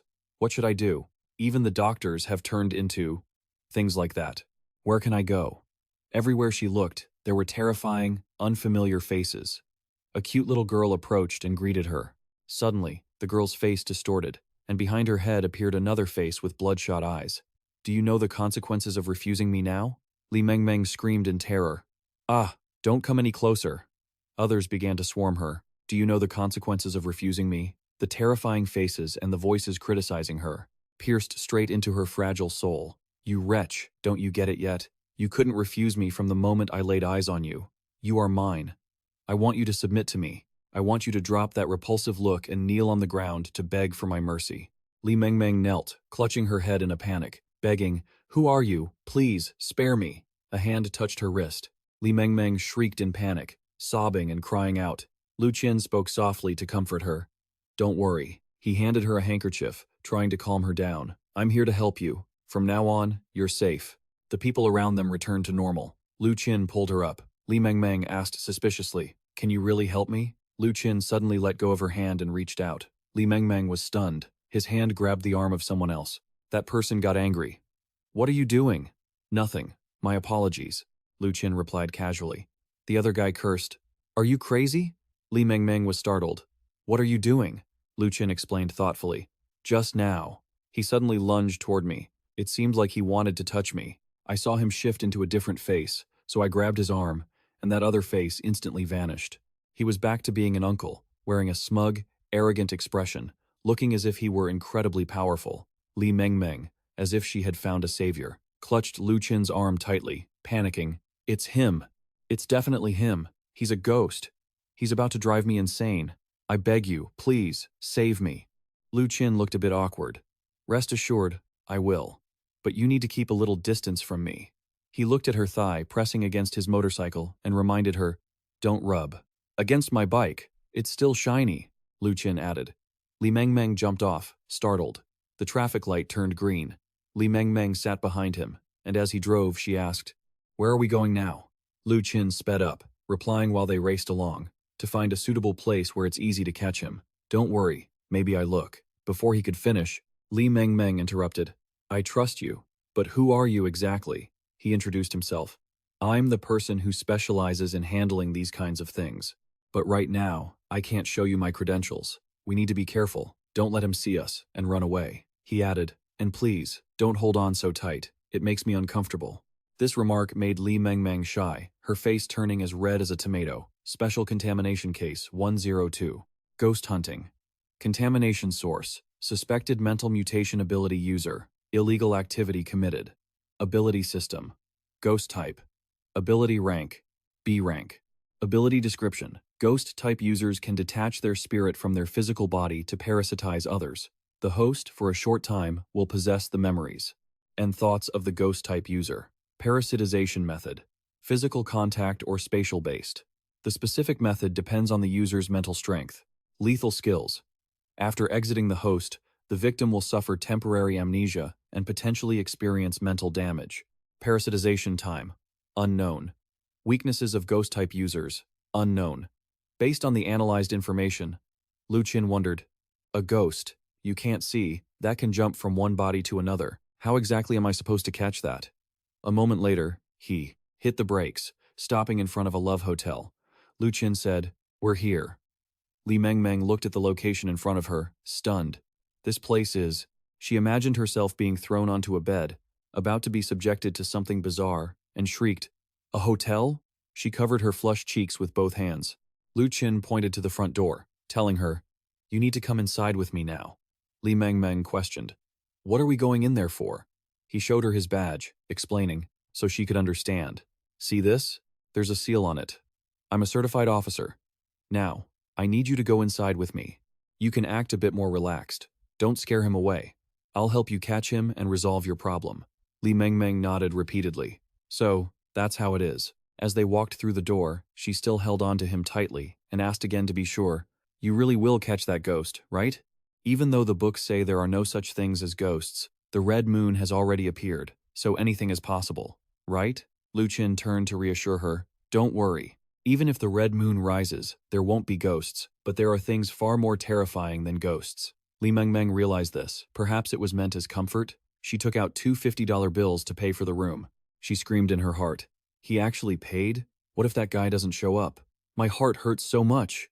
Seeing his pale complexion, she asked, "What's wrong? Are you not feeling well?" Lu Qin brushed it off. "I'm fine. Let's head up." They both walked past an old woman mopping the floor. As they passed, the old woman stopped and let out a sigh of relief. Her face twisted, eyes turning blood red, as if she wanted to swallow Lu Qin whole. With her mouth wide open, she hissed, "Who the hell are you?" Facing her, Lu Qin wasn't afraid at all. He asked point blank, "Why show up only now?" Meanwhile, Li Mengmeng was trembling beside him, stammering in a panic, It's him. I recognize that look." Lu Qin patted her shoulder to reassure her. "It's okay." Seeing their intimacy, the old woman grew disgusted and flew into a rage. "You little slut. Listen here. I couldn't care less who you are. Get lost right now. This prey is mine." Lu Qin looked around casually, ignoring her completely. He thought to himself, the little sister hasn't appeared yet. She's running around causing trouble, and she hasn't even hit her rebellious phase yet. Fortunately, when the time came, he could forcibly borrow her power. He didn't need to worry. He replied coldly, "Nobody here is your prey, and I'm not going anywhere. You've already broken the law. While you haven't gone too far down this path, come back with me. Honestly, I don't have much experience dealing with superpowered individuals. If you resist, I'll have to use force, and you might end up dead." The old woman laughed mockingly. "You say I broke the law?" Her face was the embodiment of pure disgust, cloudy eyes, bulging sockets, and a sticky, wet voice. "You followed me all the way from the capital city, didn't you? Fine, whatever. Go back and tell them. I won't provoke them, and they'd better not provoke me. Otherwise, even those top-tier gentlemen in Qinggang, I can kill them all for you to see." Xiao Shiqi crawled out from somewhere, skittering along the ceiling. She laughed happily. "Big brother, you're here." Lu Qin was still arguing with the old woman. "You can go deal with those gentlemen. It has nothing to do with my job." Xiao Shiqi glanced at Li Mengmeng, who was standing right next to Lu Qin. Seeing her ample chest, the girl sneered with jealousy. Lu Qin continued, "But I don't think you're going anywhere." The old woman got angry and charged at him with her cane. "This is your funeral." Just as the sharpened blade grazed his face, Li Mengmeng screamed, covering her eyes, afraid to watch. Xiao Shiqi pulled Lu Qin away from behind, giggling. "Be careful. Take it easy." With one hand, he held the old woman's weapon, and with the other, he grabbed her throat. The entity possessing the old woman gritted its teeth. "Damn you." In a flash, it abandoned the old woman, who returned to normal. Recovering, she stammered, "Sorry, so sorry, guests." Lu Qin turned to steady her, saying softly, "It's okay, I don't blame you." The receptionist in the distance laughed eerily. "He's possessed her now. See that?" She spread her arms mockingly. "We aren't even the same species. Or rather, I'm not the same as humans in this world. You are all just ordinary people, while I have become like a god." Lu Qin was calm, suddenly feeling a sense of familiarity. "This kind of talk, I feel like I've heard it before." "Who said it?" Xiao Shiqi replied. "It was that tasteless tree." The entity felt insulted. "Do you two have any manners?" Lu Qin carried Xiao Shiqi in his arms, with Li Mengmeng beside him. Both approached the front desk. The girl flew over excitedly. "Don't run. I'm here. Before she could do anything, the entity fled again. The receptionist returned to normal, looking confused. Why? Suddenly, the entity laughed triumphantly. It possessed a nearby security guard, who ran over with a baton. Lu Qin noticed from behind, turned around, and caught the man's arm neatly. The entity did it again. It moved to another guard, returning him to normal. The lights in the room flickered, turning on and off like a short circuit. Everyone in the room grew anxious and began to panic. What's happening? This is terrifying. A second later, everyone was manipulated by the entity, wearing strange, eerie smiles. It mocked them triumphantly. Do you think I can't feel you attacking my mental barrier? Facing me is just suicide. No one can protect you. I can even use your father's body to capture you. Li Mengmeng didn't know what else to do but curse. You're a lunatic. Get lost, you pervert. Get out of here. Lu Qin remained silent, eyes closed, but he heard her cursing loudly. She was still very brave. He pulled her into his arms. Li Mengmeng was stunned.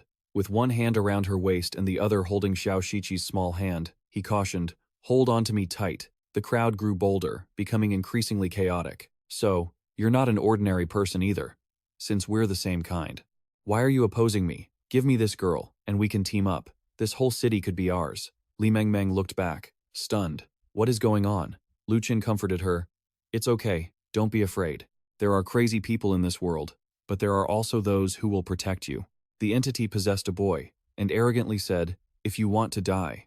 Then it switched to a policeman holding a gun. "I'll grant your wish." Seeing the bullets flying toward him, Lu Qin was furious. "You've crossed the line." He placed Li Mengmeng in a safe corner. He told Xiao Shiqi, "Borrow your power for a bit. Stay here and watch over her, and don't tease her," he cautioned carefully. The entity possessed a young girl and laughed. "Ha ha, is this not enough? Why, I can even go to the garrison to get more guns." Lu Qin leaped forward. He grabbed the girl's hand holding the pencil and said, "That's enough." The girl screamed and cried. The entity then possessed a man crawling on the floor, speaking with a mocking tone. "Are you scared?" He stood up and approached the man, talking as he walked. "The time should be about right, don't you think?" The entity was confused. "Who are you talking to?" "To no one. But you." "That's enough. The garrison has already surrounded this place. You're not feeling so stable anymore, right?"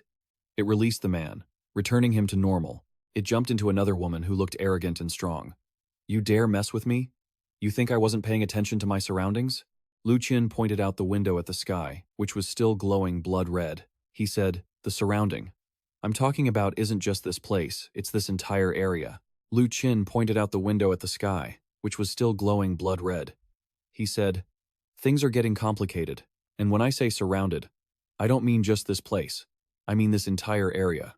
To avoid tipping you off and scaring you away, we've completely cordoned off this massive area," he said, sounding proud of his strategy. "Just when you started screaming like a lunatic, the city guard locked this place down tight. I'm not sure how many of them are here, but knowing how they operate, they'll make sure not even a mouse can slip through." The woman looked at him with disdain. "So what? What does that even matter?" She laughed, or rather, he laughed through her. "Do you really think a crowd of people is enough to catch me? The more, the better for me." Lu Qin didn't back down an inch. Every officer out there is wearing mental pollution protection gear, and there are 2,000 more suits being shipped in. Eventually, everyone involved in this perimeter will be equipped with protective gear. I don't know how long you can jump into other people's brains, but the number of available hosts is shrinking fast. Lu Qin said, getting more fired up, until there's nowhere left to hide. "So, you're finished." The entity cursed, frustrated. "Damn it." He abandoned the woman's body and scrambled to find another. Lu Qin watched the gust of wind left in his wake. "He's running, huh?" He spoke into his mic. "Everyone, don't panic. This is just a drill. There will be a generous reward after this. Stay as far away from each other as possible. Don't run around, or the city guard outside will open fire." As soon as he finished, he blinked, stunned. "Wait, really? Are they actually giving rewards?" The officer from earlier rushed over, grabbing Lu Qin's hand and shaking it repeatedly, eyes sparkling. "I remember now. I saw you in the guard room. I know you're a real pro. Tell me straight, boss. What do I need to do to support you?" Lu Qin felt a bit awkward. "Don't call me boss. Just help me keep order. Order them to disperse everyone. Spread out. Keep your distance. Keep it orderly." Meng Meng was still sobbing, stuttering. You guys." Lu Qin reassured her. "There's no need to be afraid," he promised firmly. "We will protect everyone." Meng Meng felt her heart racing. She was totally captivated by Lu Qin's charisma. He's so serious, He's so handsome.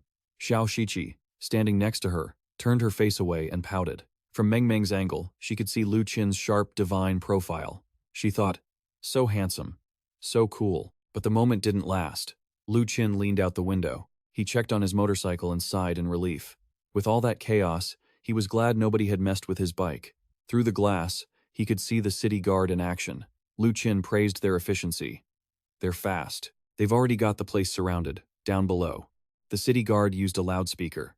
Attention everyone. We are currently conducting a military-grade drill.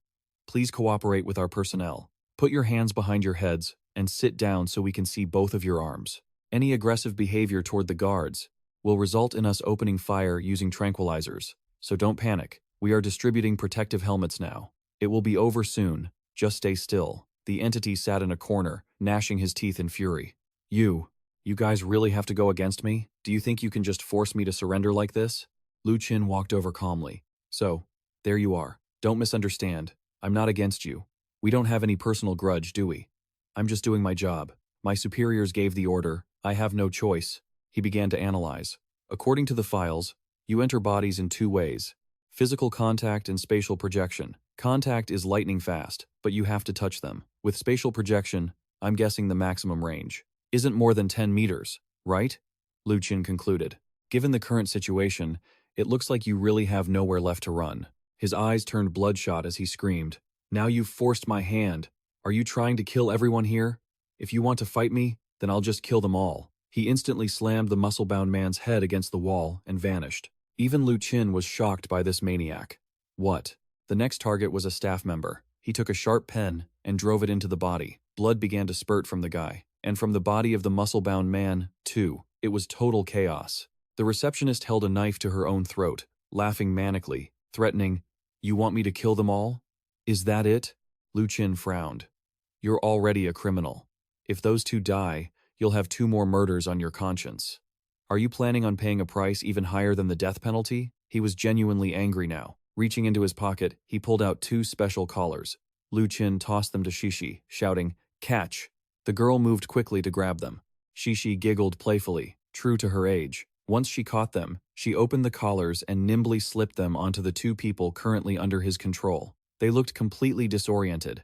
Lu Qin quickly coordinated the crowd. "Everyone else, get out of here." Everyone scrambled to disperse. Lu Qin signaled over his radio. "Target secured. Support team, you're clear to enter." The entity was stunned. What did you do? Are you saying you don't care if she dies?" Lu Qin calmly explained. "I had those 2 get close to you so they could be fitted with dampening collars. The rest of them have already moved outside your 10-meter radius. Outside your ability range, you have nowhere left to run. If you jump into another body, you become the target. And if that target dies..." Lu Qin kindly gave him a choice. "In a situation where you have no time to immediately move to another host, you'll die, too. So, are you going to keep fighting, or are you going to surrender?" He gnashed his teeth in madness. The receptionist's face was etched with bloodshot veins of pure rage. "Damn you, you pushed me to this. I'll take you down with me." He smashed his fist against the table, his energy spiraling out of control. "A guy like me. How could I? How could I let you back me into a corner like this?" The chandelier swayed violently, sparks flying from short-circuited wires. He declared, "You pushed me, so I'll drag you into the grave with me." Lu Qin calmly braced for the immense pressure. He didn't even flinch. Images from countless people, from so many different perspectives, began to flash through his mind. So many people had been victimized. Lu Qin realized these were the entity's memories. His eyes shifted to a cold, deadly red.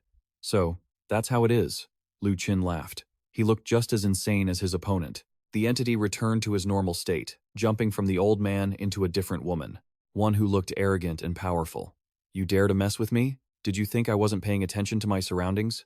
Lu Qin pointed out the window. The sky was still as red as blood. "You said the things surrounding us were confusing, but I told you I didn't mean the immediate area. I meant this entire sector. To avoid tipping you off and scaring you away, we've sealed off this whole zone," you said, sounding proud of your tactical layout. "Right when you started screaming like a lunatic, the patrol squad locked this place down tight. I don't know how many of them are here, but judging by their usual style, they'd make sure not even a mouse could escape," the woman said with a sneer. He laughed hysterically. "So what? Do you really think you can catch me just by surrounding me with more people? The more people there are, the better it is for me. Lu Qin didn't back down. Every one of those patrol officers out there is wearing anti-mental pollution gear, and there are 2,000 more suits on the way. In the end, everyone surrounding this place will be protected. I don't know how long you can keep jumping into people's brains, but the number of hosts you can jump into is getting smaller and smaller. Lu Qin's voice grew more intense. Until you have nowhere left to run. So now, you're done for. The guy scowled, cursing. Damn it, he abandoned the woman's body and ran off to find a new one. Lu Qin watched the trail of wind he left behind and muttered. Running. Are we? He announced over the microphone. Everyone, stay calm. This is all just a drill. There will be generous rewards after this. Everyone, keep as much distance as possible from one another. Don't run around. Otherwise, the patrol squad outside will open fire. As soon as he said it, he blinked, stunned. Wait, they're actually shooting? The police officer from before rushed over, panting. What the hell just happened here? He grabbed Lu Qin's arm, shaking it repeatedly, eyes shining with desperation. I remember you. I saw you in the guard room. I know you're the real deal. Sir, just tell me straight. What do I need to do to support you? Lu Qin felt a sense of unease. Don't call me sir. Just help me keep the order, that's enough. Meng still hadn't stopped crying, stammering. You guys. Lu Qin reassured her. There's no need to be afraid. He promised firmly. We will protect everyone. Deep down, Meng was screaming she had been totally captivated by Lu Qin's looks. He's so serious. So handsome. Beside her, 17 rolled her eyes.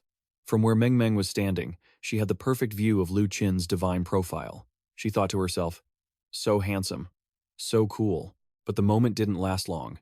Lu Qin leaned out the window to check on his motorcycle, letting out a sigh of relief. With all that chaos earlier, he was lucky no one had messed with his bike.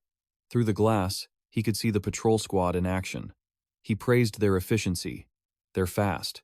They've already got the whole place surrounded.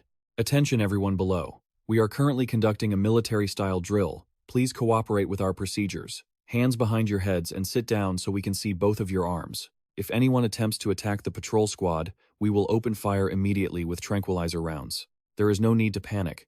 We are handing out protective masks to everyone now. This will be over soon, so just stay put. The entity sat in a corner, grinding his teeth in frustration.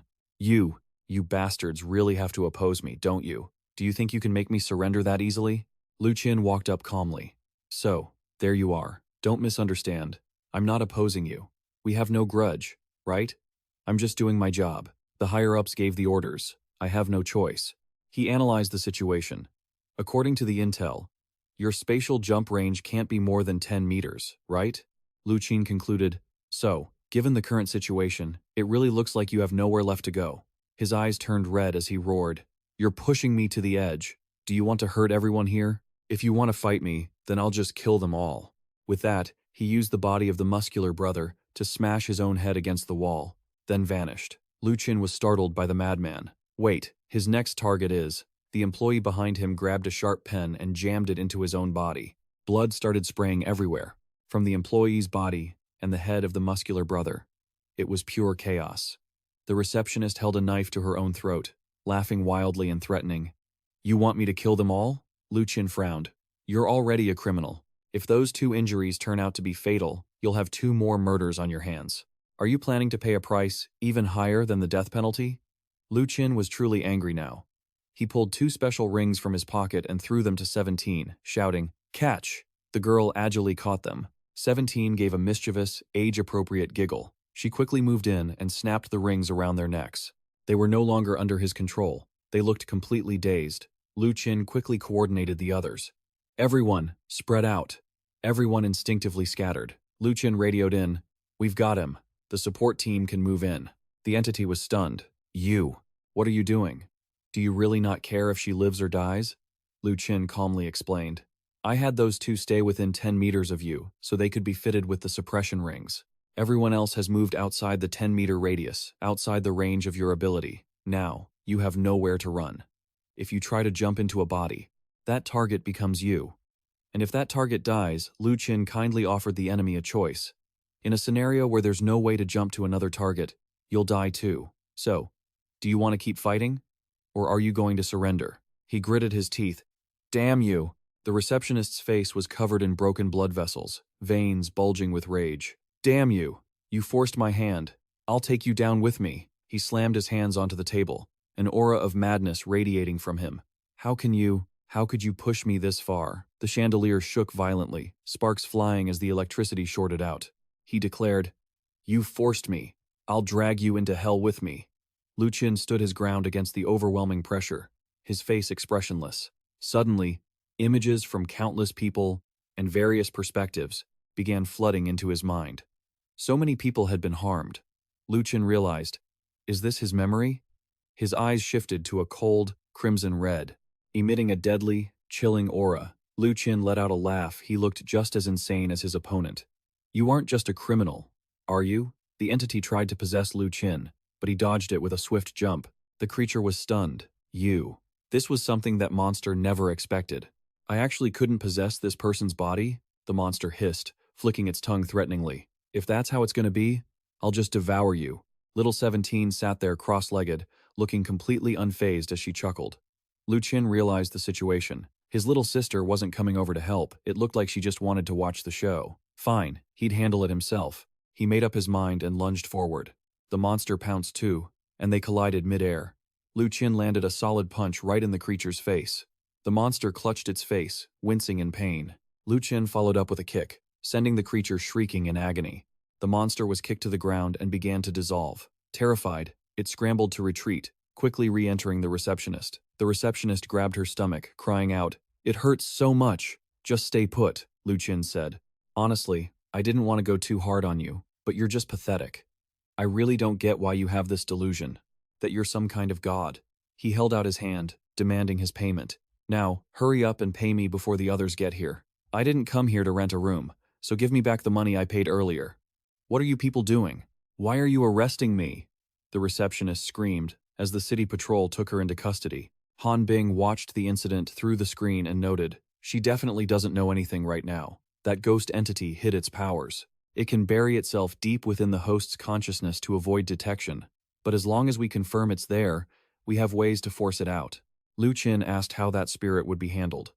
Under the laws of Thunkang City, it would likely face the death penalty. Han Bing's answer surprised him. "Literally, the death penalty," she clarified.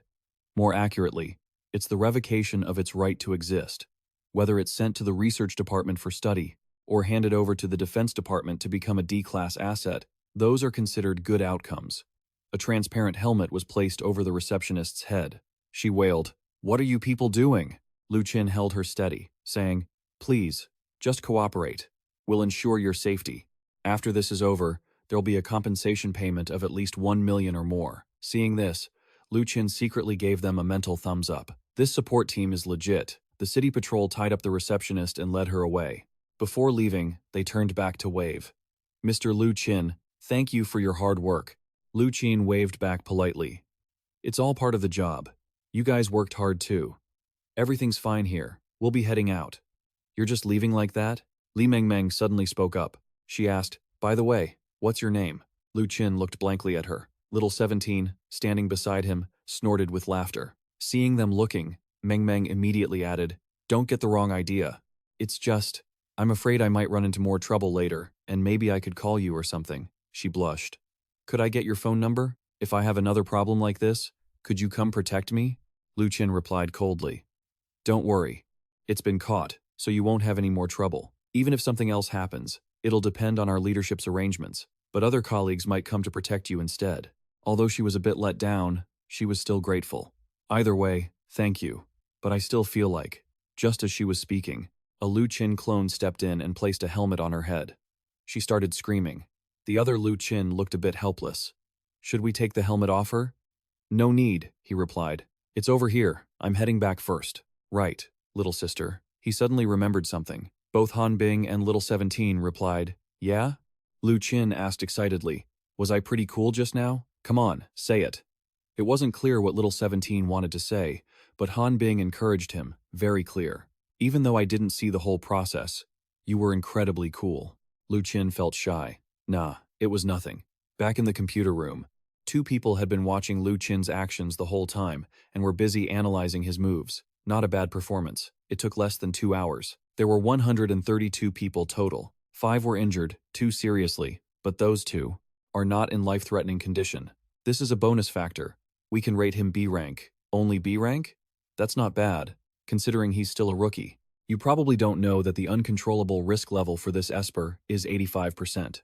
Theoretically, he's already passed the recruitment criteria.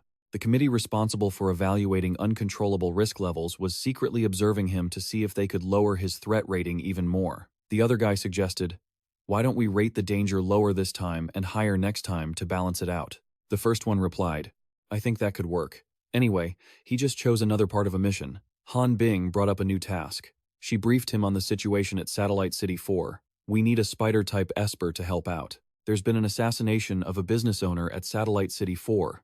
The investigation team suspects something abnormal. The Ghost Wine has been in charge of the investigation for the past month. She discovered a few clues and is preparing to take down the opponent, which is why she's asking for backup." The report specifically states that the CEO of Non-Ho & Co., Limited, was killed while under protection. The windows were untouched, but the head was missing. The Red Underwear Brotherhood, an illegal group, had all its members slaughtered. Their limbs were planted like potted plants.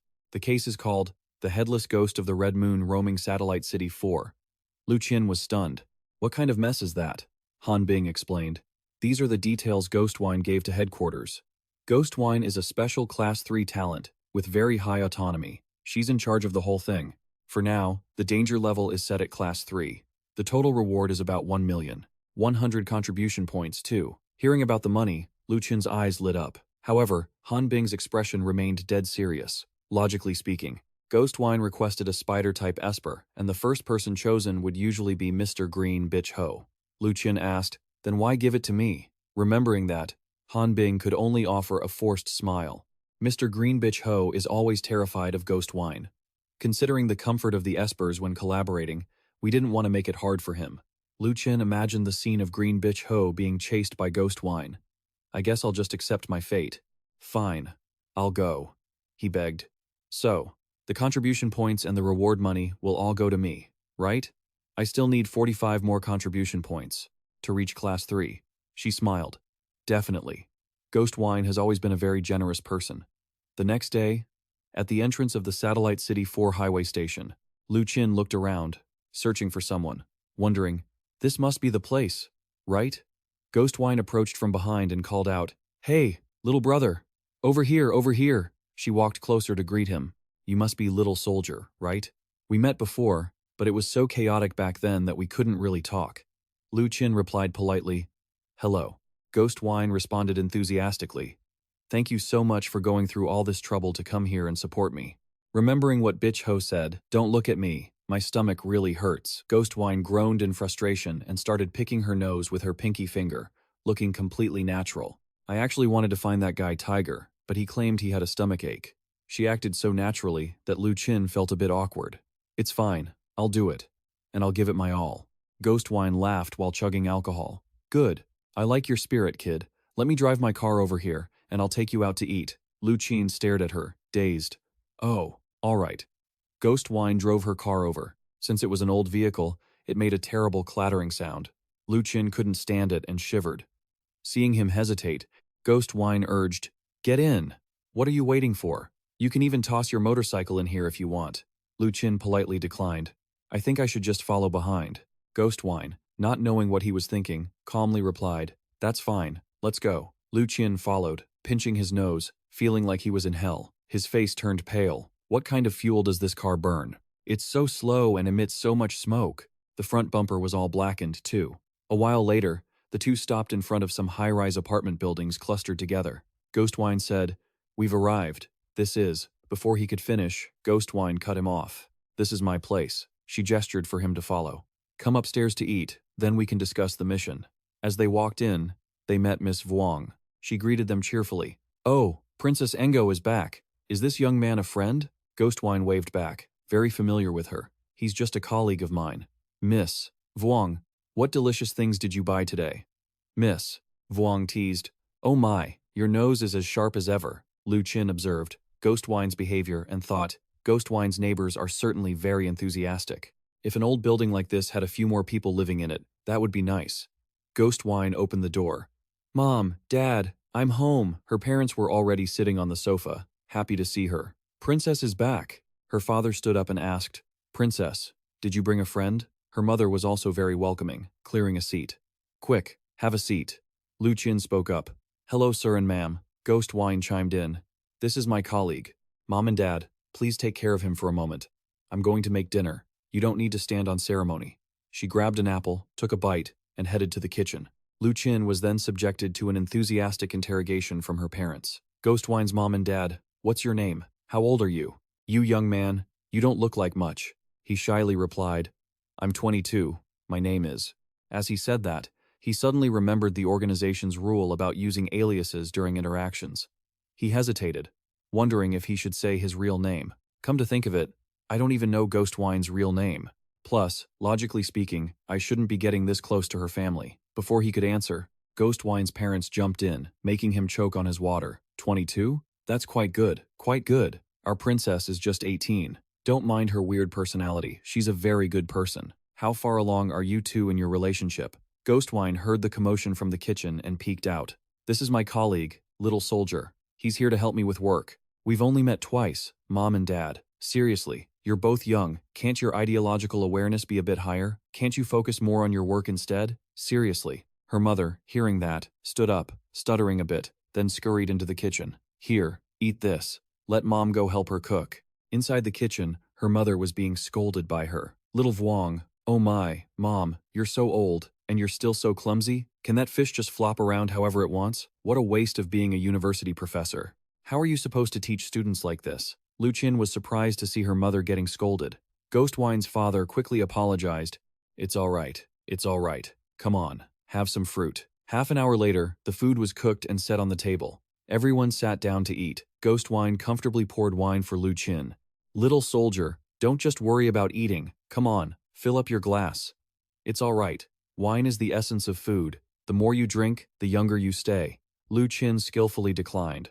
There's no need. After all, we still have to discuss business later, her father advised. If he doesn't want to drink, don't force him. Honey, drink a little less yourself. Ghost Wine retorted. Oh, at your age, the two of you wouldn't understand. Now that there are no outsiders, I won't call you Dad anymore. Little no. It's not that I want to lecture you, but with a guy as honest as him, doesn't drink, doesn't smoke, what did Little Vuong see in you back then anyway? Look at your social life at school. It's really hopeless.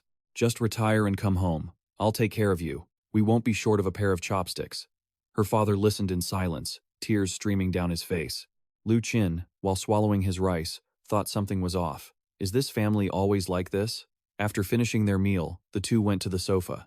Ghost Wine felt satisfied. That was a great drink. How do you feel? Lu Qin whispered, the food was delicious. She then asked about the night, and Ghost Wine dropped a bombshell. We're not going anywhere tonight. You're sleeping in my room. Lu Qin was shocked. Huh? Her parents, hearing this, were thrilled. Oh my, something's happening. Ghost Wine went back to picking her nose, acting as if what she said was completely normal. What do you mean, huh? You came to my place. Why would you rest somewhere else? He stuttered. That. I think I should still rent a hotel. After all, the company headquarters will reimburse it. She retorted. At the hotel. Is the company's money not still money? Ghost Wine propped her leg up on Lu Qin's lap, draped her arm over his shoulder, and coaxed him. My bed is both soft and wide. There's plenty of room for both of us. Besides, I called you here for a reason. At my place, we can discuss things tonight, can't we? But, he hesitated. Ghost Wine leaned close to his ear, whispering sweet nothings. We're both adults. Why are you still dawdling? Don't think of me as a girl. Just treat me like a man. Let's go. Let's go to my room. Once they got to the room, the two hugged on the bed. Her parents saw this and were overjoyed. Our dear daughter has finally found someone. A while later, the nightlight was still on. Ghost Wine shook her legs, kicked her slippers onto the floor, and sighed. Ah, my little brother. She lay there with her leg propped up, while Lu Qin jumped up, asking, So, now we. She raised her thumb and signaled, Shh. They're in that room, eavesdropping. Ghost Wine sat up, exhausted. It hasn't been easy for them, either. They've spent so much effort on this daughter. She's had countless medical checkups, and they've invited so many exorcist masters for her. They tried their best to decorate the house to look like a young girl's room, hoping to change her interests from an old man to a girl, and it worked to some extent. But this appearance of mine, my old colleagues at the Special Action Department don't understand, let alone NGO, Old Masters exorcist teachers, Lu Qin speculated. Could it be that ghost wine is also in the body of a young girl, possessed by a vengeful uncle spirit? But a spirit-type ability user cannot stay in a person's body for a long time. It seems this situation with Guiju has been going on for a long time. She stood up, walked over, and drew the curtains. Her tone turned serious. The time is almost here. Why are you blushing, Lu Qin? What do you think I'm doing? She teased, unbuttoning her outer layer to change into a fresh set of clothes. Guiju pulled a steel suitcase out from under the bed. She sat down, opened the case, and began assembling her gun. Lu Qin was taken aback by one surprise after another. She turned off the bedroom light, and the room plunged into darkness. Illuminated only by the blood-red glow of the moon, Guiju said. I drugged Xiao Wu and Xiao Wang. They're fast asleep right now. Through the glass window, one could see her grave expression. Those monsters are definitely coming here soon, she emphasized. They've been hunting me down for days. Guiju frowned and teased. Or did you really think I was sharing a room with a kid like you because I was interested in your body? Lu Qin coughed to change the subject. Those monsters you mentioned. She furrowed her brows. They're very strange. There are at least 2 two mental monsters coming here every night. You were surprised. Super level 2? Lu Qin wondered aloud. Monsters of that rank should be caught by the High Wall's defense system, the moment they're scanned. How could they just appear at your place and keep showing up for several days in a row? Guiju tiredly recounted the strange cases. I suspect it's because of a special ability user. Have you looked at the files I gave you? At first, I didn't even realize what my own power was. I did a lot of reckless things. After a while, I discovered this was related to a mysterious organization called the Hometown Council. You frowned, puzzled. Hometown Council is a mysterious organization? She explained. After those mutations, all sorts of demon gods or whatever they are started appearing. People easily gather into groups, but these are small cells. However, you have to look at the nature of the boundary between a mysterious organization and just a small group. Usually, the difference is whether a super ability user has joined. If one has, then it involves us. Guiju continued. I've been investigating the Hometown Council for a while now. They gather in secret, essentially operating as a cult that worships something they call the true hometown, but I still haven't been able to identify the ability user among them, so I haven't made a move yet. I want to find him first. She gave a mocking, self-deprecating laugh. But he made a move on me first. Starting 3 days ago, mental monsters began appearing in our neighborhood. Because he knew I had found his trail, he wanted to silence me. Lu Qin asked, They're that bold? But if the enemy has already found your doorstep, with your rank, you could at least request a squad to guard the place first, right? Guiju shook her head helplessly. Until I know their ability, bringing those soldiers here would be useless, she thought hard. Besides, the enemy has already found me, and even tracked me here. It would be simple for me to leave, but Xiao Wang and Xiao Wu, that couple, have already had a hard enough time living with an old lady like me. I can't put them in that kind of danger, not to mention all the other neighbors. Guiju laughed proudly. I've held down the fort in Satellite City number 4 for years. All my friends and family are here. This is my turf. No matter who he is, if he dares to come here and cause trouble, I'll show him that the boss is still the boss. The clock chimed, signaling midnight. She gripped the glass of water in her hand, her eyes sharp. They're coming. The streetlights, as if hit by some mysterious energy surge, flickered wildly and uncontrollably, then cut out completely. Grotesque creatures appeared. They're here, just as expected. 2 of them. Guiju narrowed her eyes. I'm using my ability to cover this whole floor, so they can't pinpoint exactly which apartment is mine. But they're very patient, checking every floor. We probably can't deal with them tonight, but they have a limited lifespan. They appear for about 3 to 4 minutes each time, she noted. Based on my observations, they differ from normal mental monsters because they have a very specific objective. Clearly, someone is controlling them. I'm counting on you this time. While the monsters are busy looking for me, you go outside and take a look. Guiju was optimistic. If we can find the person controlling them, or identify what their ability is, our problem might just be over. Lu Qin followed her instruction and headed out. All right, stay safe. You stepped into the deathly quiet hallway and tried calling out, Little sister? Lu Qin sighed in annoyance. Little sister isn't following me again. That kid is so mischievous. Trying to find the source of 2 mental monsters in just a few minutes. And at the crucial moment, the brat isn't even by my side. With this kind of work ethic, how will she ever survive in society? You decisively opened the window. This place had to be over 10 stories high. Lu Qin gently maneuvered his way down the side of the building. Thank goodness I can borrow a portion of my sister's power now. You immediately sprang into action. 3 to 4 minutes time is tight. The sight before you was truly bizarre, monsters crawling up along the edges of the apartment complex. Lu Qin was stunned. Is this really? Its round body had countless human heads with dozens of eyes constantly darting around. You realized, they're using this method to find Gui Jiu? Lu Qin calculated. The two monsters are coming from two different directions, one left, one right. So, moving along these two paths, their destination is clear. Find the spot where the controller is. A moment later, you reach the entrance of the complex. Two security guards were chatting away. Lu Qin thought, this place is the most suspicious. It was strange. You stood nearby and observed them. Nothing. The guards didn't even know something was there. Walking into the residential area, Lu Qin wondered, if Mom were here, what would she do? Back when they left the city to find the Night Corps, Mom would almost directly pinpoint the enemy's ability. You steadied your focus, calming down. What is Mom's ability like? Lu Qin was shocked. Suddenly, for a split second, you saw the world much more clearly, and it seemed you could see the state of the mental bodies surrounding you. Two security guards were talking. The power in the neighborhood has been unstable lately again. Didn't they just fix it? You thought to yourself. You could even see what they were saying. They're definitely safe, Lu Qin questioned. Now, I can perceive the emotions of these mental entities, whether they're annoyed, excited, sad, anxious, or perhaps driven by some kind of faith. Is this the kind of world Mom usually sees? He caught himself, reminding himself that now wasn't the time for that. My main goal isn't to analyze the ability, but to find whoever is controlling that mental monster, Lu Qin stated firmly. The mental forms of ordinary people and ability users aren't the same. As long as he's around here, I'll definitely be able to spot him. After a moment of careful observation, he let out a long sigh. No use. Lu Qin decided to deactivate his ability. He still couldn't find them, or, more accurately, there was simply no one there. My judgment was wrong. He narrowed his eyes. If Mom's ability doesn't work, there's only one way left. Use Dad's method. Catch those two monsters directly and beat the truth out of them. Lu Qin approached them, thinking, I just need to figure out how to act like Dad. The door in front of him exuded a strange, ominous aura, as if something extremely dangerous lurked inside. He paused for a moment. Why did I suddenly get a headache? Whatever. Lu Qin didn't hesitate.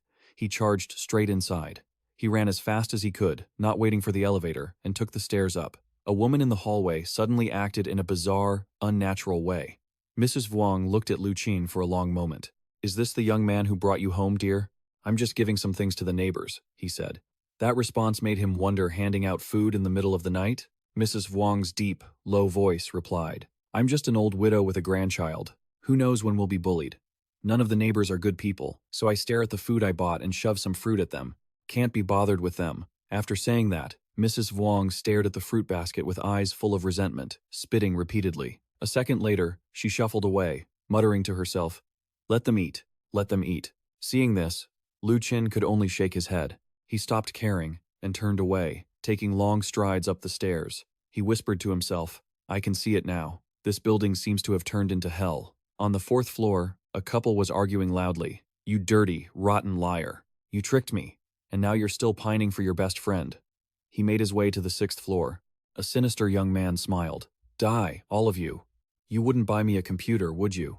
Lu Qin was surrounded by red currents of energy. He kept increasing his speed, racing up the stairs. Reaching the 7th floor, he encountered a girl angrily scolding someone. You old geezer, why aren't you dead yet? Where are you hiding the money? My son's money belongs to me. What right do you have to hide it? The old man didn't back down, shouting back, Don't even think about finding it, you filthy wretch. He kept running and running until he finally reached the 12th floor. Looking at the crowd, all wearing the same bizarre expressions, Lu Qin muttered, This is a demon's nest. The scene was incredibly macabre. He couldn't help but speculate. Could it be?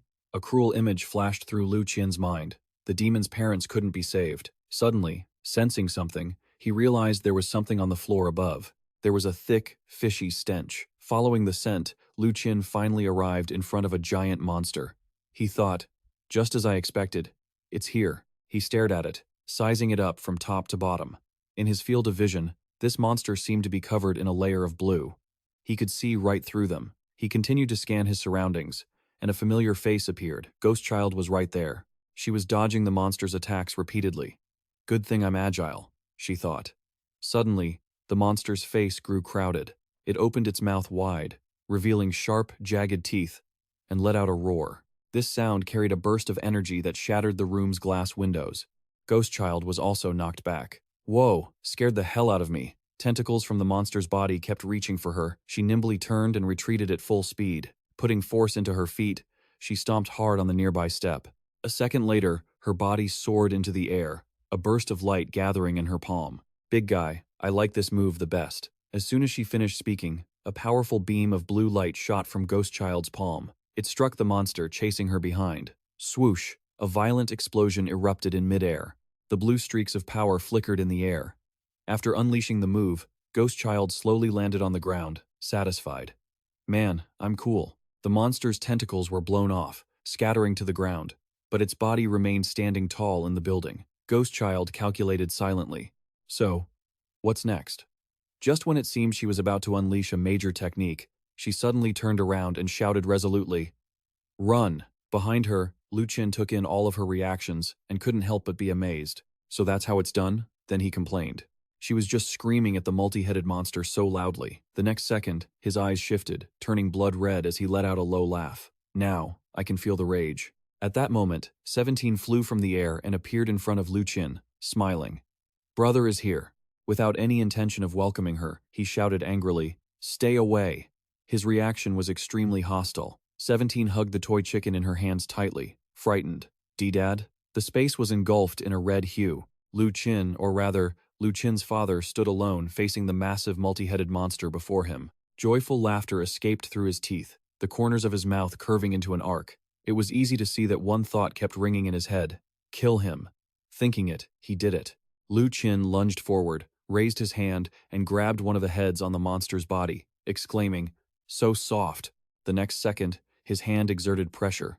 His fingers were like sharp objects piercing the skin of the human head. Very quickly, the head lost the strength to scream. It had been cruelly peeled away from Mom's body by Lu Qin, bit by bit. Finally, the head in his hand was torn off. He laughed insanely. If only I could kill it. This action of his had damaged the monster. The heads on its body shrieked. "Ah! It hurts! I'm dying!" As if unwilling to die such a miserable death. The head in Lu Qin's hand opened its sharp teeth again. A second later, those teeth tenaciously reached out and bit into his arm, the very arm holding it. In front of him were the teeth of the giant monster. On one side, his arm was bitten by the small head, but Lu Qin remained calmly standing there, showing no fear. The monster let out a resounding sound that forced Lu Qin to back away. Besieged by it, Lu Qin felt annoyed and thought, "Trash. I'm actually dealing with this disgusting trash in front of me. How annoying. I can't deal with this right now." He suddenly let out a sardonic laugh. "I guess you're really good at bringing out the worst in people." Lu Qin shoved his hand into the monster's mouth and grinned wildly. Suddenly, he channeled all his strength into his arm and landed a massive blow right into the creature. Everywhere his hand struck, the monster's flesh shattered instantly. Lu Qin cursed as he launched a barrage of punches, as if he were venting every ounce of his hatred. Just as he was struggling to fight it off and hammering away, the monster's entire body suddenly liquefied into a bizarre, strange substance. Lu Qin watched the monster melt into a puddle, confused. Why did it just vanish? He looked over at the corner and saw it melting there too. The original, intact form of the monster had disappeared as well. From the distance, Guizi ran over and asked, "Are you okay, Lu Qin?" His cold eyes darted to the side, filled with suspicion. "Something's wrong. This Guizi is a fake," he muttered. As soon as he said that, the Guizi vanished without a trace. His gaze returned to normal, though Lu Qin felt a vague sense of discomfort. What did I just do? I was so angry just now. 67 poked her head out from the bushes and timidly asked, "Brother, are you done being mad?" Lu Qin walked over to comfort her. It's fine," but she still seemed terrified by how he looked earlier. "Brother, I won't be so playful anymore. I'll always protect you.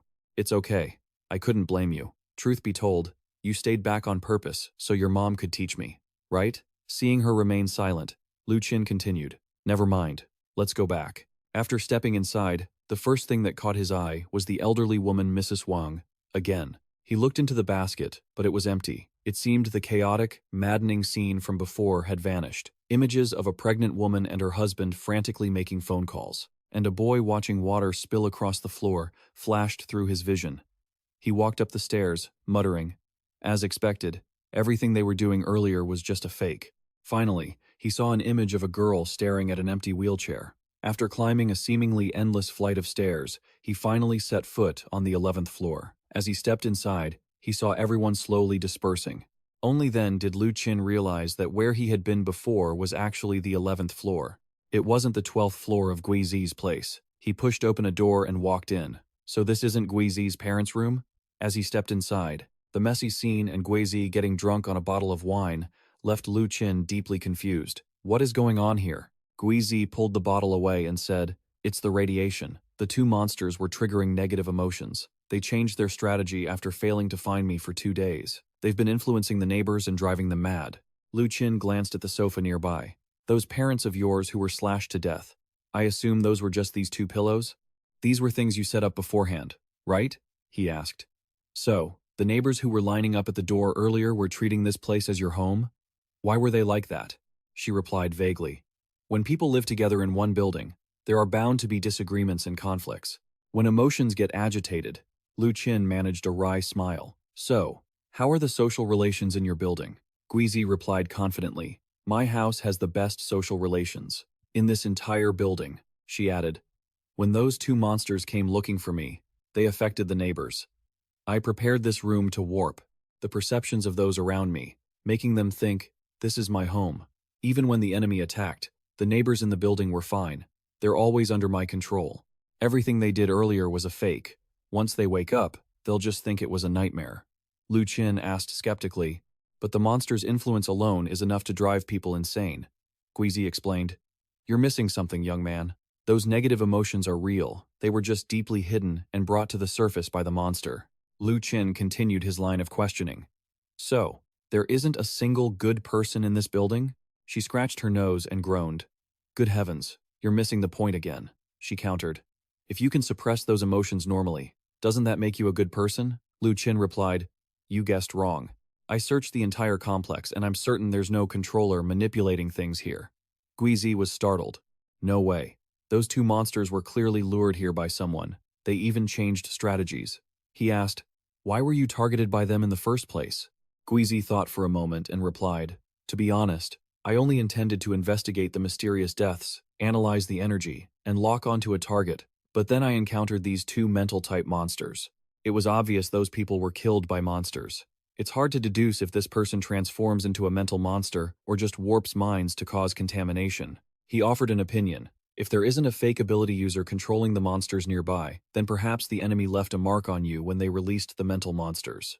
They'll find you. That means you were hit by their ability without even realizing it. If the monsters have been looking for you for 3 days straight, where were you 3 days ago? She scratched her head, hesitating. You're right. 3 days ago, I felt like I was targeted. I remember the location, and I felt like someone was watching me from the shadows, but no matter what I did, I couldn't find them. Lu Qin frowned. I don't care about finding him. I just want to know where you were hit, and how the opponent laid a hand on you.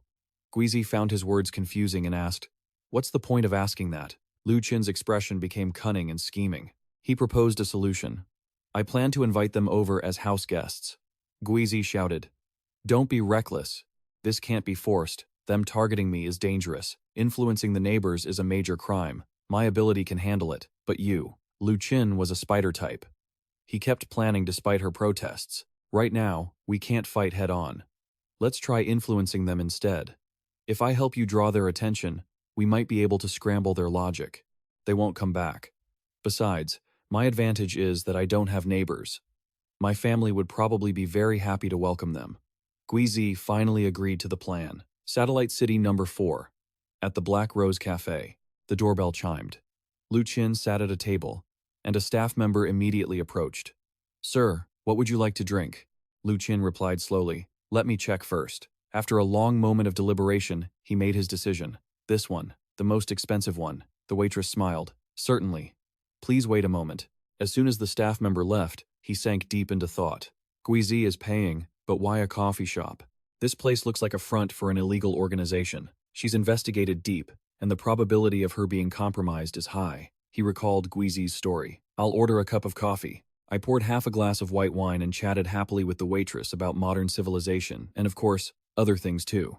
Thinking this far, Lu Qin could more or less guess what was happening. The reason the demon invited death upon himself was surely hidden in these details. Lu Qin pondered further. How old is she? Is her relationship with her husband good? Does she intend to remarry? He thought awkwardly. Do I really have to go through all of this in one go? Just as he was contemplating what the demon had done, the waitress brought out the coffee. Sir, your coffee is ready. Please enjoy. He replied coolly. Thanks. Lu Qin looked at the pitch-black coffee and asked, Where are the sugar and milk? The waitress explained. Our shop specializes in pure black coffee. You should drink it as is to truly taste the bitterness and aroma. We don't usually add sugar or milk. He was surprised. Oh, I see. But could you bring some out anyway? It's too bitter. I'm not a fan. The waitress continued. Only by tasting the bitterness can you truly appreciate the aroma. Life is the same. Letting go of prejudices and accepting the truth makes things easier. If you want something sweet, order a cappuccino, but there are no refunds. Lu Qin frowned. No refunds? Forget it then. I'll drink it. Just bring me some sugar. The waitress refused again. Sir, none of our coffees come with sugar. After arguing back and forth about adding sugar, or not, the waitress won with a firm assertion. Sir, our coffee comes with no sugar, okay? Lu Qin timidly replied. All right, fine. The waitress complimented him happily. Sir, you're great. Once she walked away, Lu Qin pulled a small candy from his pocket. He thought to himself, relieved, good thing I brought some sugar candy. Feeling like something wasn't quite right, Lu Qin glanced outside. Through the window, little 17 was pressed against the glass, accusing him. You lied to me. You still have candy. Lu Qin panicked. Crap. I've been exposed. Suddenly, the waitress appeared with an angry face. Sir, you really have. Great taste. Lu Qin thought, I've definitely been flagged this time. Maybe the reason the demon was flagged before was because he added liquor to the coffee, disrespecting the coffee, just like me. Now, according to the plan, I just need to lure them home. Once they're with the demon, we can act immediately. The blood moon cast its light over the apartment complex, making the place feel even more eerie. Lu Qin carried his bag of groceries inside. I bought some things. Let's make an extra dish tonight. Little 17 ran out, looking at him up and down. Where did you hide the candy? Mom asked. Didn't we improve our meals 2 days ago? Why more? He replied. I just went on a business trip and got some extra allowance. I want everyone to eat better. Everyone's worked so hard. She stood up and said, All right, I'll go make dinner. It was already getting dark. Little 17 stood nearby, constantly demanding the candy from. Lu Qin, I want to eat candy. Give it to me, brother, he said helplessly. I really don't have any. Suddenly Dad spoke up, always rushing off to do dangerous work for others. Are you so eager to level up to uncover secrets that you're miserable?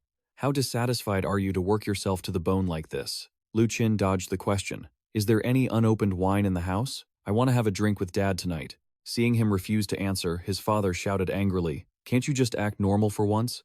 Aren't you tired? Lu Qin calmly replied, I'm not pretending to be interested. I really do want to share a drink with you tonight. And we won't just be eating as a family. I also invited 2 friends. Maybe 2, maybe more. Before he could finish, little 17 excitedly chimed in. I want to share with a friend. Mom added, then we'll need to prepare food for more than 2 people. Seeing that he had successfully dodged the subject that had angered his father. Suddenly, Dad stood up abruptly. If your friends are coming, Mom continued, then of course we must treat them well. Scene shift to a sidewalk barbecue stall. A man slammed the table in anger. Why would you ask such a question? He yelled at the waiter. Once you were one of us, we understood what's real. Those people are like zombies, following hypocritical morals, ready to be their slaves. They are all fools. The waitress hesitated. I'm just a little worried. The brown-haired man retorted immediately. It's not worry. You're scared. The man continued. The most disgusting thing is refusing to admit your fear. Just like you back then, refusing to admit your best friend died because of your own greed. He turned to manipulate the girl. Wasn't your best friend good to you? She gave you gifts, helped with hospital fees when your dad was sick, yet you still pushed her down the stairs. The man's inflammatory words slowly affected the waitress. She screamed, but what's wrong with hating her? She relied on having money, mocking my job at the coffee shop, never even bothering to drink the coffee, always saying I was her good friend, when she really just saw me as a servant. Seeing he had successfully provoked the waitress, he turned to the other man. And you? Why did you poison your colleague? The man stammered. I always felt guilty. He wasn't as good as me. Just because he got to the city earlier to earn money and found a beautiful widow. After manipulating them both, the man suddenly snapped, stood up, and shouted, Sometimes even I feel uncomfortable. It's because their hypocrisy affects us, preventing us from being ourselves. They wear masks to laugh at us, but everyone is selfish. They represent justice. They wear masks while we are real. We've taken them off. So why should we be afraid? The waitress asked with a dark expression. But what if this brings the security bureau here? The man said with contempt. What's there to fear about the security bureau? I know for sure someone is investigating us. But it doesn't matter. They're just hypocrites. It doesn't matter if they die. We will return to our true homeland. The words true homeland, repeated, echoing in everyone's heads at the barbecue stall. It seemed the man had used some kind of trick to manipulate everyone. He said craftily, to let the people of this world know the truth, let them see the true homeland. Right after his signal, branches with human eyes slowly crept along the walls, climbing upward. Their branches kept extending to cover the entire entrance. Inside the building, the emergency alarm started beeping, signaling something quite terrifying. The monster, along with the heads, appeared once again. It seemed Lu Qin had been standing there waiting for a long time. He greeted them cheerfully. You've arrived, and you took several different routes. The tree branches had crawled to the window of Lu Qin's house. It was struggling to find a way inside, but there was no need to look anymore, because Mom had already flung the door wide open, inviting them in. What are you waiting for? Come in quickly. A bizarre, twisted laughter erupted from inside the house, causing the monster to jolt. Both the monster, the twisted tree, and I were completely stunned. Lu Qin's mother grabbed a branch, making it tremble uncontrollably. Trying to run. Are we? Not on my watch. She used her powers to carve a few gashes into the tree's trunk before letting it go. Get back home. Now. Meanwhile, as the monster reached a corner, Xiao Shiqi called down from the wall. Little doll, don't be scared. Now that you've arrived, don't you dare run off. No sooner had she said that than the girl leaped onto the monster. She tried to push it inside, but it was just too massive. She wasn't strong enough to handle it alone. Lu Qin's father appeared out of nowhere and with a single shove, sent the monster tumbling inside the house. The monster's head rolled off and landed at Xiao Shiqi's feet. She hugged it happily, giggling. That was so much fun. As she went inside, the door to room 401 slammed shut. It looked like it was going to be a lively night for the Lu Qin household. Lu Qin's father dragged the monster into the kitchen, chuckling with delight. Looks like we've got another dish on the menu. Lu Qin's mother looked at the branches in her hands and asked in a friendly tone, My scissors are so sharp. How about I trim your nails for you? Watching this merry scene, Lu Qin couldn't help but marvel at how suddenly his house had come alive. He made a phone call, he said, into the phone. To the people on the other end, you can make your move now. I haven't found the ability user yet, but he'll come eventually. Don't worry about it. Just capture whoever needs to be caught. I'll let you know about the news later. Gui Jiu, on the other end, replied, Got it. Moving out. After hanging up, she ordered the troops to arrest everyone. If anyone resists, you have permission to fire. A soldier shouted loudly, No one is allowed to move. Everyone stop. No talking. The maid asked in terror. What's happening? The man beside her suddenly stood up and spouted nonsense. I can feel the breath of the true reality. We must return home. He dropped dead on the spot. A soldier asked in surprise. Is he dead? Before passing out, the man had happily thought, Everyone has to die. But that's not the end. We will return to our homeland, a place where we don't need to disguise ourselves, where we can worship and stay forever. Switching back to Lu Qin's house, the man from earlier opened his eyes, feeling the warmth of the lights. Have I returned home? Lu Qin immediately poured a bucket of cold water on him. Nope. You're at my place. 10 minutes later at the dinner table, after gathering some intel, Lu Qin summarized it as follows. They worship the true homeland. It's not a cult. The deity they follow awakens abilities, grants divine messages, and spreads the word in Satellite City number 4, expanding their following, enlightening them, and demanding total devotion. They eliminate anyone necessary to grow, whether it's conflicts, or a bank manager killed for his assets, or his daughter pushed off a building by a member. You guys are having fun, huh? Good thing I brought some candy. Xiao Shiqi nimbly helped her brother pour water into the cup. Lu Qin continued.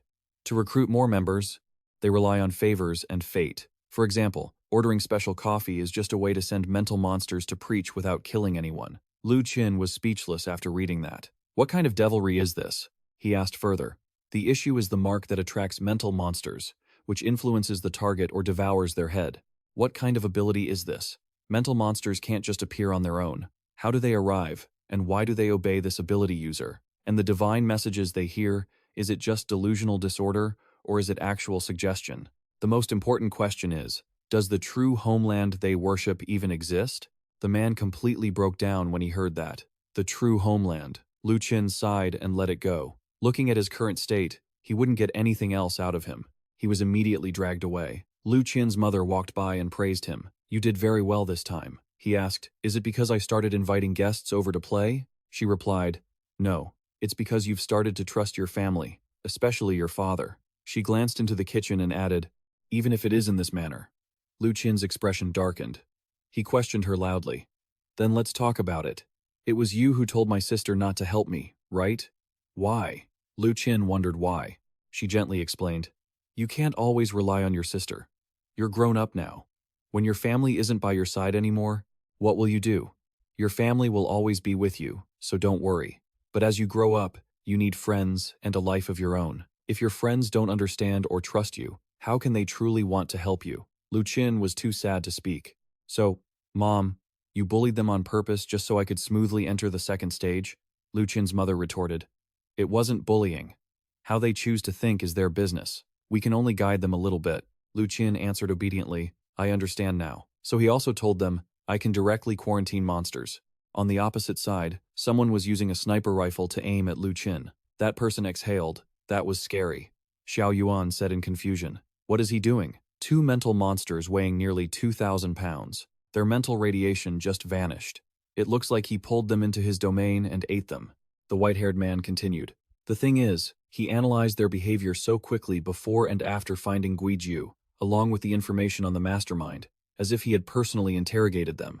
Xiao Yuan asked back, "Interrogate what? Interrogating mental monsters?" The white-haired man frowned, deep in thought. "He found the ability user, wiped out the secret organization perfectly. I'd rate him at level A, but with his behavior, the spider system definitely couldn't have done it." "What exactly is his ability?" He signaled caution. "Stop talking. Senior, do you feel like someone is watching us from behind the glass?" The white-haired man hesitated and asked, "Didn't we say last time we'd report him? The evaluation results were a bit higher, right? In that case, hurry up and give him an A+.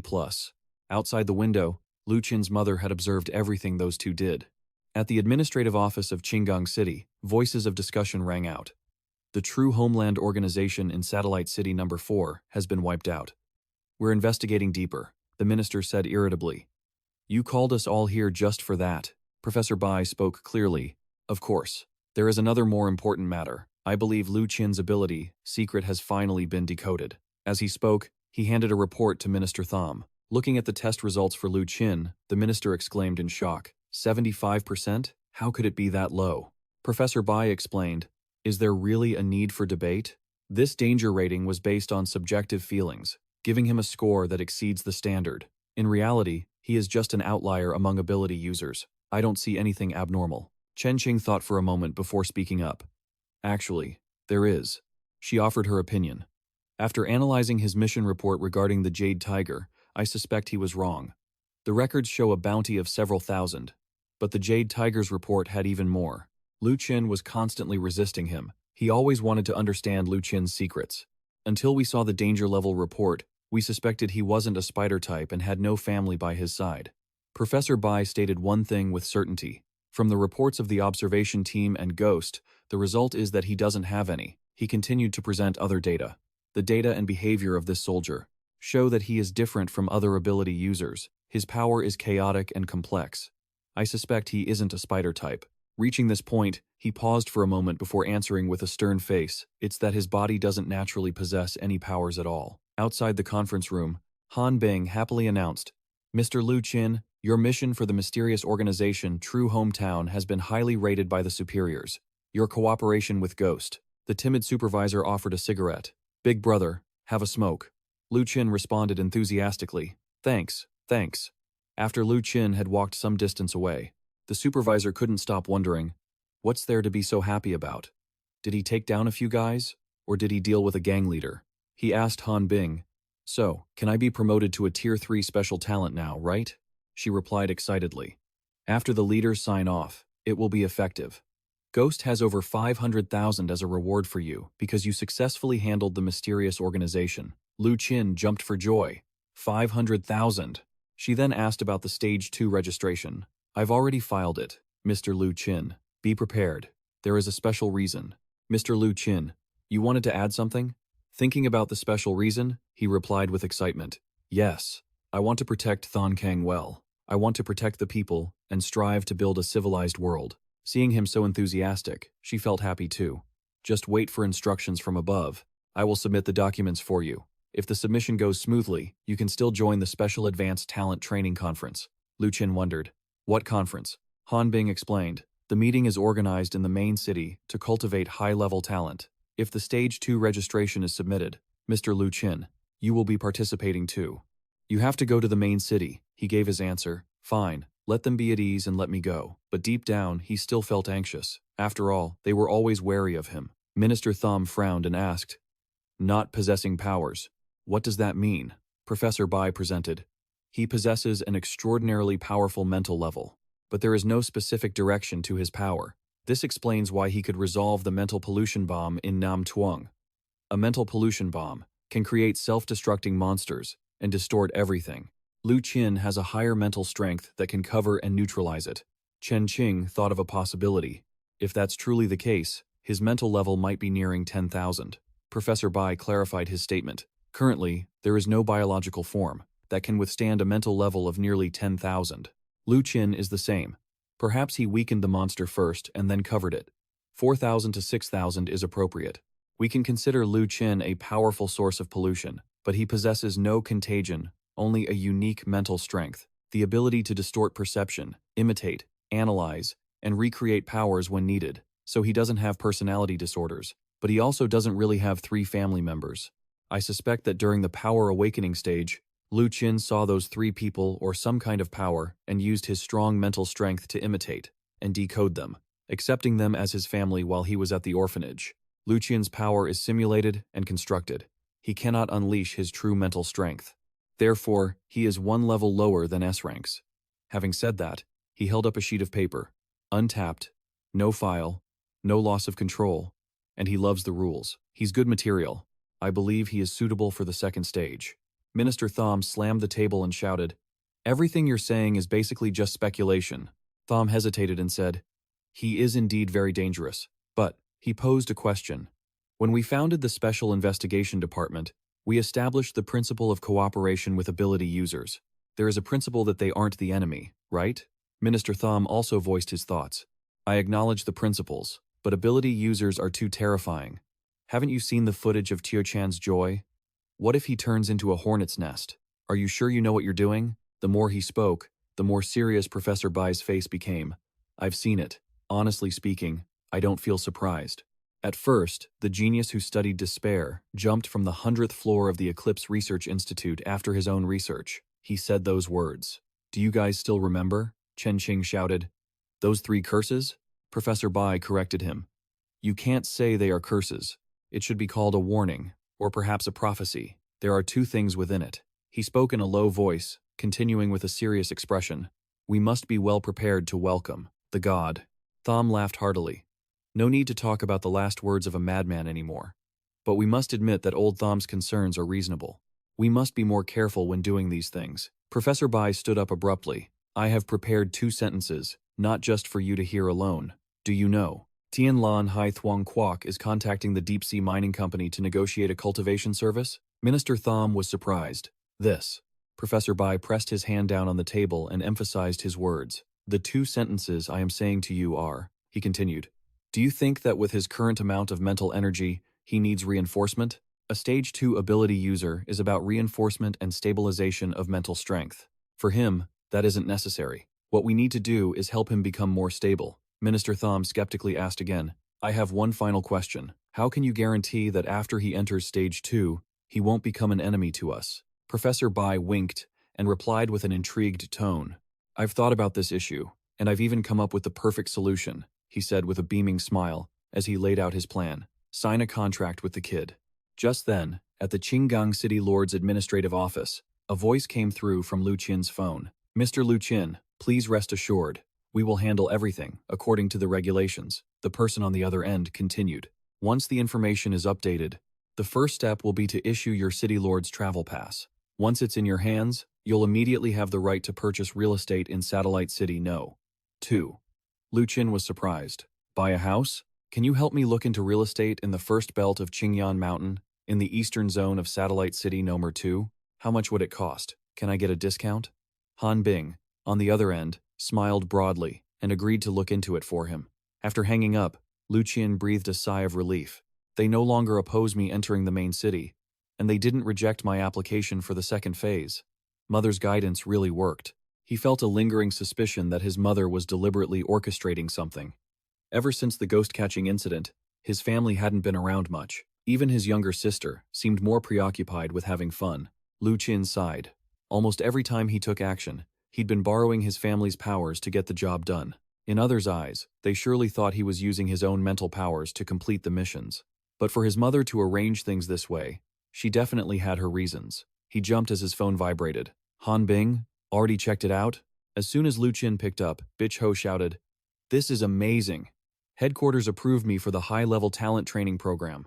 Tai Thui is joining too. Oh my god, I'm finally going to meet her." He sounded so calm just a moment ago, yet he was already painting a future. "After this, I'll stay for another year. Then, I can live in the main city, buy a house, marry Tai Thui, and have 3 kids." Bitch Ho shared excitedly. "Protecting my wife, watching the kids, and going out when I'm free." Lu Qin felt a chill down his spine, but he was happy for his friend. "That's great, really great. Maybe I'll be going too." Bitch Ho was curious. "Then doesn't that mean we can go together? What about that little sister of yours?" Lu Qin's cheeks turned bright red. He thought to himself, Han Bing specifically mentioned this meeting. Was she hinting that we would meet up too? If so, what should I wear? After returning to his desk, Lu Qin happily packed his things. The supervisor spoke up from behind him. "Lu Qin, wait a moment. Don't rush home after work. There's something." Lu Qin was startled and asked, "What is it?" The supervisor suggested, "The company's vice president is here to inspect. As the employee of the month and a candidate for the management position, why don't we go out for dinner?" Lu Qin agreed immediately. The supervisor added timidly, "But I have one small request. After all, he is the group vice president. During dinner, could you not bring your gun?" The scene shifted to a restaurant called Lao Mu Shu, where just one look made you feel the scent of luxury. After observing for a moment, Lu Qin thought, "All the executives are here. This party must be very important." Xiao Yuan smiled brightly. "Everyone here is a long-time employee. Please, help yourself." Lu Qin was surprised. "So young?" The girl sitting next to him replied, "I heard he's incredibly capable. He was managing million-dollar projects by age 20, and even got accepted into a school in the main city." Her eyes sparkled as she gushed. "Of course, the best thing about him is that he's the boss's son. Who knew a man like that would be the perfect marriage material?" Lu Qin's jaw dropped. "He already has children?" The girl next to him explained, "Those are his younger brother and sister. The ex-wife of our CEO passed away in an accident." She patted Lu Qin's shoulder and continued, "Then he married again and had a boy and a girl. But the vice president treats the 2 younger ones very well. Probably because the CEO agreed to hand the group over to him, and he's a sentimental guy." Seeing the way Xiao Yuan was salivating while looking at his younger brother, Lu Qin thought, "But Vice President Tie seems a bit strange." He closed his eyes and began to focus. His mother's power could sense the emotional state of the spirits around him. "Let's test it out." First, the girl next to him. This woman was feeling a bit of desire right now. Then the man sitting nearby. He was clearly trying hard to stay calm so he could toast the vice president better later. Lu Qin analyzed Xiao Yuan next. What was the vice president thinking right now? In his mind's eye, he saw an image of Tie Vien looking at his little brother with a sinister gaze, with one single word in his thoughts. Meat. He stared intently at his brother's chubby arm and brought it to his mouth. When his lips touched the arm, he fought with all his might to restrain himself and only gave it a light bite. Xiao Yuan broke into a cold sweat and pushed his brother away. Lu Qin was shocked. He actually managed to hold back? He pulled out his notebook and started writing something down, thinking, I know how to butter him up along with the others. After writing, Lu Qin resolutely tore that piece of paper out. Just then, Xiao Yuan walked over and apologized. I'm so sorry. I wanted to come earlier, but my father and aunt were in the main city, and the 2 kids just arrived, which delayed things. I hope you all don't mind. Everyone happily said it was fine. He walked over and clinked glasses with Lu Qin. Hello, you look very young. How should I address you? Lu Qin introduced himself. I'm Lu Qin, I work in the deep zone.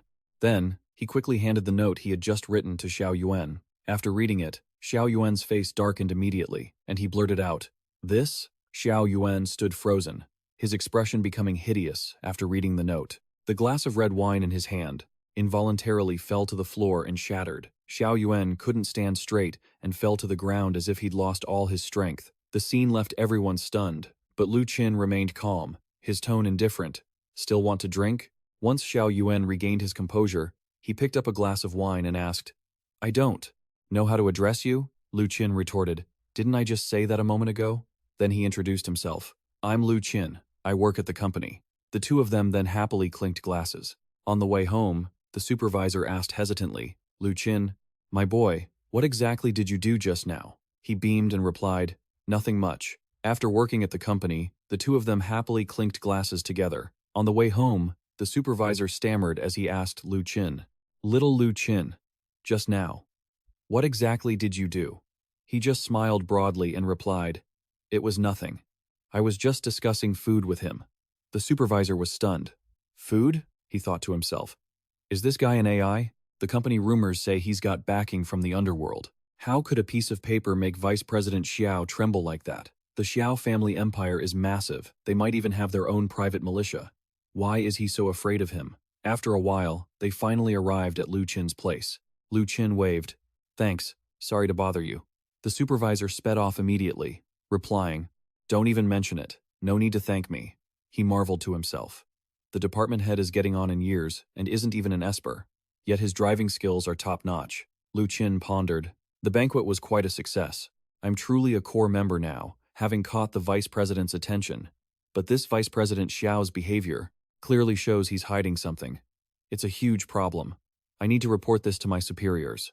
Just then, at Han Bing's place, she was brushing her teeth when she received a call. Han Bing asked while still brushing, Good evening, Mr. Lu Qin. Lu Qin greeted her. Good evening. What are you up to? She replied that she was brushing her teeth. Lu Qin felt a bit awkward.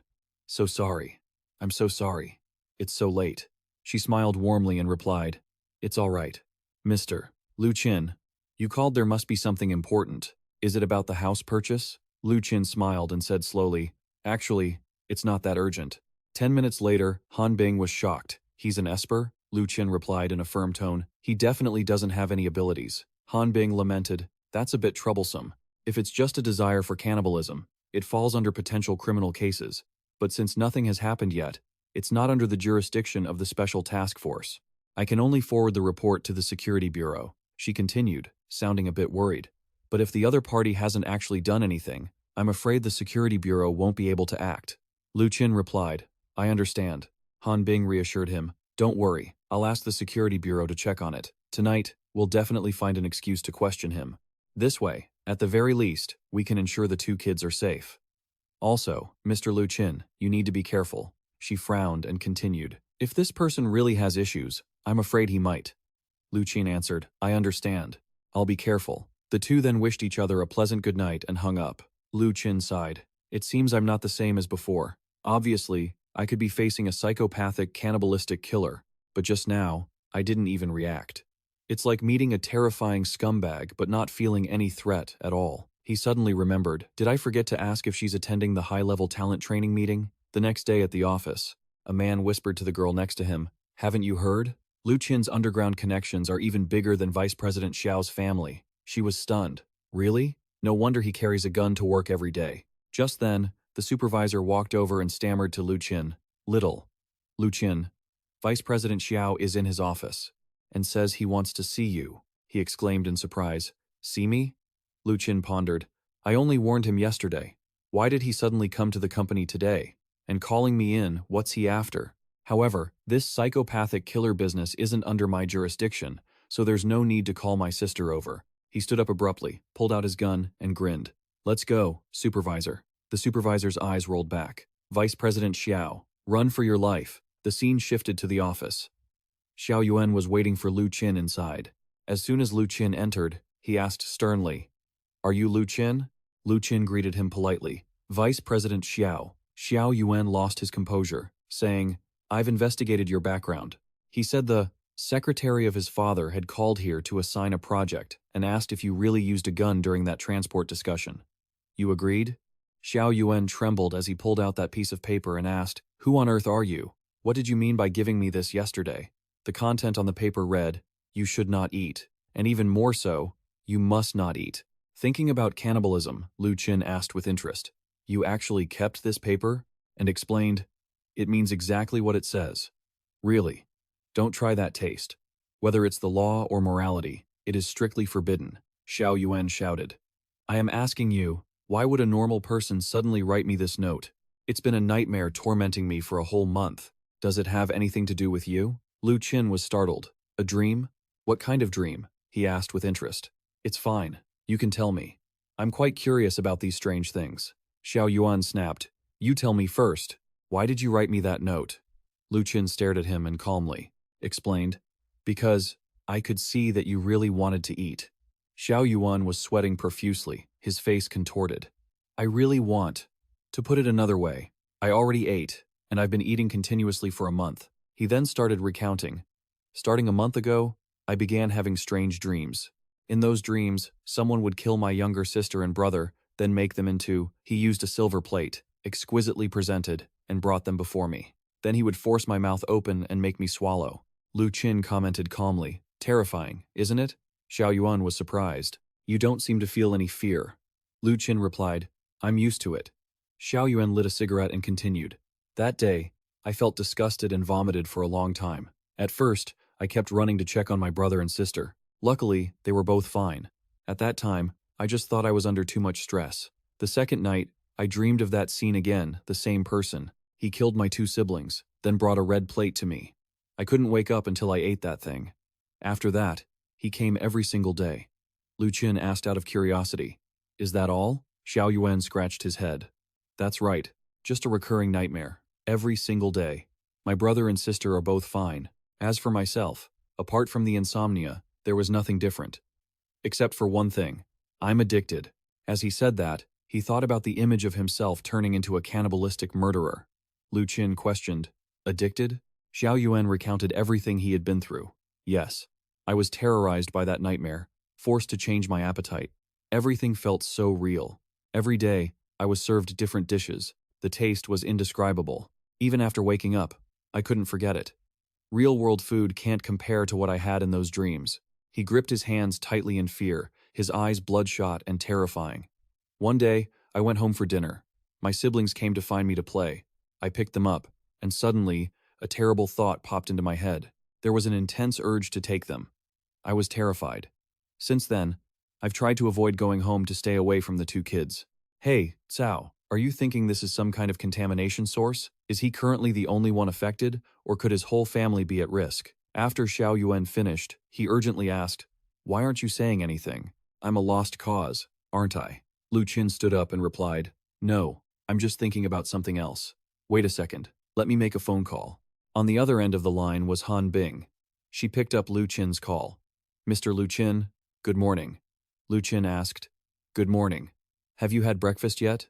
She replied, I have. Lu Qin discussed the situation with Han Bing. Right, about Deputy CEO Xiao, who I mentioned to you yesterday. It seems he's not a perverted killer. He says that lately, he's been having strange dreams where he's forced by someone else to eat. What do you think of this situation? She analyzed. A dream-weaving type ability. It sounds like a strong psychological suggestion meant to create twisted desires. If that's truly the case, this situation is quite serious. Dream-weaving abilities are a type of influence-based power. They are very difficult to deal with. You wondered? Difficult to deal with? Let's set that aside for now. If I take this case, will it count as completing a mission? How much is the reward? Han Bing replied, These illegal abilities cause massive chaos for Thonkang City if they aren't caught. So, dealing with matters related to them warrants a reward of at least 50,000. You eagerly accepted the mission. Xiao Yuan seemed tense. He relieved his stress by smoking. At this moment, Lu Qin finished his conversation and told him, I can help you. Hearing this, Xiao Yuan was overjoyed and jumped up. Really? That's great. That's great. He proposed, If you can help me, then I'll pay you 50,000 no. 100,000. Lu Qin was so stunned he turned to stone. He asked, How much? You were doing the math. 100,000 as a reward. Han Bing had said 50,000. I already called Han Bing to make this a mission. I can't take money from the guy anymore. Your heart suddenly ached, as if it were being cut. Xiao Yuan started bidding up. Is that not enough? Then a bit more? You raised your hand to decline, though you were secretly devastated. No, we have our own principles. We don't take money we aren't supposed to. Xiao Yuan inwardly praised. What a noble expert, possessed of great skills and indifferent to money. He hurriedly asked, When do we start? Now? Lu Qin turned away and replied, "After work. Keep talking." Xiao Yuan asked, "Why?" You looked at him and answered, "Because I have to work." The clock struck 6:30. Xiao Yuan walked to Lu Qin's desk and invited him. "Could we have dinner together?" You refused. "I have things to do tonight." Xiao Yuan enthusiastically offered a solution. "How about this? Why don't I drive you there? Then I'll wait for you." You reluctantly agreed. "Fine." Colleagues around them witnessed this and whispered, "What's going on? Lu Qin, you've got Deputy CEO Xiao acting like this. Did you kidnap the chairman?" Someone guessed, "Why do I feel like Deputy CEO Xiao is chasing him?" The supervisor heard them and waved his hand to call Xiao Wang. "Xiao Wang, tomorrow, call the repair crew over here to knock down that partition wall and build an extra private office." But when he thought of Lu Qin's status, he changed his mind. "Forget it. Call them tonight.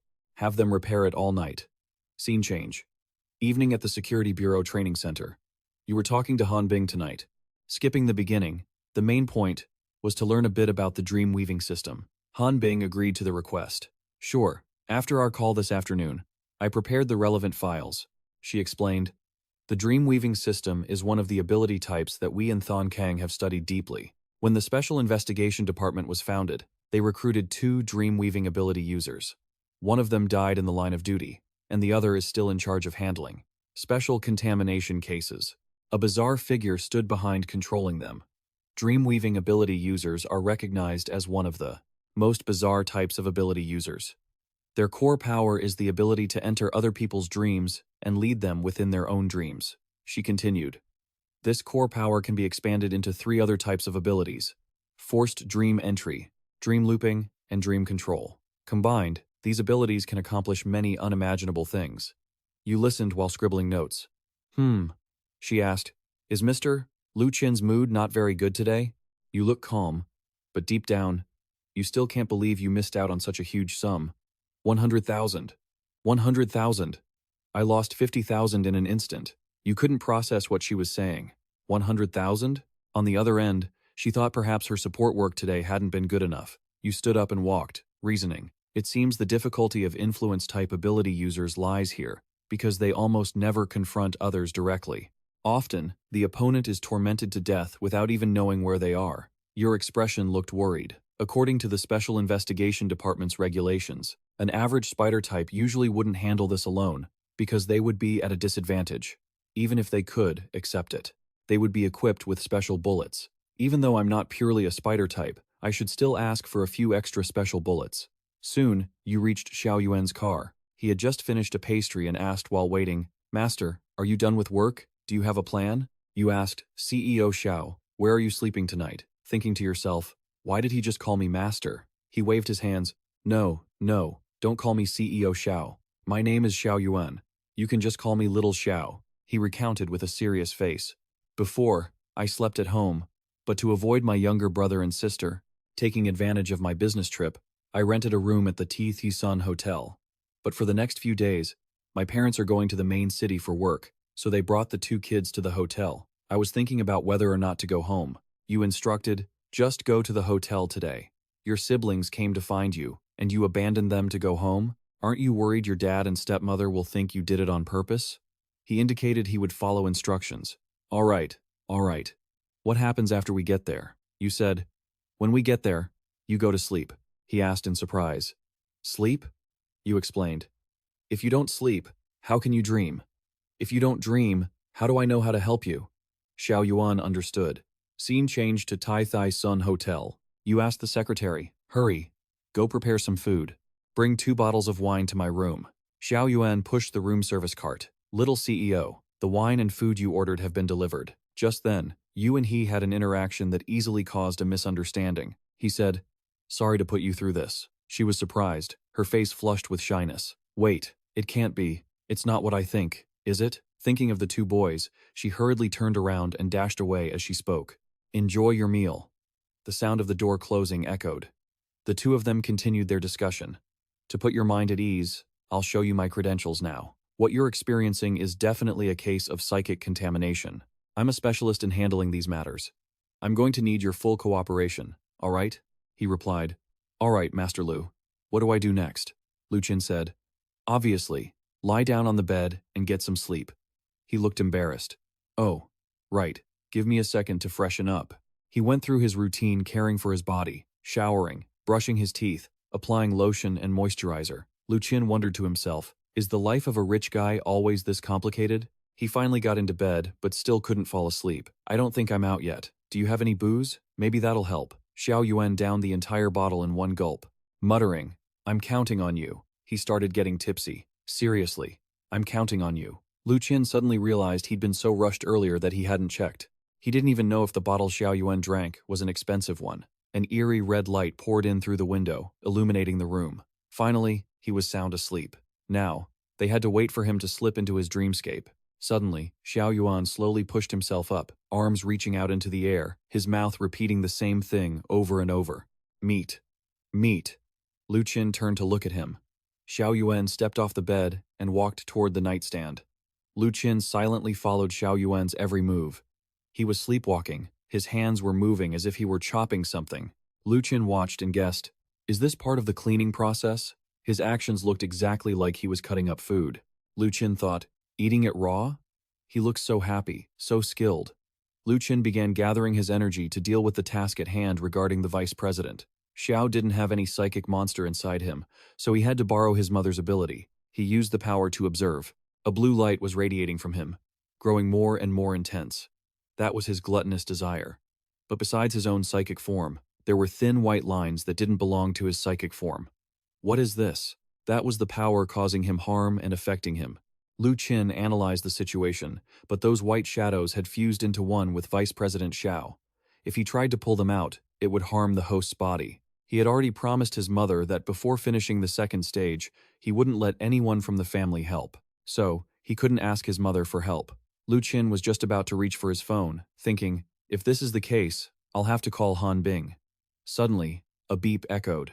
A woman was standing, peeking from the door. Two children happily ran into the room. Brother, we finally caught you, the children innocently asked him. Why do you never want to come home? When Xiao Yuan heard their voices, he turned around with a hungry, predatory grin. Lu Qin sensed something was wrong. Not good. Xiao Yuan darted toward the children, grabbing one of them tightly with one hand while biting down on the other. Lu Qin lunged at him, thinking, when did they even get in here? Luckily, he could borrow his younger sister's ability. He grabbed the collars of their shirts, pulling the two kids up and tossing them onto the bed, away from Xiao Yuan. Seeing his prey snatched away, Xiao Yuan flew into a rage and immediately charged at the bed. Lu Qin quickly tripped him. Lu Qin pinned him down, one foot pressing against Xiao Yuan's back as he lay flat on the floor, holding him in place. He smirked to himself. You aren't getting up this time. The woman grabbed a rock and ran into the room, pointing at him. What do you think you're doing? Security, get in here. Beneath his feet, Xiao Yuan's eyes were bloodshot with insatiable hunger. Lu Qin stared back coldly, pointing his gun. Don't move. The security guard arrived, yelling, what's going on? Who's causing trouble? The woman wondered. Isn't this guy just an ordinary employee? Why does he have a gun? Lu Qin was trying to think of a way to resolve the mess. It was too chaotic. The security guards rushed straight at him. He couldn't guarantee he could handle all of them at once on his own. With just 1 foot, he had to keep Vice President Xiao from getting hurt, control him, and make sure the kids stayed safe. In front of the children, Xiao Yuan's eyes were weird and hungry. A twisted smile appeared as he looked at the bed. Wah! What happened to you? It had suddenly turned terrifying. Lu Qin was still looking for a solution.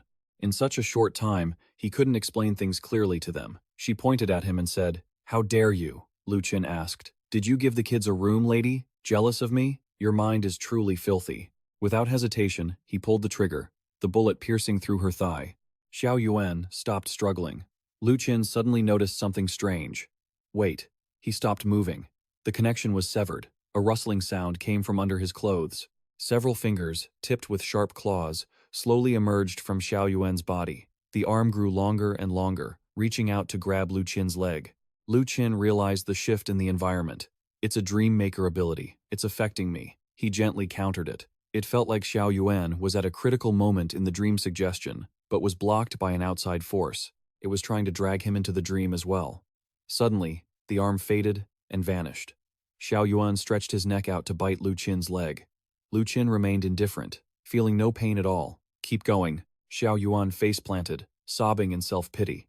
Lu Qin deduced that the hand had pulled him into a dream based on their current surroundings. Is this a forced dream entry ability from a Dreammaker? The scene began to shift. He recalled the first rule when dealing with the Dreammaker class. That rule was, do not believe it. As long as you don't believe it, the attack will be minimized. This trick doesn't seem to work on me at all. The scene kept changing. Sounds and laughter echoed from somewhere. A ghost appeared, accompanied by laughing, right in the middle of the current scene. He analyzed the problem. This is a physical manifestation of the leftover psychic power from that Dreammaker. If he used a custom-made bullet to shoot it, would it be destroyed? The ghosts and laughter kept ringing out, growing more numerous by the second. He hesitated. So many of them are popping up. Which one should I shoot? He clutched his head, puzzled. This laughter is so annoying. This is a dream within a subconscious. What kind of scene is this? Why is my mind constantly occupied by these images? Instead of resisting, I find myself craving them, and then, the scene completely shifts. It successfully created a dream. You look at the surroundings and wonder, where is this?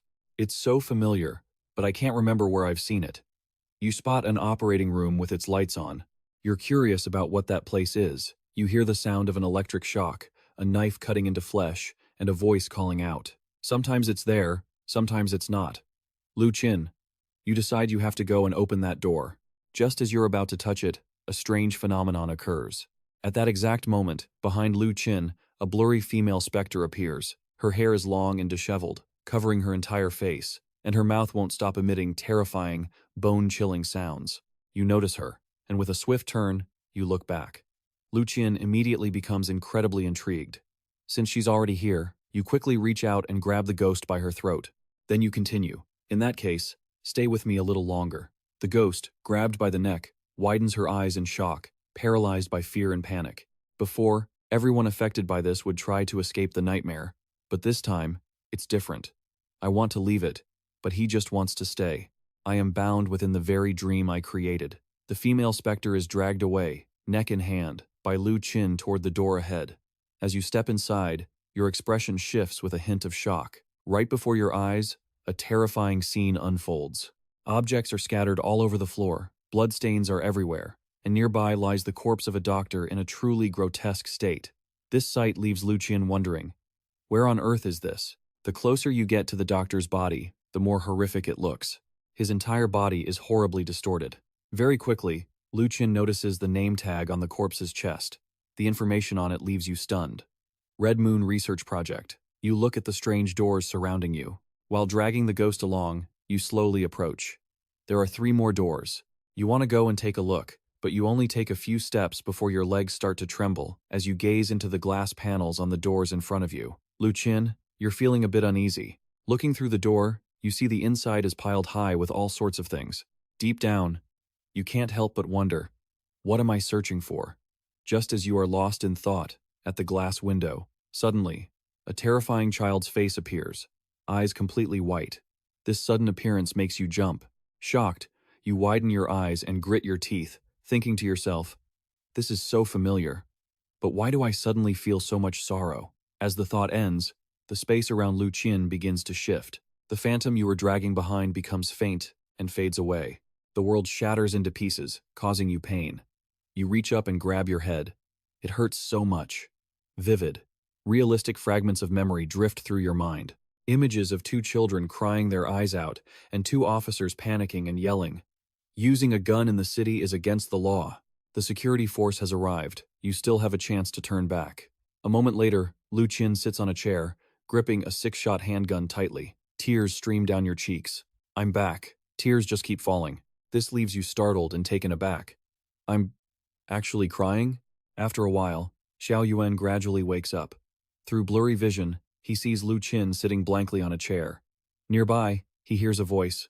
Sir, whatever you do, don't let your emotions make you do something stupid. Slowly, his vision clears, and he can see what's in front of him. Lu Qin, face dark, sits on the chair.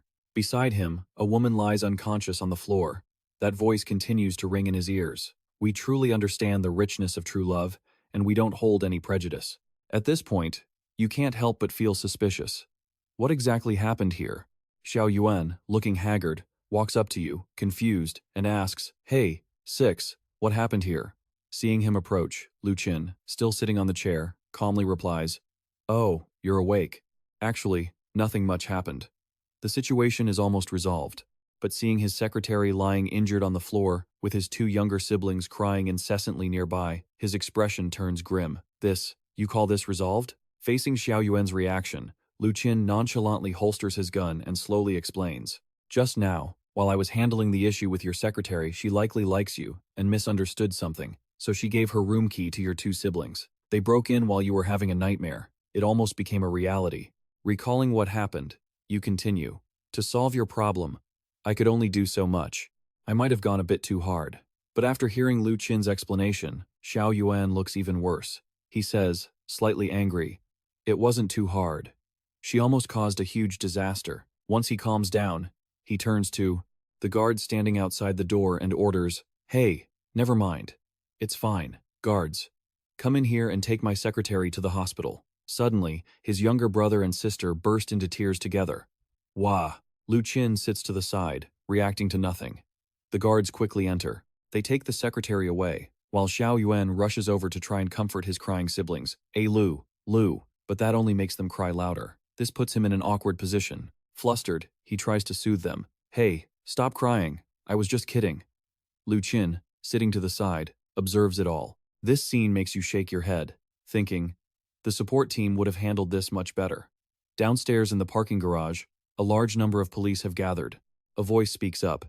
"Your situation is half resolved, but now I have something more important to attend to. I need to make a phone call. So, you handle the rest of this mess for me."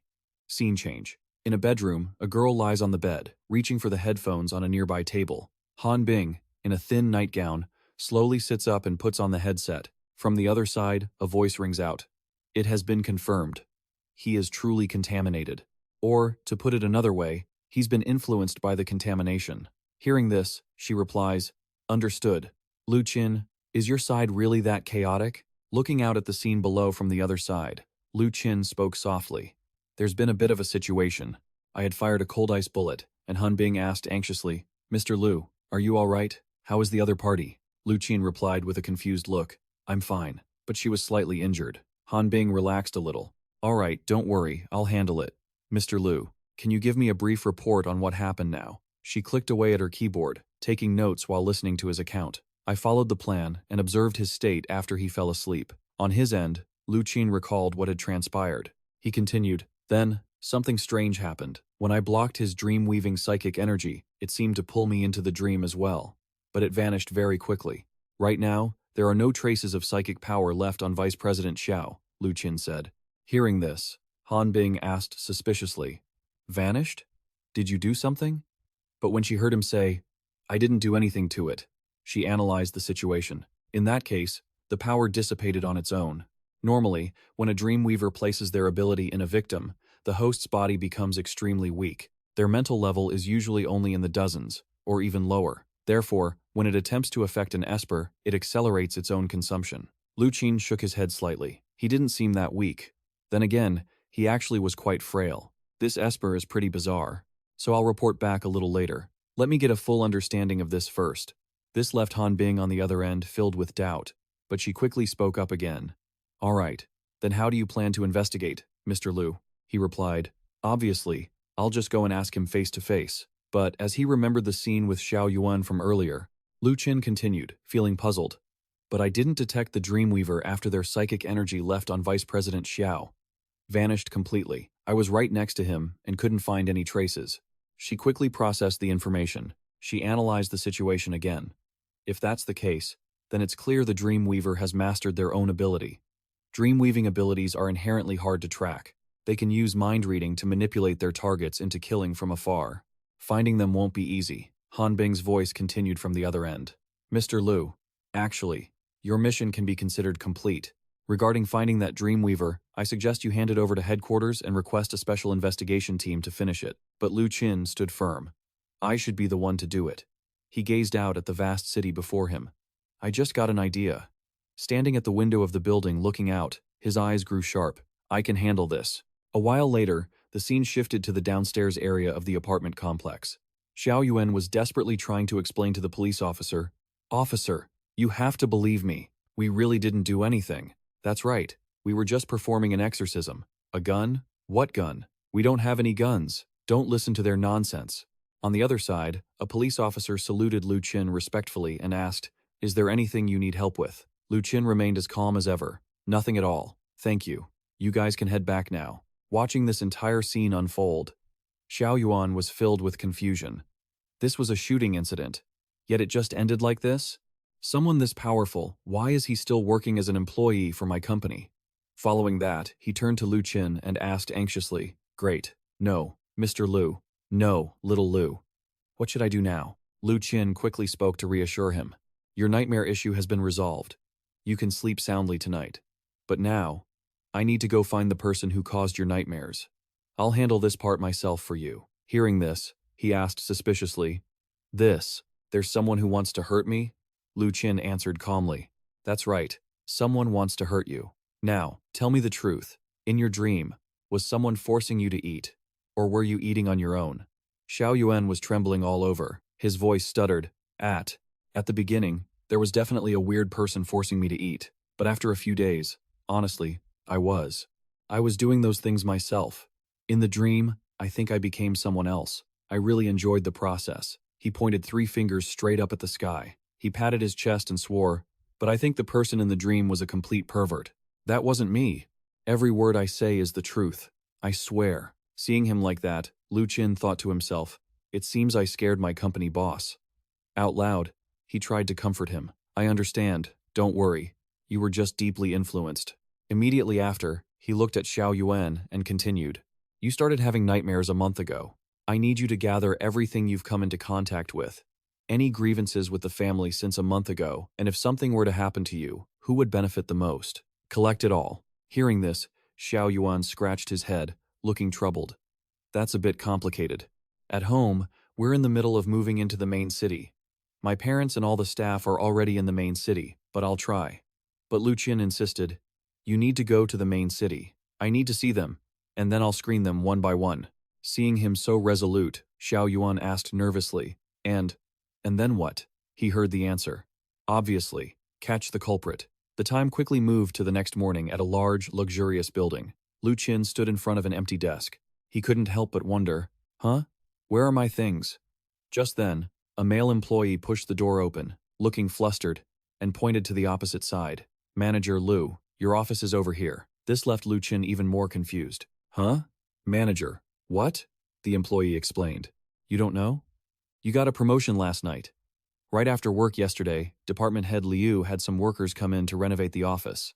He said in the middle of the night that since you're now a department head, you can't sit outside like us anymore. Not only did he add a new desk, but he also moved your stuff in there." Lu Qin quickly followed up, asking, "So Manager Liu's management skills are actually pretty impressive, aren't they?" When he arrived in front of his new office, he saw his name already posted on the door. As he pushed it open and looked at the supplies and furniture inside, he couldn't help but marvel. "They really set this up for me? The company is actually quite thoughtful." But before he could finish his sentence, a group of people pushed their way in. Everyone was beaming, offering their congratulations. "Manager Lu, congratulations. Congratulations. Shouldn't we throw a party to celebrate this, Manager Lu? From now on, we'll all be counting on your leadership." Facing the sudden crowd, Lu Qin felt a bit awkward. "No need for all that, guys. Let's skip the party. It's not even about the money. I've just been really busy lately." Standing to the side, Manager Liu felt a quiet sense of relief wash over him. "I've been supervising the construction all night. I've finally done my duty for this big shot. I can finally get some rest." But just then, Xiao Yuan walked in, greeting everyone. "Hard work, everyone." This caught Manager Liu by surprise. Why is he here? But he quickly walked over to Xiao Yuan, smiling warmly as he introduced him. "Everyone, hurry, quick. Let's welcome Vice President Xiao for a site visit." Xiao Yuan, standing behind him, looked a bit flustered. "Haha, no need for that. Everyone, please get back to work. I just need to have a quick word with Lu Qin." Moments later, the door to Lu Qin's new office clicked shut. Xiao Yuan held out a stack of documents toward Lu Qin. "Brother Lu, I've organized the list you needed." Taking the papers, Lu Qin asked curiously, "You don't even know how to make a spreadsheet?" Xiao Yuan replied sheepishly, "Usually, my secretary handles all that." Hearing this, Lu Qin asked, "So, where is your secretary?" He answered, "Still in the hospital." Lu Qin let out a sympathetic, "Oh," set the documents on the desk, and continued, "Forget it. Just make sure you understand it yourself for now. My main focus is getting them all together. Sitting opposite him, Xiao Yuan quickly replied, Right, right. I've already figured out the arrangements. Oh, by the way, Brother Lu, do you need me to book your ticket to the main city? Thinking about Han Bing's efficiency, Lu Qin felt reassured. No need. Someone else has probably already taken care of that for me. I should be able to head to the main city by the day after tomorrow. Scene shift. Inside a somewhat old house, a decent meal was set on the table. A female voice called out, How come you're here today? Little Lu sat in her wheelchair, looking toward Lu Qin by the door. Aren't you guys supposed to be at work? Lu Qin blushed, answering awkwardly. I have a work trip the day after tomorrow, so I came to ask for time off. Two young kids were running around nearby. The boyfriend is here. The boyfriend is here. Hearing this, little Lu blushed and scolded. Get out of here. Stop spouting nonsense. Lu Qin walked over to her and continued. Actually, it's not really a business trip. I just need to head to the main city for a bit, probably for a week. Upon hearing main city, little Lu's expression dimmed. Sensing the change, he quickly added, The main city is very safe, and it has everything we need. Is there anything you want me to bring back for you? She bowed her head, acting as if it were nothing. No. Just go and come back quickly, that's all. Immediately after, he broke into a bright smile. How about you come out with me for a bit? I have something I want to discuss with you. This caught her off guard. Huh? A while later, Lu Qin carried little Lu downstairs. As they passed by Mr. Zhang, who was reading the newspaper, she instructed, Mr. Zhang, if I get back late, please help me watch them with their self-study. Copy the Diary of a Madman 3 times.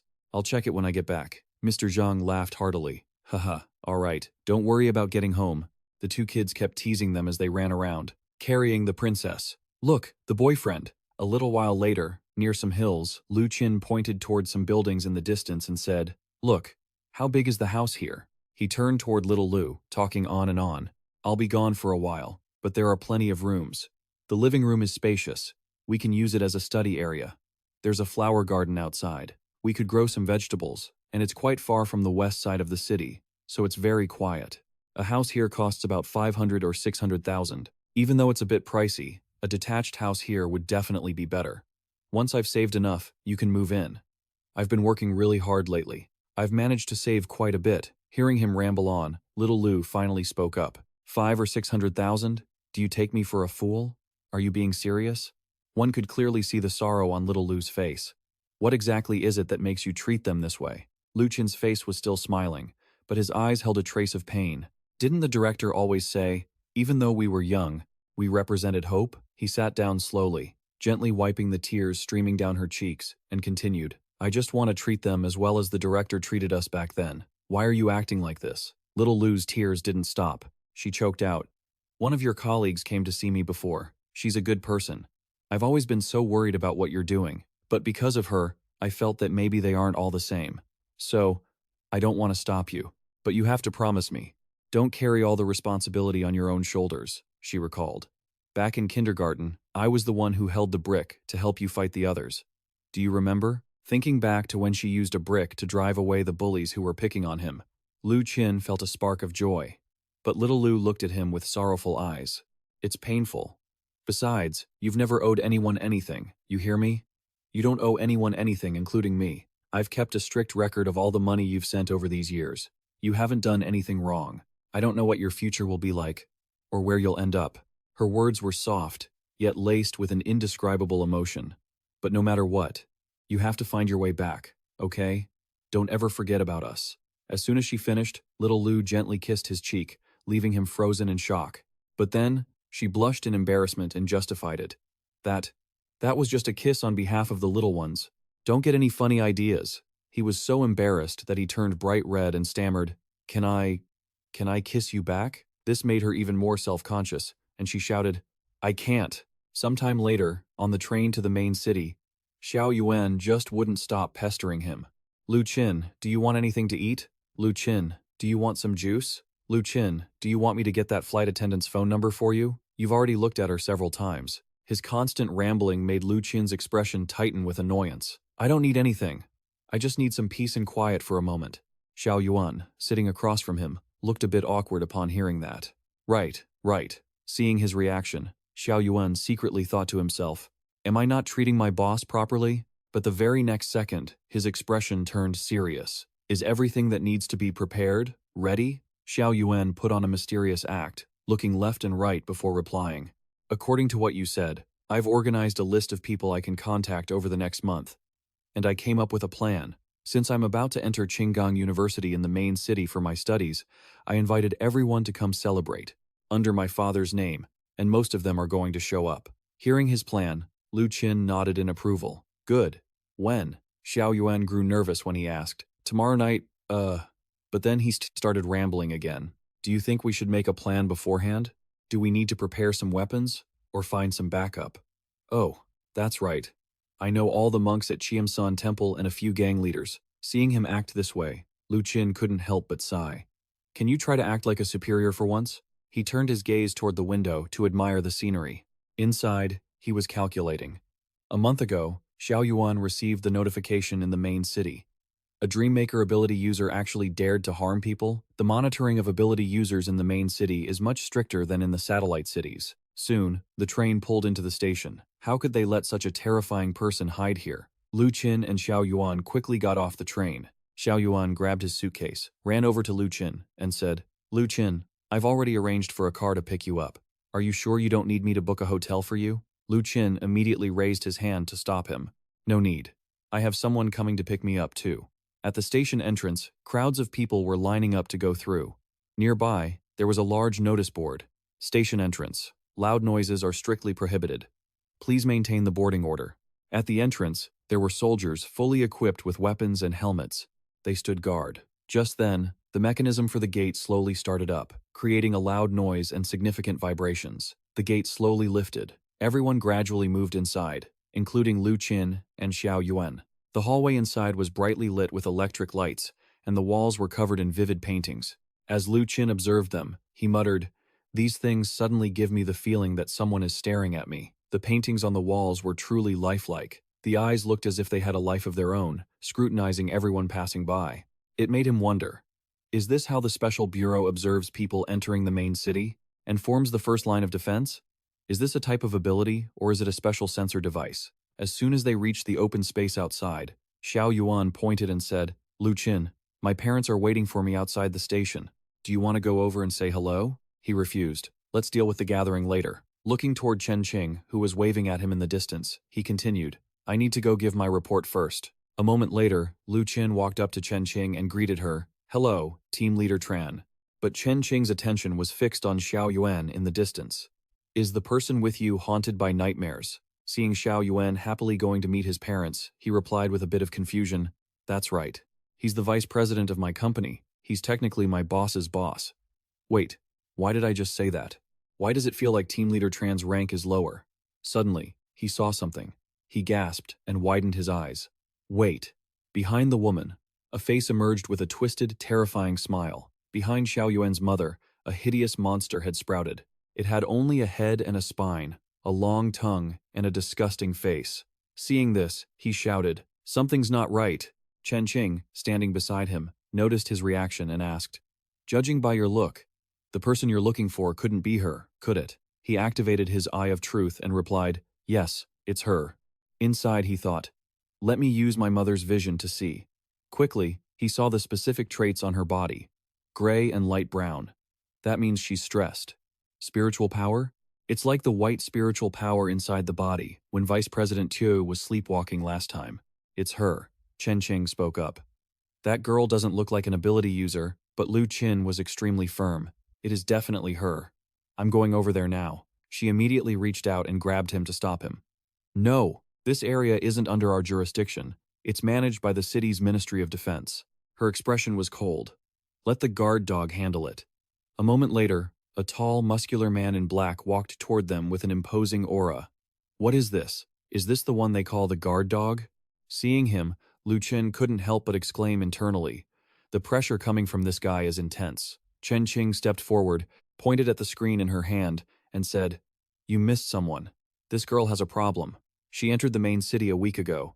And you haven't discovered it yet? Just now, our Lu Qin from the Special Bureau detected some abnormalities in her. He frowned upon hearing this. Impossible. The guard dog's expression was dark as he scowled and said coldly, I've seen you guys tailing her, but she isn't an ability user. Facing this man's pressure, Lu Qin didn't show any fear. He confidently replied, "But she has indeed done things that affect other people. So, you should pay attention to her." Inside, he thought, "What's wrong? Why do I suddenly feel a bit panicked? Something feels wrong. He's my colleague. Why should I be afraid of him?" As soon as that thought passed, he cheerfully held out his hand to the man. "Hello, I'm Lu Qin." Seeing the two shake hands, Chen Qing, standing to the side, spoke up. "All right, no need to argue. Arguing about this as an ability user is just stupid. If you want to know who's right, just go over and ask directly." Lu Qin happily agreed, and the guard dog immediately signaled his men to stay alert. Before long, a group of soldiers armed with rifles and body armor surrounded Xiao Yuan's group. As they approached, Chen Qing spoke up. The central city is always extremely cautious when it comes to security. Seeing themselves surrounded, Xiao Yuan immediately raised both hands and shouted, "Whoa! What's going on? There's nothing in my suitcase at all. At most, just a few comic books." A soldier nearby spoke up. "Don't worry, friend. We just have a little matter that requires everyone's cooperation." The white-haired woman beside them trembled and gritted her teeth. "It's finally happened. I knew it. I knew there was no escaping this. But since it's come to this," very quickly, the woman was seized and escorted away by the soldiers. Seeing this, Lu Qin was so shocked his jaw practically hit the floor. "Wait, I haven't even done anything yet and it's already over?" Chen Qing, standing next to him, explained. "Whether she's an ability user or not, there's no running away now. The interrogation methods at the City Defense Bureau are much harsher than ours. All we can do is wait for the results. Do you still want to go over there and see?" Lu Qin answered firmly. "Yeah, I'm going to check it out. I'll be back soon." Right after that, Lu Qin walked over to Xiao Yuan's father and circled around him, inspecting him for a moment. "Nice to meet you, Mr. Xiao." "It's a pleasure. See you later, Mr. Xiao." It meant nothing, but his actions left the older man completely confused, with no idea what was happening. What the hell is this all about? Lu Qin quickly turned his back and walked away, murmuring, "What a shame."